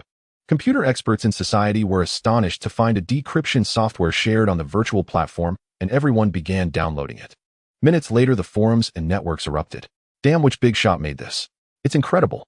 In just a few minutes, I've decrypted 0.00003. On the 1st floor, is your computer a relic? What's so surprising about this little percentage? The 2nd floor, if you don't understand, stop blabbering. Do you know what 0.00003 means? This is 3 mutated viruses. Zhou Hai didn't bother to pay attention to the online commotion. Back in the central hall, Chen Nuo was already seated in front of 2 prepared computers. Report: the Blue Lotus team has decrypted a segment of the daemon using the Blue Shadow system, and the data has been shared. After the report, everyone busy at work turned their attention to the nearly 100 square meter screen.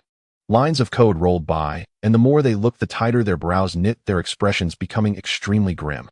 The complexity of the code and logic made it feel as if a 1st-grade student was trying to read a 1st-year middle school textbook, utterly obscure.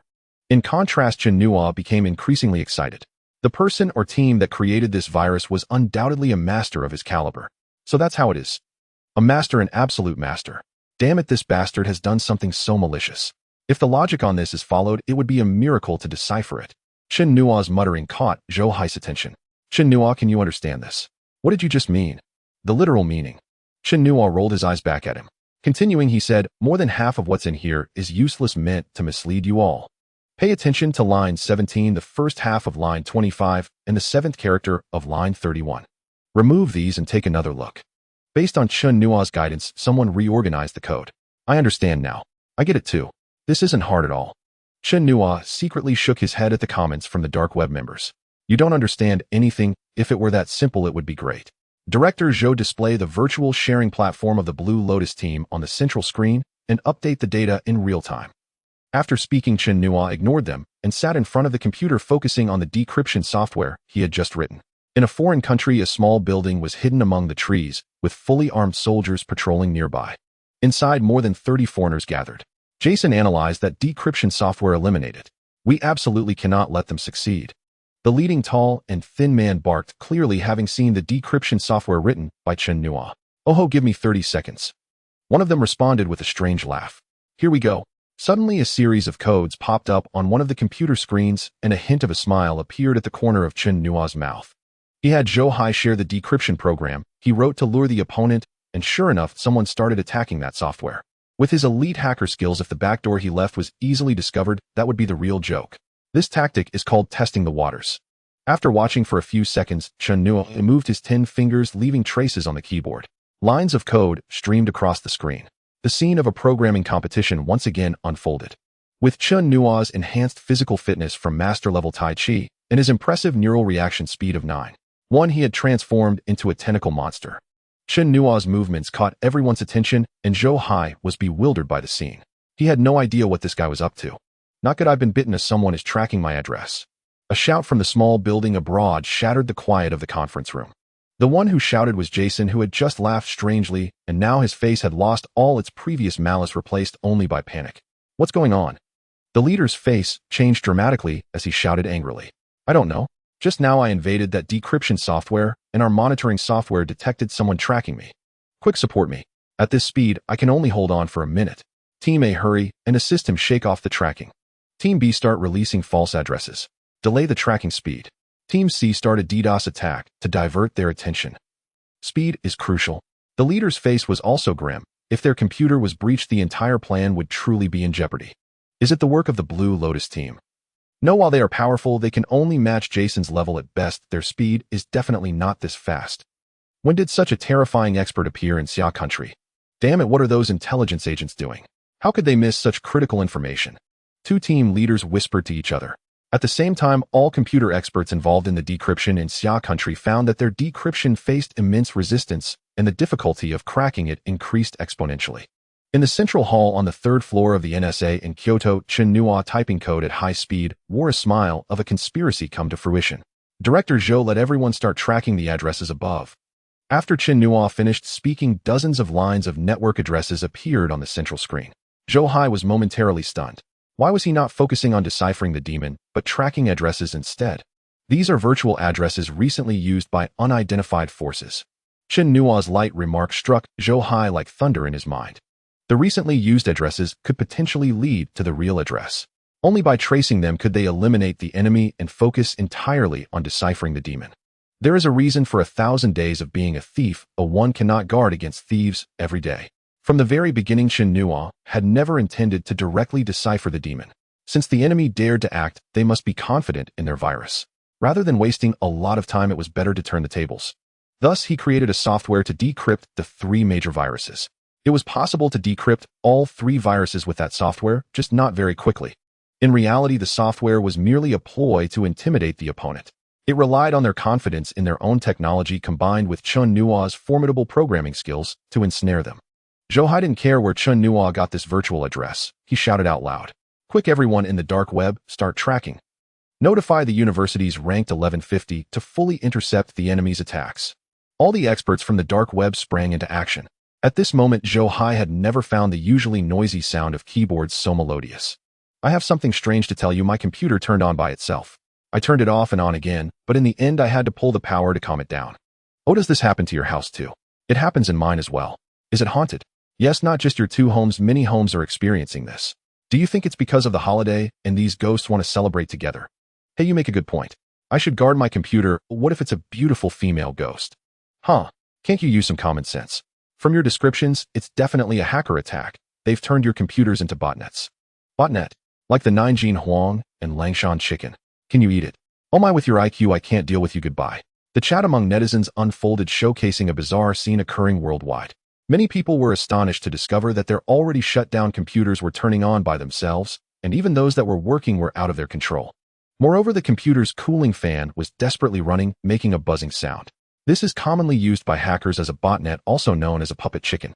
Skilled hackers use gray pigeon and other methods to entice clients to click and then plant Trojan programs in the user's system vulnerabilities, allowing hackers to control the user's computers.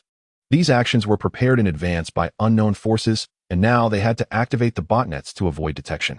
Chen Nuo manipulated the computer, traversing one botnet after another at a terrifying speed, closing in on the opponent's real address. Oh, interesting, it seems someone is following closely behind. I wonder whether they are friend or foe. While tracking, Chen Nuo suddenly noticed an IP closely tailing him. After thinking for a moment, Chen Nuo freed his left hand and typed a few lines of code on another computer. The owner of the IP address quickly replied with a few lines of code. Chen Nuo looked at the code and silently smiled, abandoning the chase and returning to his work.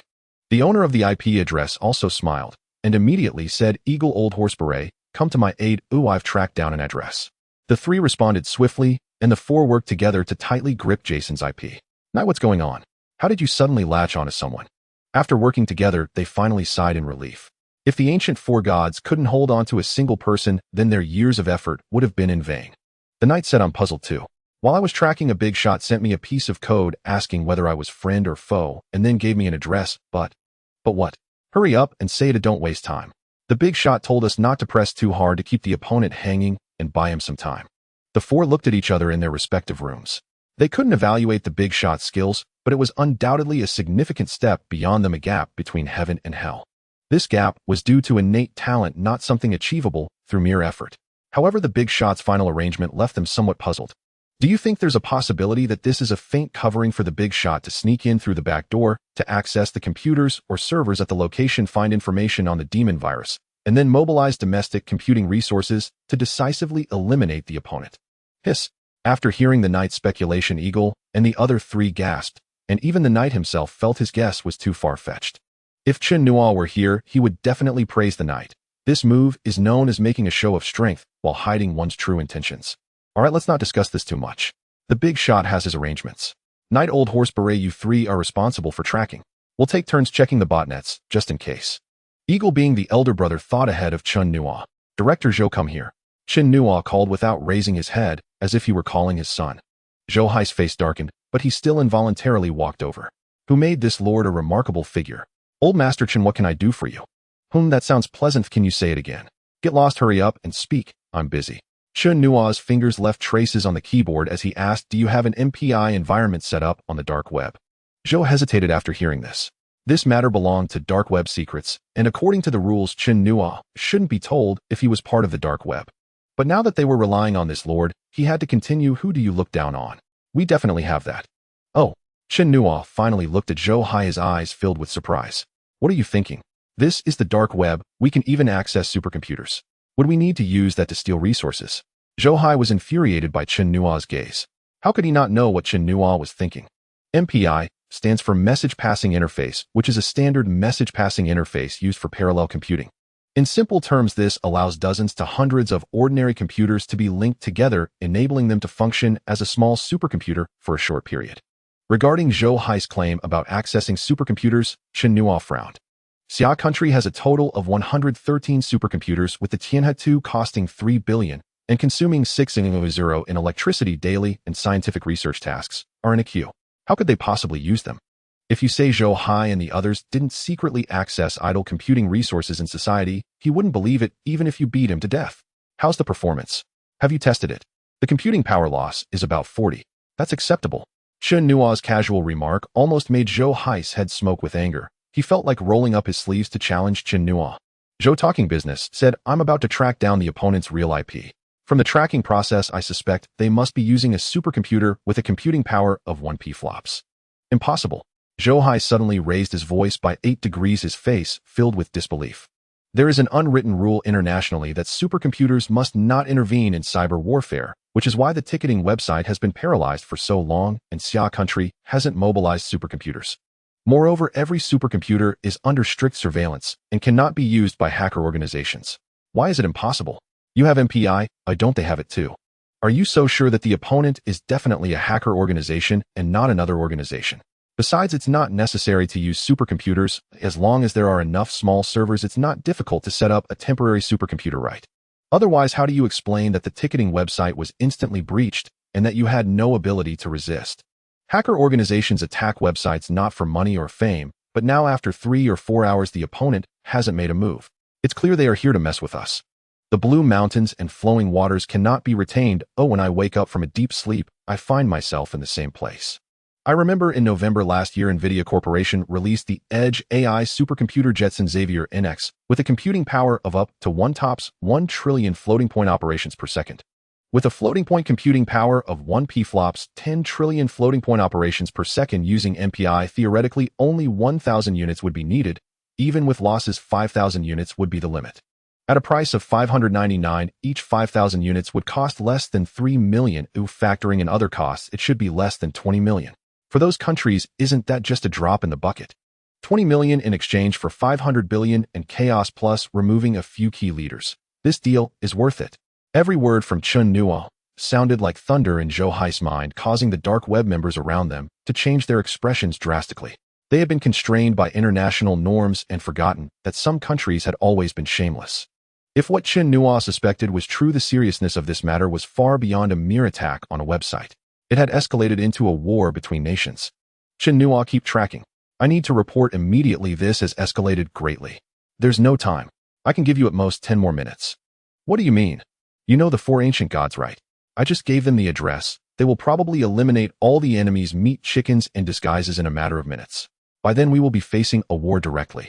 Zhou Hai's expression became serious upon hearing about the 4 ancient gods. The blood and gore they unleashed during the rapid advancement of the internet era was still fresh in memory. If they weren't operating abroad, the NSA would have dug 3 feet into the ground to catch them. He had not expected the 4 ancient gods to take the risk of exposure to help at this moment.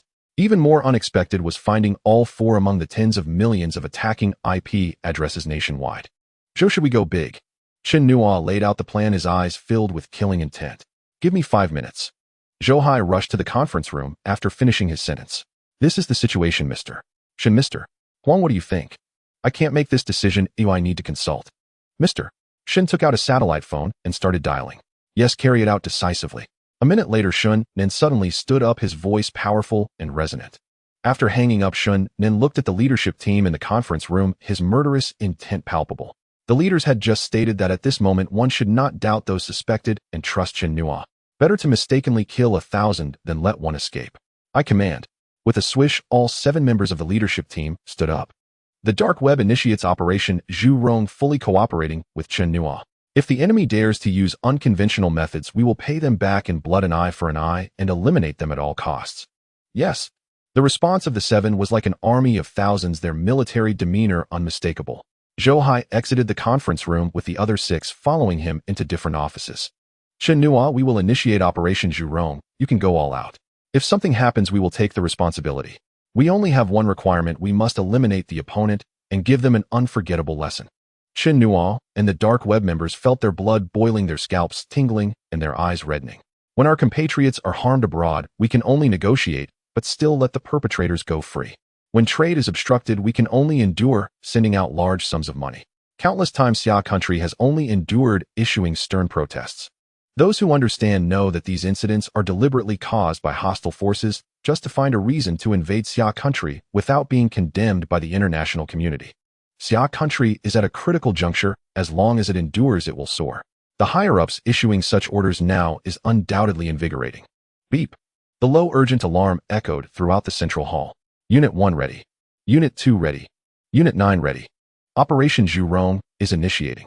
Success. In an instant, Chen Nuo noticed that the computing power monitor on his 2 computers displayed 5,292 pflops. This computing power had already reached around the 400th rank in the world's supercomputers. Damn, with such computing power, why not use it? Are we just saving it for later? Chen Nuo muttered a curse while Zhou rolled his eyes helplessly. He wanted to use it, but was this something he could decide?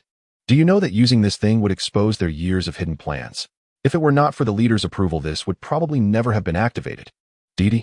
Another round of alarm sounds from the monitoring software erupted. Several lines of code popped up, sent by the night.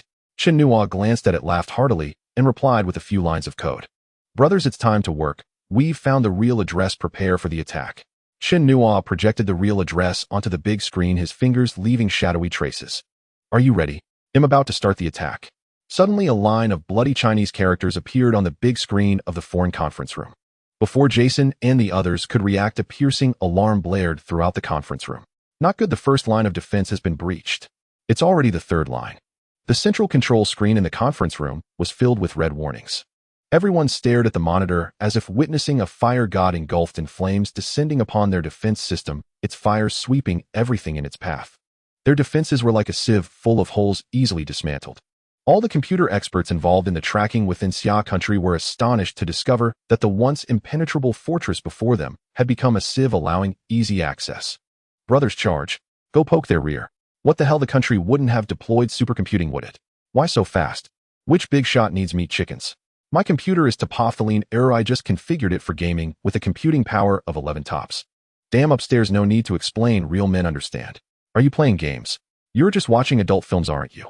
With the situation flipping in an instant, the entire Xia country's netizens were filled with joy. Head, there are still 2 final lines of defense. What do we do? The sound of surprise caused the faces of the 2 leaders to change drastically. Why so fast? Did the other side deploy supercomputing? From the current attack intensity, it seems so. Initiate the computing cluster quickly. Chen Nuo's attack speed suddenly slowed down. Chen Nuo smiled and murmured, not afraid of your use, but afraid of your inaction. With a swish of his fingers, dozens of commands were sent out. In the next moment, the people in the foreign building heard the alarm sound. Cluster intrusion. Computing power reached 80/100. Overload running at 200/300. Listening to the alarm, the leading foreigner's eyes exploded in anger, and he shouted, "Cut off the network. Shut down the power. Everyone sprang into action. These last 2 steps were taken as a last resort. Fuck, the other side has locked our power system. We need to manually turn off the main power. In the central hall of the NSA's underground level 3 in Kyoto, Chen Nuo looked at the other side's instructions and sneered. Isn't it a bit late to think about cutting off the network and shutting down the power now? Another 10 seconds passed. Bang, bang, bang. Numerous explosions echoed in the foreign building, all the computers igniting and exploding. Caught completely off guard, everyone was covered in blood from the explosions. The servers of several companies in the country where the small building was located suddenly caught fire and exploded, leading to a flood of emergency calls in the country. All done, it's a wrap. Chen Nuo announced the completion on the shared virtual platform established by Huaqing. In this moment, countless people across the Xia Kingdom cheered. In an internet cafe, exclamations echoed throughout the entire establishment. The cafe owner said, "Young man, well done. This year your internet fees are on me. Oh, anyone who comes to surf the net can eat and drink as they please." The young man looked bewildered, feeling as if he hadn't done anything worthy, but at this moment, he didn't bother to explain. It was a time to relish victory. As for internet fees, he could simply not return in the future. Lao Lu, today, every employee participating in the defense at the company will receive a bonus of 10,000 yuan and a 3-day holiday. General Su Director Ma called to congratulate you on your success and has booked a vacation resort for you. After the National Day holiday, you can go there anytime for food, drinks, entertainment, and accommodation. All expenses paid by the company. To celebrate the victory, all expenses tonight will be covered by young Master Zhao. In a bar, someone stood on stage shouting, "Continue the music, keep dancing." Similar scenes were unfolding in countless places across the Xia Kingdom. In the underground 3rd level of the NSA headquarters in the capital, everyone was cheering. Chen Nuo leaned back in his chair, rubbed his slightly sore eyes, and let out a long sigh. Immediately, countless lines of code began to flicker. "Brothers, let's put in extra effort to eradicate the demon virus. Oh, I will celebrate with you." After a few minutes of cheering, Zhou Hai loudly halted the members of the dark web and swiftly assigned tasks. As everyone began attempting to crack the demon, they were stunned. What the hell? What's going on? How did we crack 30 already? Damn, is the speed this fast? 34. Is my monitoring software broken? No, it's already 36. This is ridiculously fast. While everyone was in shock, Zhou Hai noticed Chen Nuo. "What's going on with you, Chen Nuo? What do you mean, what's going on? Didn't you see we are cracking it? It should be completely cleared in about half an hour, and various major websites will be operational again." "I know, but how did you do it?" "It's simple. Utilizing the powerful computing power of Zhurong, cracking the virus is a matter of minutes." "Do I look like a fool to you?" Zhou Hai was at a loss with Chen Nuo's answer. Even with Zhurong's computing power, it couldn't be done this quickly. It was clear the kid had done something else. "Professor Zhao, Professor Zhang, all professors, it's done. We can go back." Chen Nuo ignored Zhou Hai and walked into the adjacent meeting room, leaving Zhao Yuan and the other summoned mathematics professors stunned. "What does this mean? How did it get done? What were we here for?" A half-day tour of the NSA headquarters. "Though I must admit the tea here is quite good." "Chen Nuo, you can't leave." Zhou Hai rushed into the meeting room and happened to hear Chen Nuo's words, immediately raising his voice to stop him. "What's the matter? Once the work is done, are you going to kill the donkey?" Chen Nuo turned his head to glance at Zhou Hai, his tone cold. The eyes of Zhao Yuan and about 20 professors also turned icy, filled with scrutiny towards Zhou Hai. Zhou Hai shivered. He feared just one professor, but so many professors represented numerous universities. Not to mention, he couldn't afford to offend them. Even their boss Shen Nuo wouldn't dare. "No, what I mean is this matter was led by Chen Nuo. We need to write a report so we can report to higher-ups." Hearing Zhou Hai say this, Chen Nuo and the professors relaxed their gazes. "That's easy, I'll tell you what to write." The general process was like this. I traced the IP of the decoding software that the enemy attacked, then used Zhurong's powerful computing power to launch a flood attack and forcibly crack the enemy's defenses while simultaneously taking control of their circuitry system. The servers overloaded, combined with a short circuit, and the enemy's servers and computers spontaneously combusted. As Chen Nuo continued to pack his bag, Zhou Hai waited a moment and asked, "And then what?" "The enemy's servers exploded. Oh, what else is there? The demon virus will be cleared shortly. Isn't that the end? Do you want to stir up more trouble? As for the other processes, you should already know, right? I don't need to say more." Zhou Hai was in despair. He had no idea what the hell Chen Nuo was talking about. If he wrote it down as Chen Nuo said, he would have to go home and take care of a child tomorrow, assuming he even had one. "Oh, by the way, I also erased all the data from the enemy's server, and their IP addresses are logged in the system. Check back later to see which company's servers were involved or if they were assembled by these hackers themselves." Chen Nuo's light words made Zhou Hai, who had just regained his senses, gasp, and he looked at Chen Nuo with a serious expression. "Did several billion just get wiped out in such a short amount of time?" If the hackers from the opposing forces were caught off guard and suffered burns or injuries, the losses would be even greater. This kid looked quite sunny, but unexpectedly he was ruthless. What kind of look is that? Even if I wanted to hack you NSA, where would I get the supercomputer? Chen Nuo sarcastically retorted. Zhou Hai grinned awkwardly and said, Chen Nuo, I wanted to ask about the whereabouts of the 4 ancient gods, other domestic hacker experts. Don't ask me, I don't know. Chen Nuo directly interrupted Zhou Hai. The reason he didn't want to say too much was that he feared the dark web would target the 4 ancient gods. After all, they had fought together and shared life and death experiences. If he said anything, it would be no different from betraying his comrades. Chen Nuo, I advise you to think carefully before answering and then disclose what you should know. A deep, gloomy voice came from the meeting room door. Director Huang. The newcomer was none other than Huang Qi, the head of the dark web, whose face was filled with shadows, staring at Chen Nuo with a glint of coldness in his eyes. This time he bore the brunt of the responsibility for the invasion by an unknown force. The entire dark web was helpless, but this junior Chen Nuo easily resolved it, leaving him with no face. He had just been scolded by Shun Nan. If he could recruit the 4 ancient gods, now the strength of the dark web would surely increase significantly. Chen Nuo's technology was definitely top-notch. Keeping such a person in the dark web would be a tremendous asset. Combining both situations might mitigate the punishment for this incident. Director Huang, are you threatening my student? Zhao Yuan stepped beside Chen Nuo, staring intently at Huang Qi, and Zhang Taixue followed closely. It's not a threat, just a friendly reminder, Huang Qi said with a forced smile. Old Chu, hello, I am Chen Nuo. The demon virus has been dealt with, but Huang Qi from the dark web wants to detain me and not let me leave. Principal Wu, I am Zhao Yuan. Chen Nuo and I have been detained by dark web members and are not allowed to leave. Chen Nuo and Zhao Yuan seamlessly connected with the phones of Chu Xiaodong and Huaqing's principal Wu Yuanming. With both calls, Huang Qi and Zhou Hai's expressions changed drastically. Wu Yuanming was the principal of Huaqing, an academician of the Engineering Academy and genuinely a vice-ministerial level figure. Chu Xiaotong was an academician of both academies, a recipient of the National Medal, and the current president of the Engineering Academy was his student. The influence of these two was absolutely terrifying. The dark web was powerful, but it was just a department under the NSA. If these two truly got angry, they wouldn't be able to withstand it.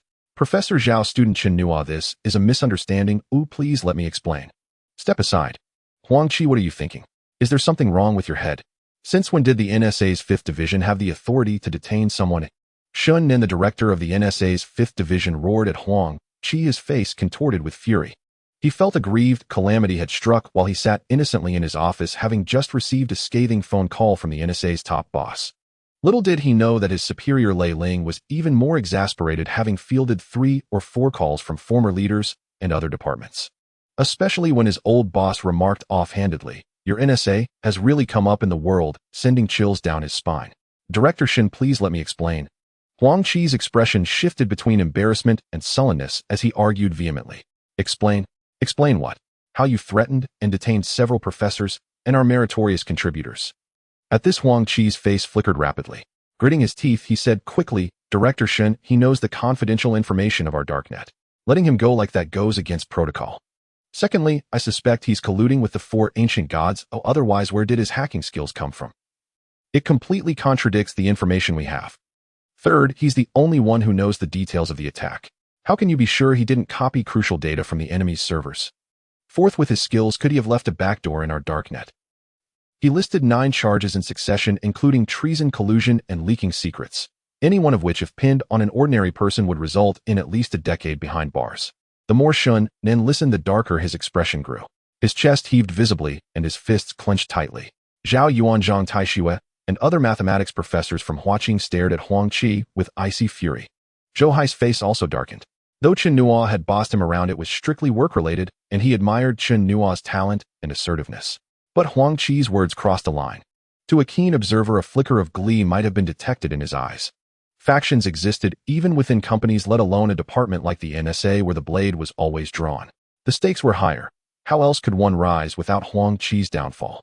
In contrast, Chen Nuo remained calm, as if the matter had nothing to do with him. He was merely a spectator. Huang Qi, as the head of the NSA's 5th Division, I hereby inform you that you are suspended from duty pending an investigation. Effective immediately, Zhou Hai will take over the darknet and handle all operations. Shen Nan regained his composure and softly uttered the decision. This decision was first and foremost a gesture to appease the higher-ups, and secondly, it was meant for the professors and Chen Nuo to see. Otherwise, if these professors filed a negative report upon their return, the NSA could forget about recruiting from these top-tier universities in the future. Moreover, many high-ranking officials within the NSA were alumni of these very institutions. If the matter were mishandled, he would be left in a precarious position. As for how to deal with Huang Qi afterward, that was beyond his concern. Within the system, everyone had their skeletons. Did anyone truly think the disciplinary and judicial bodies were mere decorations? It all depended on whether someone wanted to take you down and how strong your backing was. Hearing the decision, Huang Qi's face drastically changed and he roared, "Chen Nuo, you have no right to do this. I will appeal to the supervisory department. You have violated the regulations." Chen Nuo and Zhou Hai's pupils constricted sharply. The supervisory department, though part of the NSA, operated independently, a unit that heeded orders but not commands. It was mainly responsible for overseeing and auditing the NSA's operations. Because the NSA wielded immense power, often acting first and reporting later, any factionalism could spell disaster. Appealing or not is your right. But for now you are suspended. Guards escort Director Huang to a quiet place for reflection. He is not to have contact with anyone during this period. As the words fell, two fully armed soldiers entered from outside, flanked Huang Qi, and seized his arms. "Let go. I can walk on my own." Huang Qi struggled, but the soldiers' grips were like iron claws holding him fast as they dragged him out. This scene was witnessed by other Darknet members in the hall, and a glint of schadenfreude shone in most of their eyes. Huang Qi was technically competent, but far too arrogant and harsh with his subordinates. If not for the system's emphasis on seniority, he would never have become the head of the Darknet. "Dear professors, I sincerely apologize for my failure to discipline my subordinate, leading to this affront. The Darknet's cafeteria is quite good. I've reserved a few tables to make amends." Chen Nuo adopted a humble posture, and the professors responded in kind. Chen Nuo, however, twitched his lips. How incredibly stingy. "Chen Nuo, I hope this incident hasn't distressed you too much. Are you satisfied with this resolution?" Though Chen Nuo was merely a student, the backing of Huaqing's president, an elder, Chu, meant his future was boundless. "Director Chen, you flatter me. Since this matter is settled, may I take my leave?" Chen Nuo was not one to press an advantage. The main culprit, Huang Qi, had been dismissed. Whether he would ever return was uncertain, but the gesture was already quite respectful. "Of course, anytime. But I'd like to have a word with you. Don't worry, it won't take long. What do you say?" Chen Nuo pondered briefly and nodded. Though he might not enter the system, while working in the country, forging ties with the NSA wasn't a bad idea. Besides, he needed an explanation for today's events. Report. The demon virus has been completely eradicated. All ticketing websites are synchronizing data and are expected to resume normal operations in half an hour. Just as the two were about to leave, someone entered with the report. Hearing this, Chen Nuo burst into laughter and looked at Chen Nuo with even greater admiration. A smile also tugged at Zhou Hai's lips. He had led this cyber battle, and a significant merit would surely follow. "Director Chen, shall we?" Chen Nuo glanced at Professor Zhao Yuan, nodded, and then reminded Chen Nuo. A few minutes later, in an office, Chen Nuo led Chen Nuo inside and personally brewed him a cup of tea. Half an hour later, Chen Nuo personally escorted Chen Nuo to the NSA's main gate, a smile on his face. "Chen Nuo, are you heading back to Luoying or the university?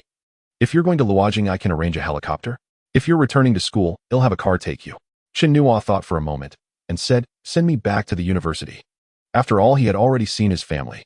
Going back now would be convenient, but returning later would be a hassle. "All right." Watching Chen Nuo leave, Zhou Hai emerged from beside him and stood behind Chen Nuo. "Director Chen, should we arrange surveillance?" Chen Nuo whirled around, fixing Zhou Hai with a piercing stare. Zhou Hai felt as if a starving wolf had locked onto him, and cold sweat immediately beaded on his forehead. "Remember this, Chen Nuo was never here today. We never saw him. The virus incident was handled entirely by the Darknet. Issue a gag order immediately. Erase all records of Chen Nuo from today." With that, Chen Nuo turned and walked away, appearing to be in good spirits. Zhou Hai stared at Chen Nuo's retreating figure, burning with curiosity about the half-hour conversation between him and Chen Nuo. But he understood that some things were safer left unknown. Outside Huaqing University, in the street of snacks, Chen Nuo casually cooked 2 dishes in the Longting Yinchuan restaurant, sitting in a corner and devouring them hungrily. "Eat slowly. Didn't you go back? Why are you here again looking like this, starving?" Chen Dalai had just prepared a soup for Chen Nuo, and seeing how he was eating, he quickly scooped a bowl of soup and handed it over. Chen Nuo didn't respond. He had been taken away by the NSA at noon, ate a little biscuit on the helicopter, and had been busy for the entire afternoon. At this moment, he was so hungry that his stomach was pressed against his back. "I didn't go back. There was something at school, and halfway I was called back." Chen Nuo took a sip of soup and found an excuse to reply to Chen Dalai. "You brat, if you don't want to eat in the restaurant, just come to the shop. How could I let you lose out?" Chen Dalai sighed. Since the last time Chen Nuo cooked at this restaurant, the reputation of Huaqing University restaurant has skyrocketed, packed during mealtimes every day with profits 3 times that of the previous month. Breaking news: unidentified forces have invaded our country's ticketing website, causing nearly 800 million travelers to be stranded. However, thanks to the efforts of our nation's network experts, the virus has been completely eradicated and the ticketing website is now back to normal. We urge travelers. At the same time, our country issues a stern statement: regardless of whether the unidentified forces are individuals or a national group, we will not let this go unpunished and will pursue the matter to the end. They must pay the price for their provocative actions. The television in the restaurant, which was broadcasting a sports match, suddenly switched to the news. The sudden news left the diners exchanging glances. Without waiting for everyone to react, the screen turned again. This time it was the familiar scene of the daily press briefing entering the formal QA session. May I ask the host how you view today's attack on the ticketing website by unidentified forces? Zhou Hui glanced at the reporters and replied in a flat tone, "We don't have much to say. The actions of the unidentified forces have already crossed our bottom line. If they dare to act, they must be prepared to bear the consequences." As soon as her words fell, another reporter followed up, "May I ask how the domestic network warfare will be handled?" Our network experts have determined that the IP addresses used by the unidentified forces are located within the headquarters of 6 companies, including CIS. Here we issue a formal notice: if these companies do not respond by midnight tonight, we will take necessary measures. What do you mean by necessary measures? Including but not limited to increasing tariffs, delisting products, thoroughly investigating companies within our country, and if necessary, closing down companies operating within the country. Zhou Hui's response was powerful and carried a hint of killing intent, broadcasted in train stations, shopping malls, large screens, in public squares, restaurants, and hotels. Inside Huaqing University restaurant, all the diners were in an uproar. The sounds of people banging on tables, clinking bowls, and shouting filled the entire Sichuan restaurant. "This is exhilarating. Old Chun, bring a case of beer to each table. It's on me. I rarely treat people so generously today. Get lost. When did it become your turn to deliver beer in my restaurant? I declare that every table gets a case of beer and all expenses today are half off." Old Chun, so bold and generous. "Boss, even though my company only has a dozen people, we'll have our future work meals catered by you." Chen Nuo was watching the television in the corner, feeling a deep shock. From the moment he breached the opponent's server until now, less than 2 hours had passed, and the NSA had already tracked down the IP address. The power was terrifying. He pondered over the NSA while countless places were celebrating. Although the leaders of the companies named abroad were furious, they didn't take it too seriously. They had always just talked without taking real action. They would issue a statement and wait for everything to return to normal once the storm passed. Online, this incident erupted once more. So domineering, it's truly awesome. It has been a long time since anyone has been this tough. What do you think these companies will respond to this matter? That goes without saying. They must have been hacked by unidentified forces. It has nothing to do with them. Haven't they always done this? No matter how they respond from now on, I won't buy anything from these companies. I urge all my fellow countrymen to firmly boycott products from these companies. Let's see how you boycott a bunch of brainless people. You upstairs, you're an idiot. If you had been born a few decades earlier, you would definitely be a traitor. Brothers, get a skilled person out to track him down. Many elementary school students were asking their parents what hackers, red hackers, and blue hackers were, leaving some parents perplexed. Many programming education institutions were bewildered. "Boss Lon, come back quickly. The institution is surrounded." "What is going on? Speak clearly." Listening to the chaotic sounds on the other end, Boss Lon yelled angrily. "Boss Lon, dozens of parents have come to the company, all inquiring about children's programming training. I can't handle it anymore. Quickly send someone to help me." Hey. The busy tone came from the other end, and after a moment of daze, Boss Lon looked at the television, then quickly reacted and sprinted downstairs at full speed. He wasn't the only company. Almost all well-known children's programming companies in the market were experiencing the same scene. The slogans shouted by parents were "Programming starts from childhood." As the main contributor to this incident, Chen Nuo sat in the Sichuan restaurant for a while before returning to the Huaqing dormitory. After taking a shower and lying on the bed, he recalled the events of today. There was nothing more to think about regarding the elimination of the demon virus. It was just like that. What he pondered over was the last conversation with Chen Nan, who asked him if he was willing to stay at the NSA's 5th Division and promised to let him be in charge of the dark web within 3 years. Chen Nuo had rejected all of this. However, Chen Nan mentioned a plan that left him deep in thought. The 5th Division had been constructing a defensive system to support the domestic network, but progress had been slow, and they were in urgent need of network experts, asking if he was willing to participate. Alternatively, he could ask the Ancient Four Gods Institute if they were willing to participate. If they agreed, the NSA would overlook their past actions. Once the system was completed, they could choose to stay or leave as they wished, and it would offer a salary of 5 million. This matter required him to carefully consider the pros and cons. He personally didn't mind, but if Chen Nuo was using the system as bait to lure the four, then he would be in serious trouble. The night gave me black eyes. Suddenly, the ringing of the phone interrupted Chen Nuo's thoughts. He picked up his phone and frowned. It was an overseas number. Without saying a word, he hung up directly, but the owner of this number seemed a bit persistent, calling 3 times in a row. Damn, are scammers this persistent now?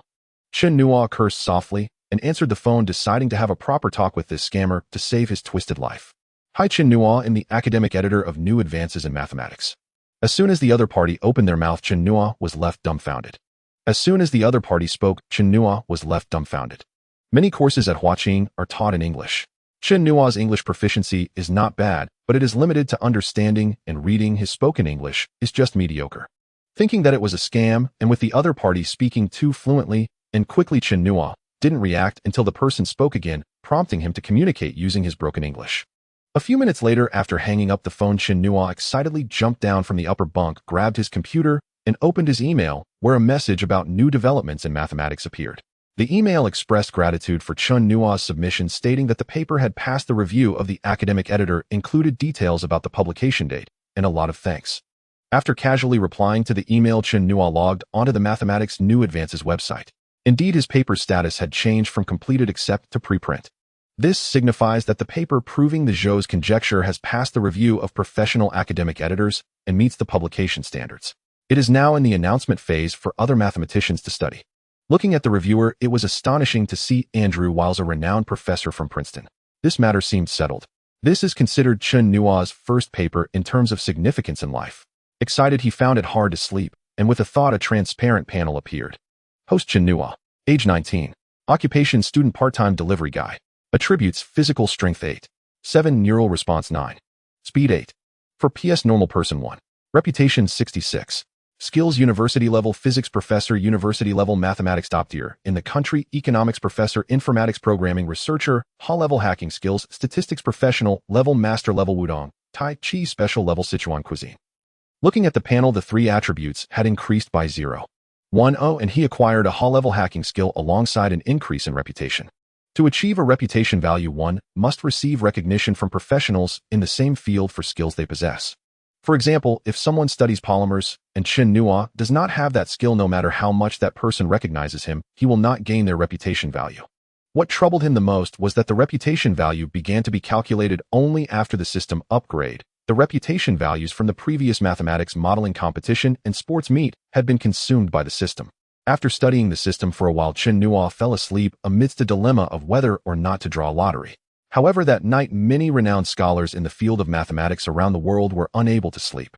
The cause was that a summer student studying mathematics abroad routinely browsed major mathematical journal websites and suddenly discovered a paper proving Zhou's conjecture on the Mathematics New Advances official website. What the heck, has the Mathematics New Advances website been hacked? The student looked at the Zhou's conjecture displayed on the official site, then glanced at the author information, Chen Nuo, a sophomore from Huaqing University. Connecting it with the cyber war that had occurred during the day, he couldn't help but suspect that the official website had been compromised.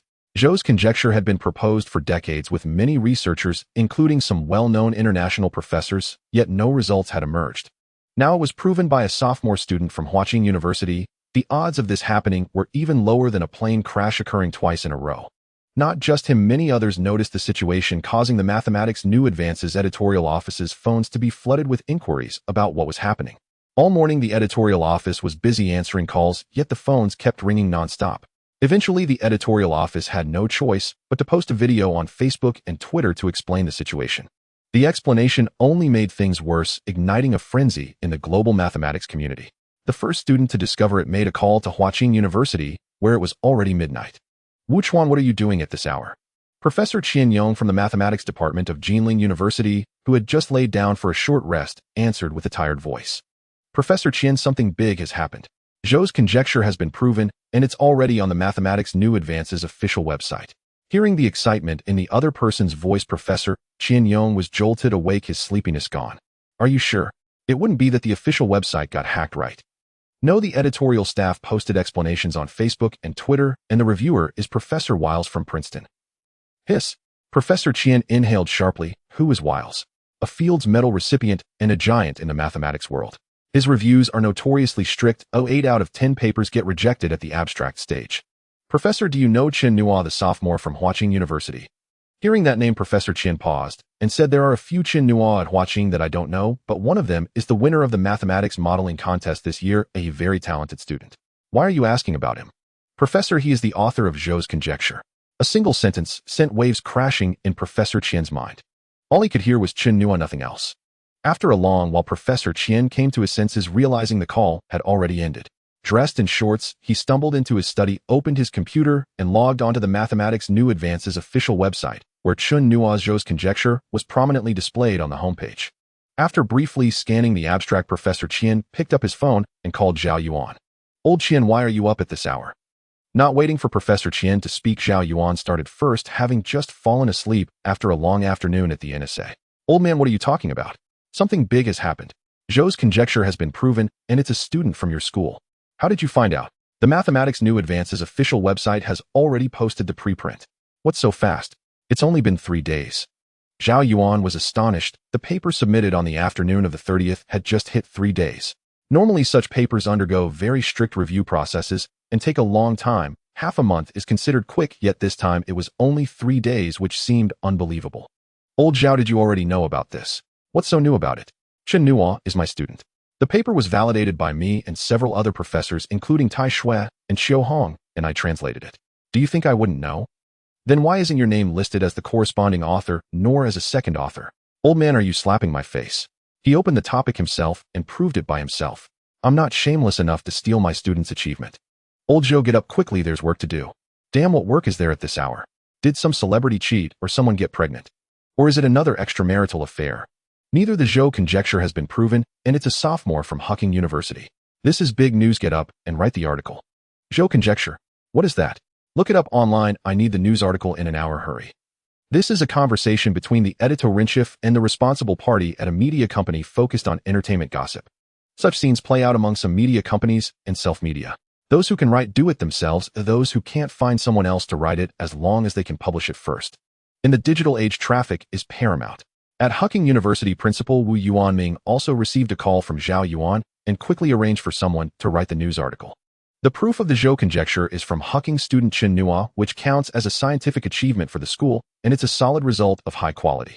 After a night of activities by a group of night owls, the news of Chen Nuo, proving the Zhou conjecture, completely exploded online. Early in the morning, netizens discovered that among the 10 news articles pushed by well-known media such as Penguin Tushio and Weibo 5 were about Chen Nuo, proving the Zhou conjecture. What the heck happened last night? I just went to Mars. How did Chen Nuo become famous again? Did you meet the Great Lane Temple in Dong Guess writings when you went to Mars? But you used it very precisely. I really want to know why. Chen Nuo proved the Zhou conjecture. This is a big deal. Big deal? How big could it be? Can I get my buns for 2 cents less? Not 2 cents less, but it can make your 2 cents balance in your bank account safer. In the academic and university circles, discussions became more profound.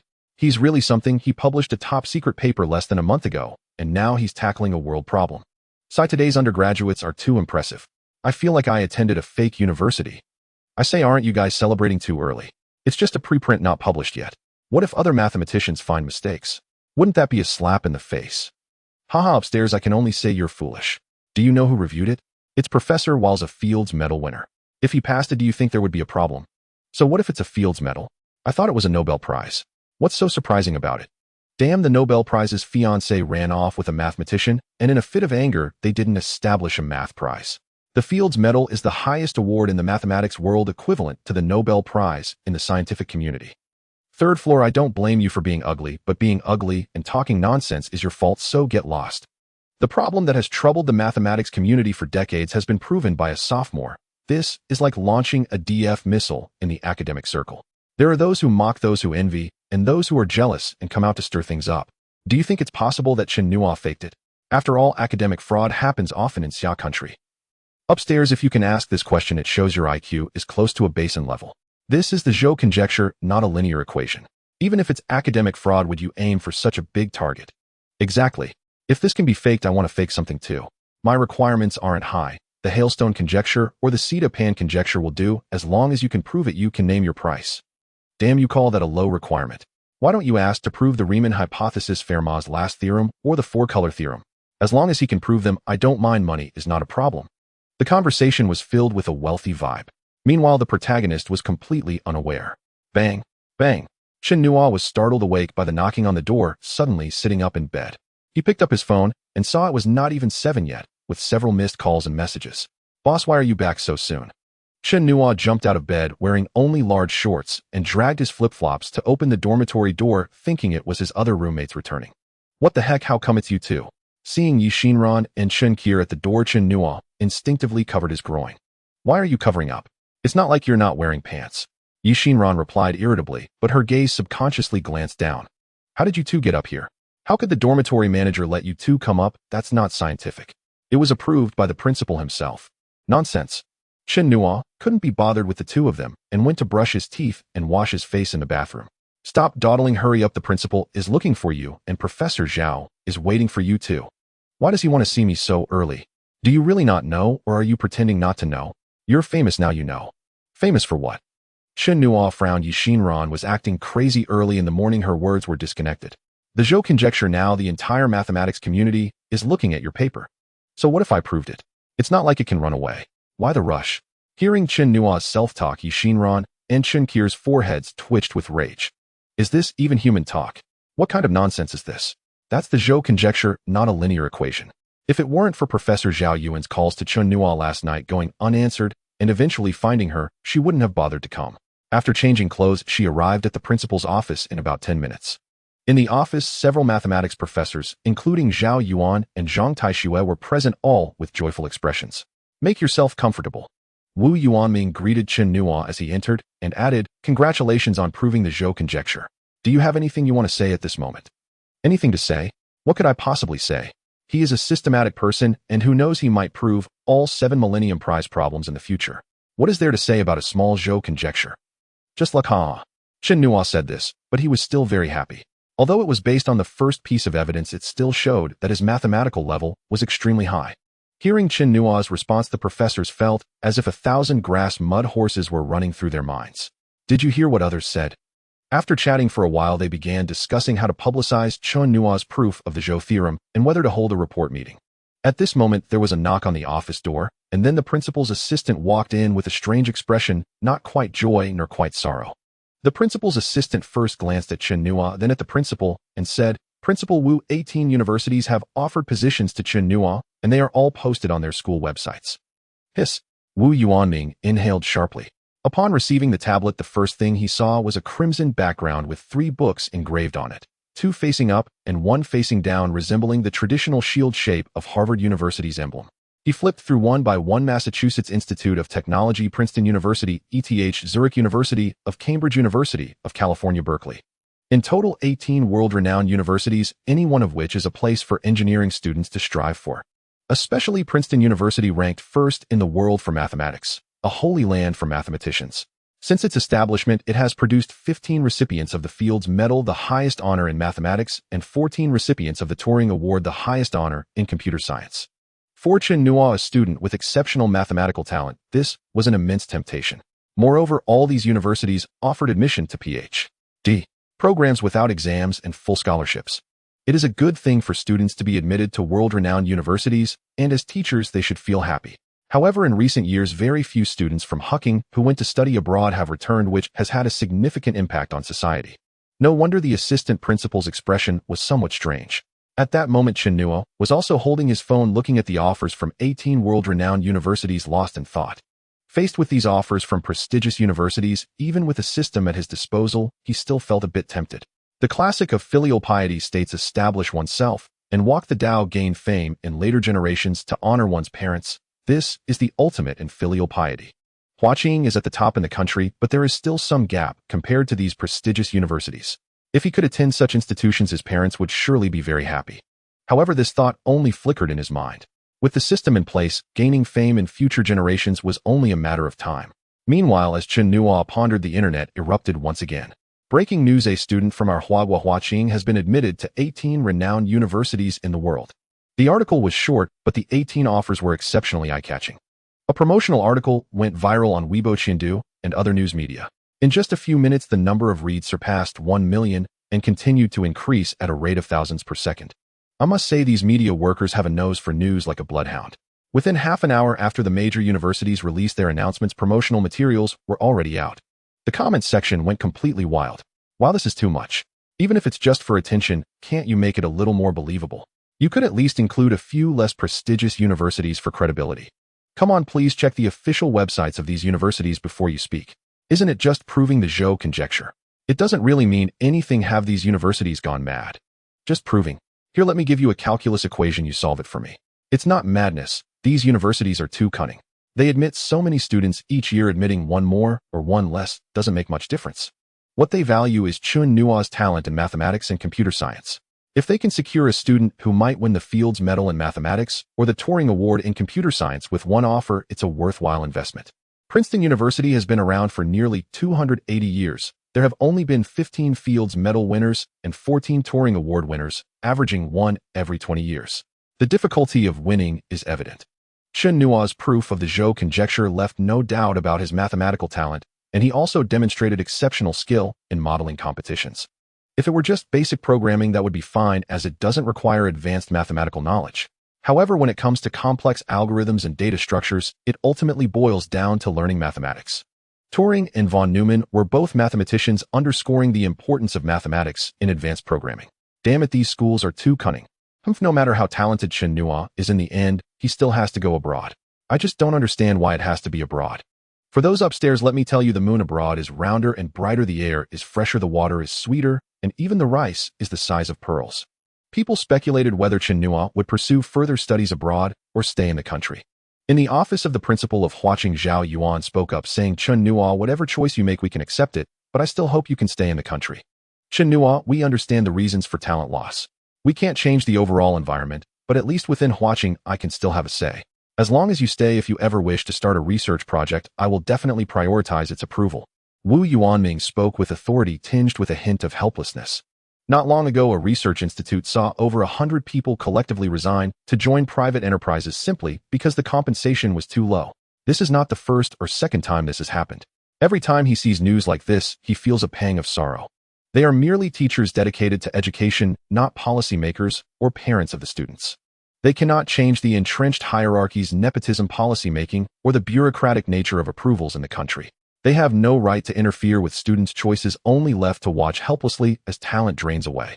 Knock, knock. The door to the office sounded, and then another person walked in. Everyone saw it was the head of the school's news center. Director Jiang, is there something? Principal, many reporters have come downstairs, all wanting to interview Chen Nuo. I have already kept them at bay. What do you think? Director Jiang is responsible for Huaqing's external publicity. Of course, he hopes for news like Chen Nuo's. This is far more useful than writing dozens of promotional articles. Wu Yuanming remained silent, instead looking at Chen Nuo. They were all waiting for Chen Nuo's decision. Chen Nuo glanced at everyone in the office, observing their expressions. He stood up and said, Principal, since there are people who want to interview me, let's go. Chen Nuo, you trust him? Zhao Yuan pulled the somewhat anxious Wu Yuanming. Everyone followed downstairs as dozens of reporters surged toward them. Goodness, the People's Daily Summer Country Television, Computer News. All the well-known media outlets that could be counted in Kyoto were present. After the security stopped the reporters, Wu Yuanming said a few words and led everyone to the small conference hall in the administrative building. Once everything was in place, Chen Nuo stood at the podium. Congratulations, student Chen Nuo. Reporters, please wait a moment. Chen Nuo directly interrupted a reporter's question, then said, I know what you all want to ask, and I will give you a satisfactory answer, while also providing a clear response to these prestigious universities. The principal mathematics department, professors, dozens of reporters, and security personnel, maintaining order, all nearly 100 people, looked at Chen Nuo with eager anticipation. Chen Nuo observed the expressions of all the reporters, noticing a mix of gossip, disdain, disgust, curiosity, and excitement in their eyes. After a moment of contemplation, Chen Nuo finally spoke up. I decline. His clear voice echoed throughout the conference hall. I refuse. The clear voice echoed in the conference hall. Many journalists wore expressions of astonishment and disbelief. This was a world-renowned university, a sanctuary for science and engineering students. The president and the professors appeared relieved, their faces lit up with joy. I was born in the outskirts of Luojing. I remember when I was in elementary school, the environment at school was particularly poor. Chen Nuo reminisced, recounting his experiences from elementary school, middle school, and high school over the span of 2 to 3 minutes, discussing the struggles of students and the responsibilities of their teachers. These 18 universities are among the top in the world, and Princeton in particular is a crown jewel in the realm of mathematics, which naturally attracts me, but that is all there is to it. Their rankings and strengths are impressive, but Huaqing is quite decent too. This statement prompted uproarious laughter in the conference hall, and the president and professors exchanged amused glances. Huaqing is ranked 19th in the world. Is that just decent? Chen Nuo seemed unfazed by the crowd's laughter and continued, I know there are many issues in our country, such as nepotism, funding bottlenecks, and working for professors without pay, all of which contribute to the brain drain. But what I want to say is that using these as excuses to leave and never return is a sign of weakness and insecurity. I know many will criticize me for being arrogant upon hearing this, but this situation is akin to supporting domestic products while simultaneously using foreign ones and saying they are great. People fail to realize that the rise of domestic products requires time and funding for research and development. If you don't buy domestic products, where will the funding for development come from? Without funding, how can they rise?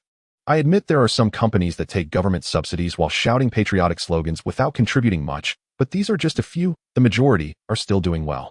Returning to academia is the same. If everyone leaves and the domestic research environment weakens further, it will only empower those who oppress us. If our country is teeming with talent and research achievements come one after another, how many leaders could dominate everything in this age of information?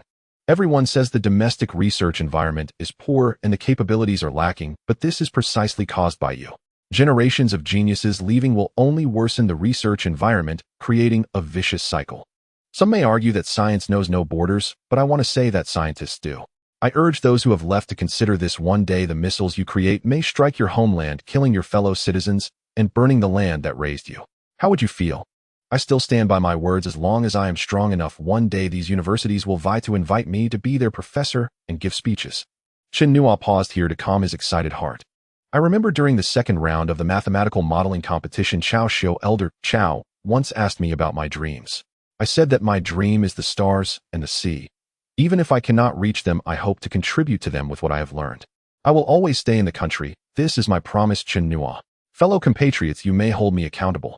Finally, I want to say, fellow compatriots, give the country some time to change. I believe that in the near future we will surely bring a bright tomorrow to the academic world.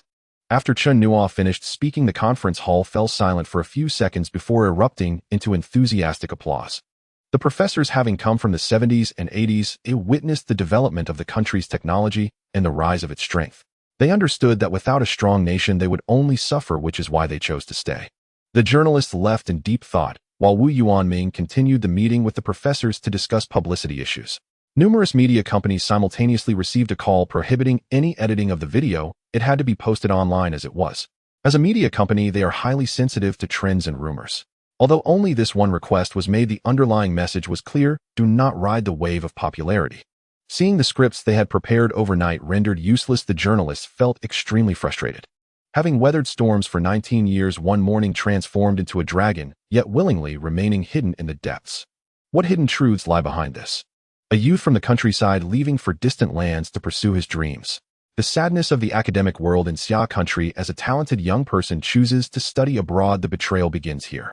I, Chen Nuo, choose to go abroad. It is the beginning of our dreams.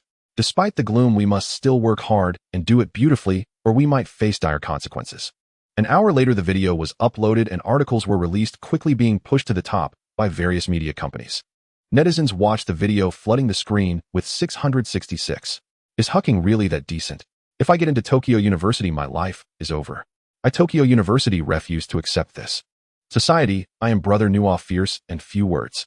I don't know if he is showing off or genuinely willing to stay, but I fear he won't withstand temptation in the future. What a show-off. Who does he think he is? Can he represent the academic world of Xia country? Exactly, is this a blatant slap in our faces? He loves his country. What does that make us?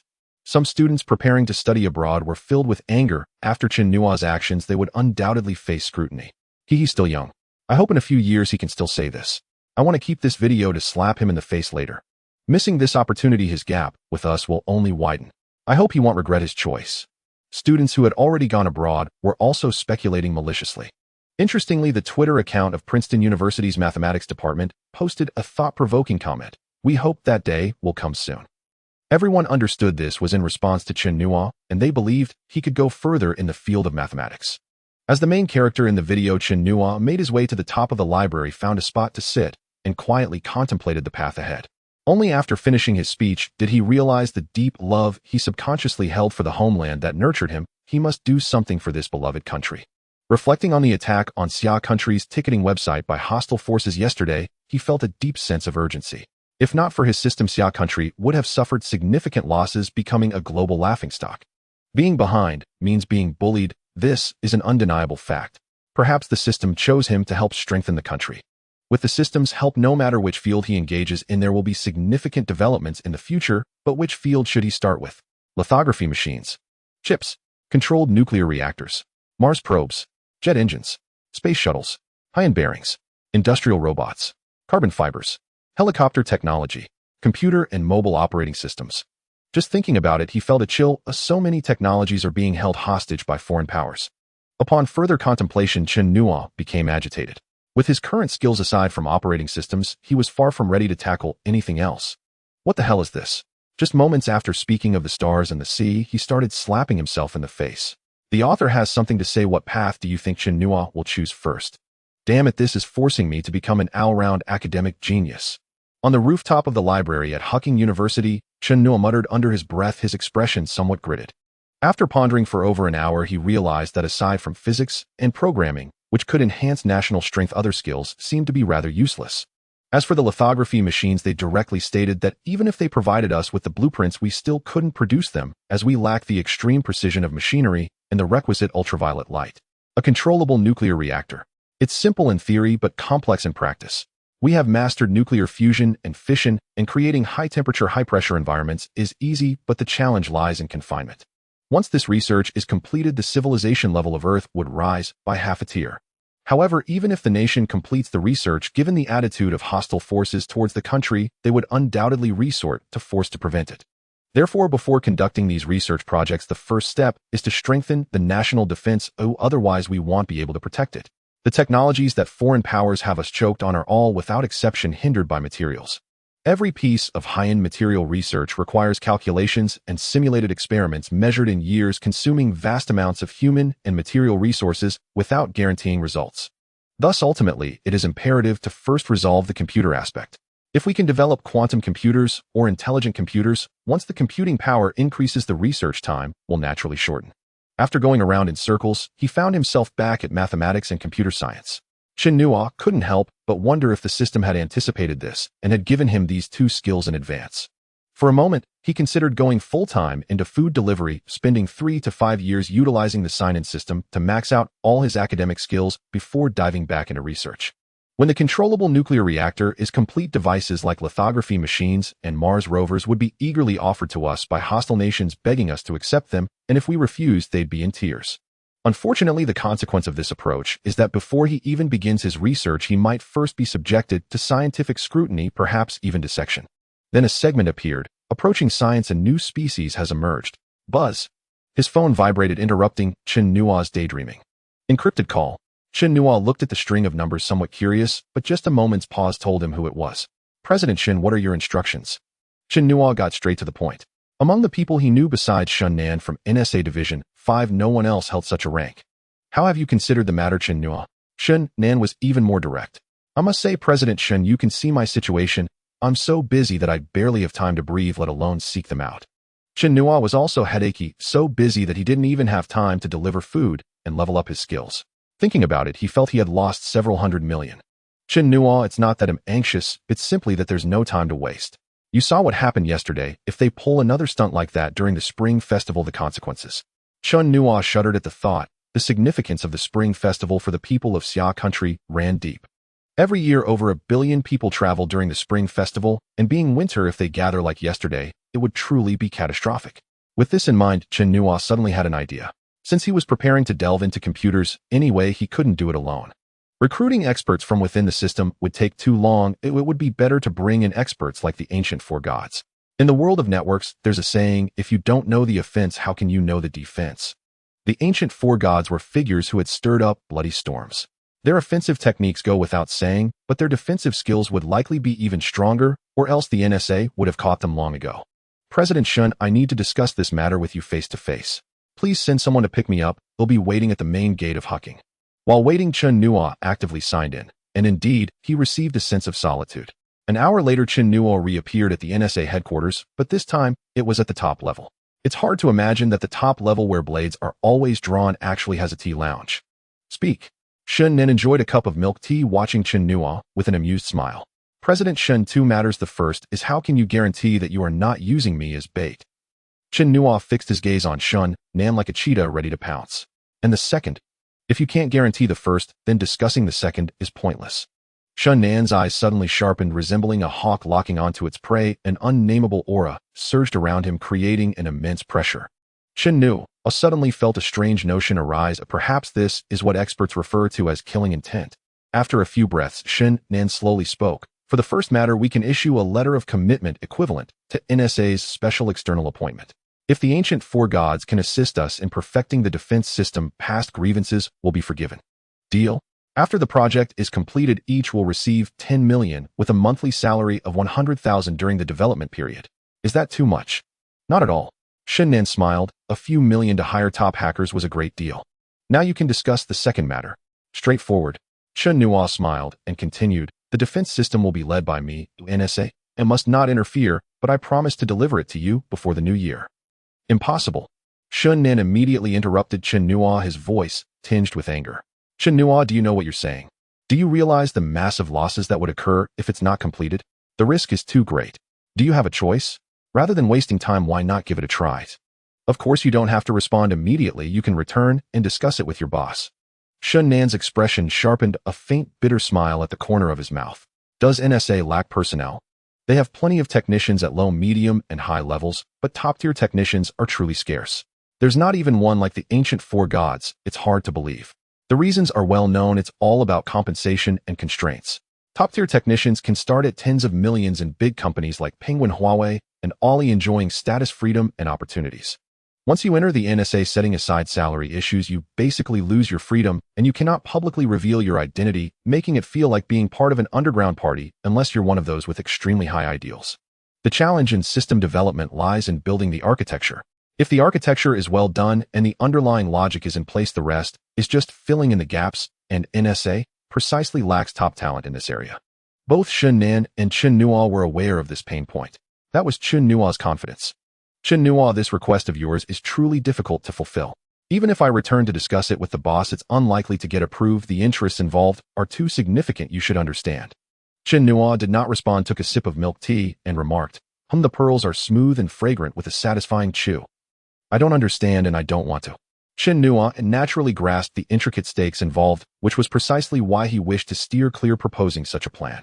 Otherwise, once the system was developed, he might end up dragging himself and the ancient four gods into a pitfall, and that would be a fine mess indeed. Since that's the case, I won't press you. Let me offer another proposal and see if it works for you. Chen Nuo paused, glancing at Chen Nan, and continued. You go ahead and develop your defense system. They'll set up a company and develop one of our own. We'll deliver it to you before the new year, and you just pay us for the work. What do you think? It's only a little over 3 months. Your people won't be completely tied up, and you won't lose much. Chen Nan's eyes lit up at this proposal, but then he asked doubtfully, who exactly is us? The ancient four gods, who else? Chen Nuo retorted with a hint of irritation.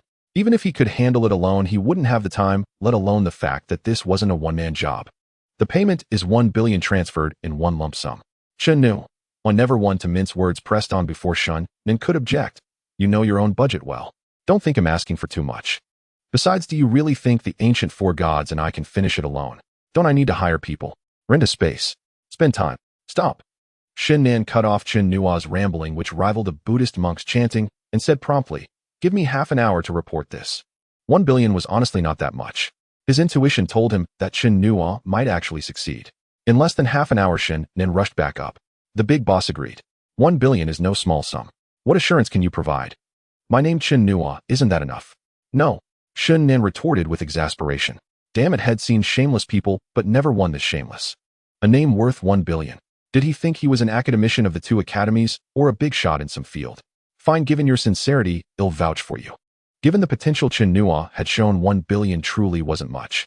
With the young man's current connections and skills, he could easily land a job at a major company for tech development or start his own venture. Here are the commitment letters and special appointment certificates for the ancient four gods. Fast. Chen Nuo's eyes lit up as he took them and carefully read through the contents. Don't worry, we wouldn't screw you over. These are all documented on the internal network. I've done everything you asked. When do you plan to start? Chen Nuo sat down and asked casually. What's the rush? You've agreed, but we haven't yet. A sly fox-like smile curled at the corner of Chen Nuo's mouth as he pushed the computer over. You've done all this, so we'll take on the project. Chen Nuo took the computer, and after a few minutes of reading, his face darkened.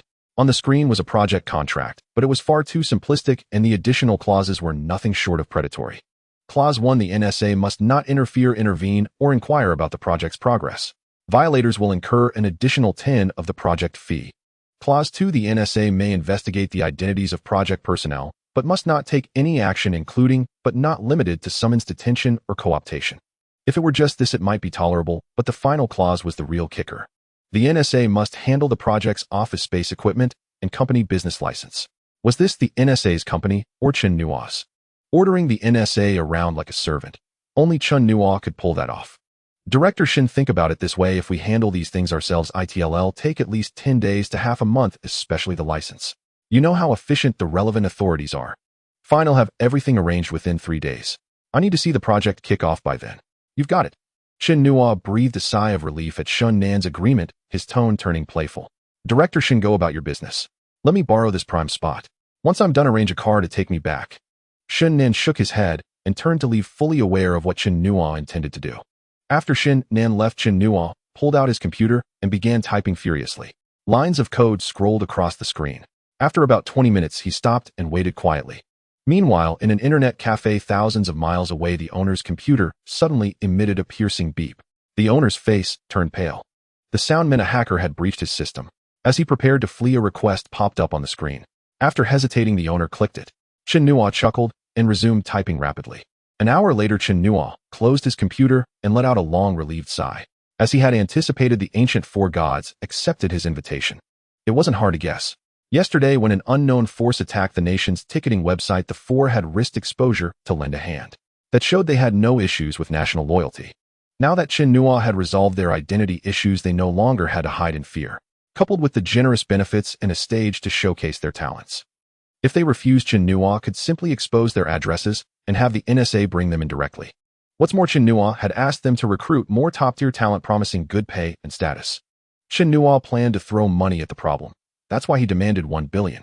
This approach worked in the private sector, but not within the system, where too many projects would strain even the GDP. His true confidence came from the system within him. If pushed to the brink, he was ready to deliver food around the clock to grind his skills. Or he could pull off something earth-shattering to rack up 10,000 reputation points, draw hundreds of lottery prizes, and keep trying until he landed a defense system. Finding people was no trouble for the four. Over years of hiding and lurking on forums, they had amassed countless apprentices and friends, including some reliable top-tier experts.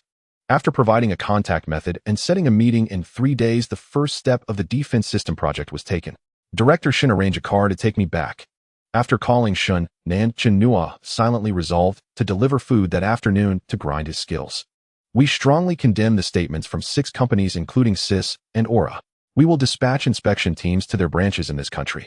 We formally declare this a routine tax and financial audit. The public need not overinterpret it. A news bulletin suddenly aired on the TV in the lounge, flashing by quickly. Though brief, its implications were profound. Chen Nuo took out his phone and logged into major e-commerce platforms, only to find that all products from the 6 companies had been removed without exception. Those in the know understood that these companies had likely been notified before the news even aired. Perhaps this was just the beginning. Just then Chen Nuo came up. Director Shin, hurry up and arrange the car. I need to go deliver food this afternoon. You have a new delivery order, please handle it promptly. Chen Nuo, who was chatting with a group of delivery guys, heard his phone ring. Brother's time to work, let's talk later. He then rode off on his electric bike. The delivery guys were puzzled. Why was he so happy about delivering food? As Chen Nuo left, one of the delivery guys said, why don't we buy some books to read and become a top student like Chen Nuo? Immediately, several others looked at him with strange expressions. If he can become a top student, we delivery guys can too, right? The guy seemed to lack confidence as he was watched by the group. Zhaogu, are you confused? Chen Nuo is first a top student and only then a delivery guy. He does it part-time just to experience life. Can we compare? Exactly, I can actually read books. Why am I delivering food right now? Reading books. That's impossible in this lifetime. Reading novels is fine. Only I recently read a book called I the Delivery Guy Became Invincible after 3 years of check-ins. It's quite enjoyable. You guys want to check it out? Yeah, I read it too. It's quite enjoyable. I just want to ask the author what kind of delivery can get the system. One of the delivery guys began to crack jokes. Delivering food, leveling up skills, haha. Chen Nuo rode his beloved electric bike through the streets and alleys near Huaqing, muttering to himself. Ding. Congratulations, the host has acquired the master-level welding skill. In front of a car repair shop, the system's notification sounded, leaving Chen Nuo dumbfounded. Technical positions had an 8-level worker system before the reform, which was later divided into junior, intermediate, senior workers, technicians, and senior technicians. What does master level even mean? Is it above senior technician? Before Chen Nuo could think it through, a wealth of complex welding knowledge flooded into his brain, including manual arc welding, carbon dioxide gas, shielded welding, submerged arc welding, and pulse gas, shielded welding, among others. Every welding technique, detail, and precaution was engraved in his mind. Now even doing fish-scale welding would be a trivial task. Chen Nuo felt somewhat speechless. This skill was impressive, but he had no use for it right now. He glanced at the car repair shop and rode off on his electric bike. An hour later, Chen Nuo found himself staring blankly at the car repair shop again. This time he acquired the master-level fitter skill. Fitting is far more impressive than welding. A master-level fitter can shape an aircraft carrier or submarine akin to a mobile humanoid machine tool. 2 hours later, Chen Nuo appeared at the car repair shop's entrance once more. Watching the busy workers, Chen Nuo couldn't help but admire. He had delivered food to this shop 3 times in one afternoon. His luck was quite remarkable. This time he acquired the master-level auto repair skill. To say it was no exaggeration, he could now dismantle a car with his bare hands. Combining the previous welding and fitting skills with sufficient materials and unlimited time, he could directly build a car by hand. What does this mean? Is this suggesting I should switch careers to car manufacturing? Upon thinking of this, Chen Nuo's eyes lit up. It seemed promising. Recently, the Tesla brake failure incident has been widely discussed. Should he take this opportunity to develop intelligent driving technology? With master-level auto repair skills and a thorough understanding of car structures, along with his current efforts in computer development, could he create an intelligent system that would completely outshine Tesla? But then he shook his head. His primary task now was to complete the NSA defense system. Even if he wanted to develop an intelligent system, it would have to wait until after the NSA defense system was finished. 3 to 4 months in the future brought too many uncertainties. Thinking about it now felt somewhat unrealistic. After a moment of self-deprecation, Chen Nuo continued his delivery work to level up his skills. It seemed his luck had run out. By 9 in the evening, after delivering nearly 40 orders, he had not gained any new skills. For the next 3 days, Chen Nuo went to the library in the morning to study the conjecture of twin prime numbers in finitude, and in the afternoon, he delivered food. On the last morning of the 11A holiday, Chen Nuo received a call from Shen Nan. A few minutes away from Huaqing, in a 5-story building that looked completely unremarkable, covering about 200 square meters, Chen Nuo met Shen Nan. How is it? This place is pretty good, right? Not bad, not bad. It's exactly to my liking. Chen Nuo looked around. The decor was simple yet elegant, and all the office equipment was fully equipped. The first floor was the dining area, the second floor was the equipment area, the third floor was the office area, and the fourth floor was half meeting rooms and half offices for Chen Nuo and the 4 ancient gods. The 5th floor served as the dormitory, while the rooftop was transformed into a semi-open, secluded lounge. The most thoughtful part was that the dormitory area was fully stocked with sheets, blankets, and toiletries ready for immediate occupancy. Although the place wasn't in a luxurious CBD, it was quiet and close to the school. The key point was that it was hidden. They were developing a system, and with the 4 ancient gods' top-notch hackers involved, if hostile forces found out, it could lead to their downfall. Mr. Shen, where did you get this place? It can't be. Shen Nan listened to Chen Nuo's words, his mouth twitching. Could he not choose his words better? With our NSA identity, do we need to resort to such underhanded tactics? Who knows, you special departments that have your hands in everything. Crushing these companies is an easy task. It's not like it hasn't happened before. Shen Nan couldn't be bothered to deal with Chen Nuo. He knew Chen Nuo was speaking the truth. You don't need to worry about safety. We will station a small team of police nearby, and the security here consists of strictly trained soldiers. Chen Nuo smiled at Shen Nan's words. He knew what the old fox was up to. He was publicly saying protection, but was actually monitoring them. He said nothing. If it were him, he would have done something even more extreme. When will the work begin? Your question is quite unprofessional. When the work begins depends on when your funding is in place. Such a classic. Shen Nan shot Chen Nuo a glare and handed over a packet of documents. It contained various licenses, permissions, authorization letters, contracts, and a bank card. Chen Nuo, I don't care how you spend the money, but remember, if you can't deliver by the end of the year, be prepared to work for us for life. Also included is a document detailing our system requirements and the hardware prepared for the system. Take a good look, don't mess it up. All right, Mr. Shen, I understand. I'll handle it. You can rest easy. Rest easy, my foot. Shen Nan rolled his eyes and turned to leave. After taking another look around upstairs, Chen Nuo took out his phone, and made a call, then quietly sat in his office reviewing the documents. Everything was in place, only lacking the final touch. An hour later, a somewhat old van stopped at the entrance of the small building, and 4 people got out. "Don't just stand there, come on up," Chen Nuo called from the upstairs window. The 4 exchanged glances and entered without hesitation. At this point, they had no turning back. "Chen Nuo, why is it you? Holy crap, is this for real?" The 4 were utterly astonished upon seeing Chen Nuo. Having recently won the triple prize in the modeling competition and set 10 world sports records, it was only natural for these cyber experts to recognize him. Though Chen Nuo had told them his name days earlier, they never associated it with the renowned Chen Nuo from Tsinghua. Someone who could connect with the NSA secured documents akin to pardons and undertake NSA projects. How could that be the work of a mere student? Why can't it be me? We've fought side by side after all. Chen Nuo couldn't be bothered to explain his ties with the NSA. Enough small talk. Here are your pardons. Keep them safe, a lost ones can't be replaced. With that, Chen Nuo handed them the greatest reassurance. The 4 clutched the documents, their faces a mix of emotions, eyes reddening.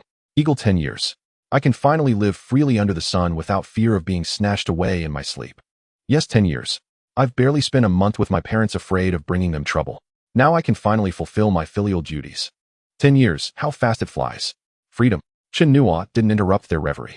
In youth, who hasn't been bold and impulsive? But the thrill of youth came at a cost. Freedom remained a distant dream. Without Chen Nuo, and if not for the path of co-optation, they'd have lived in shadows forever. After 10 minutes, the 4 regained composure. Here are the system development materials. Take a look. Chen Nuo had already discussed the main tasks, saving them time. The 4 reviewed the development requirements and hardware environment from Shunnan. Holy cow, is the NSA this loaded? Investing 10 billion. Are they planning a supercomputer? Isn't that overkill? Insane. If this blueprint works, the system will be invincible. Wow, this hardware is a dream. Freaking awesome, they exclaimed while reading especially at the custom-made components. Unattainable, even with money. They had only heard of such hardware, never seen it. Even Chen Nuo, when he first saw it, wondered if the NSA had escalated plans because of him. Take a look at what they've already developed. Chen Nuo handed over another set of documents. Half an hour later, they finished. So what do you think? The 4 exchanged looks. The eldest Eagle said, based on the completed parts, I alone would struggle to breach it, but with the 4 of us, we can break through the defenses in 3 hours at most. Chen Nuo nodded, confirming his guess. Had need about the same time. The NSA did have some skilled experts. You've all seen the materials. Any additions to the NSA's requirements and design? This question was meant to find flaws and test their expertise. Eagle and the others fell into thought, their right fingers unconsciously tapping the table. The entire defense system comprised 6 parts: network isolation and access control, vulnerability discovery and patching, intrusion detection and response, encryption, protection, backup and recovery, and monitoring and auditing. A failure in any part would render the system useless. For instance, with backup and recovery, even if viruses were removed, data loss or failure to restore would invalidate the system. I think we can leverage intrusion detection and response. It'd be a waste not to use such excellent hardware.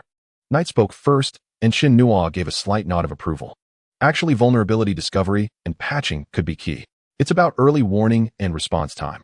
If we detect viruses and flaws early, we can handle them calmly. Backup and recovery also have potential. And encryption protection. Chen Nuo, aren't you an expert on Mersenne primes? If you use Mersenne primes for the encryption algorithm, even if someone finds a loophole, cracking the password would be a nightmare. The 4 shared their ideas, and Chen Nuo marveled inwardly. These were once legendary figures, had stirred chaos, and they hit the mark, aligning perfectly with his thoughts. Let me share my ideas and see if they work. First, I believe the best defense is offense. So we focus on intrusion detection and response. Once an intrusion is detected, the system should autonomously launch attacks and dynamically allocate server computing power based on the attack's intensity to crush the enemy. Second, in vulnerability discovery and patching, I want the system to self-repair rather than rely on human intervention. Chen Nuo listed several more points, leaving the 4 stunned. The first point sounded simple, just set a few thresholds. But enabling the system to autonomously allocate computing power, that was essentially giving it a rudimentary self-awareness. He'll codename this system Xuanwu. The Zhuozhuan says Xuanwu resides in the north, formed by the tortoise and the snake. The world knows Xuanwu for its defense, but overlooks the snake's cunning and aggression. From Chen Nuo's naming, it was clear he wanted the system to possess absolute defense and absolute offense. Whoever attacked it, even with a probing touch, would trigger an automatic counterstrike. As long as the attack stayed within the system's matching computing power, it would annihilate the enemy. There will be difficulties. We face them head-on, or even create them if none exist. Why else would they call us here? Folks, the NSA has invested heavily. We can't just slap together something mediocre. Besides, there are existing intelligence systems in the country. We can borrow from them. Do you want a repeat of what happened days ago? If they attack during the Spring Festival, do you know the consequences? Decades from now, when you're nothing but dust, this system will be your only legacy. When you're old and gray, sitting in a rocking chair, and your grandchildren ask if you have any regrets from your youth, what you think of today? Will you choose to walk away and scathed, leave your mark in history, or be scorned by future generations? Think it over. The four rolled their eyes at Chen Nuo's thick dose of motivational poison, but they saw the fire burning in each other's eyes. They were geniuses, masters of the cyber world, and they carried the pride of experts. Let's do it. Even if it costs us our lives, we'll leave something behind in this world. Have you found the person I asked you to look for? After discussing the system's framework, Chen Nuo inquired about the manpower. I can bring in 9 people. I have 11 people. 8 people. I contacted 13 people. In total, there are 41, which is much more than expected. Those recognized by the 4 should have decent skills. When can they be in place? This was what Chen Nuo cared about the most. They can all be in place before 8 p.m. All right, you can notify them. In the evening, the atmosphere in the small building became lively with more than 40 people gathering in the conference room on the 3rd floor. Chen Nuo's appearance caused an uproar among the crowd. In contrast, Chen Nuo remained quite calm and spoke with great authority. You all must be very clear about your purpose for coming here, so I won't waste words. The personnel structure will consist of 3 levels: members, team leaders, and module heads. Team members will earn 5,000 a month, team leaders 1 million, and module heads 2 million. The deadline is 3 months. If the project is completed a day early, there will be a reward of 1,000. If delayed by a day, 10 will be deducted from the total compensation. If it turns negative, you can expect to sell yourselves. As long as you complete it on time and the project handover is satisfactory, each person will receive an additional reward of 1 million, and I will resolve all your identity issues. As for who the team leader is, you can choose among yourselves. I won't interfere with the process. I only want results. Of course, the team leader is not fixed.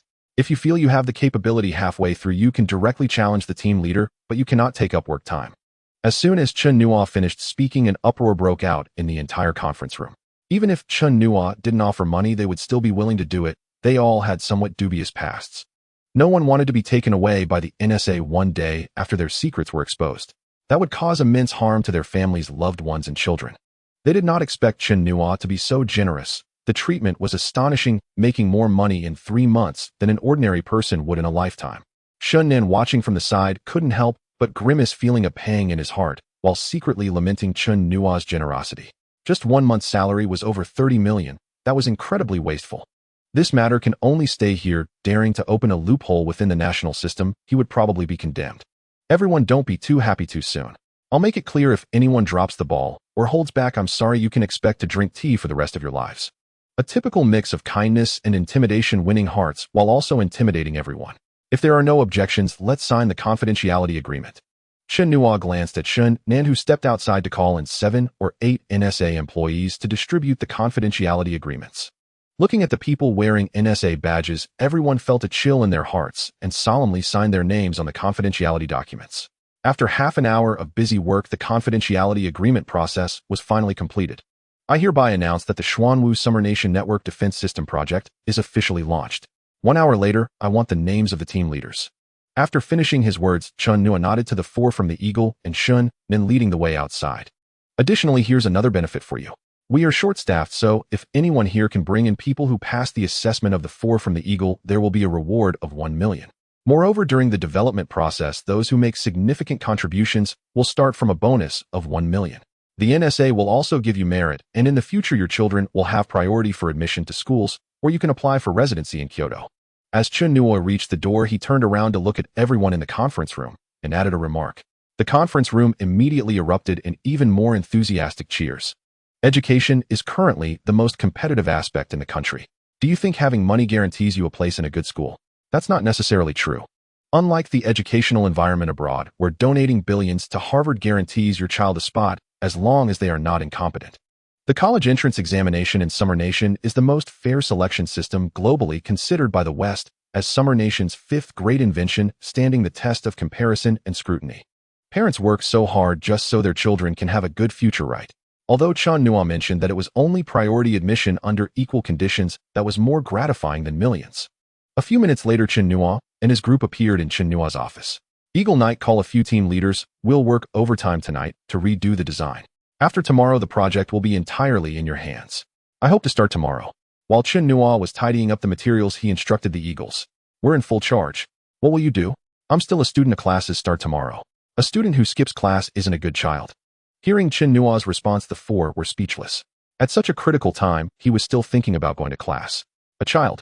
You're all giant babies. Can't you have a bit of awareness? They really wanted to ask, haven't you heard that a university that has never skipped classes is incomplete? Chen Nuo had also been thinking these days about whether to find an opportunity to speak to the principal about applying for early graduation exams. With his top-notch mathematical skills in the country, the exams for mathematics major courses would be easy. The only troublesome subjects would be professional English and moral education, but getting a score of 60 shouldn't be too much of an issue. After weighing the pros and cons, he ultimately decided to wait 6 months before addressing it.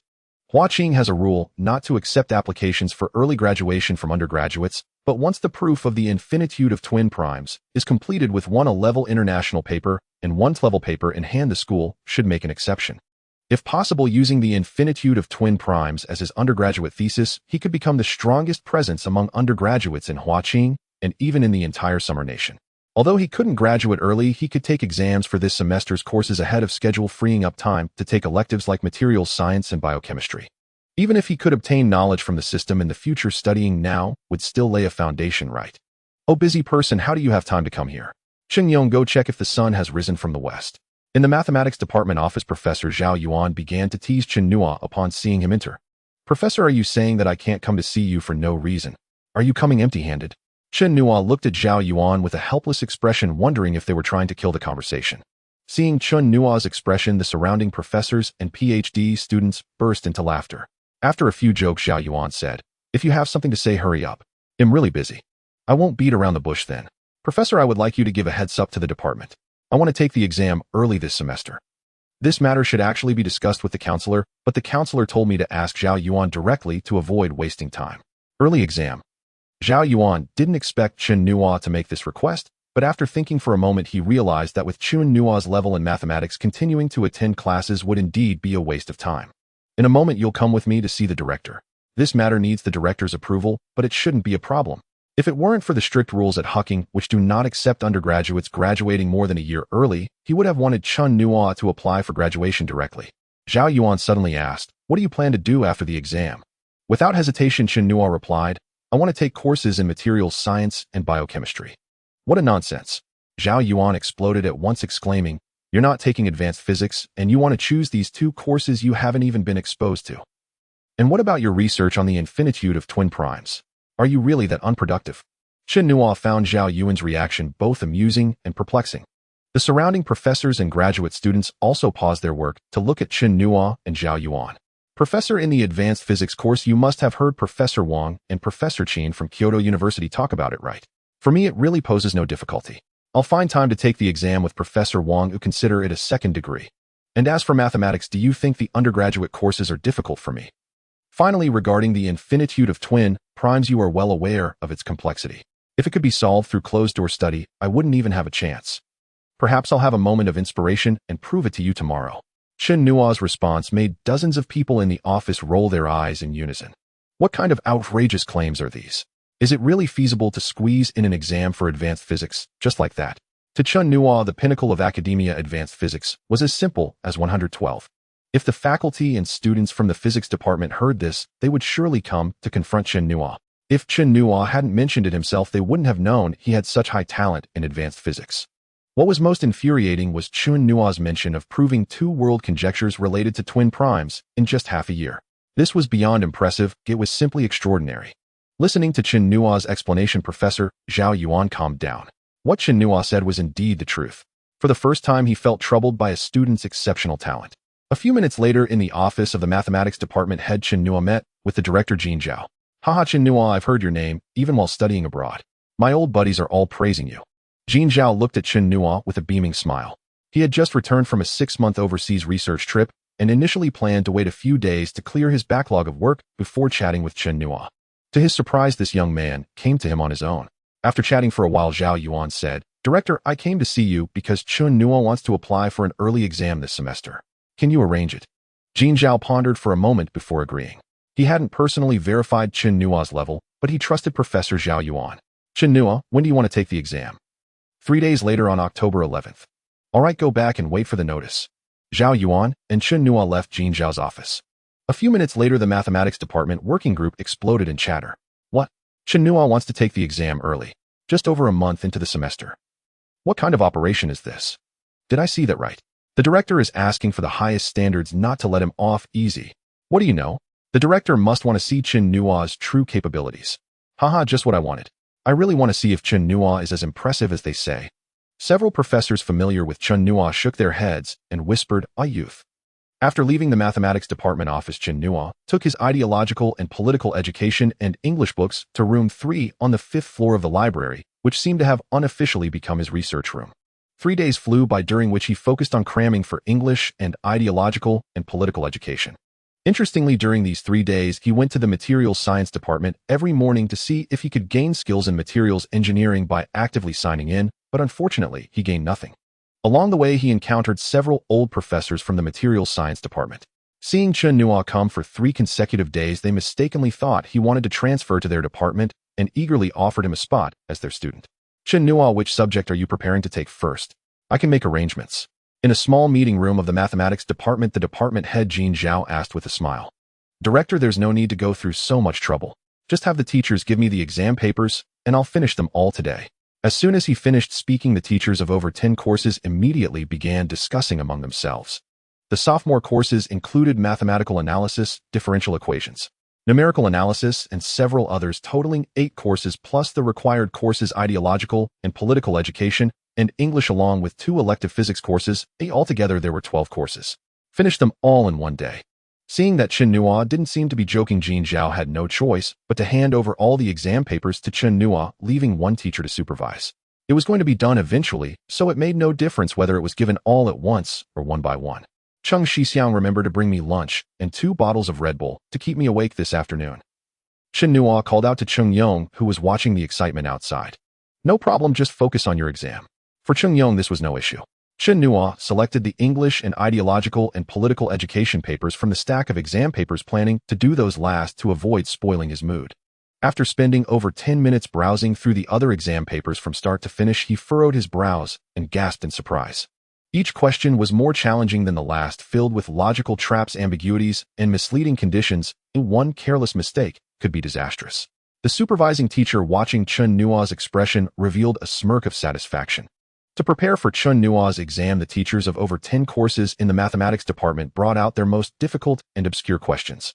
They were neither beyond the syllabus nor too easy, representing the utmost limits of the curriculum. Even if these questions were given to third-year students, now scoring 50 points would be considered outstanding. Are you kidding? Do they think they can stump me, Chen Nuo? Am I just an ordinary person? Looking up at the supervising teacher, he said, "Teacher, I'm about to begin. Please don't be too formal. Feel free to do as you wish. If you get bored, you can play games. I don't mind at all." At 12 o'clock noon, Cheng Yong knocked on the door of the small conference room. The exam was paused. "Chen Shitty, let's eat first." Cheng Yong took out the packed meal and placed it on the table, saying to the supervising teacher, "Teacher, I bought a lot. Let's eat together." Before the supervising teacher could respond, another teacher walked in and said, "Old Joe, go have lunch. I'll monitor in the afternoon." With that, Chen Nuo no longer bothered with them and ate ravenously. Cheng Yong stood aside, casually picking up the exam paper Chen Nuo had completed in the morning. In the 4 hours of the morning, excluding time spent browsing the exam paper and going to the bathroom, Chen Nuo completed 3.5 exam papers, averaging 1 paper per hour, a moderate speed. For normal questions, with Chen Nuo's top-tier level in the country, 40 minutes should be considered normal.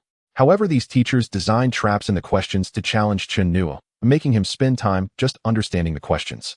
Just from looking at the first question, Cheng Yong frowned, and as he continued to read, his forehead became deeply furrowed. Setting aside the difficulty of the questions, the traps came one after another, and if one wasn't careful, they would fall right into them. After 10 minutes, Chen Nuo finished his meal, while Cheng Yong had only managed to look at 6 or 7 questions, and that was based on Chen Nuo's completed work. If he worked on it himself, he would probably have done at most 2 questions. "Thanks, Senior Cheng." Chen Nuo cleaned up the table and handed the trash to Cheng Yong as he left.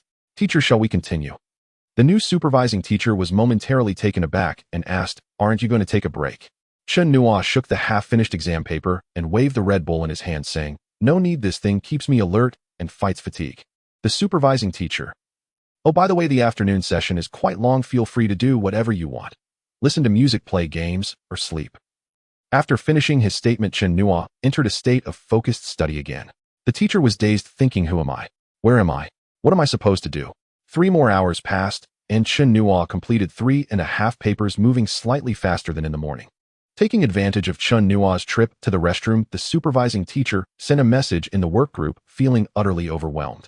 The conference room was so small that he couldn't move around. Sitting there for 3 hours made his butt numb, and to make matters worse, he was also sleepy.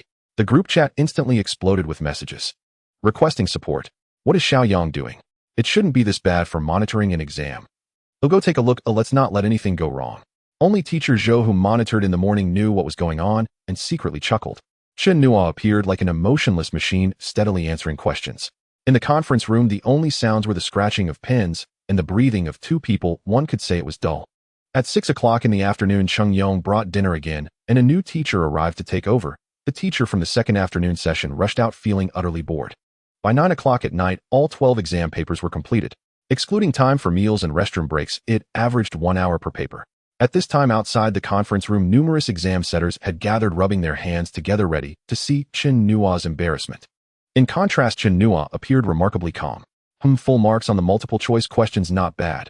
For the fill-in-the-blank questions, also full marks. This kid is impressive. Oh, this question is solved cleverly, even simpler than my steps. What? Full marks. Such remarks continually emerged from the teachers grading the papers, causing excitement among all the teachers present.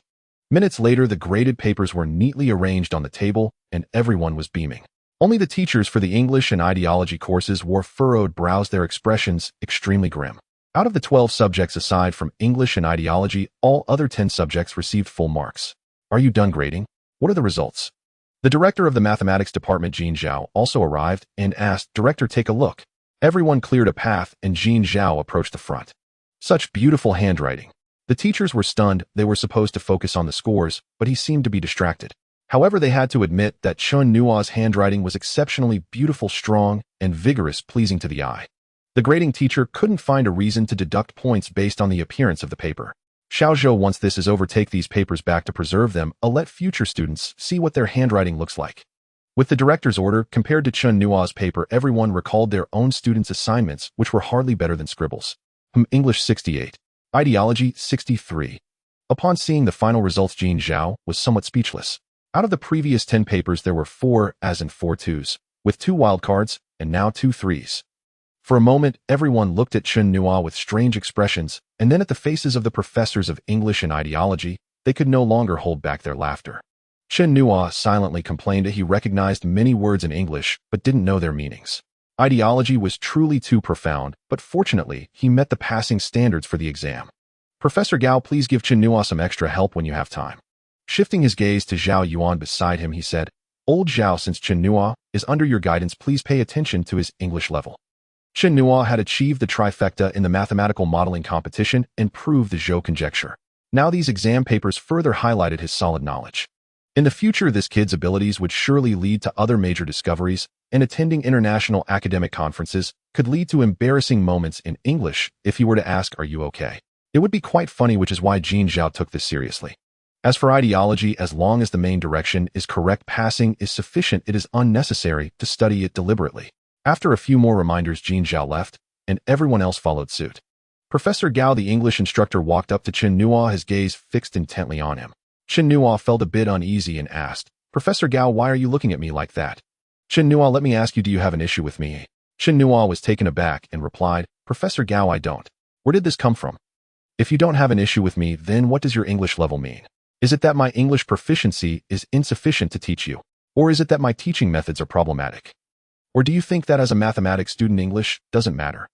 A series of questions made Chen Nuo awkwardly smile and say, Professor Gao, your English level is recognized as the best in our mathematics field. If you don't believe me, just look at how outstanding Senior Cheng is. Cheng Yong, who was beside him packing up, trembled and cursed internally, thinking, damn it, I'm being shot while lying down. Oh, I'm excellent, but that's in specialized courses. However, since Chen Nuo called for help, he couldn't just stand by. Besides, what Chen Nuo said was true. Professor, your level is widely recognized. Chen Shidi is just too busy and hasn't had the time. Later, could you spare some time to help him out? That would be enough. Hearing Cheng Yong say this, Professor Gao's expression softened a bit and said, The director just mentioned that I should help you catch up. Starting from tomorrow, you should set aside half an hour daily to meet with me, and I'll help you organize your knowledge. Also, that's why he was waiting for him here. Thinking it over, having the professor offer extra help could be a good thing. Although he previously claimed not to want to learn English, it seems quite important at this stage. By the time he achieves academic success, he could host a report meeting. To hell with it, those who want to listen can, and those who don't can leave. Old Fourth, how did the exam go? Did you pass? Nonsense with Old Fourth's abilities, it would be strange if he didn't pass. As soon as he returned to the dormitory, his three brothers gathered around him. That goes without saying.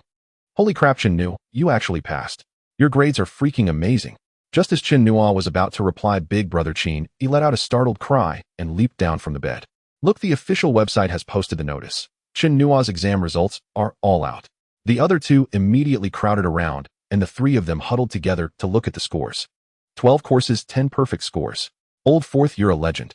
Were the exam questions that easy? Or did the teachers go easy on you? Use your brain, will you? This is Tsinghua. With Chen Nuo's level, that's not the case. Old Fourth, what's the deal with your English and political thought? How could they be so low? That doesn't make sense. Ha, finally we can crush Old Fourth in English and political thought. Old Fourth want us to give you some tutoring. Hey, don't walk away.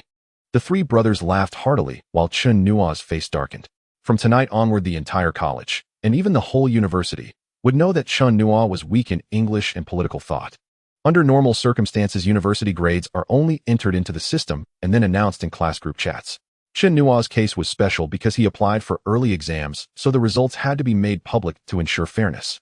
At this moment, it wasn't just Chen Nuo's dormitory. The entire mathematics department was buzzing with discussion, and it wasn't solely because of Chen Nuo's grades. A paragraph appended at the end of the notice stated that any sophomore in the mathematics department who wished to apply for early exams this semester could register with the deadline set at midnight. Those who scored 60 points or above would be deemed to have passed the semester's exams, excluding English and political thought. This news completely ignited the mathematics department. What's that supposed to mean? Looking down on us. Chen Nuo can get full marks, so why can't we get 80? 80? Are you kidding? This is the final exam for this semester, and you've only been in class for a month. Have you even memorized all the formulas yet? Don't you find this suspicious? Chen Nuo scored 100, but they only asked for 60 from us. Do you think that's normal? And the exam time is just 1 hour. Exactly. Chen Nuo proved Zhou's conjecture, and the preprint has been on the Advances in Mathematics website for a week without anyone finding any issues. That shows Chen Nuo's mathematical prowess is already very high. Using him as a benchmark, those exam questions must be incredibly difficult. In reality, this last notice was a spuro-themin idea from the department head aimed at identifying students with exceptional talent. If any student could score 60 points, it would indicate extraordinary aptitude, allowing professors to mentor them early and give them focused attention. After washing up, Chen Nuo walked out of the bathroom. Old Fourth, were the exam questions hard? Chen Nuo glanced at his brothers, thought for a moment, and said, 20 points maybe. Only 20 points. The brothers exchanged glances, then slumped in defeat. Among the 400 to 500 sophomores in the mathematics department, neither too many nor too few. There were indeed a few fearless ones who signed up only to be utterly crushed. But that's a story for later. Lying in bed, Chen Nuo silently summoned the system, and a transparent panel appeared. Host Chen Nuo, age 19. Occupation student, part-time delivery rider. Attributes physical strength 8. 7 neural reaction 9. 6 speed 8. For note, normal person is 1. Reputation points 106,106. Skills University, Physics Professor Level University, Mathematics Nationally Top Tier, Economics Professor Level Informatics, Programming Researcher Level, Master Level Hacking Techniques, Statistics Professional Level, Grandmaster Level Wudong Tai Chi. The information on the panel remained unchanged except for the fluctuation in reputation points. Who recognized him, how they did so, and how reputation points were generated. All of that was determined solely by the system. His only task was to spend them. 10 reputation points could get him 1 silver draw. The reason he hadn't drawn before was that he wanted to accumulate 100 points for a 10-draw bundle. According to probability, a 10-draw bundle wouldn't land entirely in the trash tier, just like bullet trajectories never perfectly overlap. System, initiate a silver 10-draw. Wait. Chen Nuo suddenly called a halt, then sat up in bed like a zombie rising from the grave, jumped off, and dashed into the bathroom. Holy crap, Old Fourth's acting like he's possessed. Scared the hell out of me. Did he eat something bad? His brothers were in the middle of solving problems when Chen Nuo's sudden move startled them. After more than 10 minutes, Chen Nuo emerged from the bathroom, feeling refreshed. Ignoring his brother's strange looks, he quickly got back into bed. System, initiate a silver 10-draw. Having completed the pre-draw ritual of emptying his bowels, washing up, and praying, Chen Nuo silently commanded in his mind. Ding. Lottery system activated. Drawing. Ding. Congratulations, host, you've obtained trash. Ding. Congratulations, host, you've obtained trash. After drawing 9 consecutive pieces of trash, Chen Nuo's heart was bleeding. Even if he got trash, couldn't the system at least give him the actual item? Ding. Congratulations, host, you've obtained a Scholar God possession card. 1 second in hell, the next in heaven. The final draw had yielded an item. A golden card about the size of a palm floated in his mind. Knowing the system's quirks all too well, Chen Nuo didn't bother asking how to use it. He simply directed his consciousness toward the Scholar God possession card. A few seconds later, Chen Nuo burst into laughter, nearly compelling his 3 brothers to drag him down and give him a beating. Upon activation, the Scholar God experience card granted the abilities of photographic memory, perfect auditory recall, and tenfold comprehension, lasting 12 hours with the option to pause midway. Each of these 3 abilities was a dream skill for any student. With them, a slacker could instantly become a top scholar, and a top scholar could become an unrivaled prodigy. Chen Nuo quietly planned to use the Scholar God possession card on English. Learning English essentially boiled down to vocabulary, grammar, contextual understanding, and honing listening, speaking, reading, and writing. With a large vocabulary, one could at least comprehend professional texts, even if not with perfect precision. The vocabulary required for TM8 was around 8,000 words. If Professor Gao could read the words aloud while Chen Nuo watched and listened, he could memorize the spelling and proper pronunciation simultaneously. After that, head tackle, grammar and English would be mostly covered. All that remained would be extensive reading and speaking practice. At a rate of 1 word per second, that's 60 words per minute, 3600 per hour. Even if he rounded down to 300, the 800 word TM8 vocabulary could be conquered in just over 3 hours. With the remaining 3 hours, he could have the professor explain grammar, word origins, and semantics. Perfect. Raising his English to TM8 level in 12 hours. Just thinking about it felt flawless. Chen Nuo burst into laughter once more. Old 4th second brother has been putting up with you for way too long. Chen Nuo, what's gotten into you? Even if you pass the early exams, is it that exciting? Old 4th, if you keep this up, don't blame us for knocking some sense into you. Startled by his brothers' voices, Chen Nuo leaned down and said, Brothers, tomorrow afternoon at Long Tung Yen Sichuan restaurant. My treat. Don't hold back. With that, he burst into laughter again. The Scholar God possession card had come at just the right time, and he couldn't wait to use it tomorrow. You have a new takeout order, please process it in a timely manner. Chen Nuo opened the order and saw that the address was actually at the Huaqing Institute's office building, and the customer's name was Gao Yuming. Chen Nuo's expression was somewhat strange. Among all the teachers at the institute, the only one with the surname Gao was Professor Gao, who taught English. What a coincidence. Well, there's no escaping this. With the God of Learning possession card, what is there to fear? A few minutes later, Chen Nuo arrived at Professor Gao's office with the takeout. Professor Gao, your takeout. Professor Gao, who was working, looked up and almost fainted in anger upon seeing Chen Nuo. He had called Chen Nuo this morning, but Chen Nuo said he didn't have time, only to run off to deliver takeout instead. Since you're here, wait a moment. They'll help you with your English after I finish my meal. Chen Nuo wanted to cry, but had no tears. He could only nod. System sign in. Ding, sign in successful. Congratulations, host, you have gained the English major level 8 skill.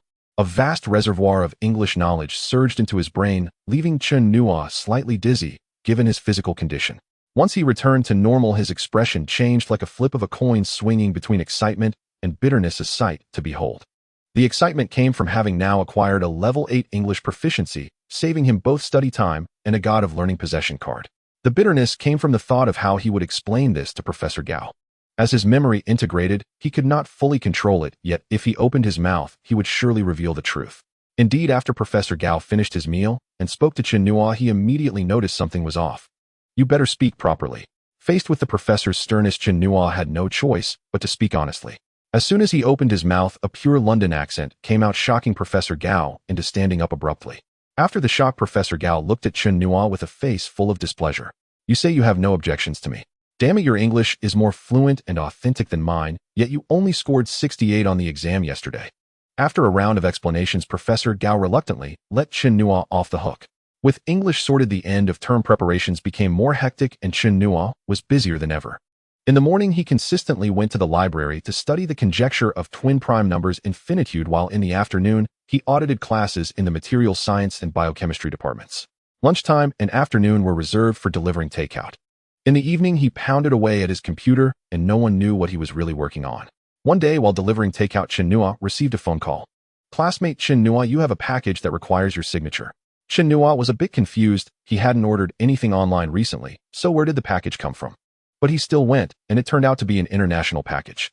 After verifying the documents and receiving the package, Chen Nuo wondered, could it be a bomb or something? In an instant, the delivery guy suppressed the urge to strangle Chen Nuo. Damn it, do all the students from Huaqing have such wild imaginations? A bomb? Do you think our sorting system is just for show? Chen Nuo opened the packaging, revealing a book with his personal photo on the cover filled with English text. Oh, a sample issue of New Developments in Mathematics. Chen Nuo was a bit excited. The release of the sample issue indicated it was about to be globally published, a commemorative issue sent to the author by the magazine. Flipping through the table of contents, the first article was his Zhou's conjecture, indicating that he was the first author in this issue. At the end of the paper, Professor Wiles wrote a comment. If it weren't for Chen Nuo's English proficiency being elevated to level 8, he wouldn't have been able to understand it.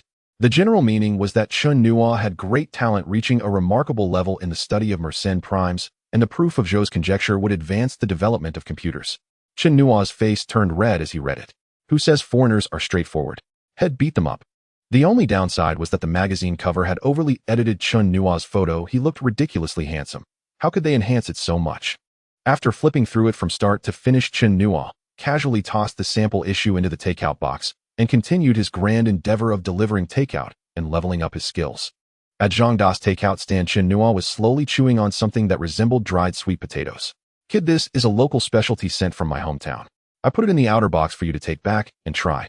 Zhangda lifted a plastic bag and opened the takeout box on Chen Nuo's electric bike. What came into view was a book with his personal photo on the cover filled with English text. Chen Nuo, what is this thing? How come this flashy person in Fengyan looks so much like you? Zhangda asked, curiously, holding up the magazine to show Chen Nuo. Oh, that's a journal of New Developments in Mathematics. Didn't I publish a paper? They printed and sent me a sample issue. A paper? The one on your Zhou's conjecture? Yes. Hearing Chen Nuo's response, Zhangda trembled. You just casually left such an important journal in the takeout box. What if someone else takes it? What if it gets wet from the takeout juice? What if? Stop. Hearing Zhangda's incessant chatter, Chen Nuo directly interrupted him, saying, brother, duh, it's just a journal. No big deal, but if it gets lost, it gets lost. It's not something critical. Zhangda, uninterested in Chen Nuo's words, took the journal in hand and started flipping through it. Although he couldn't understand it, that didn't stop him from appreciating it. After all, this was something from an employee of his takeout stand. Even if it was just a part-time job, he had to promote it. Thinking of this, Zhangda said, Chen Nuo, let's keep this journal with me for now. I'll take a look. Chen Nuo nodded, not taking it to heart. The next morning, while eating breakfast and scrolling through his social media, Chen Nuo suddenly came across a post that left him dumbfounded. Warm congratulations to our takeout stand's part-time delivery boy Chen Nuo for proving Zhou's conjecture. Below were 9 pictures, several of which were from when Chen Nuo was delivering takeout, along with a close-up of the sample issue. If that were all, it would be fine. The most ridiculous part was that Zhang had even made a banner and poster sticking them at the entrance of the takeout stand. The delivery boys at Zhangda's stand all reposted it, and suddenly his social media was flooded. What is this? Wang Pe selling melon self-promotion. Even if it is a promotion, shouldn't Huaqing be the one doing it? Why should you a takeout stand bother with this? Chen Nuo hastily shoveled a few bites of food before rushing to Zhangda's takeout stand. At that moment, the takeout stand was already surrounded by many people, all taking pictures. Occasionally voices could be heard, wanting to soak up some of the scholarly aura of this takeout stand and gain some intelligence for their kids. Zhangda's takeout stand had evidently become a new trendy spot. Delivering takeout is a profession and a means of making a living, but I hope you can regain the dreams you had when you were young. I do not expect you to become a scholar like Chen Nuo. Even the security guard at Jing University can become self-taught, and enter Jing University. Can't our huge organization of delivery boys do the same? Chen Nuo had just arrived at the takeout stand and heard Zhangda passionately inspiring the delivery boys, his voice filled with fervor. It was clear that Zhangda spoke from the heart. Oh, Chen Nuo has come. Let's give a warm round of applause to welcome the prover of Zhou's conjecture, part-time delivery boy Chen Nuo, to share his thoughts with us. Chen Nuo secretly complained, brother, aren't you being a bit too dramatic? What should I talk about? Can you understand Zhou's conjecture? Or should I talk about how to deliver takeout more efficiently? On this point, 8 out of 10 here could surpass him. But with Zhangda calling and seeing those hopeful eyes, Chen Nuo had no choice but to step forward. Brothers, when it comes to learning, I don't know how to say it. Everyone has different talents and choices. As long as you can take responsibility for your choices, that's good. Life is neither too long nor too short. Sometimes you must pay for your impulses, ignorance, and passion. There's nothing wrong with delivering takeout. It may just be a job you engage in on your life journey. The future is long, and if you can change some situations through your hard work, I believe that is always good. Author's note: do not neglect the present, do not fear the future, that is the best. The incident of Zhang Das takeout station hanging a banner and Chen Nuo's speech video was uploaded to MOE. Netizens began to point fingers and criticize. Upon seeing Chen Nuo, I knew this kid was up to something. Sure enough, he published in a level paper in his sophomore year. What a future big shot. Who was it that said Chen Nuo's Zhou's conjecture had issues? Wasn't it the one who made a bold claim? Come on, fresh out of the oven, 37. 5 degrees, what do you think? Too far. That's not a problem, I can express deliver it, it will arrive the same day. Damn it, brothers, anyone closer to that kid, hurry up and satisfy him. Originally discussing Chen Nuo's proof of Zhou's conjecture, the conversation went completely off track. Professor, take a look at this. Chen Yong brought his phone over. What? Professor Zhao Yuan took the phone thinking Chen Yong was asking him a question. Hey, isn't this Chen Nuo? What is this kid up to again? The video on the phone was playing Chen Nuo's speech in front of Zhang Das takeout station. This kid speaks quite well. There is no right or wrong in choices as long as one can be responsible for their life 10 or 20 years from now. This kid sees things quite clearly.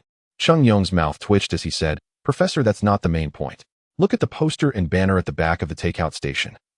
Though the angle was poor and the photo a bit blurry, one could still vaguely make out the words Chen Nuo and Zhou's conjecture. Before Professor Zhao Yuan could react, Chen Yong took the phone again, opened his moments, and said, Professor, take a look at Zhang Das Moments update. Congratulations to our takeout delivery guy Chen Nuo for proving Zhou's conjecture. Accompanied by 9 images including the cover of a journal on recent mathematical advancements and the first page of Zhou's conjecture. This is Chen Nuo's Zhou's conjecture published. Yes, Professor, I just logged into the recent mathematical advancements website and the status has been updated confirming it has been published. This image from Zhang Das Moments should be the sample copy sent by the journal. Professor Zhao Yuan suddenly stood up, his tone somewhat excited, but then his expression turned a bit grim.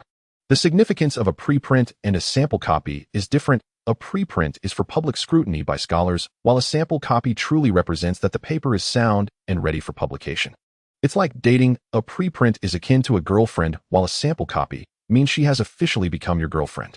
In the end, everyone knew except for Huaqing, who was the last to find out as a parent. If it weren't for the Moments and MOE spreading the news of the scene at Zhang Das takeout station, everyone would still be in the dark. Chen Nuo, has your Zhou's conjecture been published? Is there a sample copy?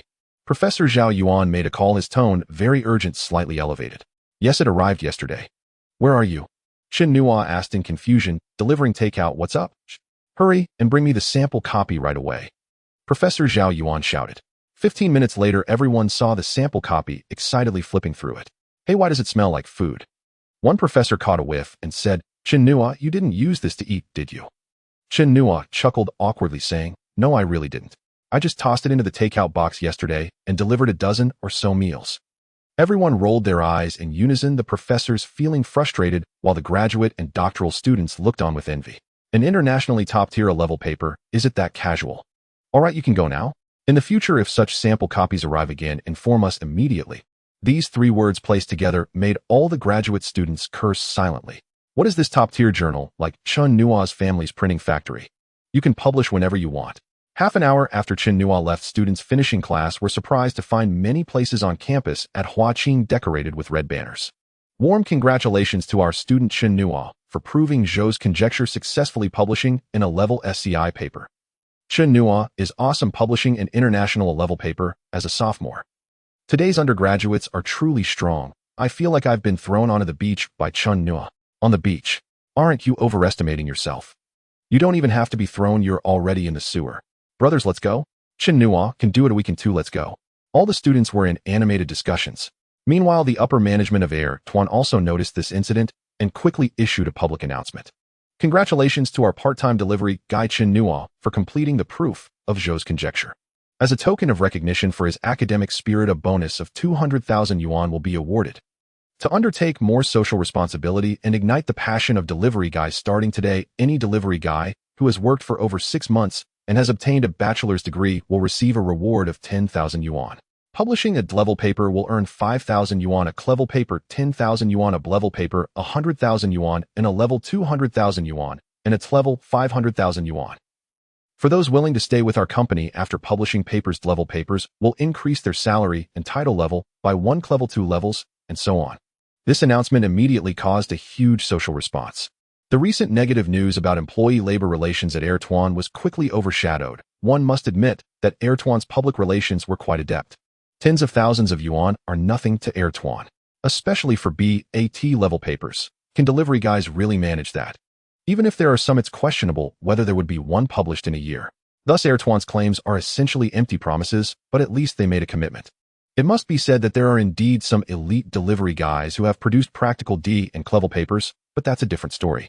Chen Nuo, thanks to you, I've been appointed as the overall manager of this area at Huaqing, overseeing 6 takeout stations.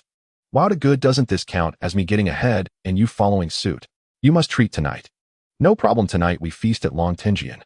Zhang De, unaware that Chen Nuo was joking, was extremely happy, feeling this was a significant step forward. De, should I ask your Ertuan headquarters for some money? This is totally riding on my fame. Chen Nuo looked at Ertuan's notice, feeling somewhat displeased. Zhang De rolled his eyes at Chen Nuo.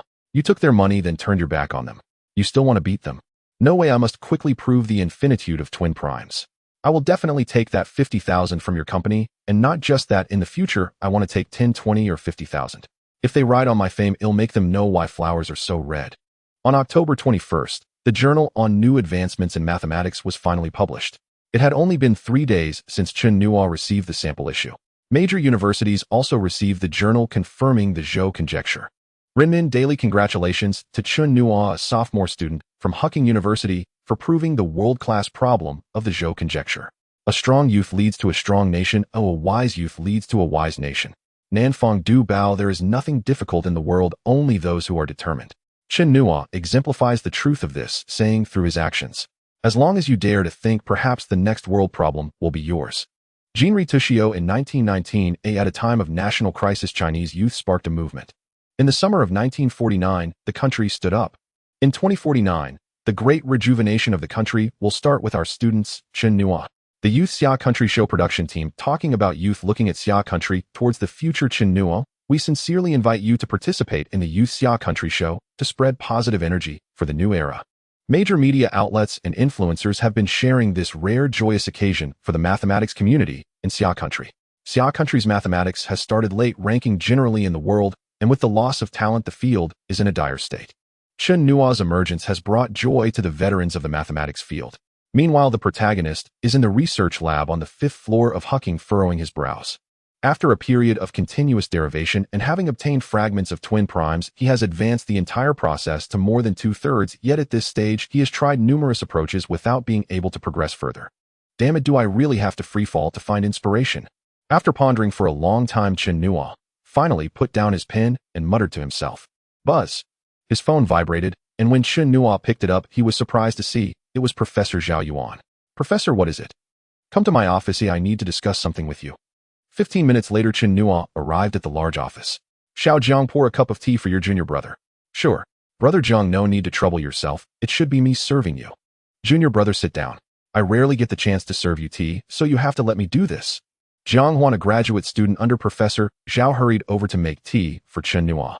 Chen Nuo had just proven the Zhou conjecture, and now he was working on the infinitude of twin primes, definitely a big shot. Brother Jiang, I was serious just now. What? Jiang Huan was taken aback, not understanding what Chen Nuo was saying. I can not only serve you tea, but also deliver meals. Everyone else gets a share too. Hearing this, Jiang Huan, who had just finished making tea, trembled and burned his hand, wondering what he had just said wrong. Did I offend Chen Nuo? Brother, you can ask me for takeout in the future. I know all the best places on every street. You won't go wrong asking me. Chen Nuo's words left Jiang Huan both amused and exasperated, and the professors and graduate students in the office were speechless. Stop joking around, let's talk business. The New Advancements in Mathematics have sent an invitation to your school inviting you to attend this month's report meeting. Chen Nuo was somewhat puzzled, but quickly realized what was going on. The top 4 international journals in the mathematics field, such as the Journal of Mathematics and New Advancements in Mathematics, hold a report meeting each time they publish a journal to invite important academic public speeches. This is an old tradition. I'm busy, I won't go. It's just a Zhou conjecture. If I had to go every time, I might as well live abroad. Chen Nuo's refusal was extremely firm. The other professors and students in the office paused for a moment, then continued their work as if they hadn't heard anything. Damn it, this is too much. Speak properly. Zhao Yuan glared at Chen Nuo, who opened his mouth, but then fell silent. In fact, Chen Nuo also wanted to go out and see the world, know the exotic customs and culture. However, he had a top-secret paper to work on, plus the recent network offense and defense incidents, and the ongoing development of the network defense system codenamed Chen Nuo, all of which were classified. It wasn't that he couldn't go out, but the approval process was extremely cumbersome. With the system currently under development, he needed to supervise it. It was better not to go. The second matter is that this year's National Mathematics Conference is set for the 1st of next month in Jinling. The organizing committee wants you to present the Zhou conjecture at the conference. What do you think? Before Chen Nuo could respond, Professor Zhao added, I suggest you attend. Many professors from the country will be there, and I can introduce you to some old acquaintances to build connections. The graduate students and doctoral students in the office looked on with envy. The mathematics conference is attended by professors and leaders in the field, and significant research often gets half an hour for presentations. Not to mention the academic gains, it's always good to expand one's network. Chen Nuo thought for a moment and nodded. The academic circles in the country are filled with factions and rivalries. One never knows who might have a problem with you and try to undermine you. They'll give you a PPT template later. You should take some time to prepare your presentation and anticipate potential questions. Although it's called a report, there may be those who seize the opportunity to make themselves known. Professor Zhao meticulously went over the details of the conference. Professor, may I interrupt for a moment? Sheng Yong stepped forward looking rather strange and said, Junior brother Chen, check your Weibo. There's something about you that's come up again. Chen Nuo glanced at Professor Zhao and took out his phone to look at Weibo. What the hell, what's going on now? A minute later, Chen Nuo cursed under his breath. The post on Weibo implied that Chen Nuo had exceptional talent, but was now delivering takeout, suggesting a poor family background or lack of recognition at school. The poster tagged Huaqing University, claiming they wanted to donate to Chen Nuo to alleviate his worries. If the above were all, it would be fine, but the most critical part was the addition of a red candle at the end. Damn it, can one just light a candle like that? What are they praying for? To hope I die sooner. He delivers takeout to make money. He delivers takeout to practice his skills, but he couldn't say that. Professor Zhao glanced at him, his expression darkening. What does it mean to be unappreciated at school? They might as well be offering daily incense to him. Hurry and post a Weibo clarification. Don't let malicious people exploit this for fraud. Chen Nuo's expression changed. There really was such a possibility. Accounts can't be verified easily. Chen Nuo composed a message and sent it out. I, Chen Nuo from Huaqing, formally declare that delivering takeout is to relax and seek inspiration amid my research.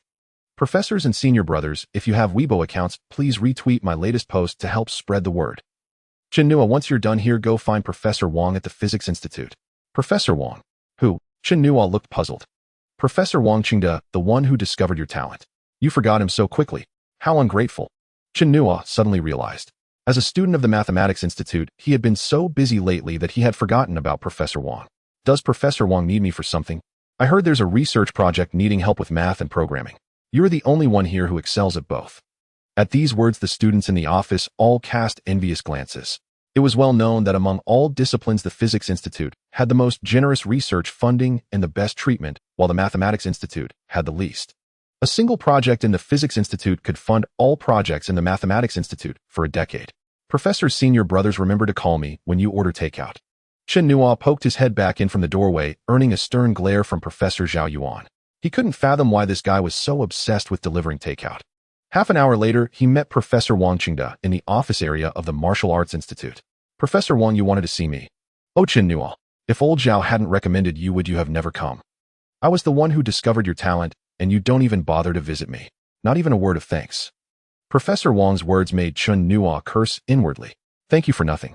Couldn't I have just stayed low-key and developed in peace? You had to expose me, and now I can't even focus on delivering takeout to level up my skills. Chen Nuo had obtained the system and planned to lie low for 3 years, maxing out all academic skills to achieve supreme authority in academia. But Wang Qingde's 9 test papers had ruined everything. Professor, how could you say that? The moment I heard you needed me, I came running. Save it. Professor Wang was well aware of Chen Nuo's reclusive nature. Come, let me show you something, then we'll talk about work. Wang Qingde led the way, passing through 3 security-guarded doors before entering a relatively sealed-off space. What's this? So ugly. Before him stood a massive machine densely packed with electronic components and coils, exuding a sci-fi vibe, but looking incredibly crude. It felt reminiscent of the world's first computer. A few minutes later, Chen Nuo exclaimed in shock, "Is this a quantum computer?" He recalled a paper published by Huaqing that featured an image of this very device. Professor Wang Qingde smiled enigmatically as Chen Nuo circled the quantum computer several times, his eyes brimming with excitement. No wonder Chen Nuo was so thrilled. This was a legendary piece of technology. After a moment of astonishment, he regained his composure and asked Wang Qingde, "Professor, is this a dedicated quantum computer or a general-purpose quantum computer?" The difference between the two was monumental. A dedicated quantum computer, also known as a quantum simulator, could only roll dice randomly. For instance, China's Zhejiang quantum computer was designed specifically for Gaussian boson sampling. Currently, all publicly known quantum computers in the world were essentially dedicated ones hyped by capital markets, but practically useless. Both traditional and quantum computers required logic gates to perform operations, turning 0 into 1, A and 1 into 0. But dedicated quantum computers couldn't yet flip 0 to 1 or 1 to 0, whereas general-purpose quantum computers could, enabling true computation. Achieving a general-purpose quantum computer would be comparable to the research breakthrough of fusion power. However, progress in this area was excruciatingly slow, and when true commercial viability would arrive remained unknown. A general-purpose quantum computer, but with only 3 qubits. Holy crap, Chen Nuo blurted out. Had Huaqing's quantum computer really advanced to this level? If it could reach 200 qubits, it would utterly crush every computer in the world combined. It could instantly breach the defenses of the world's top-ranked Summit supercomputer. Without exaggeration, using this to process weather prediction data could achieve precise 1 square-meter forecasts. But the path was arduous. Forget 200 qubits. Even achieving 10 qubits at this stage would be a miracle. Professor, why are you showing me this? You're not asking me to research this thing, are you? Professor Wang Qingde's mouth twitched violently, and his eyelids fluttered. He had seen shameless people, but never one this shameless. Could you be any more brazen? Letting you research it to understand its operating principles. Well, given this guy's physics level, he actually could figure it out. But in the short term, relying on him for this research was out of the question. I called you here for 2 reasons. First, to give you a look at this. Second, we want you to try writing a quantum algorithm to boost its processing speed. Now Chen Nuo finally understood Wang Qingde's purpose. Professor, as far as I know, there are already Shor's quantum parallel algorithm and Grover's quantum search algorithm on the market, right? They exist, but we need our own algorithms. Ones with fully independent intellectual property rights. Otherwise, even if we upgrade this general-purpose quantum computer to 100 qubits and commercialize it, foreign countries could still choke us. Chen Nuo nodded. It was just like with chips. Even though Huawei's chip design had achieved a 5 nanometers process, without high-end lithography machines, production remained impossible. Don't feel pressured. This is just a trial. You're not the only one in the country working on this. We're casting a wide net. If we catch something, great. If not, at least we gain experience. Wang Qingde's words were laced with helplessness and bitterness. They were tired of being strangled by foreign powers. There are some materials over there. Study them here for a while to get familiar. Remember, look a lot, don't touch, don't ask. With that, Wang Qingde joined the busy team. After circling the quantum computer a few more times, Chen Nuo remembered he hadn't used today's check-in opportunity. System check-in. Ding. Check-in successful. Congratulations, host, for obtaining the new carbon-based C3 material process. A vast amount of information and papers on carbon-based materials was forcibly crammed into Chen Nuo's mind. The data volume far exceeded that of English proficiency at the 8th level, and even his enhanced brain ached slightly. Chen Nuo stared at the quantum computer motionless. To outsiders, he seemed deep in thought, but in reality, he was stunned. The influx of information was overwhelming. He recognized every word, but together they made no sense. Still, he knew that carbon-based materials were a game-changer in semiconductor materials. The representative material of carbon-based materials is graphene. It is widely believed in the industry that carbon-based materials may replace silicon-based materials in the future. Currently, mainstream chips are made from silicon-based materials.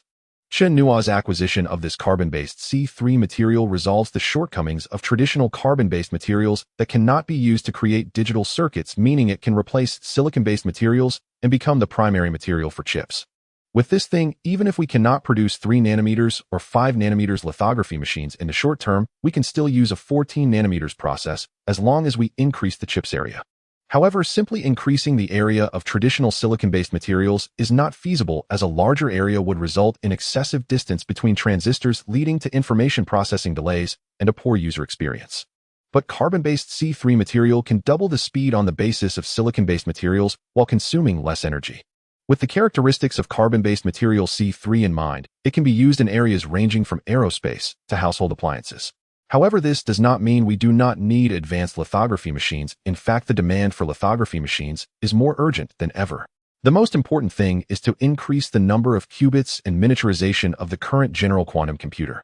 Imagine a day when household computers are all quantum computers, where the virtual world becomes a second world, allowing for office work to be conducted in the virtual realm and traveling worldwide can happen anytime, anywhere. How wonderful that would be. Snapped back to reality, Chen Nuo's body trembled with excitement. Acquiring the carbon-based C3 material was truly a game-changer. If it can be realized, the silicon-based 5 nanometers or 3 nanometers will become obsolete, even reaching the ultimate 1. 5 nanometers would be trash under the evolution of carbon-based materials. After fantasizing for a while, Chen Nuo calmed down. Although he had obtained the C3 technology, he could not bring it out in the short term. How would he explain it? He had just finished the basic course in materials science, and many technical difficulties in his mind were incomprehensible, making it impossible for him to manufacture anything. Moreover, once this thing is revealed, it could be lethal, even domestically. Foreign companies would definitely use extraordinary means to stop him, and until he has sufficient capabilities, he will not disclose this material. He understood the principle of not standing on a perilous wall. The only thing he needed to do now was to work hard to enhance his influence. When the higher-ups paid enough attention, that would be the time for this material to emerge. He hoped this could be accomplished before the new year this year, taking this time to thoroughly research and conduct experiments, striving for direct production upon emergence. Chen Nuo contemplated the feasibility. If he had enough scholar possession cards, he could easily elevate his materials science knowledge to the level of top professors in the country. Chen Nuo examined the dozens of skills on the system panel, pondering how to gain prestige points in order to draw a scholar possession card. Flower arrangement. Display. Repairing electric bikes. Too time-consuming with too few people paying attention. Master-level Tai Chi. Even if he taught that, others wouldn't grasp its subtleties in a short time. Top-level culinary skills. Competing. Not to mention many professors from Huaqing causing him trouble, even online netizens could tear him apart. In the end, only professor-level physics skills, top domestic mathematics skills, and researcher-level programming skills remained as options for quickly gaining prestige points. Resolving the infinity of twin primes in mathematics could probably yield a wave of rewards. Once the defensive system coded as Xuanwu is completed, developing an intelligent driving system for cars should not be too challenging due to his master-level car repair skills and the assistance of the Eagles. He could also expect some rewards. Thinking of this, Chen Nuo suddenly remembered that he hadn't visited the project team in a while and wondered how the Eagles were progressing. With this in mind, Chen Nuo approached Wang Qingde, who was busy with experiments, and said, "Professor, I'm heading back." "Head back." Wang Qingde was taken aback for a moment before nodding and saying, "All right, this matter isn't something that can be resolved quickly. Also, no materials here can be taken out. You should strive to come here for a couple of hours every day for research. I'll apply for a permission with security." Chen Nuo nodded. The information he could access now was not really a secret. After leaving the laboratory, he rode his electric bike towards the project building. Damn it, can't this stupid traffic light be a bit smarter? The 10-minute walk took him 10 minutes on the electric bike, with half the time wasted waiting for the traffic light. "Hello, boss." "Good to see you, boss." Upon entering the small building, 2 security guards greeted Chen Nuo, leaving him confused. Were they calling me boss? The boss is actually me. It turns out that's what it feels like to be called boss. He lightly floated up to the 4th floor. What the heck? Just as Chen Nuo was coming to, he saw the people in the office and was once again stunned. Everyone's hair was a mess, greasy enough that flies wouldn't land, and their eye sockets were dark and sunken. If they had some blood at the corners of their mouths and wore tattered clothes, they would perfectly portray a zombie. "Eagle Knight, come to my office." Chen Nuo's face darkened, and a low shout echoed in the office area. Minutes later, the Eagles arrived in the office, their faces full of excitement. "Boss, if you hadn't come, I would have called you. We have completed the project framework. Once you review it, we can fill in the code section. We are confident in completing the plan design." Chen Nuo was about to ask his employees what was going on when he heard Eagle's report and became excited as well. He connected the computer to the projector and began to watch. This viewing lasted 2 hours, and when he finally came to, the Eagles were already snoring. Chen Nuo couldn't help but smile. He stepped out of the office and glanced at the excited employees, saying, "Everyone immediately stop what you're doing and go rest. We'll continue working at 6 in the morning." The group first froze before saying, "Boss, we can't stop now. We're at a critical moment, and we're about to break through." "Yes, boss, we've thought of a new logical approach to discovering and blocking vulnerabilities." "So have we." "Shut up." Chen Nuo's voice erupted, resonating in the conference room as he said sternly, "Immediately, put down your work and go rest. 10 minutes of delay will result in a deduction of 10,000 in bonuses." Captain Zhang arranged for someone to supervise. Also arranged for the cafeteria to supply meals 24 hours. Captain Zhang, named Zhang Hao, is the security captain sent by the NSA. There are a total of 18 security personnel in this building working in shifts.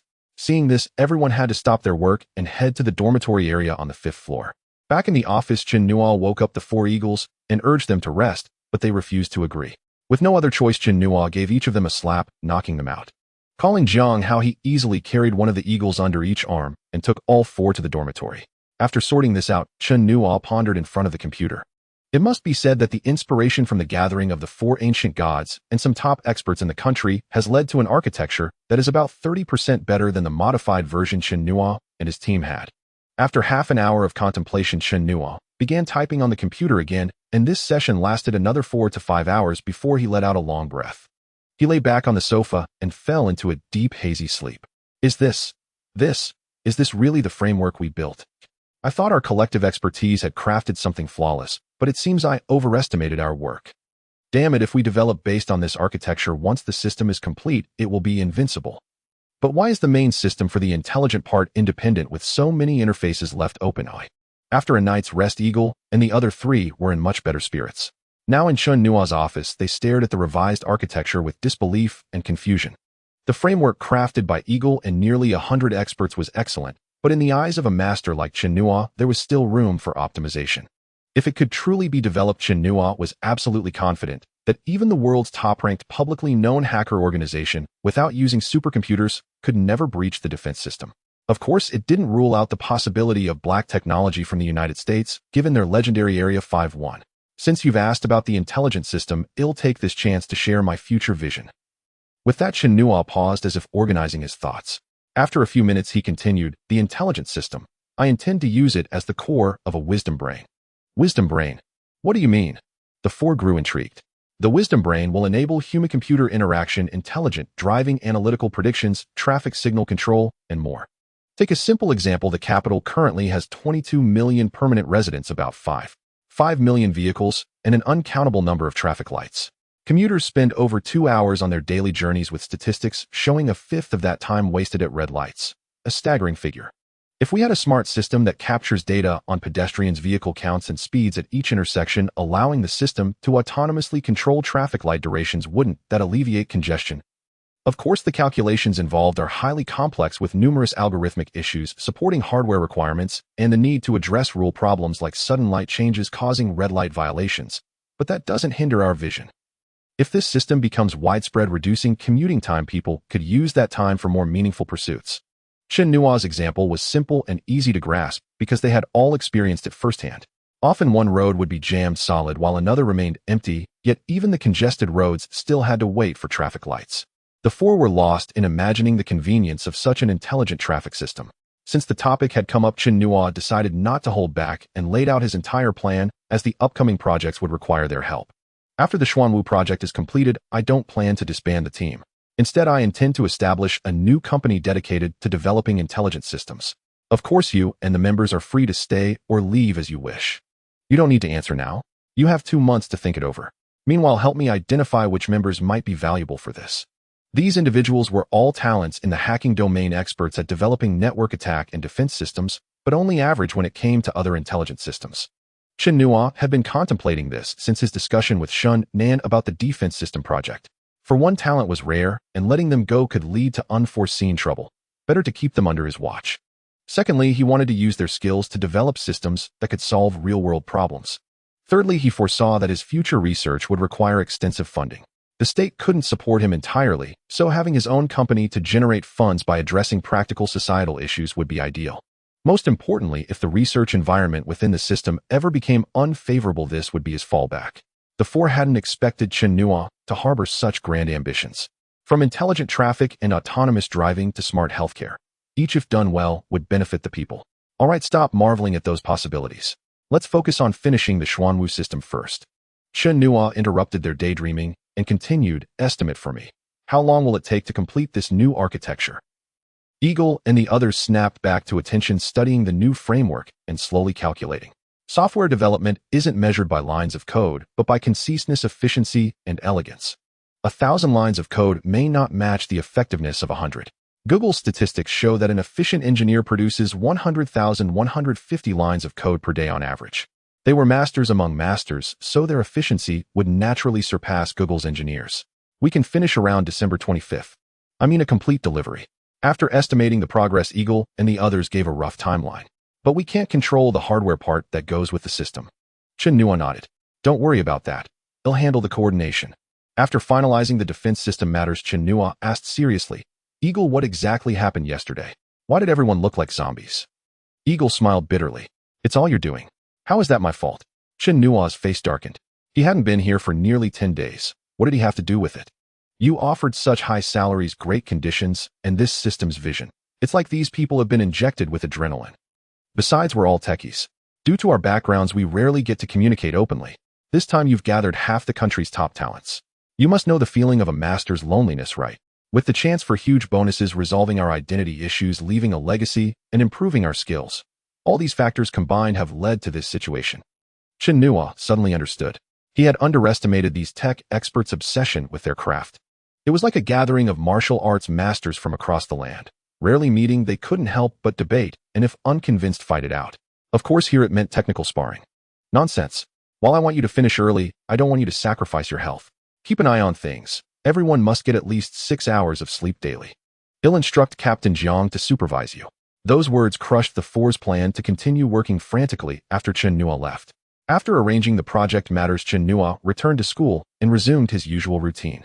In the mornings, he studied twin primes. In the afternoons, he attended material science classes and researched the carbon-based C3 material process in his mind. In the evenings, he studied in the quantum computer lab. When tired, he delivered food to sharpen his skills and clear his mind. Thanks to his master-level Tai Chi enhanced physique, this intensity was manageable. The peaceful yet busy days were interrupted by an unexpected phone call. Hello, Chen Nuo. I am Xiao Sa, the host of the Youth Xiagua Says program. This is a topical variety show without mentors or competitions where participants simply share their genuine thoughts and feelings with the youth. The slogan of the show is discussing youth observing China looking to the future, which conveys a positive energy to the youth of Xiagua. Sensing Chen Nuo's confusion, Xiao Sa continued, a few days ago you proved the Zhou conjecture. The production team unanimously believes that you can represent at least the outstanding university students, and we invite you to participate in Youth Xiagua Says to share your views on the current youth. We tagged you on Weibo before, do you remember? Do I? Chen Nuo's voice was somewhat awkward. He seemed to recall something, but couldn't quite remember. It's okay if you don't remember. We are now extending an invitation to you, sincerely inviting you to participate in our Youth Xiagua Says program. What do you think? Chen Nuo fell silent, pondering whether he could really represent the youth of Xiagua. What could he possibly say to the young people? To him, he had merely proven the Zhou conjecture, which held significant meaning in the realm of mathematics, but was of no practical use to current economic development or people's livelihoods. Ultimately, it was still necessary to focus on various technologies that could enhance national strength and benefit the people. Furthermore, he certainly did not dare to claim he represented university students. Xiagua had tens of millions of university students, each more talented than the last. Teacher Sa, I have only proven the Zhou conjecture. This has no relevance for the youth. Chen Nuo rambled on while Xiao Sa and the production team on the other end of the phone were twitching their lips, internally roaring. Just proven the Zhou conjecture. Do you realize that this is a world-class problem? It is a challenge that countless mathematicians have devoted their lives to exploring.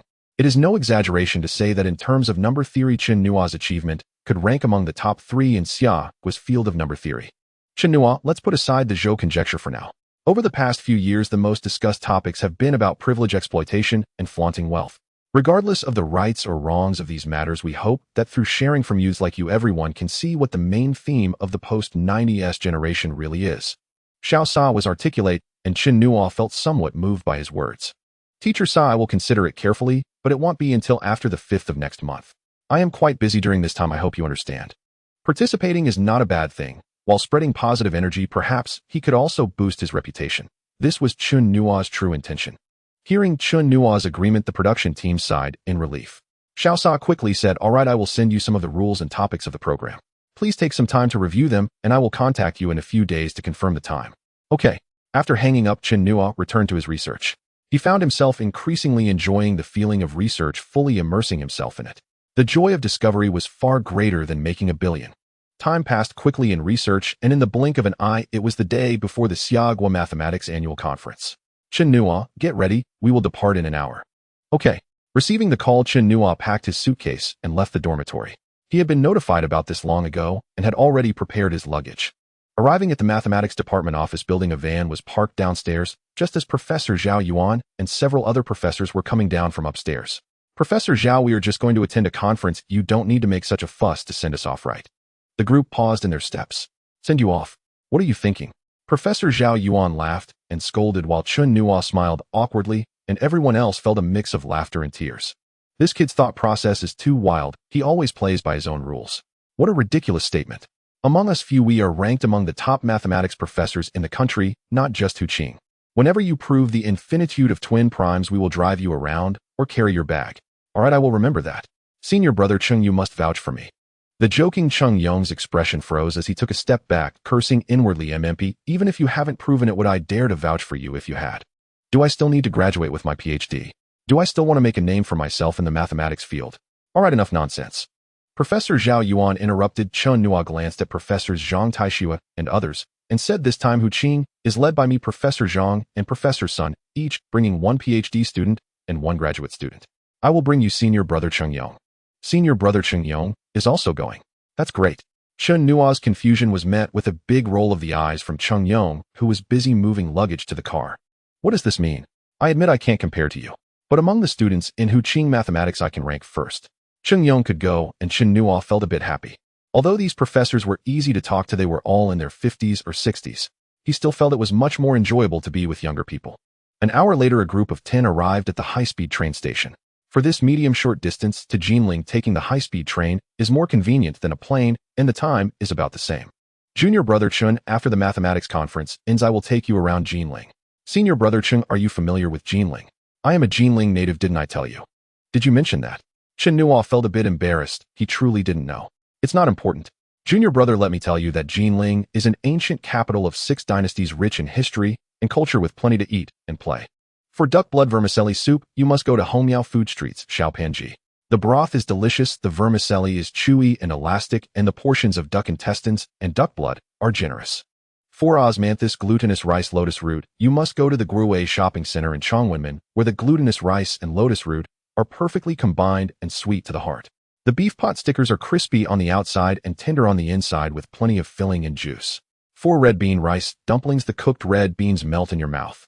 And there are solid city lake crab yellow buns, osmanthus sugar taro shoots, saltwater duck top, scholar beans, stinky tofu. Chen Yong spoke about food with great enthusiasm, completely different from his usual serious and meticulous demeanor in the office. Everyone listened, swallowing their saliva. Are you sure you are studying mathematics? Aren't you a tour guide? Old Zhao, is this really Chen Yong? I didn't expect this kid to be so talkative about his hometown. Faced with Zhang Taixue's teasing, Zhao Yuan was also a bit stunned, but more so he was happy. His disciple has enough talent, good character, and a rigorous and meticulous attitude, which is definitely a great asset in research.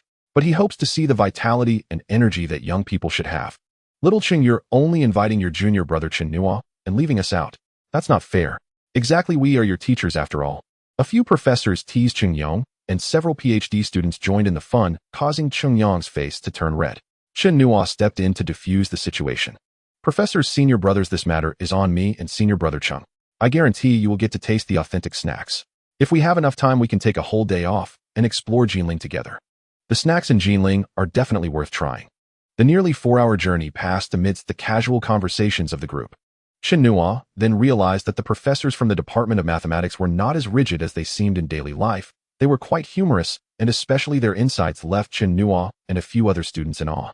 Most of them were born in the 60s-70s, being among the first batch of college students after the resumption of the college entrance examination in Xia country. They had witnessed Xia country's transformation from poverty to prosperity, and their love for their homeland exceeded that of the average citizen. The high-speed train arrived at Jinling South Station, and everyone grabbed their luggage and walked to the platform. As they stood ready to count the number of people, they saw a group disembarking from the train across from them. Why is it him? Zhao Yuan muttered quietly, and both Zhang Taixue and Sun Ming's expressions changed slightly. Just as Chen Nuo was about to ask something, a man slightly older than Zhao Yuan from the group came over to them. Professor Zhao, what a coincidence. You are also attending this year's conference. Haha, Professor Zhang, you jest. How could the mathematics annual conference of Xia country be complete without us from Huaqing? Our mathematics program is the best in Xia country. If we were absent from the conference, what would be the point? Professor Zhao, you seem even more confident than last year. Chen Nuo observed the pleasantries exchanged between the two and suddenly felt a surge of hostility. Though their conversation was polite, there was an undercurrent of sarcasm, as if masters were sparring, inflicting injuries without visible wounds. This must be Chen Nuo, right? Good. Truly a remarkable talent. The future of mathematics in Huaqing relies on you. The middle-aged man, referred to as Professor Zhang by Zhao Yuan, turned to Chen Nuo, his words filled with admiration.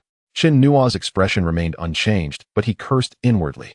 This guy doesn't seem like a good person. His words are like daggers. One careless move could lead to others interpreting it as him being the future pillar of Xia country's mathematics community, and what would the older generation think about that? What would the younger generation think? Damn it, if you act unjustly, don't blame me for being unkind. Professor Zhang, you flatter me.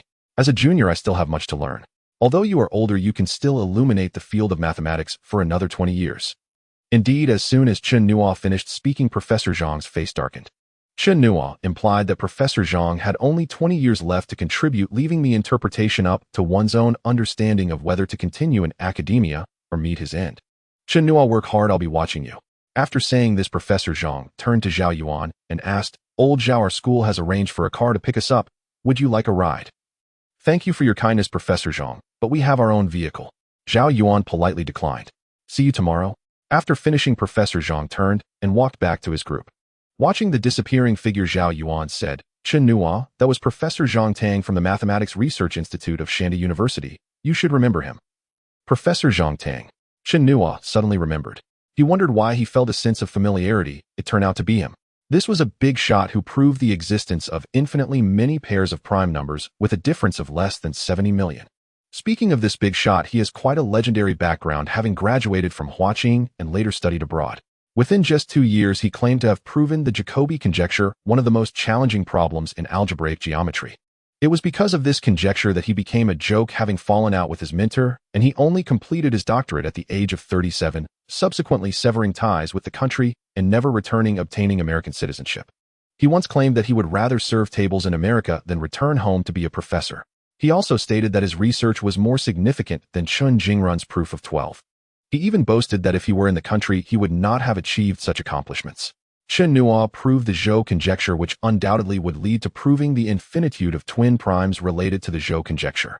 Given this professor's character and attitude towards his homeland, it was no wonder he would harbor resentment towards Chen Nuo, embedding barbs in his words while showing disdain towards Zhao Yuan and the other professors.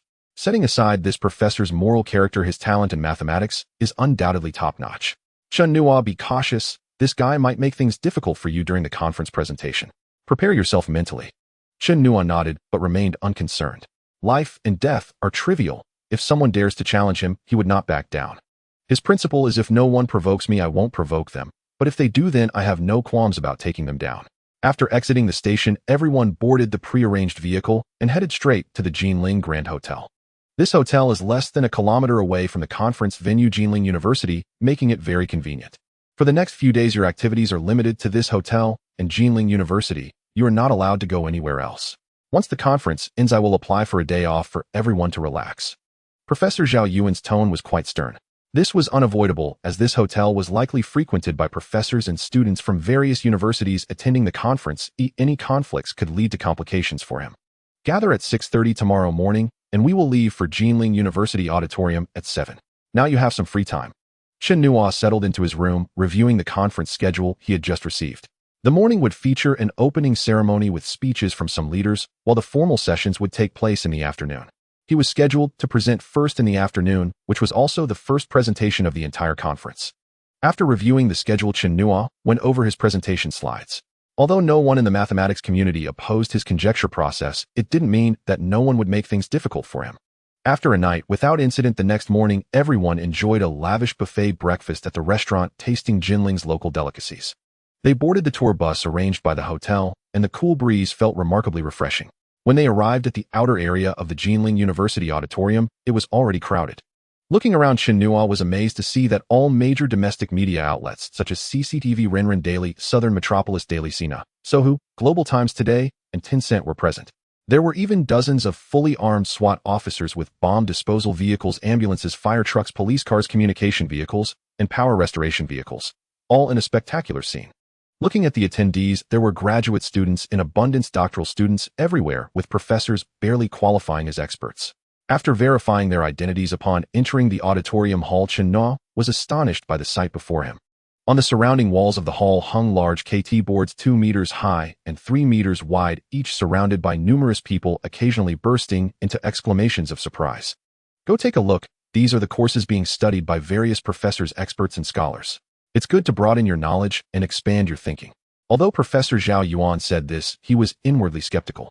If they were truly valuable, who would display them here? After glancing over a dozen KT boards, Chen's eyelids twitched. Dear friends, the system has malfunctioned. Today's 2 chapters, May 15th, have been under review, and I have no idea what's going on. I've already contacted the editor. If they can't be released today, I will post 4 chapters together tomorrow. I assure you there will be no shortage. As for the system's issues, I have no control over them. Please forgive me. These 2 chapters are transitional. They have been quite challenging to write. The irrationality and transcendence of certain numbers. Constructing space with congruent polyhedra. 20 minutes before the conference began, Chen Nuo returned to his seat at Huaqing. Junior brother Chen, how did it go? Chen Yong approached, a hint of excitement on his face. Chen Nuo shook his head, a wry smile on his lips. He had spent over an hour examining more than 20 display boards, half of which featured problems from Hilbert's 23 classic problems, including the Riemann hypothesis and the P versus NP problem. He wondered whether those who studied them were driven by the desire to solve the puzzles or by the $1 million prize that awaited the solver. Though Chen Nuo possessed top-tier mathematical skills in the country, he wouldn't have dared to tackle these conjectures if he hadn't obtained fragments of Zhou's conjecture and the twin prime conjecture. Who in their right mind would study such things? Did you find anything? The third board on the right is from a Ph.D. at Huaqing University. Some thoughts on Goldbach's conjecture. I couldn't quite grasp it, but I vaguely felt his reasoning was sound. You should check it out later. Chen Yong pointed to the seat to their left front near the podium. Hearing this, Chen Nuo grew intrigued. All attendees, please return to your seats. The mathematics annual conference will begin in 5 minutes. The announcement over the PA system interrupted Chen Nuo's desire to go see it immediately. A few minutes later, a group of people in suits entered through the main door, most of them elderly men in their 70s or 80s. Holy crap, why are these big shots here? That shouldn't be. Chen Yong exclaimed in a low voice. Chen Nuo was equally curious. When he recognized the arrivals, he gasped. Minister of Education Chen Bo, President of the Chinese Academy of Sciences Academician Jiang Yi, Minister of the Mathematics Department of the Chinese Academy of Sciences Academician Zhou He, Dual Academician Chu Xiaotong, Low-Dimensional Topology Giant Academician Wang Shiqing, and Riemann Geometry and Differential Topology Giant Academician Feng Quan. Since the founding of the nation, the Academy of Sciences had elected mathematicians 18 times, totaling 72 individuals, with 42 still living. Today, 5 of them were present. The term gathering of giants hardly sufficed. Moreover, the top boss from the Ministry of Education had also come, a rare occurrence in the history of the mathematics annual conference. Junior brother Chen, could they be here for you? For me, eh? Chen Nuo was taken aback, then chuckled. Nonsense. It's not impossible. You proved Zhou's conjecture the best research achievement in the entire Chinese mathematics community this year. Why else would your presentation be scheduled first with no time limit? It's clearly because they value you. Well, when you put it that way, it does make sense. Chen Nuo felt a swell of pride. Could he really have caught the attention of these giants? The two chatted quietly as the mathematics annual conference officially began. First, the Minister of Education delivered a speech declaring the conference open. Then the Dean of the Jinling University Academy, the host of the conference, reported on the major scientific achievements in Chinese mathematics this year. Next came the expectations and affirmations for the mathematics annual conference and the Chinese mathematics community from several giants. Chen Nuo found himself drowsy, but the professors listened with rapt attention. He couldn't understand why there was so much unnecessary talk. In his view, verbal encouragement was far less effective than cold hard cash. By the time all the giants had finished speaking, it was exactly lunchtime. Senior brother, bring me some food. I'm going to check out that interesting Goldbach's conjecture you mentioned. Without waiting for Chen Yong's response, Chen Nuo dashed off. God gave an even number greater than 2. The constant for the twin prime conjecture D0. 6601 618 1584. Such that the infimum of the number of twin prime conjectures within 2n for n greater than 100 is 4 and 2 and 2. These were the opening words on the display board and the conclusion of the entire hypothesis. This seemingly ordinary conclusion struck Chen Nuo like a thunderbolt exploding in his mind. Instantly, he was flooded with inspiration for proving the infinity of twin primes. Yet when he tried to calm himself and ponder it deeply, the inspiration vanished. System, use the scholar possession card. Chen Nuo commanded inwardly. The golden scholar possession card in his mind burst into radiant light. Chen Nuo felt a mysterious aura swirling in his mind, instantly enhancing his thinking, hearing, and comprehension tenfold. If the golden light within could have been emitted, he would have looked like an Arhat descending to the mortal world. In the vast conference hall, aside from a few security guards and staff, only Chen Nuo stood foolishly in front of the display board. He didn't fully come to until Chen Yong returned and called him. Senior brother, just set it aside. Let me take another look. After saying this, Chen Nuo tried to calm down again, hoping to re-enter that state, but no matter how hard he tried, he couldn't. What a shame. Chen Nuo gazed at the display board and sighed, reluctantly deactivating the scholar possession card. Cheng Yong, unpacking the lunch he had brought back, said, "Nothing to be sorry about. Every year there are plenty of such ideas, but fewer than 1 in 10 yield results. It's common for them to all fail." Cheng Yong thought Chen Nuo was lamenting Goldbox conjecture. But what Chen Nuo truly regretted was that using the insight from this conjecture, he had been deducing the twin prime conjecture's infinity. It was a pity that Cheng Yong had interrupted his state of deep immersion. "Junior brother, hurry up and eat. They'll go over your presentation slides again to check for typos or anything. This is the only help this senior brother can offer." A wave of warmth surged in Chen Nuo's heart. This convenient senior brother had truly been nothing but kind to him. Time passed quickly, and after lunch attendees gradually returned. Chen Nuo grabbed his USB drive and headed for the control console. The first presentation of the 2021 Mathematics Annual Conference is by Chen Nuo, a sophomore from Huaqing, who will share his work on Zhou's conjecture. Let's welcome him with applause. Chen Nuo took a deep breath, hesitated not a moment, and strode determinedly toward the podium. "Good afternoon, esteemed leaders, professors, senior brothers and sisters. I am Chen Nuo." His expression was calm, his voice clear and resonant. "At this moment I borrow a lyric to describe my feelings. I've waited so long, finally today has come. I've dreamed so long, finally the dream is realized. Standing here now my heart can't help but race." The audience burst into laughter. This kid, at a time like this, he's still cracking jokes. So this is the Chen Nuo who's been causing such a stir. Truly a hero emerges from youth. Not bad, not bad. Indeed, the young man is very composed. At his age, I was still struggling with differential equations. The giants in the front rows exchanged quiet remarks. Old Master Chu, seated in the middle, gave Chen Nuo a slight nod. Students watching the live broadcast flooded the screen with comments. "Holy crap, how does Chen Nuo know such an old song? How old? Older than me. But the lyrics are really well written and fitting. Hell, when this song came out you were probably just a cell. Tell me, is it old or not?" Nonsense. This is today from Andy Lau's 1998 album True Forever. Which of his songs isn't a classic? Well, my favorite is still Andy's Freezing Rain. I like his Men Cry If You Must. It's not a sin. Oh, the one upstairs, you've got a story and I've got booze. Want to meet up? Hey, are you all missing the point? This is Chen Nuo's presentation. Distinguished leaders and professors, I believe you have all read the paper on the Zhou conjecture, so I will not reiterate it. Instead, I will discuss the thought process behind the conjecture. After Chen Nuo finished speaking, he immediately opened the PPT. When 22n 1p22n, there are 2 in 1 prime numbers for MP. After several minutes, Chen Nuo paused. Looking at the nearly 1,000 scholars in the audience, he said solemnly, "This is the core part of the paper. If anyone has questions, feel free to ask, and I will answer them one by one." The audience began to murmur, whispering among themselves. A middle-aged man stood up a few minutes later and said, "Hello, Chen Nuo. Could you explain the formula on the 9th line of the 3rd page of the paper?" The staff quickly projected the question section onto the big screen, and the professors below swiftly checked it on their computers. Chen Nuo glanced at the big screen, which happened to display one of the areas he had marked as likely to be questioned. The relationship between the Lucas-Lemmer test and Newton's iteration method for the square root of 3. Chen Nuo spoke while fluidly writing a few lines of formulas on the whiteboard. "What the hell is Chen Nuo writing? I can't understand anything. It's normal not to understand. If you could, you should be in the grand auditorium of Huaqing University, not watching a video here. Is there anyone who can understand this? Step forward and explain. Do you think you can understand the explanation? Who do you look down on? Everyone on Weibo is an expert." After 2 or 3 minutes, Chen Nuo stopped and looked at the person who asked the question. "Professor, are you satisfied with my answer?" The professor's confusion dissipated, and he said thank you before sitting down. Subsequently, another 7 or 8 professors raised questions, all of which Chen Nuo answered perfectly. "Chen Nuo, I have a few questions I hope you can answer." As expected, the old schemer Zhang Tang finally stepped up. First, the Zhou conjecture is a conjectural progressive divergence model. Second, in the formula on the 3rd line of page 7. Third, regarding your expression at the end.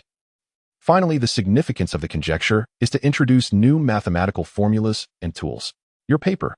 Zhang Tang fired off 4 or 5 exceedingly difficult questions, especially the last one, which was clearly meant to trip Chen Nuo up. Professor Zhao Yuan and many professors and students from Huaqing had extremely unpleasant expressions. Many professors knew about the grievances between Professor Zhang Tang and Huaqing and were watching Chen Nuo with a mindset of seeing a spectacle. The faces of several academicians in the front row, particularly that of Elder Chu, looked somewhat grim. This was an academic report, not a place to resolve personal grievances. As a senior, to trouble a student in such an occasion was utterly disgraceful. Chen Nuo's expression remained unchanged as he said, "The fact that you can ask these questions tells me that you are far from Professor Wiles." At these words, a roar erupted from the audience. Zhang Tang's expression darkened. Although he was conceited about his high mathematical talent, he was still far behind the dual laureate of the field's medal and the Abel Prize Professor Wiles. "Since you asked, let me answer you." When Hilbert proposed the classic 23 questions, Chen Nuo spoke without even looking at the paper, eloquently explaining. When he reached the third question, he suddenly paused, frowning as if pondering something. 10 seconds. 30 seconds. "I told you Chen Nuo's Zhou conjecture has problems, right? He can't answer his own paper, and now he's exposed. Is it true what they say online? That the Zhou conjecture is the work of some big shot, and Chen Nuo is just gilding it? Damn, can you not be so brainless? Just believe whatever others say. Can't you have some independent judgment?"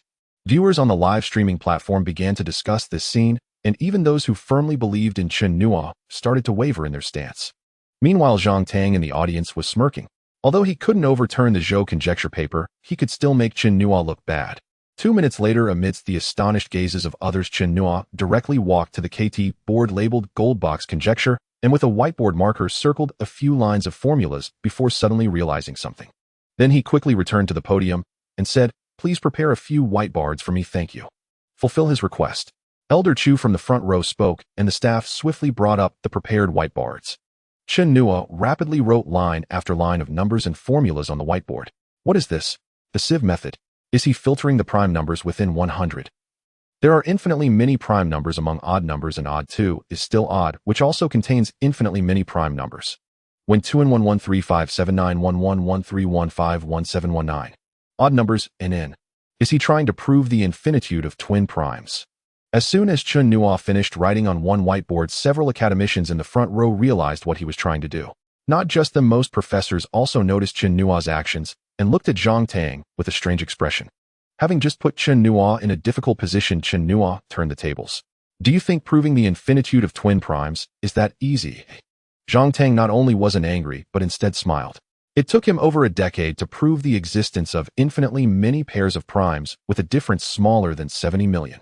He didn't believe Chen Nuo could prove the infinitude in such a short time. At the same time, in an office at Merton College, Oxford University, Professor Wiles was enjoying the morning sun while leisurely sipping coffee. "Professor, there's something I believe you'll be very interested in." Without waiting for Professor Wiles to respond, the doctoral student continued, "Chen Nuo is proving the conjecture of the infinitude of twin primes. Would you like to take a look? It's that Chen Nuo who proved the Zhou conjecture." As soon as the words left his lips, Professor Wiles immediately said, "Bring it to me." The doctoral student handed over the live streaming tablet, and after a few minutes of watching, Professor Wiles' expression turned serious as he said, "Bring me a sandwich, please." After saying that, he picked up a stack of draft paper from the table and began calculating. Meanwhile, in a villa in California, although it was already midnight, Terrence Tao was still watching the live stream of the mathematics conference. When he saw Chen Nuo proving the infinitude of twin primes, he was doing the same thing as Professor Wiles. In the grand auditorium of Jinling, academicians Chu Xiaotong and Wang Shiqing slowly stood up, turning around with stern expressions to look at the discussing crowd. The grand auditorium, filled with nearly 1,000 people, gradually fell silent. After more than an hour, Chen Nuo had filled 8 whiteboards densely packed with formulas and numbers intertwined, creating an exquisite aesthetic. At this stage, everyone held their breath. Whether it was witnessing a miracle or becoming a joke rested on Chen Nuo's final step. I don't know if it's due to a drop in platform traffic or if everyone has turned to reading books, but the push for updates has significantly decreased. After reading, please give a gentle nudge for updates, thank you. The author has something to say. The 2 chapters that were difficult to produce due to the system have finally been released after 2 days, which affected your reading experience. I apologize. In summary, Hilbert's conjecture that there exist infinitely many prime numbers p such that p2 is also a prime is valid. After a while, Chen Nuo filled another whiteboard and finally wrote down the conclusion. The auditorium at Jinling University with nearly 1,000 people fell silent, with only the sound of their breaths audible. Moments later, a thunderous discussion erupted in the auditorium. One must admit that Chen Nuo's handwriting was extraordinarily captivating, with dense numbers and formulas combining seamlessly, creating no sense of disorder. Old Chu, is Chen Nuo's proof correct? Old Wang, was his proof process accurate? The professors seated behind several academicians exclaimed in surprise. Academicians Chu Xiaotong and Wang Shiqing stared intently at the 9 whiteboards on stage. Although they were academicians, their age made their reactions a bit slower, unable to keep pace with Chen Nuo's verification speed. However, the live broadcast had already exploded across the internet. Wow, Chen Nuo is incredible. If this proof is correct, the field's medal for this year surely belongs to him. It's hard to say, there are still several big names in line for this award internationally, but next time it should be fine. It's uncertain for this field's medal, but he will definitely earn the Abel Prize next year. If he receives the next field's medal and Chen Nuo simultaneously wins both the field's medal and the Abel Prize, it will mark the beginning of the Chen Nuo era in the mathematics community of Xia country. The highest awards in the international mathematics community are three: the Fields Medal, the Wolf Prize, and the Abel Prize, ranked by prestige. The Fields Medal is awarded only to young mathematicians under 40 who have made outstanding contributions, given every 4 years since 1936, with a total of 60 recipients, none of whom are from Xia country. Since the Fields Medal is only awarded to mathematicians under 40, older candidates have no chance, which led to the establishment of the Wolf Prize, the only award judged by a scholar's lifetime achievements. Chen Nuo is still young. In the short term, this award should not be given to him. The Zhou conjecture may not be sufficient for the Fields Medal, but it is definitely enough for the Abel Prize. If this proof of the infinitude of twin primes does not win the Fields Medal, then the mathematics experts worldwide will undoubtedly criticize the Fields Medal Committee. The discussions online had no impact on Chen Nuo on stage. After surveying everything again from start to finish, Chen Nuo nodded in satisfaction. Even though he has not yet received systematic recognition or confirmation from prominent figures in the mathematics community, he is confident that this proof process is correct. Although he has systematic fragments to assist him, he is still very excited and happy at this moment. But the happiest of all are the professors and students from Huaqing. They are even more delighted than Chen Nuo. Professor Zhao, is Chen Nuo's proof correct? Facing Cheng Yong's question, Zhao Yuan rolled his eyes. Didn't he see that those big names were silent? If he dared to say it was correct, he would definitely be criticized by the other professors nearby. The teacher wouldn't be so harsh, right? Old Zhao, old son, I have a vague feeling it's correct. What do you think? Zhao Yuan and Professor Sun Ming exchanged glances and nodded. Ew, at least they didn't find any doubts. Old Chu, what do you think of Chen Nuo's verification? A serious-looking boss from the Ministry of Education quietly asked. The conjecture of the infinitude of twin primes is a level above the Zhou conjecture. If Chen Nuo's proof is correct, whether for this or the next Fields Medal, it is a certainty that he will be the first mathematician with Xia nationality. The level of mathematics in Xia country has risen a notch in the international mathematics community, which cannot be ignored. Minister Chen, I can't tell you the answer immediately, but I have a vague feeling it is correct. Besides, it's almost mealtime. I suggest we quickly form a research group on site to verify Chen Nuo's proof overnight. Chu Xiaotong certainly knew the importance of this matter and suggested decisively. I agree with old Chu's suggestion. I feel the same way, or at least at present I haven't found any errors or ambiguities in the process. Academician Wang Shiqing also chimed in, but his eyes never left the 9 whiteboards on stage. Hearing this, the boss of the Ministry of Education made a decision and turned to President He of Huaqing University, saying, President He, please arrange for a security team to come in and maintain order. You'll handle the follow-up work later. Also make sure to protect these 9 whiteboards. No one is allowed to touch them. After President He finished the call, the boss of the Ministry of Education walked directly to the podium and began acting as the host. Ladies and gentlemen, it's about time for dinner. I declare the Mathematics Annual Conference temporarily adjourned for the afternoon. Additionally, professors from 10 participating universities, including Huaqing Jingda USDC Chinese Academy of Sciences, SJTU Wuhan University, Sichuan University Fudan, and Jinling University, please gather in meeting room 2 in 5 minutes to form a verification group to immediately validate the accuracy of the process. This announcement immediately caused a sensation. The 10 universities named were precisely the top 10 in Xia country's mathematics ranking. It seems to be the decision of old Chu and several big names, which means that Chen Nuo's proof currently appears to have no issues. As the top figures in the education system spoke, the professors from the 10 universities did not dare to hesitate, immediately rising to follow Chu Xiaodong and the 5 academicians towards meeting room 2. Of course, the protagonist, Chen Nuo, followed suit. Cheng Yong quickly called Professor Li and informed him of the situation here. Have him report to the director and principal. As Zhao Yuan walked, he instructed Cheng Yong. He wasn't sure if the department had noticed this scene, but he had to report. After those professors left, the remaining professors were about to rush to the podium for a closer look when 2 teams of about 40 security personnel burst into the auditorium, followed by several police officers. President He of Jinling University stepped onto the podium and said, Please, professors, do not crowd. I have already arranged to have this proof photographed and printed. You can collect it at the auditorium entrance in half an hour. Please be patient, or you can go to the cafeteria. Hearing President He's words and seeing dozens of security personnel lined up around the auditorium and on the podium along with several patrolling police officers, they gradually sat down. They are all professors. If they were reprimanded by security personnel, it would be embarrassing. As for going to eat, only a fool would do that. That said, it isn't entirely accurate. At least those graduate students were sent to pack up.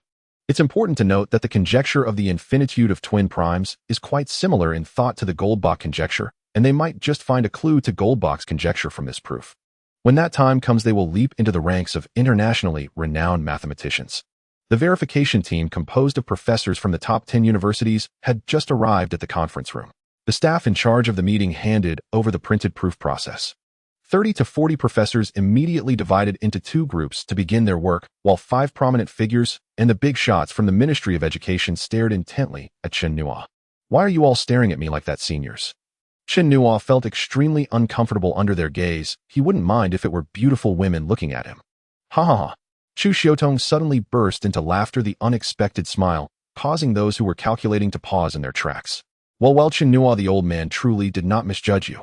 When I first saw the modeling part of your competition, I thought your mathematical talent was exceptionally high. I didn't expect that just over half a month after the competition you would prove the Zhou conjecture. In less than a month you also proved the infinitude of twin primes. Your mathematical talent is simply destined for mathematics. Chen Nuo chuckled awkwardly and said, "Chu Lao, the infinitude of twin primes hasn't been verified yet." Chu Xiaotong shook his head, smiling affirmatively. "Chu Lao, don't you regret it? If you had taken Chen Nuo under your wing back, then it would have been a tremendous fortune." Wang Shiqing joined in making a joke. "Haha, to say I don't regret it would be a lie, but as long as Chen Nuo can achieve results and contribute to the scientific research level of Xia country, it doesn't matter whose student he is." Chu Xiaotong's open-mindedness earned the respect of those present as they questioned whether they could be so magnanimous themselves. "Xiao Chen Nuo, you need to pay close attention to him. With his talent, it won't be long before he surpasses us." Chen Nuo heard Chu Xiaotong address the big boss from the Ministry of Education as Xiao Chun, and his lips twitched. Chu Lao was over 80 years old, being the most senior and having made the greatest contributions here, so there was nothing inappropriate about calling the big boss Xiao Chen. Chen Bo was shocked, his eyes filled with disbelief. With expertise in various fields, while Chen Nuo had proven the Zhou conjecture and the infinitude of twin primes, this was merely reflected in number theory. Would it really be too exaggerated to surpass several academicians in a short time? Of course, Chu Xiaotong understood Chen Bo's thoughts, but he did not explain. At Chen Nuo's level, he had mastered various mathematical tools to perfection, and it was merely a matter of whether he wanted to venture into other branches of mathematics. The big boss Chen Bo nodded and said, "Chu Lao, rest assured I will pay close attention to him." He then turned to Chen Nuo and said, "Chen Nuo, congratulations." "Thank you, Minister Chen." Just as everyone was chatting, Wu Yuanming, the president of Huaqing University, received a report from Jin Zhao, the director of the mathematics department. "What? You mean Chen Nuo proved the infinitude of twin primes at the mathematics annual conference?" "He proved it, but whether it's correct is hard to say. Chu Lao and Wang Lao are organizing university professors to verify this matter." Jin Zhao then recounted the events of the mathematics conference to Wu Yuanming, including Zhang Tang's difficulties for Chen Nuo. Bang! "Old man, this is too much." After hearing the report, Wu Yuanming slammed the table, his anger rising. In the Jinling Grand Auditorium, nearly 1,000 professors and doctoral students spontaneously formed research groups to verify Chen Nuo's proof process. Only Zhang Tang and his group from Shandong University were unwilling to team up with them, occasionally casting strange glances in their direction. A bunch of old fools. Do they really think proving the infinitude of twin primes is that easy? When the verification results come out, I can't wait to see the expressions on your faces. After cursing inwardly, Zhang Tang focused on the proof process in his hands. Meanwhile, professors from mathematics departments across Xia country were also verifying calculations spontaneously. However, there were differing voices online. "I believe Chen Nuo's proof is incorrect. His calculations do not conform to the negative composite number theorem and negative prime number theorem." The first to speak was a grassroots scholar, quickly gaining support. "I also found that in his third whiteboard, how can we explain the completely unequal numbers corresponding to twin primes? I used the method of mutual infiltration of 4 kinds of equal sequences to verify his fifth whiteboard, and the result is wrong." Some graduate students and doctoral students from academia were furious. "Damn it, I can't hold back anymore. Chu Lao and the professors from the top 10 universities haven't said anything yet, and you claim it's wrong. If you're so impressive, why haven't we seen Huaqing or Jingda hire you? This is truly ridiculous. You apply previous methods to Chen Nuo's own theory. Don't you find it funny?" The one upstairs said his fifth whiteboard result is wrong, Did you not graduate from elementary school? Try calculating again. I guarantee I'm right. In no time, the online community split into 3 factions, those supporting Chen Nuo, those questioning him, and the 2 groups began to argue. Another faction was bewildered. They had no idea what the 2 sides were talking about and could only be bystanders. Far across the ocean, Tao Zhishuan put down his pen and after pondering for a few minutes made a phone call. "Hi, my old friend, it must be early morning there, but it's not like you to be up so late." The person answering the phone was Professor Wiles. "Oh, I just looked at Chen Nuo's proof process for twin primes and wanted to discuss it with you." "What a coincidence, I just finished verifying it." "You verified it too?" Tao Zhishuan asked, puzzled, then said, "I verified it according to his approach, and at least I didn't find any problems." "I did too." The 2 chatted for another half hour before hanging up the phone. Bang! The door of conference room No. 2 at the Jinling Grand Auditorium was suddenly pushed open, interrupting the ongoing conversation. Everyone frowned and looked toward the door. "Xiao Wang, what happened? Why are you in such a hurry?" Chen Bo immediately scolded upon seeing his assistant. "Boss, look at this." Xiao Wang handed over the tablet. Chen Bo scrolled down first, stunned, then burst into laughter. "Chu Lao Wang Lao, look." Professors Tao Zhishuan and Wiles both posted on Twitter at the same time, essentially congratulating Chen Nuo for proving the conjecture of the infinitude of twin primes. "What?" everyone exclaimed in surprise. Tao Zhishuan, a Chinese mathematician, received the Fields Medal, the Ramanujan Prize, and the MacArthur Fellowship at the age of 31, a definite big shot, whilst a renowned British mathematician received the Silver Medal of the Fields Prize and the Abel Prize, also a top figure in the mathematics world. These 2 are the pinnacle of the mathematics world, revered by countless mathematical scholars. The fact that they both spoke up indicates that Chen Nuo's proof process for the infinitude of twin primes is correct. In other words, Chen Nuo has proven the conjecture of the infinitude of twin primes, a world-class problem. Haha, great, let's quickly announce this news. Elder Chu, shall we continue? The temporary head of the verification team, composed of professors from 10 top universities, asked in a low voice. "Why stop? Have you completed the verification? Do you fully understand the process? Have you mastered the methods Chen Nuo employed in his proof? Shouldn't we seize this opportunity to comprehend these thoroughly and see if we can make further progress on Goldbach's conjecture? This is the final point. Must we always rely on foreign scholars to verify such conjectures? Is our academic prowess so lacking?" Elder Chu's barrage of questions left the temporary head speechless and red-faced. The final point in particular stung them with a sense of humiliation. First Zhou's conjecture, and now the twin prime conjecture, both verified abroad with no contribution from our own nation. Rest assured, Elder Chu, even if we must forego sleep tonight, we will complete the verification process. I appreciate your hard work. I hope that the next time such a verification is announced, it will be by a scholar from our Xi'an nation. Elder Chu's words ignited a fervent passion in the verifying professors. Their gazes turned to Chen Nuo, for only his work could command the recognition of the international academic community. Minutes later, the head of the Ministry of Education, along with Elder Chu and 4 other academicians, entered the grand auditorium with Chen Nuo. Observing the professors clustered in groups, engrossed in verification, the dignitaries nodded in satisfaction. At least they possessed some self-awareness. The appearance of the dignitaries was noticed by some, and gradually the entire hall became aware. What's happening? Why have they all come out? Could there be a problem with the verification? Probably not. Old Huang and the others haven't come out yet. Judging by the academicians' expressions, there must be a new discovery. Why overthink it? Let's just thoroughly grasp this process and see if we can achieve something on Goldbach's conjecture. After a few murmurs, the professors refocused on the proof in their hands. A bunch of self-righteous fools. They can't even understand this, yet they dream of Goldbach's conjecture. Are they out of their minds? Zhang Tang sneered inwardly at the crowd's reaction. With the professors staying put and Chen Nuo's proof at hand, the media, like sharks scenting blood, lingered at the back of the grand auditorium. Now seeing the head of the ministry and the academicians appear, the journalists sensed something amiss. They adjusted their cameras, training them on the dignitaries. The head of the Ministry of Education stepped onto the podium, taking the microphone from a staff member. "Ladies and gentlemen," a single soft utterance drew the professor's immediate attention. "I have excellent news to share with you all. Chen Nuo's proof has been verified. The process is correct. In other words, the twin prime conjecture has been proven and will henceforth be known as the twin prime theorem." As he spoke, screens behind him displayed screenshots of tweets from Professor Wiles and Professor Tao Zhishuan. A moment of stunned silence was followed by an eruption of excited discussion.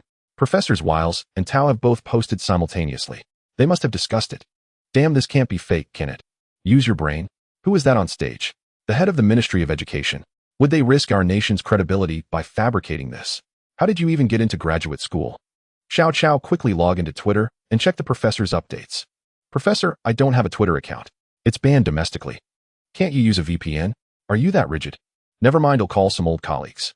This scene played out in almost every university team, with graduate and doctoral students being berated by their professors. Using Twitter wasn't illegal, but circumventing the firewall to do so was a serious offense. Using unauthorized channels for international internet access was against the law and could lead to warnings and fines from the cyber police. Professor Andrew, I apologize for disturbing you so late. Could you please confirm if the latest tweets from Professors Tao Zhishuan and Wiles are about the twin prime conjecture proof? Wu Chuan, you're in the US, right? Check the latest tweets from Professors Wiles and Tao for me. In an instant, dozens then hundreds of calls were made. Recipients abroad were bewildered, but sensing a major event in the academic world, they quickly checked Twitter. Nearly everyone received a definitive confirmation within minutes. Their first instinct was not to look at Chen Nuo, but at Zhang Tang, their eyes filled with an unspoken complex meaning. Zhang Tang's earlier arrogance was gone. His face was dark enough to drip water. The professors and students from Huaqing University behind him all hung their heads. The academic world thrives on questioning, which sparks diverse ideas and inspiration. This was why the dignitaries hadn't intervened when Zhang Tang challenged Chen Nuo. But being so thoroughly refuted so soon after the challenge was a devastating loss of face for Zhang Tang. As his students, they shared in his disgrace. Comrades, let us congratulate student Chen Nuo. This is a grand event for the Xi'an nation's academic community. The head of the Ministry of Education finished, and the entire hall erupted in cheers. They had witnessed a miracle. The young man on stage, not yet 20, had proven 2 world-class mathematical problems in 2 months. His achievements shamed the professors present. The dignitaries did not interrupt the celebration. Chen Nuo, congratulations. Truly a hero emerges in youth. I knew I was right about you. Chen Nuo, why not give it your all and prove Goldbach's conjecture too? It's from the same lineage. Exactly. You proved Zhou's conjecture and the twin prime theorem. If anyone in the mathematical world can prove Goldbach's conjecture, it's you. Chen Nuo twitched the corner of his mouth at their suggestions. Prove Goldbach's conjecture. He had no time for that. What normal person would willingly delve into number theory? Moreover, using the methods from his twin prime proof for Goldbach's conjecture was unlikely to succeed directly, though it might yield some results. As the scholars cheered, the journalists on site began writing their reports squatting on the floor if they lacked desks. Such news was sure to captivate the nation's netizens. Before the reporters' news articles were even released, the live stream video had already gone viral online. Countless netizens, students, and scholars began to verify the authenticity of the information regarding Professor Wiles and Professor Tao Zhishuan. Relatives, friends, classmates, business partners, everyone was showing their skills. Professor Wiles was in the UK, which was manageable given the 7-hour time difference with Xia country, making it around 11 in the morning. However, Professor Tao Zhishuan was in the United States with a 16-hour time difference, making it around 2 or 3 in the morning. The 2 big shots were overwhelmed by the incoming calls and could only record a video, entrusting domestic friends to release it on a video platform.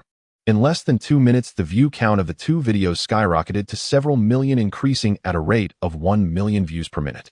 Students at major universities in the country just finishing their classes were completely baffled by what was happening online. Damn, can someone tell me what's going on? What did Chen Nuo do again? Dude upstairs, even though I'm still confused, your use of the word again is spot on. I only attended class for half a day, and Chen Nuo has already proven the conjecture of the infinitude of twin primes. Is our classroom in another dimension? When did proving world-class mathematical problems come with a Bionegit free deal? Just a month after proving the Zhou conjecture, the infinitude of twin primes is proven again. Is it really that simple? Should I go for the Goldbach conjecture? Or the Riemann conjecture? Or the Poincaré conjecture? Chen Nuo is really something. Oh no, I have a feeling that when I go for graduate school or a PhD, my advisor will definitely use Chen Nuo as an example. Don't worry, that won't happen. Your advisor won't compare to Chen Nuo, so there's no need to expect you to reach his level. Instead of worrying about this, just focus on getting into graduate school. After receiving the report from Jinzhou, President Wu Yuanming of Huaqing arranged for someone to keep an eye on the live stream. When the big boss of the Ministry of Education announced the information about Professor Wiles, he learned about it immediately and confirmed its authenticity. President call Yuan and the others right now, tell them to keep an eye on Chen Nuo. I'm worried that people from other universities will try to poach him. Wu Yuanming's expression changed immediately, and he made a call. Professor Zhao, you must keep an eye on Chen Nuo. Don't let other universities poach him. If they do, I will hold you responsible. As soon as the call connected, Wu Yuanming shouted, Principal Wu, this is Cheng Yong. Professor Zhao has been called away to discuss matters, and his phone is with me. After Wu Yuanming finished speaking, Cheng Yong's voice came through the phone. Cheng Yong, you need to find Zhao Yuan and Sun Ming, convey my message to them. Also tell Chen Nuo that no matter what conditions other universities offer, Huaqing will match them. Understood, principal. Chen Nuo hung up the phone, spoke with a few other colleagues, and headed towards conference room 2. After finding Professor Zhao Yuan and repeating the principal's words, he immediately walked outside. By this time, most universities had already confirmed the news. One call after another reached the professors leading the mathematical annual meeting at their respective schools with a similar message: they were trying to poach talent. As a result, a third of the professors in the temporary verification group left. Chen Nuo, it's likely that some universities will be looking to recruit you, but you must not agree. The principal said that regardless of what conditions the other party offers, Huaqing will provide you with the same treatment. Chen Nuo, are you interested in joining us at Shanghai Jiaotong University? As for the conditions, we can discuss them in detail. Chen Nuo, I am Jiang Qingyang from Wuhan University. Our mathematics department published 27 level papers and 6 A-level papers last year, along with 1 level paper. Professor Jiang, no need to list the research achievements. We all know they are comparable among the top 10 universities. Let's talk about something practical. Chen Nuo, I am Qi Shu from Shenzhen University. We sincerely invite you to join our mathematics department. We will hire you as a full professor with an annual funding of 50 million for 3 consecutive years, and we will arrange for you. As soon as Shenzhen University's conditions were announced, the other professors immediately fell silent. They could offer various benefits, but they had no way to decide on the funding.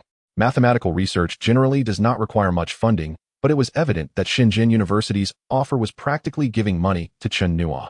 There was a reason for these generous offers. Shenzhen University was a local university in Pingcheng, and it was the only university in the city. It was neither a 985 university nor a 211 university, and the Ministry of Education no longer accepted applications from 211 and 985 universities. If Shenzhen University wanted to enhance its reputation and attract more outstanding students, it could only focus on high-end talent. Chen Nuo, who was not yet 20 years old, had proven 2 world-class problems. He was bound to be awarded the Fields Medal and the Abel Prize, the Nobel Prizes of Mathematics.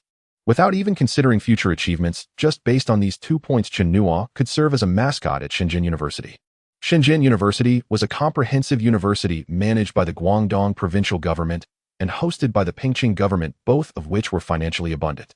In terms of funding, probably only Jingda and Huaqing could compare, but Jingda had too many key projects and could not afford to do this. Zhao Yuan's face turned pale as he looked at Chen Nuo with concern, afraid that Chen Nuo would agree. Academician Chu and several other academicians watched silently nearby. As long as Chen Nuo remained in the country, he could choose any university. At worst, some policies would be tilted in his favor later. Chen Nuo politely declined all the professors' offers. The professors left with expressions of regret and reluctance, but they did not give up. Chen Nuo, why didn't you go to Shenzhen University? The offer is very tempting. Academician Chu made a joke, and Zhao Yuan felt a pang in his heart. Academician Chu, mathematical research does not require much funding. Besides, if I wanted money, I believe companies like Juchang, Ali, and Penguin would happily give me plenty. This was a fact, especially since Juchang had at least 700 mathematicians, accounting for half of Xia country's mathematicians. You're aware of the reputation of Huaqing and Jingda among netizens, right? This statement was like a sharp knife piercing the hearts of those present. It was an undeniable truth. Academician Chu and the other academicians looked extremely grim, and Zhao Yuan's face turned red. They were merely teachers devoted to educating with no authority to interfere with students' choices, and could only watch helplessly as talent left never to return. I will stay at Huaqing. First, I haven't graduated yet, and I want to stay at Huaqing for a few more years. Second, I want to try to change the situation of talent loss at Huaqing through my academic influence. I don't know what will happen in the future, but I want to give it a try. Although Chen Nuo's words were light, they echoed like thunder in the minds of the big shots and Zhao Yuan. They had endured great hardships to study abroad, hoping to return and serve their country, aiming for national prosperity. Now that the country had grown strong, countless talents were still lost. They watched with heartache, striving to change this, but the results were minimal, and within their limited abilities, they could only protect a few talents. Chen Nuo's words caused the lips of the big shots to tremble, and tears glimmered in their eyes. They seemed to see hope, seeing countless talents staying in the country, working hard for the prosperity of the nation. Let's talk about it. What rewards are you planning to give Chen Nuo? The big boss of the Ministry of Education and several dignitaries, along with key leaders from Huaqing, were connected via video conference, discussing what rewards to bestow upon Chen Nuo. The principal of Huaqing, Wu Yuanming, experienced both pain and joy. They had internally agreed to award Chen Nuo for the triple achievement in the mathematical modeling competition and the Zhou's conjecture during the New Year's celebration. However, before they could finalize the rewards, Chen Nuo threw out a mathematical DF missile, leaving them bewildered. What should they give him? At under 20 years of age, money, power, fame, and profit seemed inappropriate. Old Wu, how about inviting Chen Nuo to our Chinese Academy of Sciences? Under our guidance, he might become even more outstanding in a few years. Wu Yuanming glanced at the president of the academy and chuckled. If it weren't for the big boss being present, he would have cursed. A few dishes in, and they were already drinking like this, daydreaming in broad daylight. All right, you all discuss carefully, then report to the ministry. I have only two requirements. First, do not interfere with Chen Nuo's personal freedom. Second, the rewards should be both practical for Chen Nuo and motivating for young scholars in Xia country. Seeing the few people chatting aimlessly, the big boss spoke up. These two principles were suggestions from Elder Chu and several dignitaries, indicating that Chen Nuo was still young and had infinite potential. If he were constrained within the system, it would undoubtedly stifle his creativity. It would be better to let him roam free. However, the honors and treatment he deserved could not be lacking. Not long after the video conference concluded, a temporary verification group composed of 10 universities finally reached a conclusion. The proof of Chen Nuo's twin prime conjecture was correct. The speed of this verification highlights the terrifying prowess of the two titans, Tao Zishuan and Wiles. No wonder so many students are eager to attend top universities abroad. From today onward, Xia country also has a top scholar in mathematics. Just when they thought everything was settling down the next day, everyone woke up to find an avalanche of news dominating the entire internet.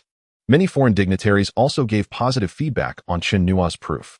People's Daily today, in our nation's universities, student Chen Nuo has once again conquered a world-class problem, proving the infinitude of twin primes. Congratulations to our Xia country for producing another top scholar in mathematics. Today's headlines. Yesterday, the Mathematics Annual Conference was held at Jinling University Hall, where student Chen Nuo burst forth with inspiration to prove a world-class dilemma. Penguin News. Xia country's mathematical genius emerges, achieving world-class. This is the promotion from some major mainstream media outlets along with several smaller outlets that took a unique approach, giving news titles that were more shocking than the last. The Mathematics Annual Conference reveals a genius shocking the crowd. The tangled history of young genius Chen Nuo and Professor Zhang Tang. Shocking, a well-known professor actually made things difficult for a junior at the Mathematics Annual Conference, facing a humiliating backlash. Well-known professor challenges at the Mathematics Annual Conference. Is it a distortion of humanity or a loss of morality? A teacher imparts knowledge and solves doubts, discussing the importance of teachers' ethics and conduct. It must be said that these smaller media outlets may not be good at serious matters, but they are undoubtedly skilled at creating eye-catching articles. They successfully attracted most of the attention towards Chen Nuo and Professor Zhang Tang. Consequently, Professor Zhang Tang's history was dug up and discussions online were rampant. What can I say? Just talent without virtue. I just want to ask, what happened to your grand statements, Professor? Did you eat them all? Tisk, I can feel the embarrassment through the screen. Why are you discussing such a person? It's a waste of public resources. As one of the main figures in this incident, Professor Zhang Tang naturally saw these discussions, resulting in him not attending the Mathematics Annual Conference the next day.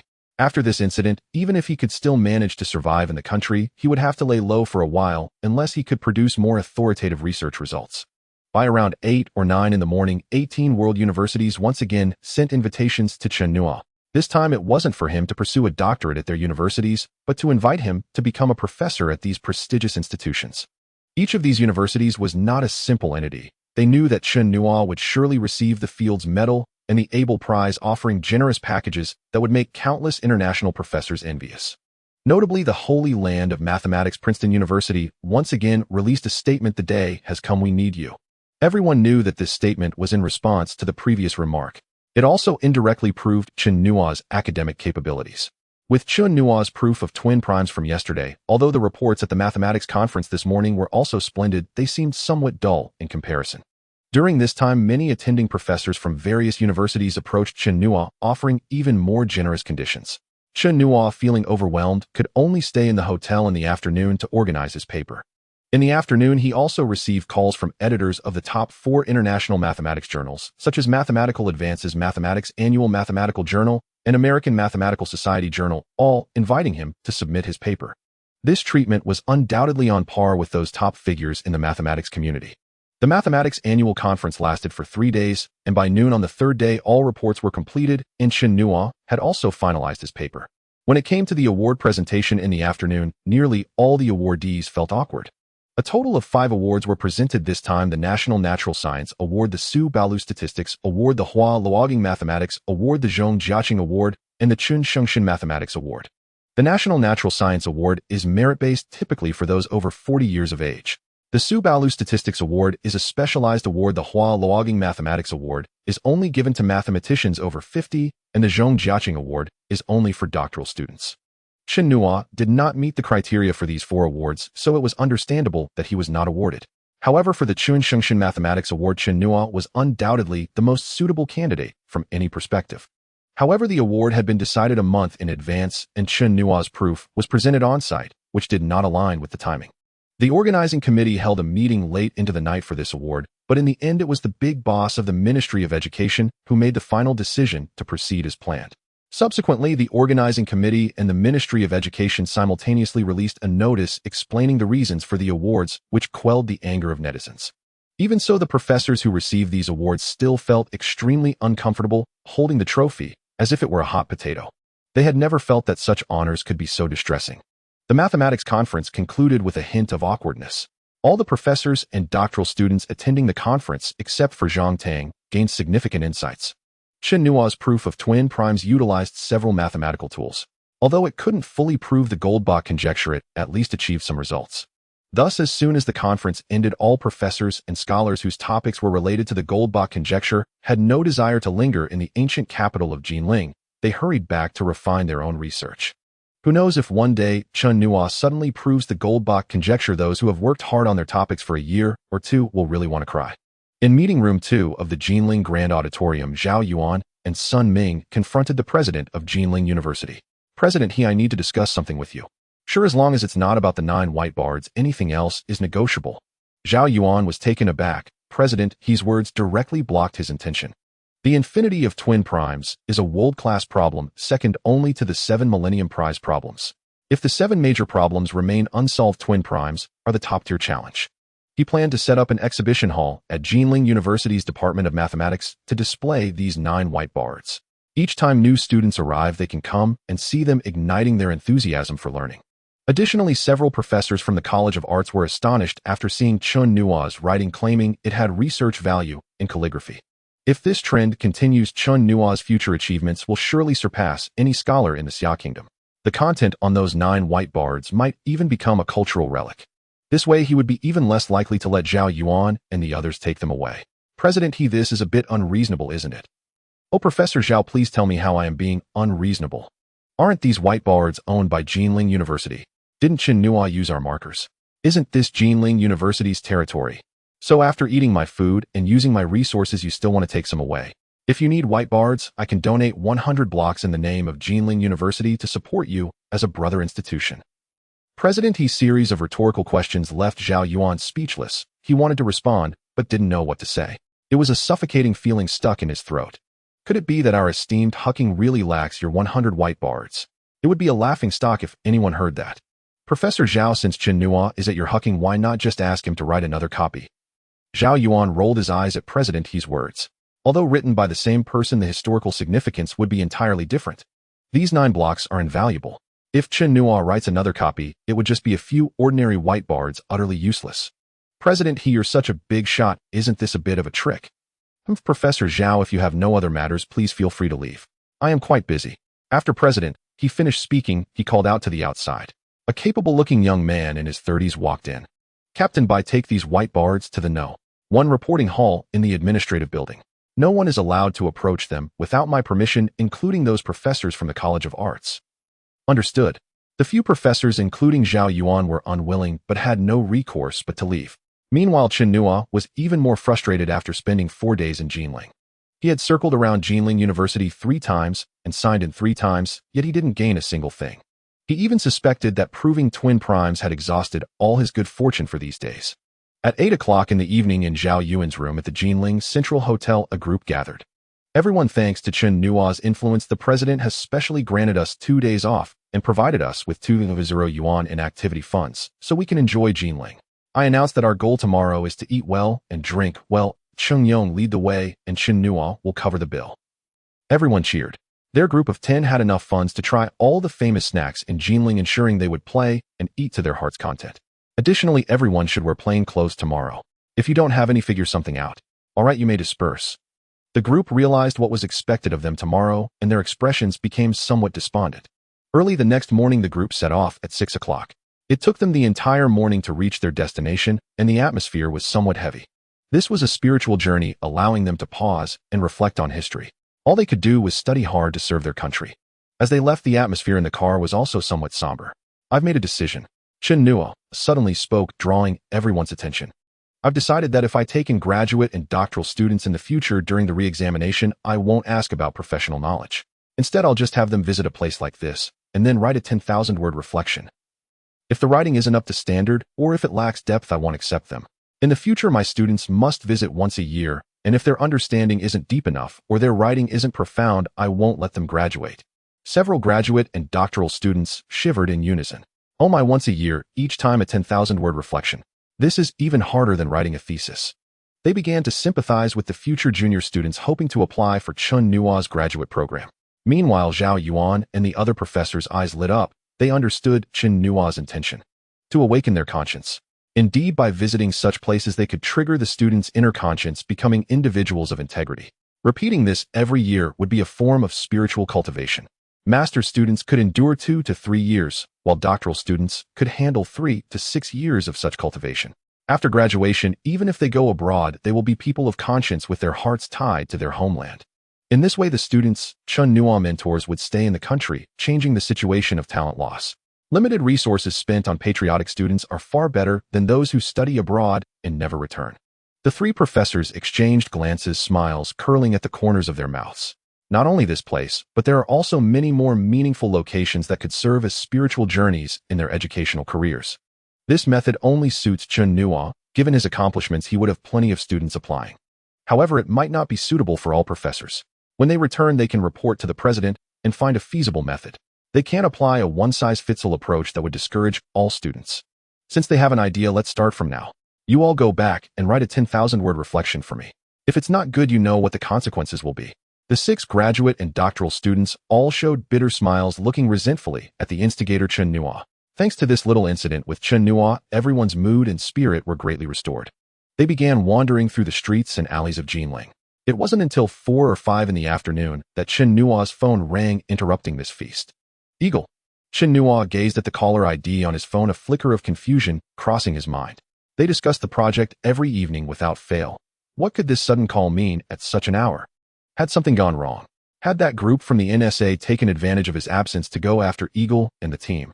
These thoughts flashed through Chen Nuo's mind in an instant as he answered the call. "Boss, something huge has happened." Eagle's urgent voice crackled through the phone. "Talk." "We were just attacked with homemade gasoline bombs. One of us is dead, 3 are injured to varying degrees, and the second-floor servers are severely damaged." The moment Eagle finished speaking, Chen Nuo was stunned. Could such an absurd thing really happen?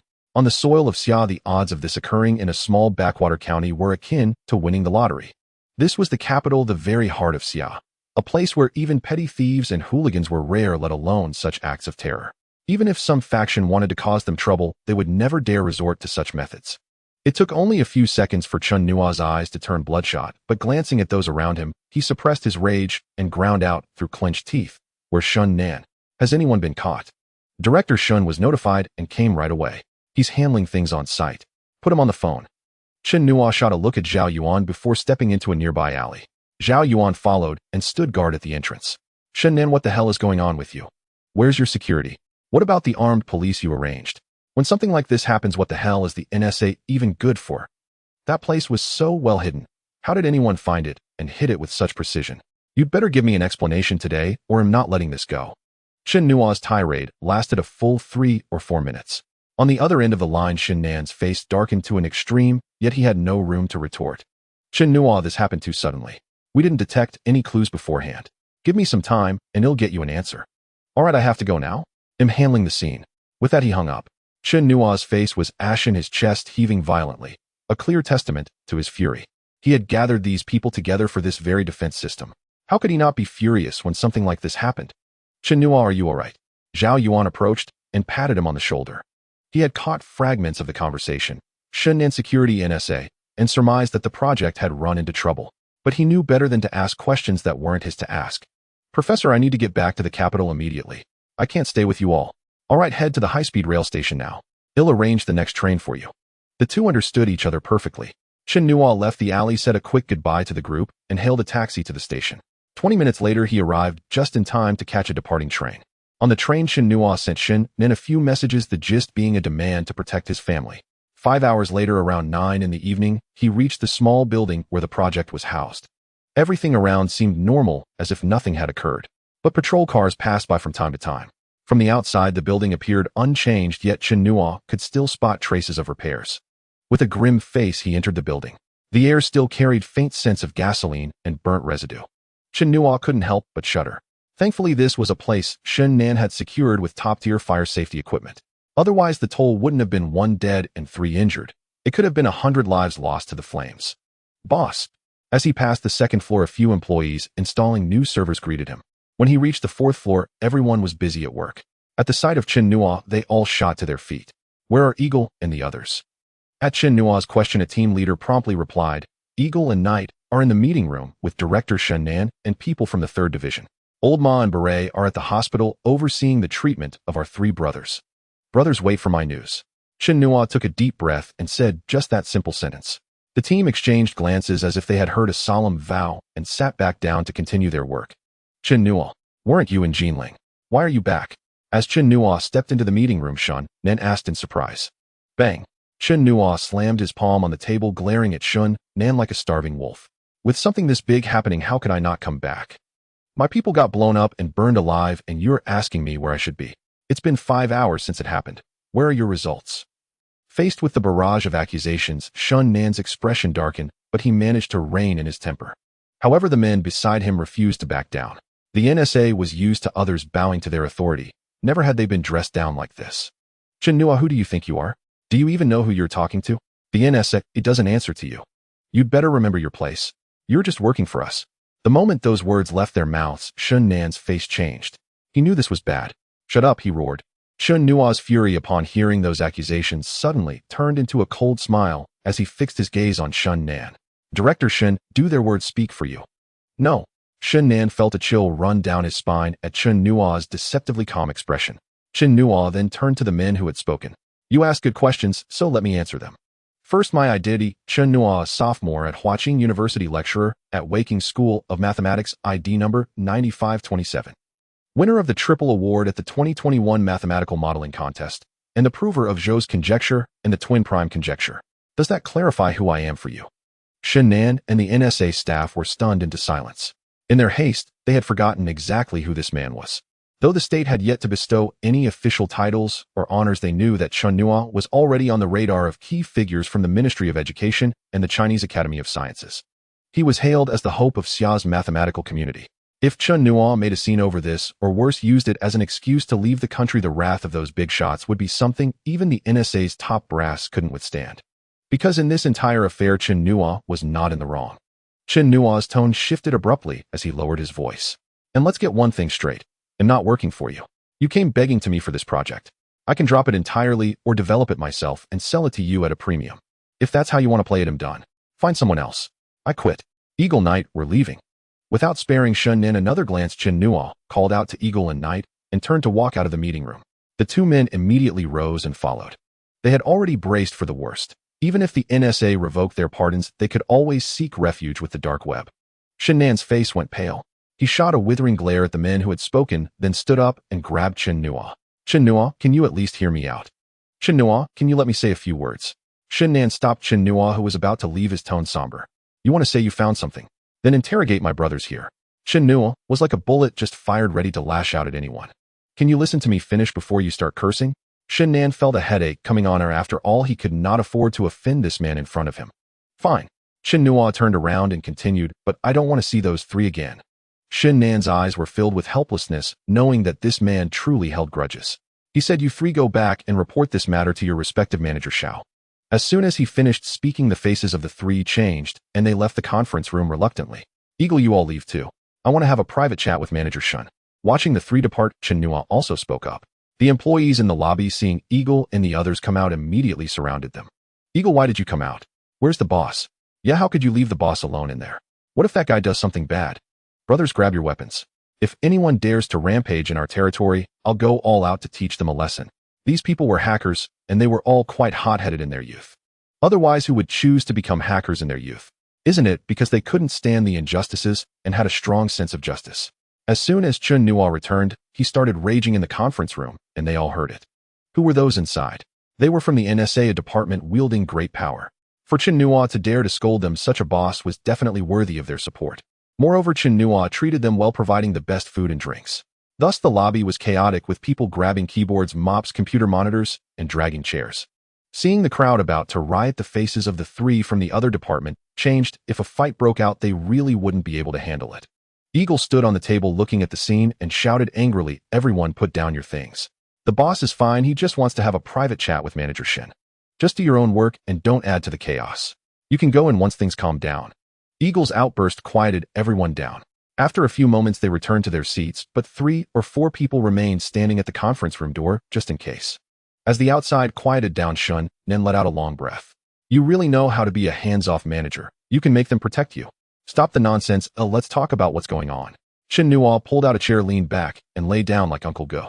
Seeing this, Chen Nuo also pulled up a chair and sat down, speaking in a low voice. "We suspect someone leaked information, possibly from our own ranks, and colluded with other forces."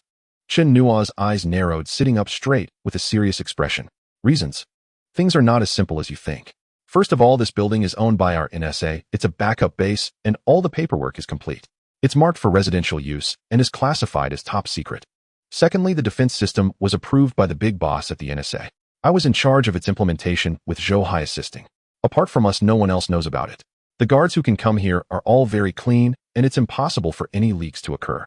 Thirdly, to dare to use gasoline bombs in Kyoto with such precision to the point where we had no time to react and all surveillance routes were hacked afterward, this must have been a premeditated action. There are 2 possibilities for the leak. The first is that someone monitored me and followed the trail to find this place. The second possibility is that someone hacked into the NSA's internal server, found the project files, and then located this place. Currently, the second possibility seems more likely, otherwise the gasoline bombs couldn't have been thrown with such precision. Why did the first-floor restaurant and 5th-floor dormitory remain unharmed, yet the 2nd-floor server and 3rd and 4th-floor office areas were targeted? As Chen Nuo speculated on various possibilities, Chen Nuo was also secretly simulating the feasibility of these speculations. "Do you want me to take action and try?" "Not for now, we'll investigate internally first. If we can't resolve it, we'll look for you." Chen Nuo hesitated for a moment, but ultimately refused. He acknowledged that Chen Nuo was skilled, and once he took action, it would require scanning the internal server, but there were too many confidential documents within the server. At this point, Chen Nuo's phone rang. A minute later, Chen Nuo's face was so dark it seemed like water could drip from it, his eyes filled with uncontainable fury. Bang! Chen Nuo slammed his palm on the table. A few people outside, hearing the commotion, rushed in, and the scene inside the conference room left everyone stunned. What does this mean? Chen Nuo's face was grim, while his boss looked unperturbed. Chen Nuo waved his hand, and everyone retreated. After a few deep breaths, Chen Nuo's expression finally calmed down. "We found out it's Huang Qi. How is that possible?" Chen Nuo suddenly stood up, his eyes sharp. Although that guy was unfriendly towards him at the NSA headquarters, he was still the head of the dark web under the NSA's 5th Division. The head of the dark web was an extremely important position. Those in such roles were thoroughly investigated, with backgrounds traced back 3 generations. If one's background was not clear, they wouldn't even be considered. Wasn't he just dismissed by you? How could he still be involved with this? Facing Chen Nuo's question, Chen Nuo sighed. The internal struggles within the system are never as simple as they appear on the surface. The interests involved are complex. There are people above him. He was just reassigned from the dark web, but still belongs to the 5th Division. We suspect that after an internal leak, the inspection department intervened and investigated everyone. When they tracked down Huang Qi, they found that he had disappeared. He truly went missing. His phone was disconnected, and there was no trace of him anywhere in Kyoto. We have regulations that NSA personnel above the division level cannot leave Kyoto without approval, which is very telling. Listening to all this, Chen Nuo felt a bit confused. Although there was no solid evidence to prove that Huang Qi was responsible, these deductions were already quite close to the truth. But that doesn't make sense. So what about the motive? He has climbed to such a high position, it's impossible for him to take revenge on me for the last incident and abandon a position he worked hard for over a decade. I think I'm not that significant. Moreover, you also said that the attack couldn't have been carried out by just one person. It's clearly an organized and premeditated act. How could he do it alone? Chen Nuo rolled his eyes in exasperation. He wanted to know the answers to these questions too, but their 5th Division only handled domestic cybersecurity. Investigations were not within their purview. Let's wait a bit. With such an incident, the higher-ups will take it seriously. News will likely come soon. While we have this time, let's discuss the aftermath of my employee's injuries. Without waiting for Chen Nan's response, Chen Nuo continued to hand over a piece of paper which contained his compensation plan for the deceased and injured employees that he had written on the high-speed train. Sure, Chen Nan quickly reviewed it and responded without hesitation. The compensation of over 10 million was a worthwhile deal for Chen Nuo. After a few more exchanges, Chen Nuo exited the meeting room and stood in the hall. Brothers, the busy crowd stopped their work and looked towards Chen Nuo. This incident is my fault and I apologize for the shock it caused you all. However, since it has occurred, we must accept reality, but I assure you we will investigate this matter to the end. Whether it is an individual or an organization, I will make them pay a heavy price. As Chen Nuo spoke, a flash of fierce intent crossed his eyes. For our fallen brother and the injured, the company will provide compensation. For the deceased brother, the company will pay 10 million and his development costs will be calculated based on the average value of his group at the time of system delivery. Additionally, the NSA will handle his aftermath properly. For the 3 injured brothers, we will cover all medical expenses, and their development costs will also be calculated based on the average value of their group, plus 1 million each as compensation. To all present brothers, each will receive 50,000. Chen Nuo's generous offer greatly boosted the morale of the previously disheartened crowd. In the meeting room, Chen Nan's mouth twitched in disbelief.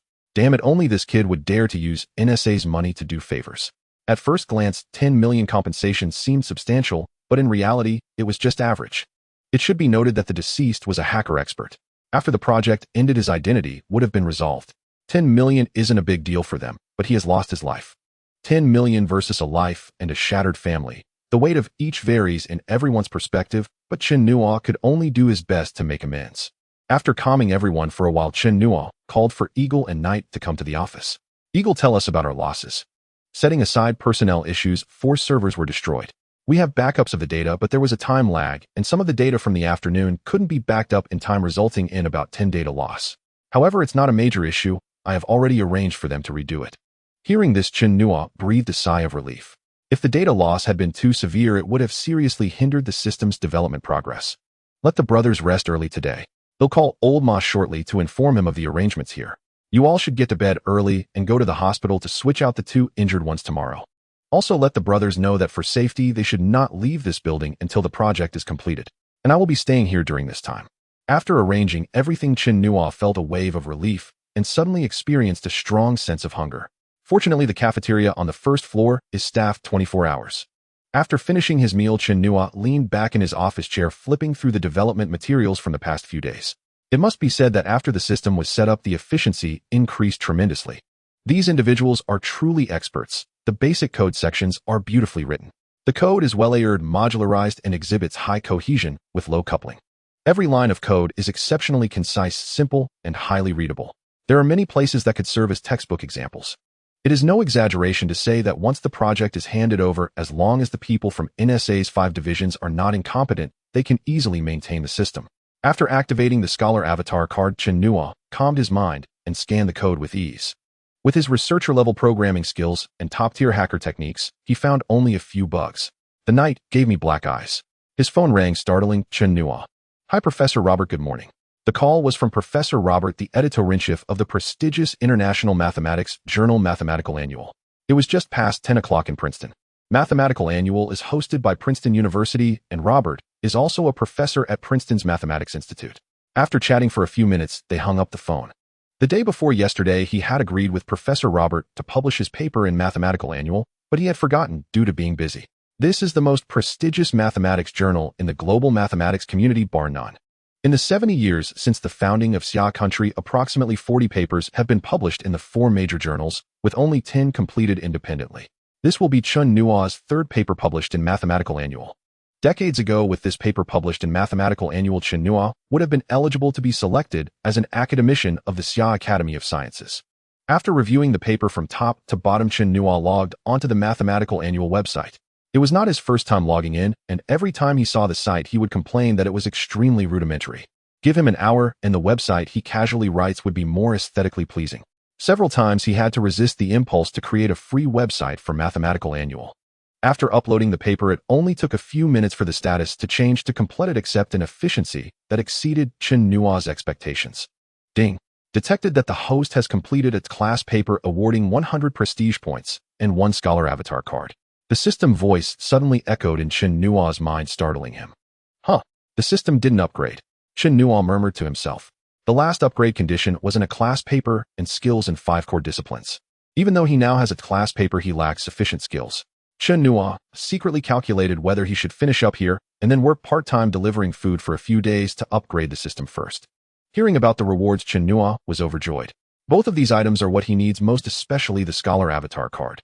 If he had enough Scholar Avatar cards, there would be no need to deliver food or sign in. He could directly self-study all subjects to max level. With a thought, a transparent panel appeared. Host, Chen Nuo, age 19, occupation, student, part-time delivery, guy, attributes, body strength 8. Nervous reaction 9. 6 speed 8. 4 PS normal person 1 prestige points 6 8 9 6 8 9 skills professor level university physics top tier university mathematics professor level economics researcher level informatics programming hall of fame hacker skills professional statistics skills master level wudong taiji master level calligraphy skills master level machining.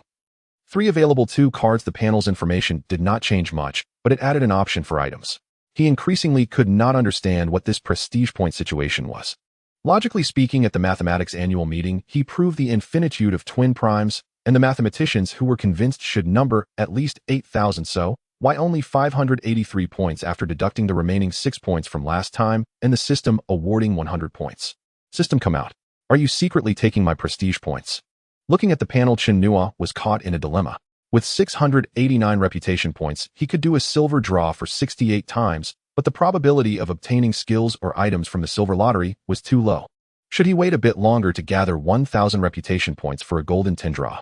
After contemplating for several minutes, Chen Nuo decided it was better to use what he had first. Right now, he was in urgent need of skills and a scholar's possession card. If he could obtain some skills, the system could upgrade again, unlocking new functions, and acquiring items would also be beneficial. After completing the lottery's 3 steps, Chen Nuo steeled himself and quietly shouted in his heart, system silver 68 draws. Lottery starting. Lottery begins. Ding, congratulations to the host for drawing a scholar experience card 1 piece. Damn, what a lucky start. Go for it, system. The first sound from the system delighted Chen Nuo immensely. Ding, congratulations to the host for drawing junk. Ding, congratulations to the host for drawing junk. A continuous 30 prompts, all of which were junk. Chen Nuo lay half reclined on the chair, looking utterly disheartened. Ding, congratulations to the host for drawing a scholar experience card 1 piece. Ding, congratulations to the host for drawing a scholar experience card 3 pieces. Ding, congratulations to the host for drawing a memory capsule 1 piece. Ding, congratulations to the host for drawing a fragment of the No. 1 intelligent system 12. At the last system prompt, Chen Nuo suddenly jumped up. Ha ha. Chen Nuo's laughter echoed in the office, startling Shun Nan in the adjacent meeting room, who rushed into Chen Nuo's office. Chen Nuo, are you okay? Stay calm, we will definitely give you an explanation. Shun Nan looked at Chen Nuo with concern. University students typically have low stress tolerance, and with such a big incident, he hoped it wouldn't overwhelm Chen Nuo. What could possibly be wrong with me? I'm fine, you should go back and rest. Chen Nuo interrupted in his excitement by Shun Nan looked at him with a puzzled expression. After Shun Nan left, Chen Nuo checked the results of the lottery. Out of 68 draws, he obtained 60 pieces of junk, 8 scholar experience cards, including 1 time he drew 1 memory capsule and 1 fragment of the intelligence system. Calculating this, the probability of obtaining useful items was roughly around 15, which was 10 percentage points higher than single draws. The scholar experience card goes without saying, it is a powerful tool for learning. With these 9 scholar possession cards, he could elevate his materials science to a professor level. Ha ha ha, awesome.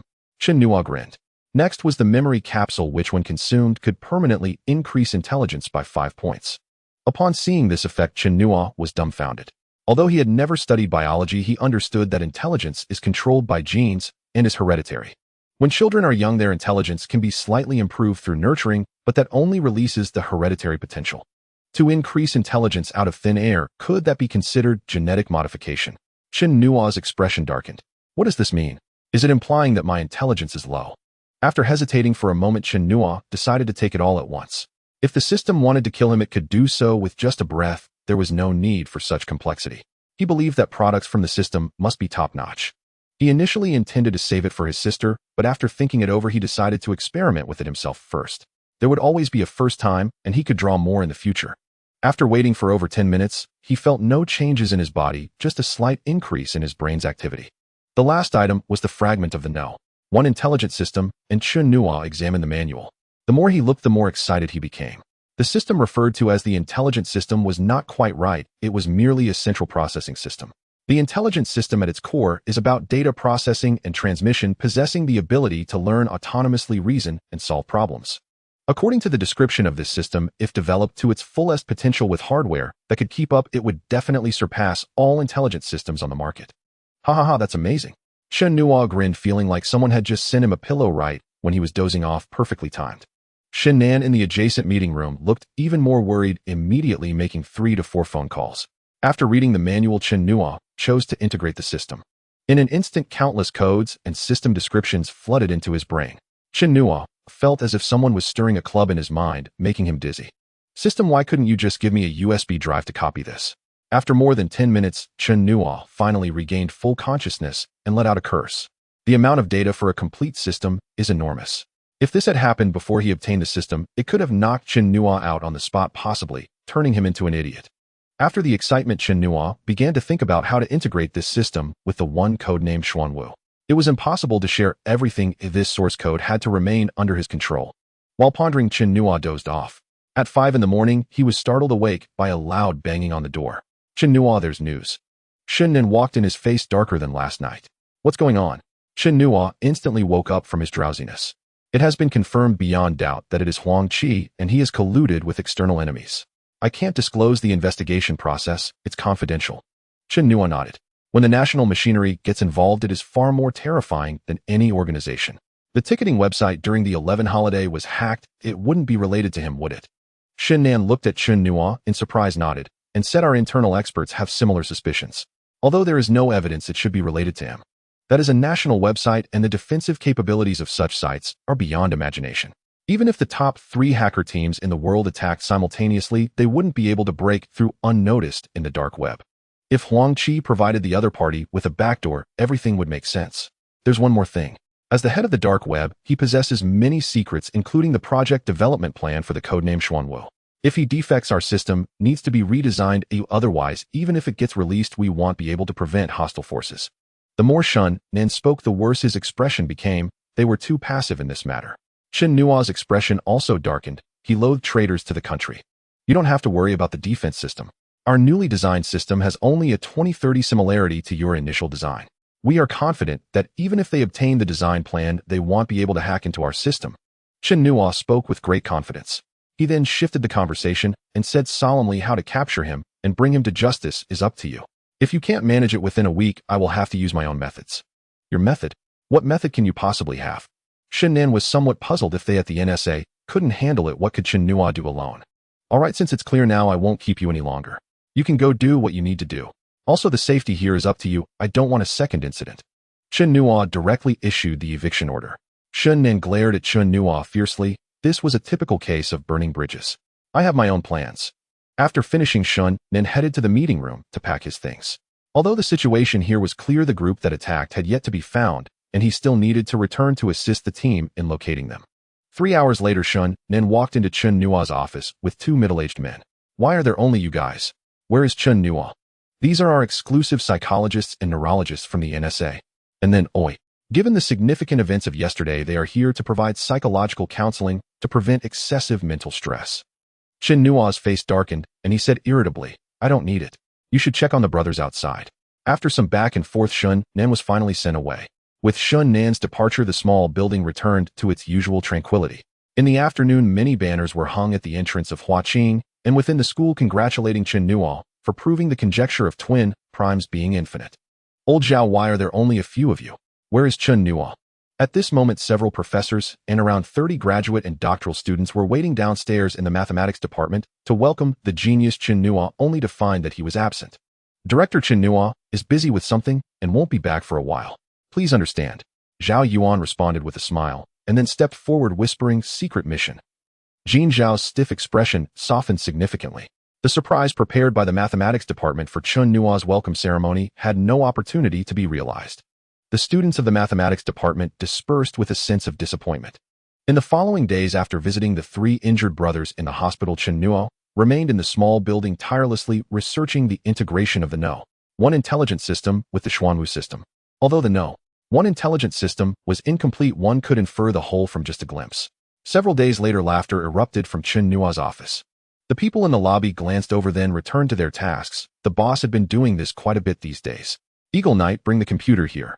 Chen Nuo shouted excitedly from inside. Knight, and Eagle, looking puzzled, still entered the office. Attack this program. Chen Nuo pushed over the computer. The four, though somewhat confused, each found a seat and began working. Remember, you can only attack using your own computers.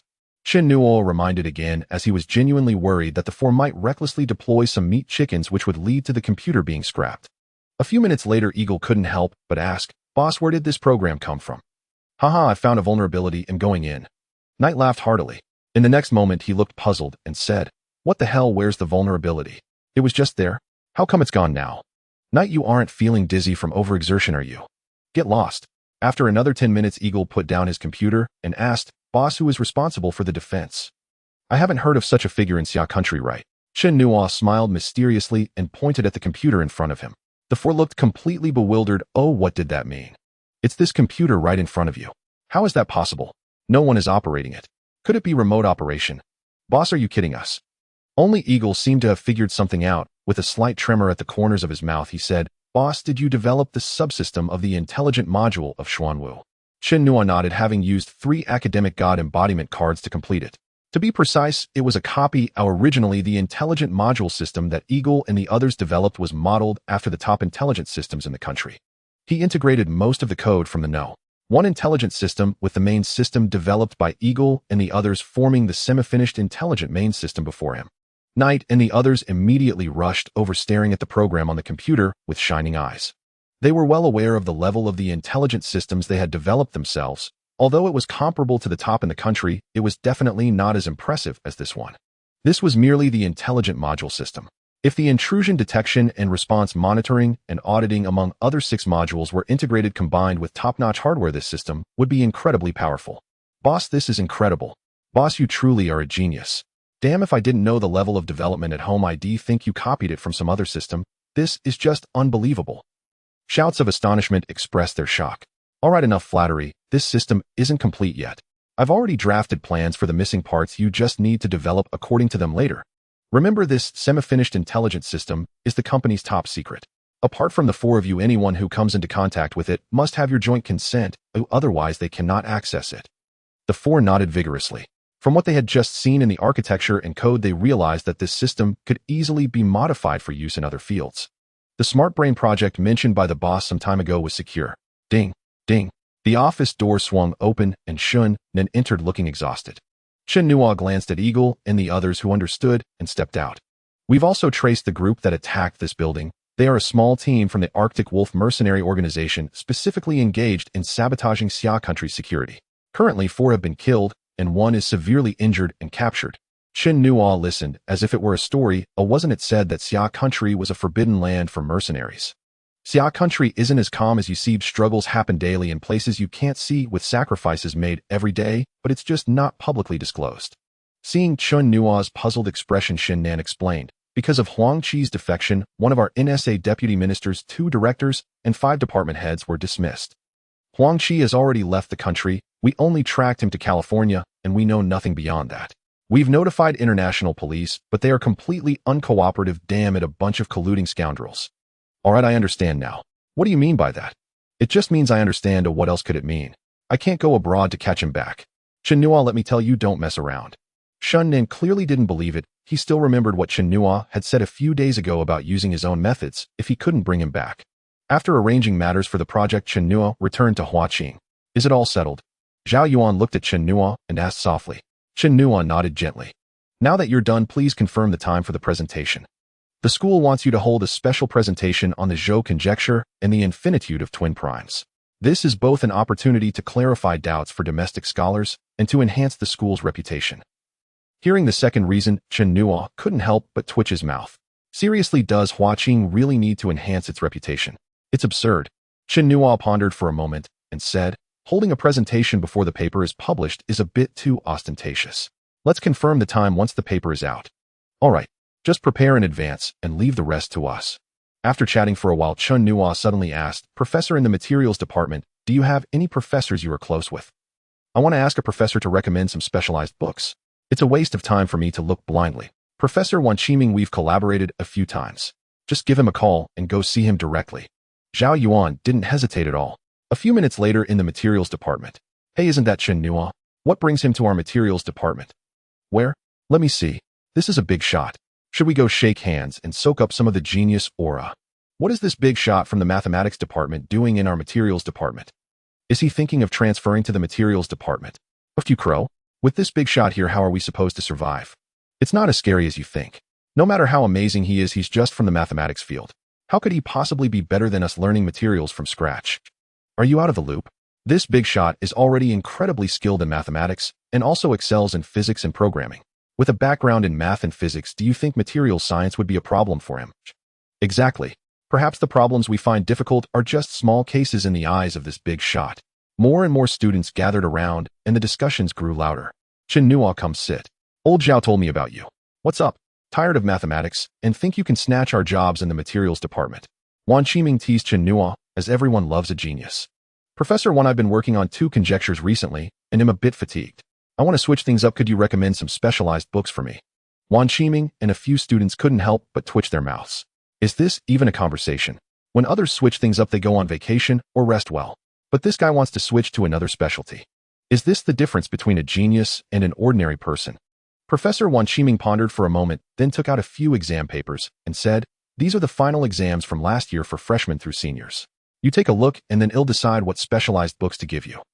Chen Nuo took the exam papers, found a seat, and entered problem-solving mode. By lunchtime, Chen Nuo had completed everything, and several of Professor Wan's students helped grade the papers. His accuracy reached 85.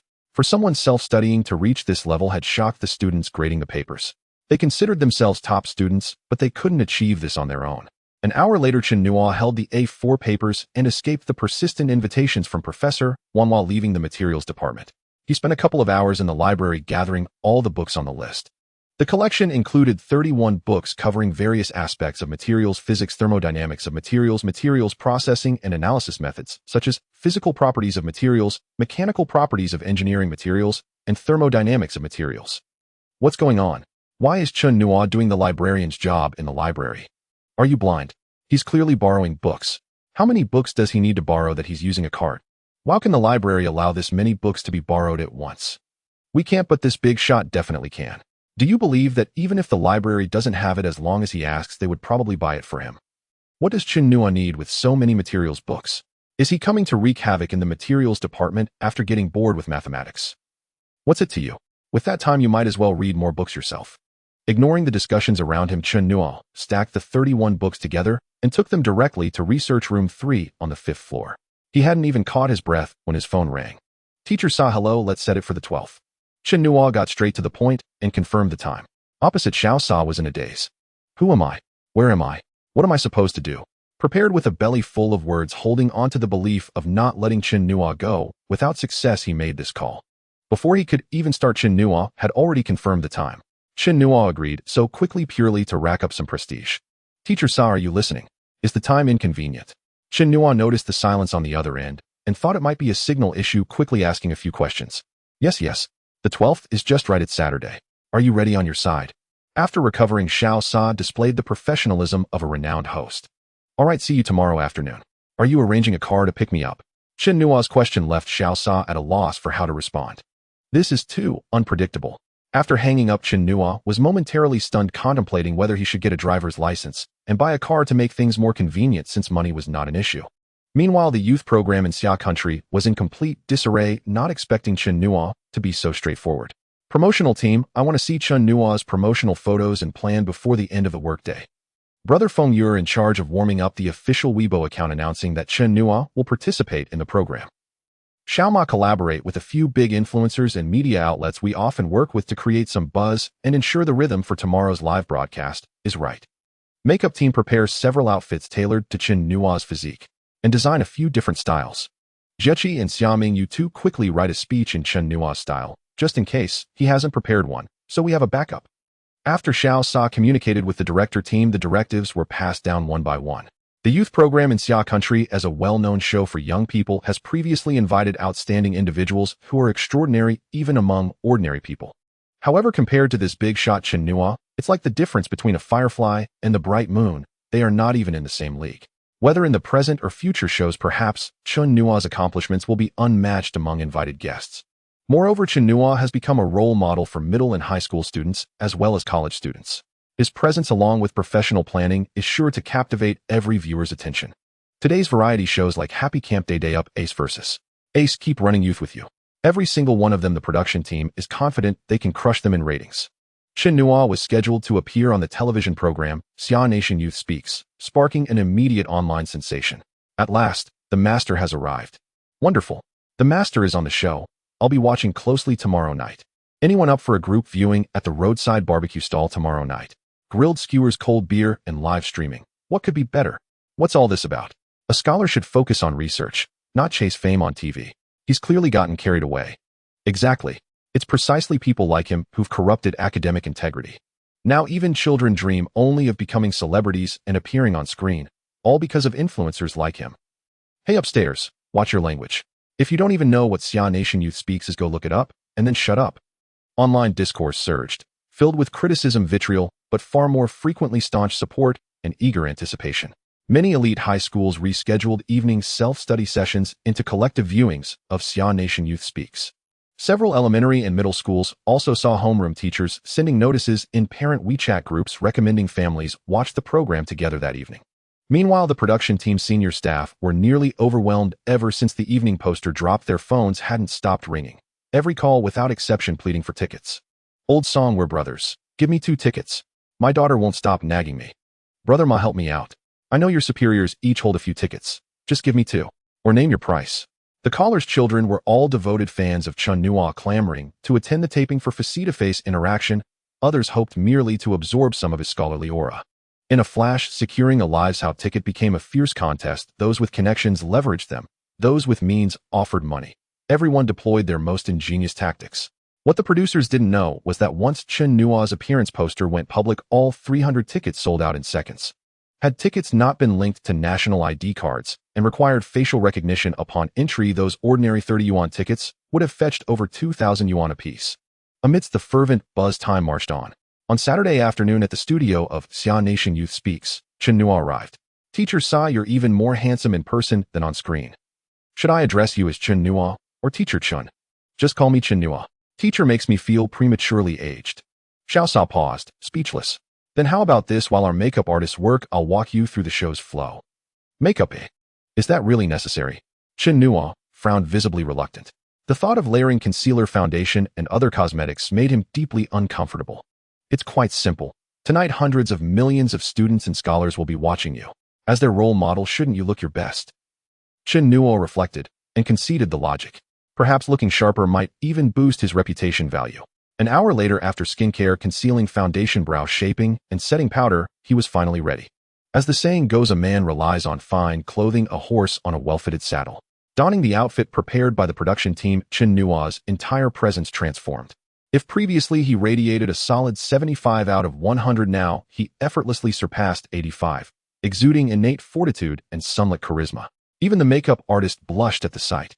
Past 10 o'clock, tension thickened across the studio. Hushed commands echoed backstage while Chen Nuo watched fascinated as a technical crew executed their meticulous preparations. Countdown begins. 10, 9, 8. At the final second, Xiao Sa strode on a stage, speaking of youth witnessing Xia Nation, gazing toward the future. Welcome to Xia Nation Youth Speaks. I'm your host, Xiao Sa. The arena erupted. Director, the live viewership rating has already surged past 2.7 and continues climbing steadily. The assistant director whispered, barely containing his elation. Astonishment shimmered in every crew member's eyes. Since its premiere, the program had aired dozens of episodes. Its highest ever rating had been just 1.6. Yet Chen Nuo's debut had instantly shattered that record. This 2.7 already eclipsed that of China's most popular variety show Keep Running. After brief opening remarks, Xiao Sa announced, our distinguished guest today is Chen Nuo, a student at Huaqing University, triple award winner of the 2021 mathematical modeling competition, and the groundbreaking prover of both the Zhou conjecture and the twin prime phenomenon conjecture. Simultaneously, the main stage screen played footage of Chen Nuo's keynote address at the National Mathematics Conference. The entire audience leapt to their feet, erupting into thunderous cheers, every gaze fixed upon the heavy door linking backstage to the stage. Slowly the door swung open, and Chen Nuo emerged crisp and composed. For a heartbeat, the hall fell utterly silent, then exploded into deafening shrieks overwhelmingly from young women. Viewers glued to their televisions reacted identically. I never realized. Chen Nuo is this striking. He's downright majestic. These days handsome feels almost like an understatement. Is this Lao Si? Good grief. I was given black eyes by the night, yet I used them only for sleeping. Is this my elder brother? How can he possibly be this handsome? Mom, was he really born of you? Why do we differ so vastly? Chen Nuo had informed his family in advance about his television appearance. Now they sat together before the screen wrapped. Hello everyone, I'm Chen Nuo. It is a profound honor to stand upon this stage today. My deepest thanks to the production team and to teacher Sa.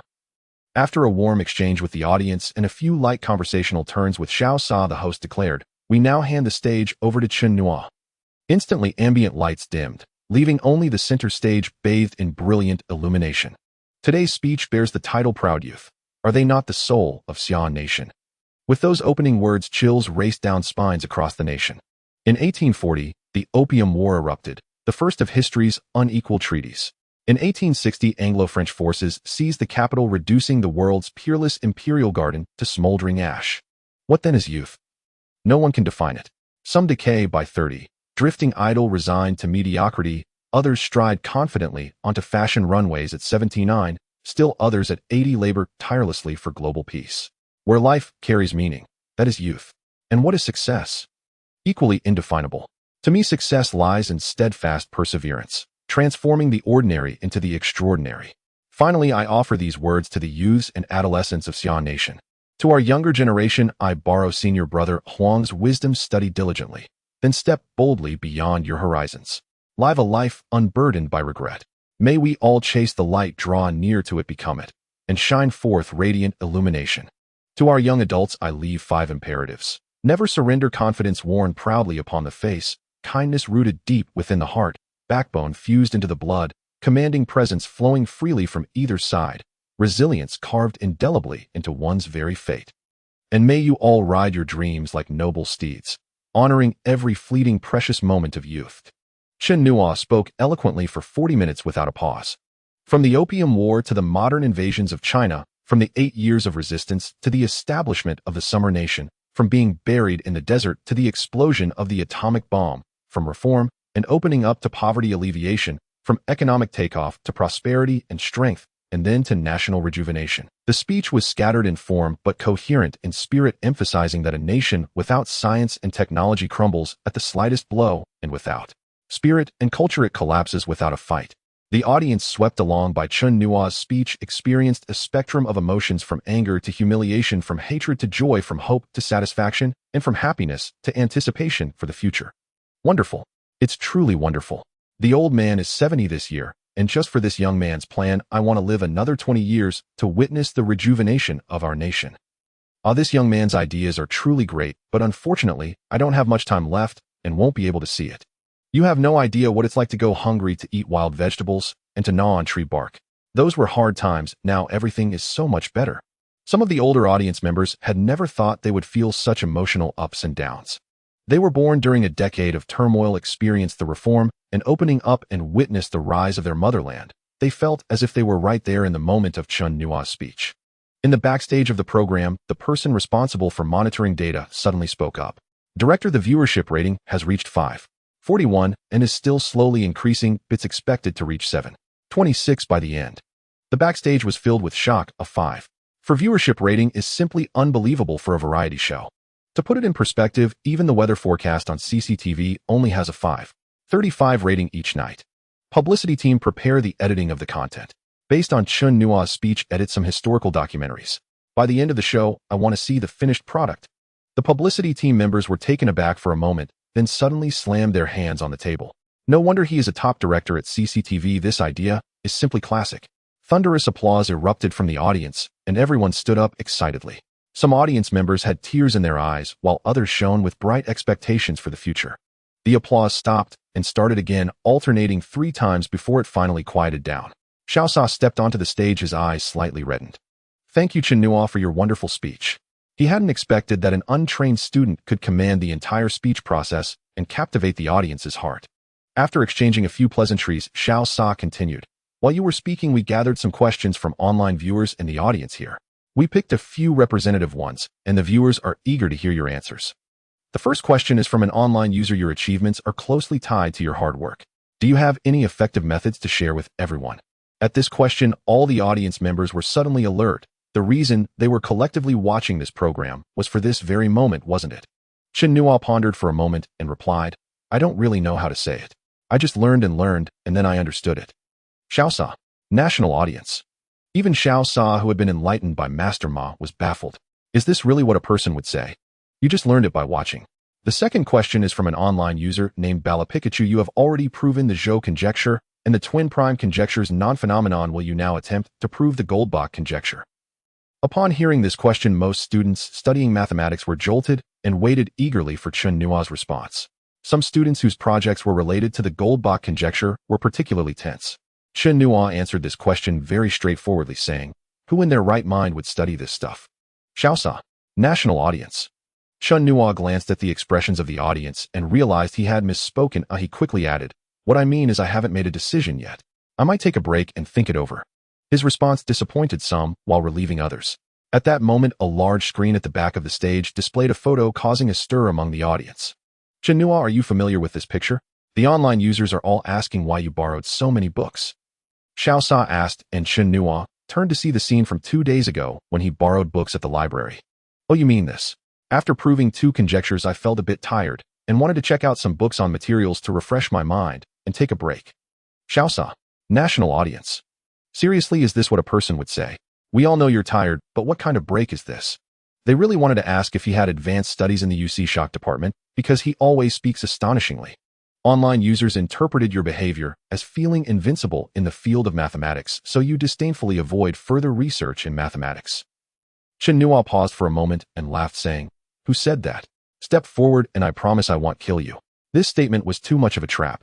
The system assessed that his current level of mathematics is only at the top level domestically, still a tier below the international elite. Moreover, given the many branches in the field of mathematics, he could only say he is relatively average, but in certain areas he is definitely not as strong as those scholars who have specialized for decades.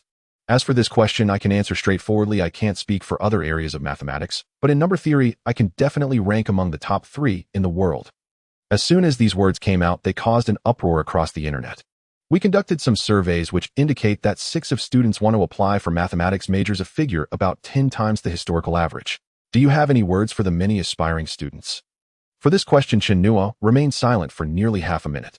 Do you think mathematics is useful, eh? Without waiting for the audience's reaction, Chen Nuo continued, I am referring to the practical applications of higher mathematics in daily life. Take me as an example. Do you think the Zhou conjecture and the infinite nature of twin primes have any relation to our daily lives? Everyone felt that proving these 2 world-class problems was impressive, but they truly had no idea what practical use it had. Of course, if you are truly interested in mathematics, you can apply for applied branches, such as computational mathematics, mathematical statistics, applied statistical mathematics, and operations research. Be cautious about pure mathematics. Mathematics requires talent, and research can be extremely tedious. When applying, you should first ask yourself if you can endure that level of tedium. Chen Nuo knew that his words might influence countless students' choices, but he felt it was necessary to say them. The pure mathematics field needs talent, but it truly requires those who are exceptional. Each year, so many mathematics graduates end up with fewer than 100 truly delving deep into the field by the end. Isn't it better to study another popular major and find a job after graduating with a bachelor's or master's degree? The program continued, but Chen Nuo's remarks had completely ignited the internet. What era is this? There are still people saying mathematics is useless. What is this? Isn't this a typical case of biting the hand that feeds you, eh? I suspect he is just afraid that someone will learn mathematics and surpass his achievements, which is why he said this on purpose. Eating the food of the mathematics department, yet smashing its reputation, ha. This was a group of people dissatisfied with Chen Nuo who were simply tarnishing his image. There are mathematics majors here along with some clueless netizens. Hey, upstairs, are you all brain dead? They often visit internet cafes. The Zhou's theorem has been proposed for 30 years, and the infinitude of twin primes has been known for 170 years. Before Chen Nuo's proof, only Professor Zhang Tang had proven some of it. Does Chen Nuo need to fear you with his talent? Exactly, are you insulting Chen Nuo's talent, or just trying to flatter yourselves? Besides, he said to be cautious when applying for pure mathematics, not that all of mathematics is bad. Don't take things out of context and deliberately create a narrative. This group is Chen Nuo's loyal supporters. I actually think Chen Nuo is right. Mathematics is a very important field, but pure mathematics really requires talent. I graduated with a pure mathematics degree in 2008, and now I'm driving for DD. Oh, based on what you're saying, I feel like I'll be unemployed right after graduation. Choosing a major depends on your interest. You can't just follow what others say. Two factions were battling it out online, mixed with a wave of complaining netizens, and the barrage of comments on the live streaming platform suddenly soared to hundreds of thousands. As the controversy grew larger, the live streaming platform had no choice but to disable the comment function in the background. I wish that the summer country thrives in technology with everyone soaring like dragons. The program of Summer Country Youth Talk concluded with Chen Nuo's wishes. The audience lingered, unwilling to leave, with applause echoing repeatedly. Backstage, everyone's gaze was fixed on the director. The highest ratings reached 7.19, with an average of 6.68. As soon as the words were spoken, an overwhelming cheer erupted backstage. A 7.19 rating broke the historical record for variety shows. It's worth noting that the highest ratings in the summer country were for the news broadcast at 11.80 and the weather forecast at 5.35. This episode has already surpassed the second-ranked premium show in the summer country, which is simply unbelievable. Since the Summer Country Youth Talk program began, the highest rating was only 1.89. Even popular shows like Running Man Youth and Day Up combined did not reach the ratings of tonight's episode. 7.19, a never seen before and uncertain for the future. But at least for a long time, this figure will be the ceiling for variety show ratings. Xiao Sa accompanied Chen Nuo back to the backstage. The cheers and applause of the program expressed Chen Nuo's gratitude. Half an hour later, Chen Nuo and Xiao Sa walked out of the CCTV building. The two found a small restaurant and ordered some barbecue to eat. Chen Nuo, aren't you going to explain the discussions online? What is there to explain? People can choose whatever they want to apply for. That's everyone's freedom. I just expressed my views and opinions. Besides, what I said is the truth. Aren't you afraid of the online verbal violence and insults? Haha, let them insult me. It won't take a piece of meat off me. Out of sight, out of mind. That's refreshing. Xiao Sa gave a thumbs up. After they were full, Xiao Sa personally saw Chen Nuo off to Huaqing University. Standing at the entrance, Chen Nuo thought for a moment. At this hour, his dorm mates were probably already asleep. He decided to go to the small building to stay for the night, since he had a room there. The topic of mathematics being useless that had been debated online all night suddenly came to a halt, all because of two posts. One was a post by the youngest academician of the Chinese Academy of Sciences, academician Sun Bin, stating that the pure mathematics field is very important but requires caution. It is not that there aren't enough people, it is just that there is a lack of top-tier, exceptionally talented students. With the academicians personally stepping in to express the same views, the online discussions peaked again due to the post from the academician. The second post detailed the employment rates of the top 10 universities in the country for pure mathematics majors over the past 3 years. Huaqing had 17.8, Jingda 15.2. The lowest was about 8, referring to those working in the mathematics field. These are the top 10 universities in the country, and their employment rates are this poor. What about other universities? Just as netizens were starting to quiet down, the edited short video of the Summer Country Youth Talk program was released. Chen Nuo's speech combined with the documentary created an emotional resonance and direct experience that was simply extraordinary. The praise was overwhelming. Within half an hour of the short video being released, the view count reached a staggering 20 million, with comments and bullet chats exceeding 2 million. After watching, I can only say, alas, I lack culture. Just one phrase: I'm going to conquer the world. You're not ordinary, you're either a great god or an immortal. If it weren't for your 2 eggs weighing you down, you might have flown to the sky. A Weibo influencer with 20 million followers posted a comment that was pinned by the program team, serving as an official evaluation of Chen Nuo's speech. After watching this short video, I felt like I traveled through a tunnel of time, experiencing those scenes from a divine perspective, filled with indignation towards history and longing for the future. Go Summer Country. At this moment, the protagonist of the event, Chen Nuo, was rudely awakened from his dreams by Shen Nan. What the hell do you want? Disturbing my sweet dreams early in the morning is tantamount to harming my life and wealth. Do you know that? Chen Nuo was somewhat irritated. It was hard to finally settle everything and enjoy a rare lazy sleep, only to be disturbed by Shen Nan. With you NSA around, nothing good ever happens. Alright, stop complaining. I have something to ask you. Shen Nan's expression was serious, his eyes fixed intently on Chen Nuo. Huang Qi has returned. Returned? How did he come back? Are you NSA really that capable abroad? But this is your NSA's business. What does it have to do with me? Chen Nuo jolted awake, fully alert and filled with surprise. A few days ago, 100 million dark flowers suddenly appeared on the world's underground dark web, offering a bounty on Huang Qi. A mercenary organization captured him and sent him to the border, then notified our border patrol team. Chen Nuo asked with confusion. Dark web. Isn't the dark web under your fifth bureau? Chen, it can't be Kinet. Your dark web is at least an NSA department, and you still need to rely on bounties to make extra money. Hey, wait a minute, what do you mean? You don't suspect that I did it, do you? What do you think? I warn you, that slander. Considering our relationship, I'll let it go this time. If there's a next time, don't say, I didn't give you face. From the moment Chen Nuo entered, his eyes had never left Chen Nuo's face. Based on his professional analysis, Chen Nuo did not seem to be lying. He suspected Chen Nuo was justified because Chen Nuo had said that the NSA couldn't handle it, so he would use his own methods. After the matter of dark flowers came out, they checked the financial flow of Chen Nuo's account, and there were no anomalies in the transaction records. Chen Nuo was an absolute genius, and the higher-ups recognized that. However, if Chen Nuo was behind this, he could very well face life imprisonment. As for what was said online, that if he stole a lithography machine, he would be at the beach watching himself getting executed, that was all nonsense.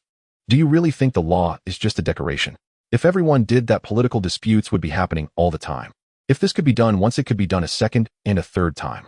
What if one day this kid gets upset with some leader and causes a dark flower? This is the unspoken rule. If something goes wrong, they'll just create a dark flower on the dark web, and the world would be thrown into chaos. Alright, since this matter has nothing to do with you, I can rest easy. After chatting for a few more minutes, Chen Nuo bid farewell. As he reached the door, he suddenly said, Chen Nuo, take care of the beauty. Thank you. Chen Nuo was taken aback and said, are you mistaking your target? If you're going to thank someone, you should thank those righteous people. Huh. Watching Chen Nuo leave, Chen Nuo was deep in thought. Chen Nuo left, and Chen Nuo found himself unable to sleep. The matter of Huang Qi's defection came to a close with his return. It seemed that the situation was more complex than it appeared on the surface. Chen Nuo said nothing, and Chen Nuo did not inquire further. Some things are better left unknown than known.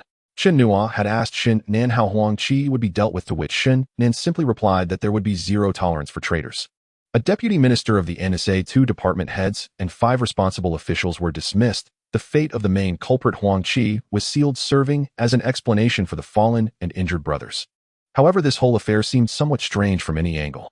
He initially planned to wait for a while until the codename Xuanwu's defense system was handed over, then leverage the importance of the carbon-based C3 material to force the forces protecting Huang Qi to surrender him. Or perhaps wait for the commotion to die down and find an opportunity to invade the networks of other countries, investigate Huang Qi's whereabouts, and inform the members of the NSA, lying in wait abroad, to help retrieve him. Unexpectedly, someone captured him through covert means. It was as if the net of heaven had tightened, allowing no escape. After pondering for a long time without reaching a conclusion, Chen Nuo decided to stop thinking and instead prepare to invade a website to investigate. Upon arriving at the office, he half reclined on the sofa, and with a thought, the system's transparent panel appeared. Host Chen Nuo, age 19. Occupation student, part-time delivery driver. Attributes physical strength 8. 7 neural reaction 9. Speed 8. For PS normal person 1. Reputation value 13581358. Skills professor level university physics, top tier university mathematics, professor level economics, researcher level informatics, programming, hall level hacking skills, professional level statistics skills, master level wudong, Taijiquan master level calligraphy skills, artisan level mechanical skills. Items: scholar avatar card, 4 usable 4 cards. The information remained unchanged. The reputation value was 1358, allowing for a golden 10 consecutive draws. System, let's do a golden 10 consecutive draws. Chen Nuo silently thought. Suddenly 4 large characters appeared on the transparent panel: insufficient permissions. Chen Nuo was so enraged he nearly spat out blood. Damn it, after all the effort you tell me about my period. That's just ridiculous. Once Chen Nuo calmed down, he considered that the lottery was a feature unlocked after the system upgraded from beginner to intermediate. The lottery was divided into 4 levels: silver, gold, diamond, and divine. Currently, the system was at an intermediate level, allowing only silver lottery draws. The golden lottery draw would likely unlock only after upgrading to a higher level. Well, after all this effort, it turned out to be a disappointment. It was uncertain when the system would upgrade again. Keeping the reputation value was useless. It was better to use it to obtain something practical. If he could draw 3 or 4 skills, wouldn't that mean an immediate upgrade? System, give me 100 consecutive silver draws. Either it's nothing or it's something substantial. According to the probability of silver draws, at least 1 or 2 good items should appear. Even if he drew 10 scholar avatar cards, it would still be worth it. Ding, lottery system starting. Lottery begins. Ding, congratulations to the host for obtaining a piece of garbage. Ding, congratulations to the host for obtaining master level automotive design skills. Ding, congratulations to the host for obtaining 1 super scholar avatar card. Ding, congratulations to the host for obtaining 3 scholar avatar cards. 3 minutes passed, and the 100 consecutive draws ended. Chen Nuo sorted through the lottery items, his face a mask of ecstasy. He drew 90 pieces of garbage, 21 scholar avatar cards. He drew 7 times 3 cards, each time 1 super scholar avatar card, 1 master-level automotive design skill, and 1 full-stack autonomous driving solution. Based on the probability of silver lottery draws, exactly 90 of the results were garbage. Did that mean that in 100 consecutive draws there was always a 10 chance of obtaining skills items, etc.? Unfortunately, he didn't have enough reputation value. Otherwise, he would have liked to test it out. If his guess was correct, he would have struck it rich. Chen Nuo examined the drawn skills one by one, and minutes later his face was filled with ecstatic joy mixed with some peculiarity. The Scholar Avatar card was a no-brainer. It was very cost-effective, while the Super Scholar Avatar card was an enhanced version of the ordinary one with similar functions, but with an understanding ability 20 times greater. If this thing were applied to some bottlenecks in research, it would undoubtedly be a powerful weapon. The second was the master-level automotive design skill. After integrating this skill with the artisan-level automotive repair skill obtained from signing in while delivering food, the cars he saw on the road now seemed downright tragic. Lastly, there was the full-stack autonomous driving solution, which included sensors, central supercomputing algorithms, and machine self-learning technologies, among others. If he could develop the AOS Smart Driving Operating System, HOS Smart Cockpit Operating System, and VOS Smart Vehicle Control Operating System, he was confident he could outclass all global smart cars. Having previously acquired the artisan-level automotive repair skill from delivering food, and now obtaining the master-level automotive design skill, these two skills were simply a match made in heaven for designing cars. He once discussed the concept of an intelligent brain with the ancient 4 gods, which included planning for traffic signal designs and intelligent driving concepts. Was this somehow related to cars? Did the system know about the recent event with Tesla and was pushing him to create cars? Damn it, he was a mathematics major. He was the man who planned to solve the 7 millennium global problems. What did it mean that the skills were consistently leaning towards the automotive field? He wanted to ask the system, "Are you pushing me?" Chen Nuo casually picked up a piece of paper from his desk, and after a few minutes, he had written several lines of content on the A4 paper. Codename Xuanwu Defense System Algorithms for Quantum Computers Research on Carbon-Based C3 Materials, and now the intelligent car project he envisioned. Even if he were to split himself into 8 pieces, it wouldn't be enough. Now that he had mastered these things, how would he present them? How would he explain them? This was quite a headache. Should he apply for direct admission for a doctoral program from the principal? Then wait for the Xuanwu project to be handed over to re-establish the company? Then use the profits to establish several laboratories? Today is Sunday, and Chen Nuo is too lazy to return to school. Judging by last night's show, returning would probably just make him the center of attention. After hearing the report from the 4 members of the Eagle team, Chen Nuo went directly to Zhang Da's takeout station, intending to deliver food and hone his skills. "Hey, great mathematician, what brings you to my little shop?" Even though Chen Nuo was wearing a mask, Zhang Da recognized him at a glance. "Brother, do you really hurt my feelings with that? I didn't go home after recording the show last night. I came here first thing in the morning." "What are you doing here?" "Delivering takeout, what else?" "You must be joking." Zhang Da paused for a moment and said, "If your fans see you delivering food, they might just vandalize my little shop." "Brother, I'm serious. On such a cold day with a mask and helmet on, who would recognize me?" Chen Nuo replied helplessly, "I'm out here to find inspiration, so don't delay me." Zhang Da took him seriously and stopped trying to persuade him, returning to his tasks. "Brother, what are you busy with? Is the takeout station moving?" Seeing Zhang Da clearing some things out, Chen Nuo felt puzzled. "Hey, I recently borrowed your luck and became the overall manager for several takeout stations nearby. The company assigned me 2 operational assistants, and since the place next door is moving out, I applied to rent it and plan to renovate this place since it's important for our image." "Wow, Manager Zhang, congratulations. You owe us a treat." "Absolutely." Zhang Da was beaming with joy. Being the overall manager was already considered a position of authority within the company, and his income had greatly increased and stabilized. "Chen Nuo, once I finish the renovations, let's take a photo together to hang in the office. It'll really show off." "No problem, once you're done, I'll write you a calligraphy piece." "Nonsense." Chen Nuo's mouth twitched. He was a master calligrapher, and anyone who liked calligraphy would know that $1,000,000 was no issue, yet he was still being dismissed. He understood Zhang Da's intention for the photo. Besides the prestige, it was more for warding off evil and keeping those petty people at bay. With that photo around, anyone thinking of messing with Zhang Da would have to consider whether they could provoke Chen Nuo. This is the social dynamic in Xia country. After chatting for a while, Chen Nuo borrowed Zhang Da's takeout equipment and logged into the system. After an hour or so, the system finally sounded the notification for an order. Long Tenjian, Huaqing Chen Yuan. After glancing at the address, Chen Nuo's expression became a bit strange.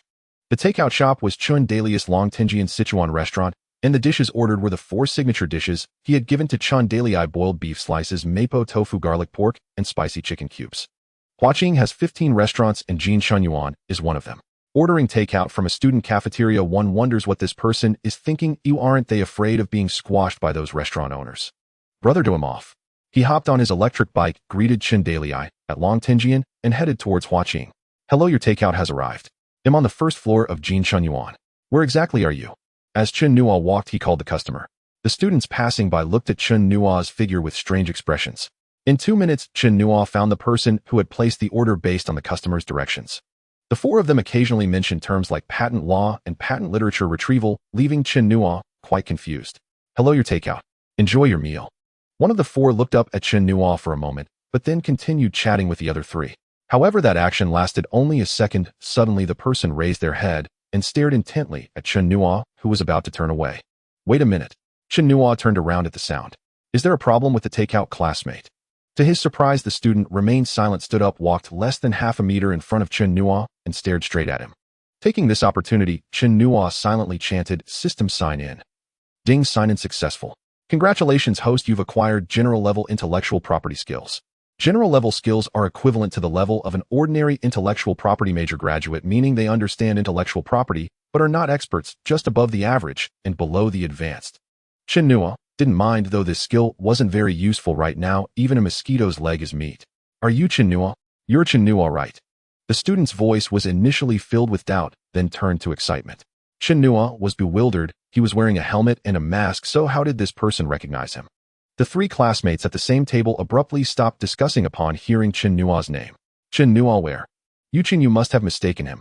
Right, just because the great Chen Nuo delivered takeout, you can't assume this guy in front of you is him. The 3 were somewhat skeptical. Have you forgotten my special talent?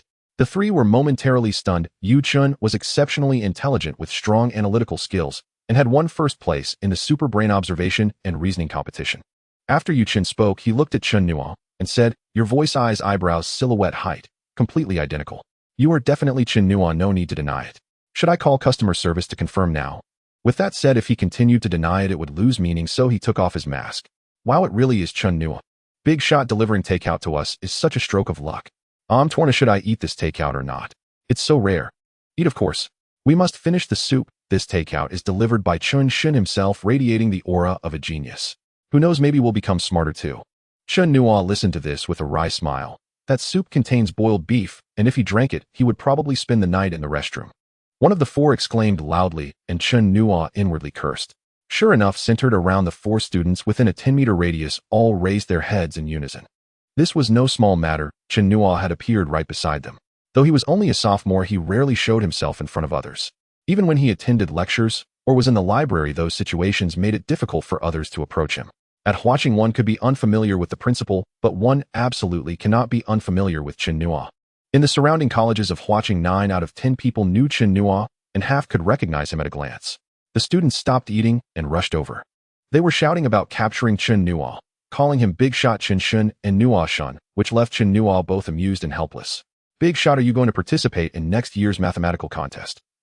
Senior, did you really deliver takeout to get inspiration? Chen Shinim from the computer science department and have a few questions to ask you. Senior, please sign this. Senior, strike a pose. Let me take a photo to hang above my bed. It will bless me to pass all my exams. Chen Nuo's face darkened. He hadn't signed anything, so how could they expect his blessings? With so many people gathering, it was only getting worse. At this moment, the quality of Huaqing students was evident. Many but not chaotic. Silence. Chen Nuo's voice echoed in the restaurant. Fellow seniors and juniors, as Huaqing people, we must demonstrate the qualities of Huaqing. Please disperse and do not disturb others while they are dining. Let's learn from Nanda. When celebrities go to shoot movies, the students do not crowd around. What is there to see about a mere student? We still have a long time ahead of us and many opportunities to interact. Just treat me as an ordinary person. Now please disperse. Chen Nuo advised helplessly. The student council members, along with the security guards and restaurant management who arrived upon hearing the news, organized everyone to leave in an orderly manner. A few minutes later, the restaurant returned to tranquility. However, a portion of the crowd still kept their eyes on Chen Nuo and his companions. Boss, please have a seat. Yu Chen gestured for him to sit. No, just tell me what's up. Why go through so much trouble to confirm it's me? Upon hearing this, Yu Chun fell silent, his face filled with indignation, regret, and disappointment. Chen Nuo was quite surprised by this scene, or what could have caused such a multitude of expressions on this classmate's face. Boss, do you know me? Or do I look familiar to you? Chen Nuo paused for a moment, carefully examined the guy, then shook his head. The three people beside him exchanged silent smiles. Chen Nuo felt a bit puzzled. Was this guy really that famous? Do you know about Superbrain? This time Chen Nuo nodded. Superbrain is the first large-scale scientific competition reality show in the country, highly favored by audiences with a peak viewership rating of 2.74. The show, with the slogan "Let Science Become Popular," features contestants who are the top talents from various universities, divided into three parts: the qualifying rounds, challenge rounds, and international competitions. Before obtaining the system, he had watched a few episodes, and compared to those participants, he once deeply doubted whether he was just a filler in this world. It's like this: the night gave me black eyes. Before Yu Chen could finish his sentence, Chen Nuo's phone rang. After apologizing as soon as he answered, the voice of the leader came through. "Fourth, what are you doing? The brothers want to gather. Do you have time?" "Sure, where and when?" "In 10 minutes at Huaqing University restaurant. I'm on my way out with the second and third." "All right, see you later." After hanging up, Chen Nuo turned to Yu Chen and said, "I'm sorry, I have something to take care of in the dorm. If you need anything, you can find me at the math department office. If I'm not there, anyone in the office can relay a message. Goodbye. Hurry up and eat, it's getting cold outside. Remember to leave a 5-star review."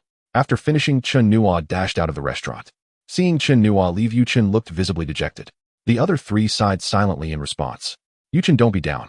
Even if you asked, Chen Nuo wouldn't necessarily agree. Right, a busy boss wouldn't have time to help you with a competition. How should I put it? The boss's talent in mathematics is unmatched, but in the super brain competition, he might not be as good as you." Yu Chen paused for a moment and said, "I know, but without outside help, our national team will really lose this time." All right, stop thinking about it. Let's eat. This takeout is personally delivered by the boss. We must savor it." When it came to takeout, all four of them looked toward it. In the next instant, dozens of classmates gathered around, their eyes fixated on the takeout. "What are you all doing?" Seeing the gleaming eyes of the crowd, the four felt a bit dazed. "Classmate, how about I buy this takeout for double the price?" "Classmate, here's my meal card. You four can eat anything in all the Huaqing restaurants today. Just give me this takeout." "No way. Don't even think about it." The four rejected them outright. "Are you kidding? The takeout personally delivered by the boss. Would they not want to share the luck of a top student?" Although they were the pride of Huaqing, they could not escape the norm at this moment, believing it might be true rather than not. "Then let's open it, and everyone can have a taste. With so many, having one piece each should be okay. Right, just a piece. I'll buy you a dish. I won't take much either. Can you leave the soup for me? I'll grab a couple of buns to dip in it." "Haha, you are talented, but this idea is definitely worth considering." Everyone joked, but they wouldn't actually do it. Yu Chen and the others felt a bit embarrassed and directly opened the takeout, prompting a cacophony of noise. Chen Nuo arrived at Huaqing University restaurant and spotted the three brothers from the dorm slowly making their way. "Uncle Chen, let's get a few dishes. The dorm brothers are gathering soon." Chen Nuo entered the kitchen and greeted Chen Daler. "Why don't you cook for yourself?" "Uncle Chen, look at all these guests. If I cook myself, I won't get anything done today. You little rascal, go wait upstairs. I'll make you a few good dishes, and then we can have a drink together." "All right." As soon as Chen Nuo arrived in the main hall, his three brothers showed up. "Boss, over here." Chen Nuo called out and led the three upstairs. "Boss, what made you think of gathering today? You little rascal, always appearing and disappearing. The dorm is becoming your hotel. After you finished recording the show last night, we thought we'd celebrate you today. Thank you, big brother, second brother, and third brother, for your concern. Get lost. So sentimental. Fourth, you're acting weird, really cringe. Oh, I'm getting goosebumps." "Huh." All four burst into laughter. Usually they called each other boss and second. Suddenly hearing Chen Nuo call them big brother and second brother was simply unbearable for the three. "What's got you all so happy? Share it, Uncle Chen would like to enjoy it too." Chen Daler brought a few dishes upstairs, hearing their laughter, and made a joke. "Uncle Chen, you shouldn't have done this personally. It's too embarrassing. Why don't you go down and do it?" Chen Daler retorted sarcastically. Chen Nuo felt a bit awkward, and the older brothers laughed heartily. "Chen Nuo, Uncle Chen raises a glass to you." Chen Nuo quickly raised his beer, downed it in one go, and shivered all over, feeling an indescribable pleasure. "The first time I saw you, I felt you had some spirit. I didn't expect you to make such a big splash." Uncle Chen doesn't understand the Zhou's conjecture or twin primes, but I can assure you on this day, you can always have a warm meal. "Thank you, Uncle Chen." "All right, Uncle Chen has to busy himself now, so I won't keep you. You're still students, so just drink a little for fun, don't overdo it." Chen Daler continued to busy himself, leaving the four upstairs to eat, drink, and boast leisurely. Chen Nuo cherished this brotherly bond. After some time, when he accomplishes a few more research projects, he fears he won't be able to sit together and boast like this anymore. It's not that he doesn't want to, but his three brothers would definitely find it hard to let go. That's a difference in status and mentality. After writing a few chapters, I feel exhausted from always showing off and slapping faces. I want to write a few chapters about brotherly warmth, giving the protagonist some flesh and blood, some emotions. Just enough to transition smoothly for a few chapters before the plot begins to explode. Let's aim to write longer, striving to complete the story and fill the pits. It's too fast now. If it collapses later, it won't be fun. The author has something to say. After writing a few chapters, I feel exhausted from always showing off and slapping faces. I want to write a few chapters about brotherly warmth, giving the protagonist some flesh and blood, some emotions. Just enough to transition smoothly for a few chapters before the plot begins to explode. Let's aim to write longer, striving to complete the story and fill the pits. It's too fast now. If it collapses later, it won't be fun. The mundane days were busy yet filled with boredom. Chen Nuo continued to spend his mornings frantically reading at the library, and in the afternoons he attended classes and experiments in the material science department, also taking the opportunity to study in the quantum computing laboratory. In the evenings, he delivered takeout to practice his skills, allowing himself to unwind. However, with the increase in system levels, the probability of acquiring useful skills from delivery had become exceedingly low, and for several consecutive days, he had gained nothing of value. One day, Chen Nuo received a call from Zhao Yuan asking him to wait for him at the building with the A-beam structure. This decision left him somewhat perplexed, as the A-beam building housed the office of Principal Huaqing. After waiting for more than 10 minutes at the A-beam building, Professor Zhao Yuan and Director Jin Zhao arrived together. "Let's go to the principal's office." What a good thing. Before Chen Nuo could ask what was going on, Zhao Yuan's words shut him down. In a few minutes, the three arrived at the principal's office. "You're here." Principal Wu Yuanming glanced up at the three before lowering his head again. He said, "Director Jin, make yourselves comfortable while I finish this document." After the three took their seats, Director Jin, quite familiar with the setting, took out a packet of tea leaves from a cabinet and began to perform a tea ceremony. His skill indicated years of immersion in the art. Considering the dry nature of mathematical research, without engaging in other hobbies, one could truly be driven mad. Chen Nuo sipped his tea and quietly asked, "Director, what's the good news? Is the school finally recognizing me with a bonus? Or perhaps an honorary certificate?" "Stop joking, it's your matter that cannot be avoided. We are still discussing it. Just wait a few days, your situation is quite complex." Director Jin Zhao shot Chen Nuo a glare. He had lost a significant number of brain cells over this matter. After about 20 minutes, Principal Wu Yuanming finally set down his work and approached them holding a document. "You all take a look at this." Wu Yuanming handed the document to Jin Zhao, who glanced at it and then broke into a smile. After Jin Zhao read it, he passed it to Zhao Yuan, who had a similar expression, making Chen Nuo feel anxious. Regarding the special training plan for Chen Nuo, a student of Huaqing University. This was the title Chen Nuo saw on the document. A few minutes later, after reading through it, his face lit up with excitement. It was truly a case of someone delivering a pillow just when he was feeling sleepy.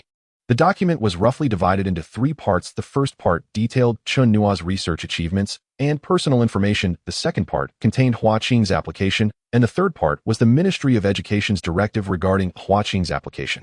The gist was that due to Chen Nuo's uniqueness, it was decided after research that he could exempt himself from the student training rules of Huaqing, and under the premise of meeting the standards, complete his studies as quickly as possible. Chen Nuo, are you happy with this document? It's more substantial than those bonuses and honors. Principal Wu Yuanming made a joke, having heard Chen Nuo's earlier comment. "This is great. Just a few days ago I was pondering this matter, and I didn't expect the school to have it sorted out. Let me summarize the final implications of this document. We've conducted research based on your situation and reported it to the Ministry of Education, thus creating a special talent training plan for you. First, during your undergraduate phase, you just need to pass all course exams and successfully defend your thesis to graduate. Second, for your master's and doctoral studies, you can pursue them simultaneously. By passing the relevant course exams and writing a doctoral thesis, you can directly graduate after defense, and you will also receive a master's degree certificate." At this point, Wu Yuanming paused and added, "Given your current research achievements and academic level, we initially thought to directly grant you the master's and doctoral degrees, but I suggest you complete the studies for the sake of the process, even if it takes a few more months. After all, you will eventually be teaching students. You can't be unaware of the enrollment and project processes." Chen Nuo was overjoyed and immediately asked, "Is there no time limit? If I finish my thesis tomorrow, can I graduate tomorrow? If you finalize your thesis now, I can organize several professors for your defense right away, and by tonight you'll receive your graduation and degree certificates." Wu Yuanming smiled at Chen Nuo. After all, if Chen Nuo graduated sooner, the school would gain a legitimate top mathematics scholar, which is a different concept from having Chen Nuo still being a student. Principal Director, if I choose the infinitude of twin primes as my undergraduate thesis, would that be acceptable? Wu Yuanming remained silent while Jin Zhao pondered for a moment and replied, in principle that's fine, but I advise against it. You are well aware of the level of the infinitude of twin primes. If your undergraduate thesis is on this topic, what will your graduate and doctoral theses entail? Are you going to prove the Goldbach conjecture? This training plan will be made public not just at Huaqing, but at universities nationwide. Firstly, it affirms your research achievements, and secondly, it motivates other students. Once it is publicized, many will focus on you. If you submit a mediocre paper, the backlash from those people could be overwhelming. Chen Nuo chuckled awkwardly, realizing there were indeed subtleties involved. The speaker may have spoken without intention, but the listener took it to heart. Chen Nuo was considering that he would deal with future matters later. First, he needed to graduate from his undergraduate program. Moreover, there are many conjectures beyond just the Goldbach conjecture, including the BSD conjecture, the four-color conjecture, and the ABC conjecture, among dozens more. Given his experience with proving the Zhou conjecture and the twin prime conjecture, he might just stumble upon a fragment of some conjecture one day. Even if not, it wouldn't be impossible for him to produce a significant result from his independent research in a short time. Principal Director Professor Zhao, I have decided to choose the infinitude of twin primes as my undergraduate thesis, and for the master's and doctoral theses, I can start a new topic. After all, I'm not insisting on graduating tomorrow, right? Are you sure? This is not a joke. The master's and doctoral degrees are manageable, but being ridiculed is a serious matter. You need to think it through. Principal Professor, please have a little faith in me. Faced with Chen Nuo's decision, the three had little else to say and could only agree. Director, when will my defense start? Since you are using the infinitude of twin primes as your conjecture, who do you think in the country can serve as your defense teacher? Jin Zhao retorted impatiently. If they were to organize a few professors for Chen Nuo's defense, it would be hard to tell who would be asking whom questions. So am I graduating now? Chen Nuo was a bit too excited. Is it that simple? What about the exams for the second semester of sophomore year, junior year, and senior year? Jin Zhao looked at the excited Chen Nuo, feeling quite helpless. They'll talk to old Chu and old Wang to see if they have time to be your defense teachers. We still need to go through the formalities. It would be a way to properly conclude your undergraduate journey. The exams for the second semester of the sophomore year are scheduled 3 days from now. The exams for the junior and senior years are spaced a week apart, roughly finishing in early December. The thesis defense will conclude around New Year's with diplomas and degree certificates being issued. Principal Director Wang from Blueberry TV is on the phone for you. As Chen Nuo and the others had just confirmed the exam schedule, the principal's assistant walked in. Looking for me. Wu Yuanming frowned. He generally disliked entertainment-focused TV stations, and there was hardly any connection with local stations. What could they want with him? Did Director Wang mention what it's about? No, but his tone sounded quite urgent. The call was to the principal's office, not his private phone, which clearly indicated it was a matter of business. Being within the system, face-saving projects still need to be handled well. A few minutes later, Wu Yuanming returned looking quite peculiar as he glanced at Chen Nuo. Principal, why are you looking at me like that? It's not about me, right? Well, you guessed correctly. Wu Yuanming nodded. What do you need me for? I've been quite honest lately, either studying or attending classes to deliver takeout. Upon mentioning this, Wu Yuanming and the other two shot a fierce glare at Chen Nuo. If it were any other student wasting their talent like this, the three would have long since put a stop to it. However, Chen Nuo was using the search for inspiration as an excuse, and with the backing of influential figures like Elder Chu, they could only let him fool around. Have you heard of Superbrain? Oh no, they aren't asking me for help, are they? How did you know?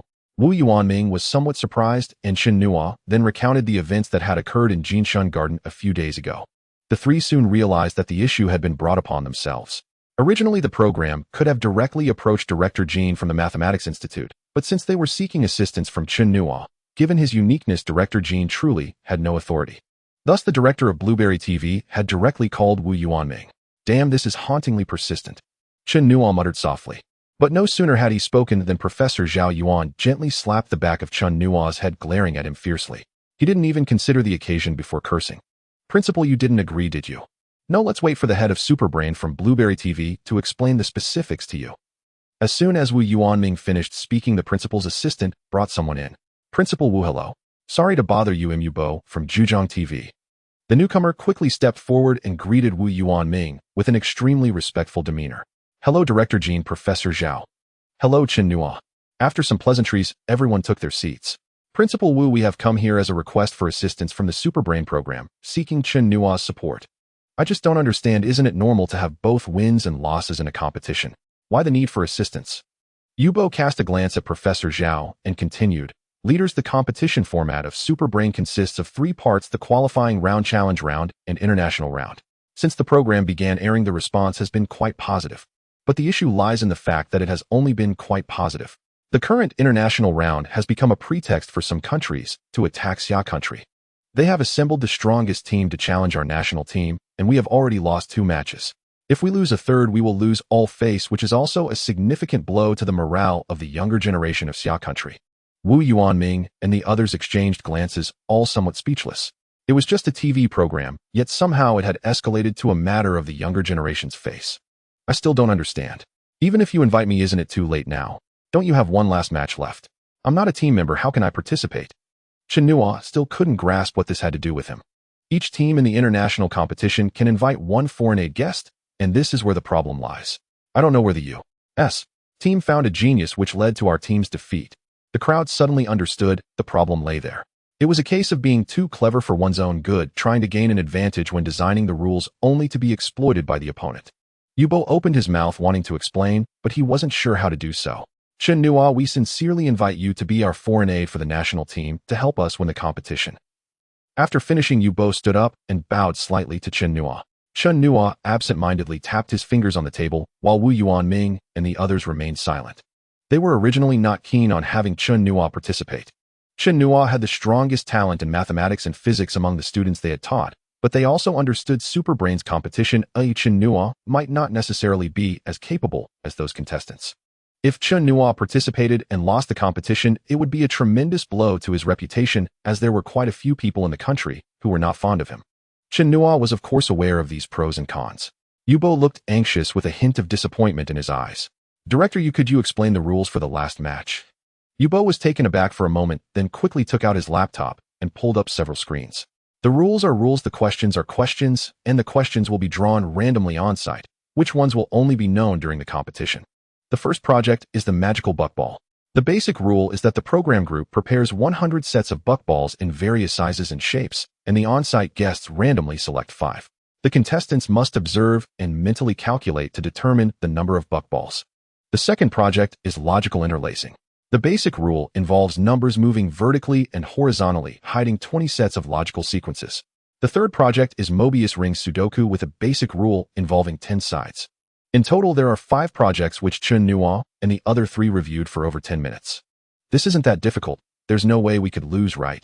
Chen Nuo's words made Yubo's corner of his mouth twitch. For an average student, probably half wouldn't even understand the questions. Only a prodigy in mathematics like him would dare to say such things. To go or not to go? That is the question. Chen Nuo pondered slowly, his gaze inadvertently glancing at the documents on the table, and suddenly, he brightened up, asking, "When does the competition start? How long will it last?" "What?" Yubo was momentarily stunned, then his face lit up with excitement. "In 2 days, that is on the 17th from 1 p.m. to 6 p.m., expected to last 5 hours. All right, I accept your request for assistance, but I want to go and return on the same day, and you'll handle the round-trip tickets." Chen Nuo had tasted the sweetness of gaining fame from participating in the Xia Country Youth Forum last time. He intended to seize this opportunity to gain some fame points, and then do a few draws for silver 200 draws. To obtain fragments of conjectures, thus completing his doctoral thesis. With a scholarly spirit possessing him, these are all minor scenes. Friends, please give a gentle nudge for updates, much appreciated. In the conference room of Blueberry TV, the Super Brain program team gathered. Leaders of various ranks had arrived, including the station chief. The station chief spoke up. "Yubo, tell us the situation." Yubo recounted the events in Principal Huaqing's office, and the crowd listened with gleaming eyes. They had initially been taking a gamble, as Chen Nuo was a rising star in the scientific community, but to their surprise he had agreed. "Director Xia, should we promote Chen Nuo's participation in Super Brain vigorously? With his involvement, even if we don't win, the program's ratings will surely soar, just like the example of the program that the youth of Xia Country discussed." "Agreed, Chen Nuo represents traffic. We must seize this opportunity." Several leaders from the planning and publicity departments were quite excited. After a few minutes of heated discussion, Yubo's expression turned grim. He suddenly slapped the table and shouted, "Enough!" The conference room fell silent instantly. "What are you all thinking? It's all about data traffic and trends every day. Can't we think of something else? Shouldn't we focus on how to win the competition now? Is traffic more important, or is the morale of the young generation in Xia Country more important? What is our purpose in seeking Chen Nuo's assistance?" "Who is Chen Nuo? With all this publicity, if we win the competition, it's fine, but have you considered Chen Nuo's reputation if we lose? Can you withstand the wrath of Huaqing? Yu boss voice echoed throughout the conference room. Especially with that last sentence, everyone turned pale. As the top university in Xia country, Huaqing had an incredible network. Not to mention the political and business talents that had emerged from Huaqing. The university itself could make Blueberry TV face dire consequences. If things went poorly, both the station chief and the leaders of the program team could lose their positions. The conference room was filled with an oppressive silence, especially those who had just suggested vigorous publicity, their faces dark as if water could drip from them. Director, my suggestion is to avoid publicity and not to cover anything up. Let things unfold naturally. Once the program is recorded, if we win the competition, we can promote it before airing. If we lose, we will find a way to reduce Chen Nuo's on-screen appearances to minimize the impact. If Chen Nuo knew Yu boss' suggestion, he would probably cry in the bathroom. Damn, it wasn't participating in the program meant to boost his prestige. Now, without publicity, if fewer people watch, how can he boost his prestige? Why would he join the program? A day trip to Blueberry TV. The group continued their meeting for another 2 hours, arranging all tasks before dispersing. Soon the day of the program recording arrived, and the program team was quite reliable. Departing from Huaqing, the program team provided a special vehicle to the airport with business class seats, and upon landing they were also transported directly to the program team. Chen Nuo, do you want to rest for a while? Yu Bo showed concern in a room backstage. To achieve a surprise attack effect, the program team hadn't even mentioned the members of the national team from Xia country. An hour later the program began, and the host Jiang Tsang started introducing the competing teams. After introducing the 3 members of the Xia country team, he paused and continued, "Please welcome the guest foreign aide of the Xia country team, Chen Nuo." As the words left his mouth, hundreds of spectators at the scene were taken aback. Although Chen Nuo was an ordinary name, the owner of this name had stirred up news hotspots in Xia country recently. Chen Nuo. Which Chen Nuo? It can't be the Chen Nuo from Huaqing, right? No way. The big shot is amazing in mathematics, but this is super brain. The things played here are different. Even if the big shot comes, he might not be able to handle it. Why would Chen Shen waste time playing with these kids? He could use that time to work on some research instead. Chen Nuo quickly walked onto the stage from backstage and greeted everyone. What the hell? It really is this big shot. How is this possible? Damn, does the program team have such a big face? This is unreasonable. Such big shots usually resist participating in these kinds of programs, right? I think it's quite normal. You forget that the big shot is only 19 years old and still a student. At such a youthful and vigorous age, why can't he come to compete? Does he have to stay locked up in the lab like those old folks every day? What if he loses the competition? The big shot's reputation would take a hit. So what if he loses? Chen Nuo is still human, not a god. Can he really do everything? It's a shame that since this is a recorded program, we can't release this news, otherwise it would completely explode on social media. Chen Nuo's appearance completely ignited the atmosphere of the program site. The 3 members of the Xia country team were filled with excitement. If it weren't for the recording, they would have definitely gone to worship the great god. The members of the 5 international teams looked at Chen Nuo with slightly changed expressions. They were all geniuses and had heard of some of Chen Nuo's recent research. However, they did not take it too seriously. This kind of competition was not just about intelligence, but also about memory, observation, reasoning, reaction, and judgment. Several members of the international teams said, "Chen Nuo, we look forward to your performance," but everyone could hear the disdain and contempt in their words. The audience was filled with anger, yet Chen Nuo remained indifferent. The best counterattack was to pin the opponent down and rub their face in the ground, leaving them without a chance to retaliate. After a few minutes of introducing the rules, the competition began. The questions for the competition were crafted by an expert team of over 30 members from Kyoto University and Kyoto Normal University, along with 20 domestic and foreign experts from the Super Brain Talent Pool. To ensure fairness, once all the questions were prepared, they were sealed in a question bank, only to be opened during the competition. The first project, Magic Buckball, randomly drew 100 buckball shapes from a pool of 5,000 questions, requiring participants to judge the number of buckballs based on observation and insight. P.S. This segment does not count towards the chapter word count. The buckball shapes can be simply described as various objects formed by stacking glass balls. The screen only displays the outer surface. For example, in the case of a pyramid shape, only 3 faces are visible, and contestants need to infer how many grams of buckballs were used to construct it. 1 point is awarded for each correct answer, and the team with the highest score wins. If the scores are tied, the team that took less time wins. The big screen flickered, and after a few seconds it stopped moving, revealing 100 buckball shapes. The shapes varied, some large and some small, with asymmetrical structures. There was nothing that one could not imagine. All participating team members held their answer sheets, staring at the big screen, and Chen Nuo was no exception. While everyone was writing down answers after looking at one or two shapes, Chen Nuo remained still staring for a full minute without moving. What's going on? Why isn't Chen Nuo writing down answers? Could it be that he's stumped on the first project? That shouldn't be. This tests spatial geometry and structure. With his mathematical level, it shouldn't be a problem. I said it, the big shot's mathematical talent is fine, but in this kind of competition, he might not be as good as these contestants. Now he's probably stumped. Chen Nuo moved, lowering his head as he quickly wrote on the answer sheet. Every 2 minutes, he would write for a few seconds on the answer sheet. This action was repeated 10 times. Chen Nuo pressed the red button to end the answering period. The audience erupted in an uproar. Only 20 minutes had passed, leaving 10 minutes until the competition ended. The expert is indeed an expert. Such speed. Haha, speed is based on getting the answers right. If the answers are wrong, speed is useless. Use your brain. What kind of occasion is this? If Chen Nuo wasn't confident, would he be so reckless? In the end, he would be the one losing face, wouldn't he? Chen Nuo's speed exceeded all the contestants' expectations, leaving even the 5 international team members stunned. 10 more minutes passed, and the answering time was up. The scientific assistant stepped forward to collect everyone's answer sheets, randomly shuffling them before placing them in the automatic grading machine. A few seconds later, the 24 contestants' answer sheets were converted by the automatic grading machine into electronic images with scores projected onto the big screen. However, all the contestants' names were obscured. Wow, there's actually a score of 100. The lowest score is 60. What does that mean? 1 point more is a waste, and 1 point less is useless. I bet that 100 points definitely belongs to Chen Nuo. That's some mysterious confidence. The audience buzzed, and the scientific expert team was equally surprised. They knew the difficulty of the questions they created. If they had to answer them themselves, getting even 60 points would be tough. Chen Nuo found this scene ridiculous. The scores were already out, so what was with the mystery? Wasn't this just unnecessary? Just reveal the scores all at once, and let everyone move on to the next item. After the competition, each would return to their own homes. Host Jiang Tsang took the stage saying, "The results are in. Oh, let's reveal one by one who is the genius with 100 points. For number 1, Team Carter from the U.S., 85 points. For number 2, Team Yamato, Shan Zhe Shui, 79 points. For number 16, Team Korea, Park Tian Shu, 96 points. As soon as this score was announced, it caused an uproar in the audience. It was currently the highest score. Chen Nuo turned his head slightly. Although he had not used the Divine Scholar avatar card, his original intelligence was not lacking, and after developing the memory capsule, his neural reaction ability was several times that of ordinary people.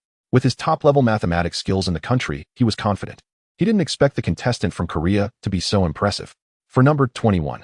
Upon reading this, Jiang Tsang suddenly paused, and all the audience held their breath waiting for the reveal. Team Xia, Chen Nuo.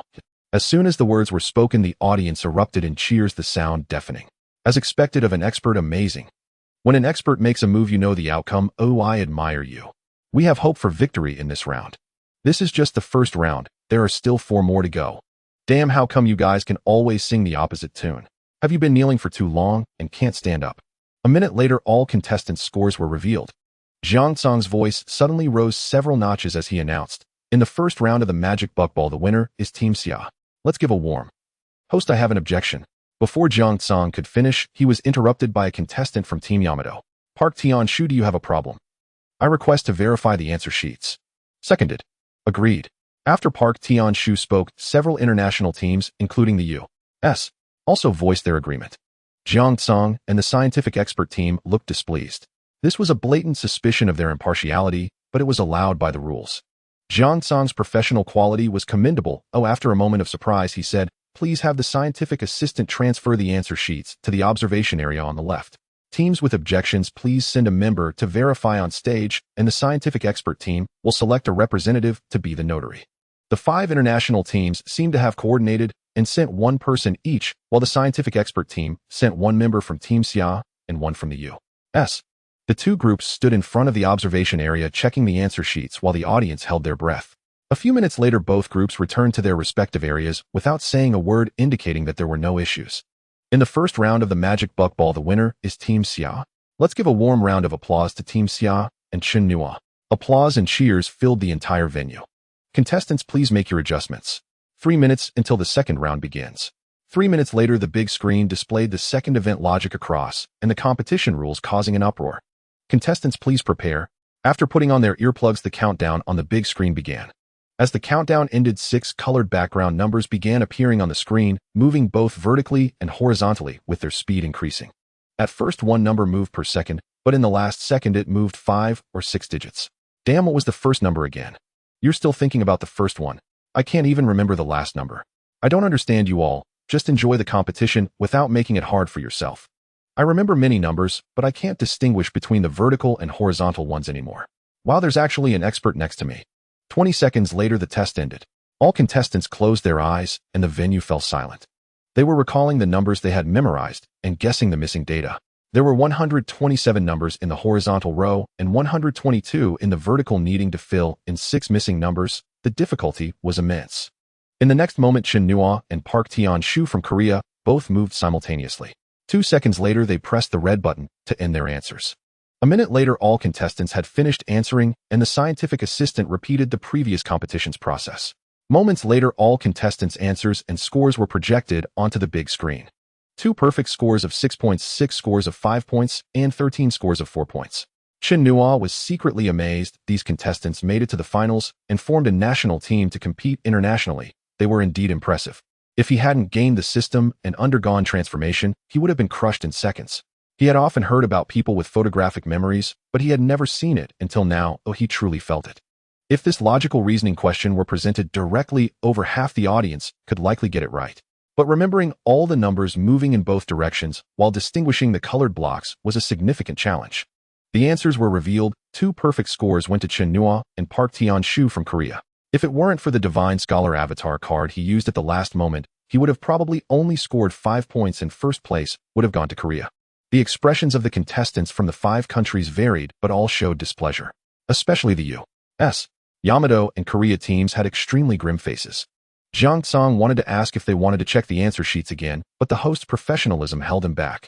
Host, we protest. Team Xia violated the competition rules. Protest. Please elaborate.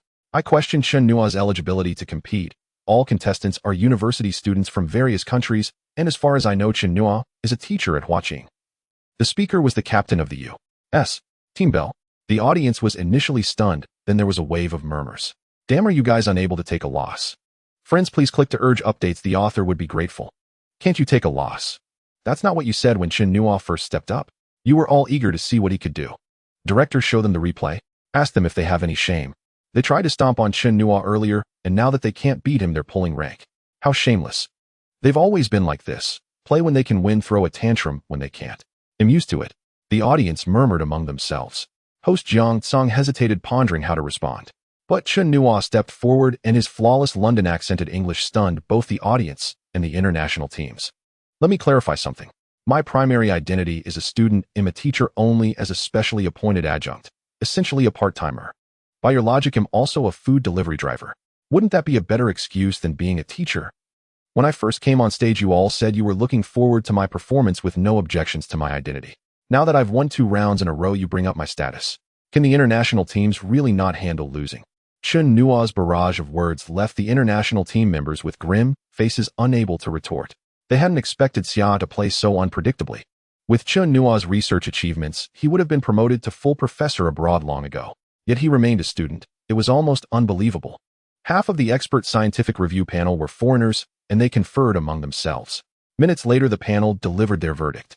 Although Chen Nuo held multiple identities, his primary one was still a student meeting the international competition's eligibility criteria. The venue erupted in cheers. Any further objections? Host Jiang Tsang asked softly. The international team members exchanged glances and slowly nodded. Now there were 2 paths: withdraw from the competition or continue. Choosing the first would make them a laughingstock once the show aired. The second likely meant defeat. Of 2 evils, they chose the lesser. They had to continue.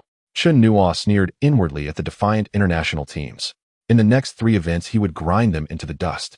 At times like this, cheating didn't matter. I cheat with skill. If you can cheat too, it's not like I'm stopping you. I'm here mainly to boost my reputation. As for you all, how just a bonus. The 3rd event, maze exploration, had contestants enter a fragmented 3D maze measuring 8 meters long, 4 meters wide, and 4 meters high. They had to reconstruct the maze in their minds from the fragmented cross-sections and find a path from start to finish. The fastest time won. Chen Nuo finished in 2 minutes and 18 seconds. The second place took 5 minutes and 33 seconds. Third place 5 minutes and 58 seconds. and 24th place took 7 minutes and 22 seconds. The fourth event, Mars Collides with Earth, involved a 3D sphere with thousands of randomly generated discrete points. Just reading the problem left the audience bewildered. What are discrete points? What's a Voronoi diagram? In this event, Chen Nuo finished in 1 minute and 16 seconds. Second place took 2 minutes and 39 seconds. Third place 2 minutes and 42 seconds. And 24th place took 3 minutes and 58 seconds. Chen Nuo's speed was double that of the second place and a third of the last place's time. By now, Xia had won 4 events, making further competition pointless.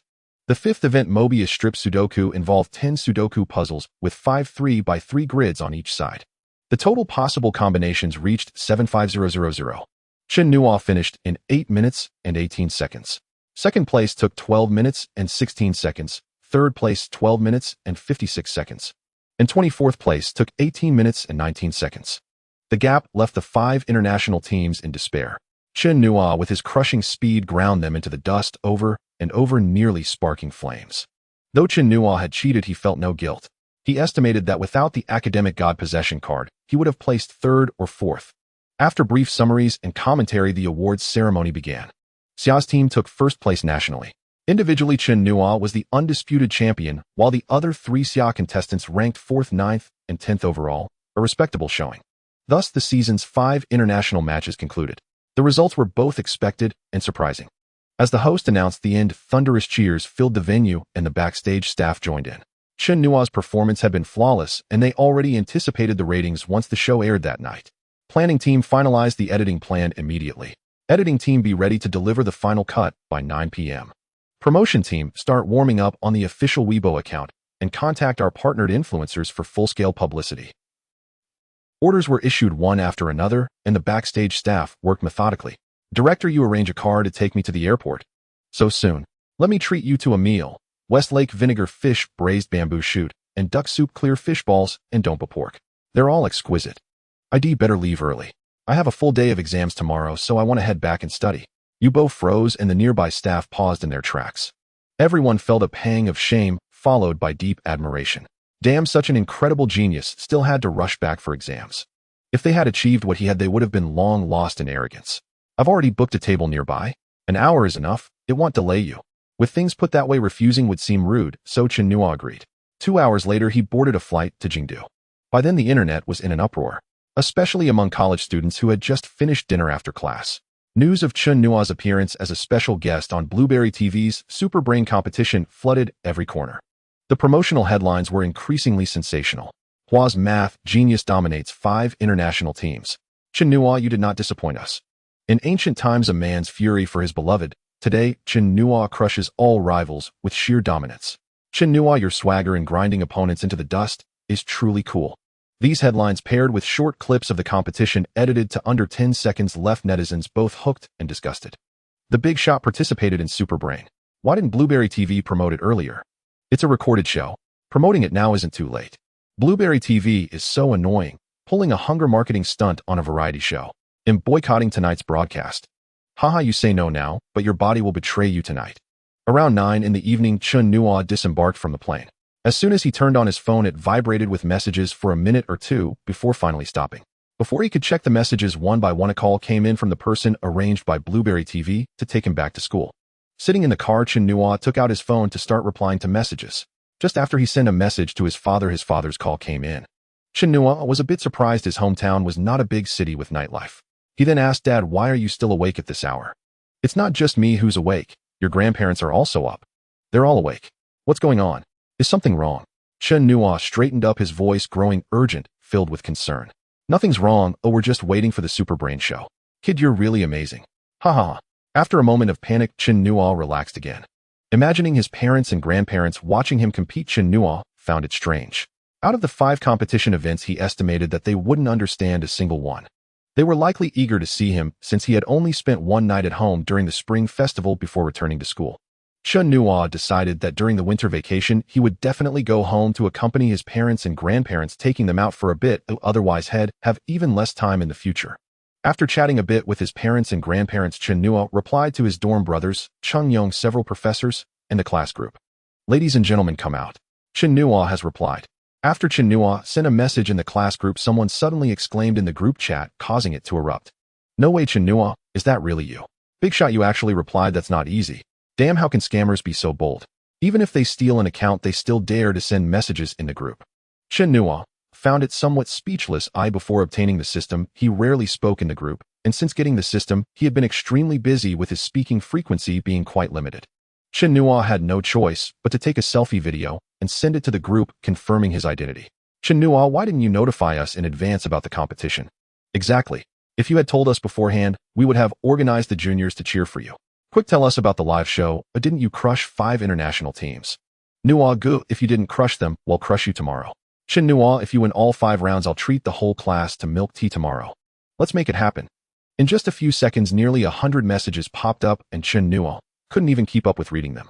Thinking about the competition from this afternoon, Chen Nuo smiled slyly and said, classmates, tomorrow each of you will get a cup of milk tea on me. Old Nuo will pick up the tab. The group initially fell silent before erupting in cheers. Chen Nuo's words implied that he had won all 5 rounds. Old Nuo, I want pearl milk tea. 1-2. 40. Old Nuo remembered to deliver it to Professor Zhao's office in the mathematics department. Chen Nuo joined in on the excitement and added, by the way, Old Nuo, don't say I don't take care of you. There are 6 professors, 6 master's students, and 5 doctoral students in Professor Zhao's office. No, Agu, you're generous. It must be arranged. Old Nuo, whose real name was Nuo, he was a native of Beijing whose family had wisely bought over 20 houses in Beijing back in the day, making him one of those fortunate kids who started at the finish line.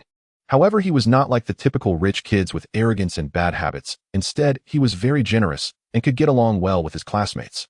Old Nuo was overjoyed. Although this wouldn't earn him extra exam credits, at least it would leave a good impression on the professors and seniors.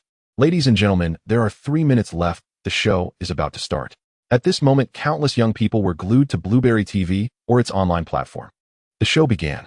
As soon as the first event, Magical Buckball, was introduced, everyone was left dumbfounded. What the hell is this? Is this even a game? I estimate that if I had a day, I could solve 10 of them. Only 10? How can you even say that? Haha, sorry, but I might only be able to solve 5. Chen Nuo is incredible. Oh, I couldn't even finish watching 2, and he solved them all. He actually got a perfect score. Big shot is indeed a big shot. As the second event, Logic Convergence, was presented, the audience's comments simultaneously exploded with 2 words, damn. Is this something a person should do? When the crowd saw the international teams questioning Chen Nuo's identity, the entire screen was filled with curses. Chen Nuo, well done, take them down. Damn, I've been unsatisfied with these teams for a long time. They're truly not worth anything. Are they allowed to step on us while we can't retaliate? Fight if you can, but if you can't, just play dirty. This is their usual practice. Haha, they were just expecting Chen Nuo's performance, but now they've hit a wall. Let's take down this brat.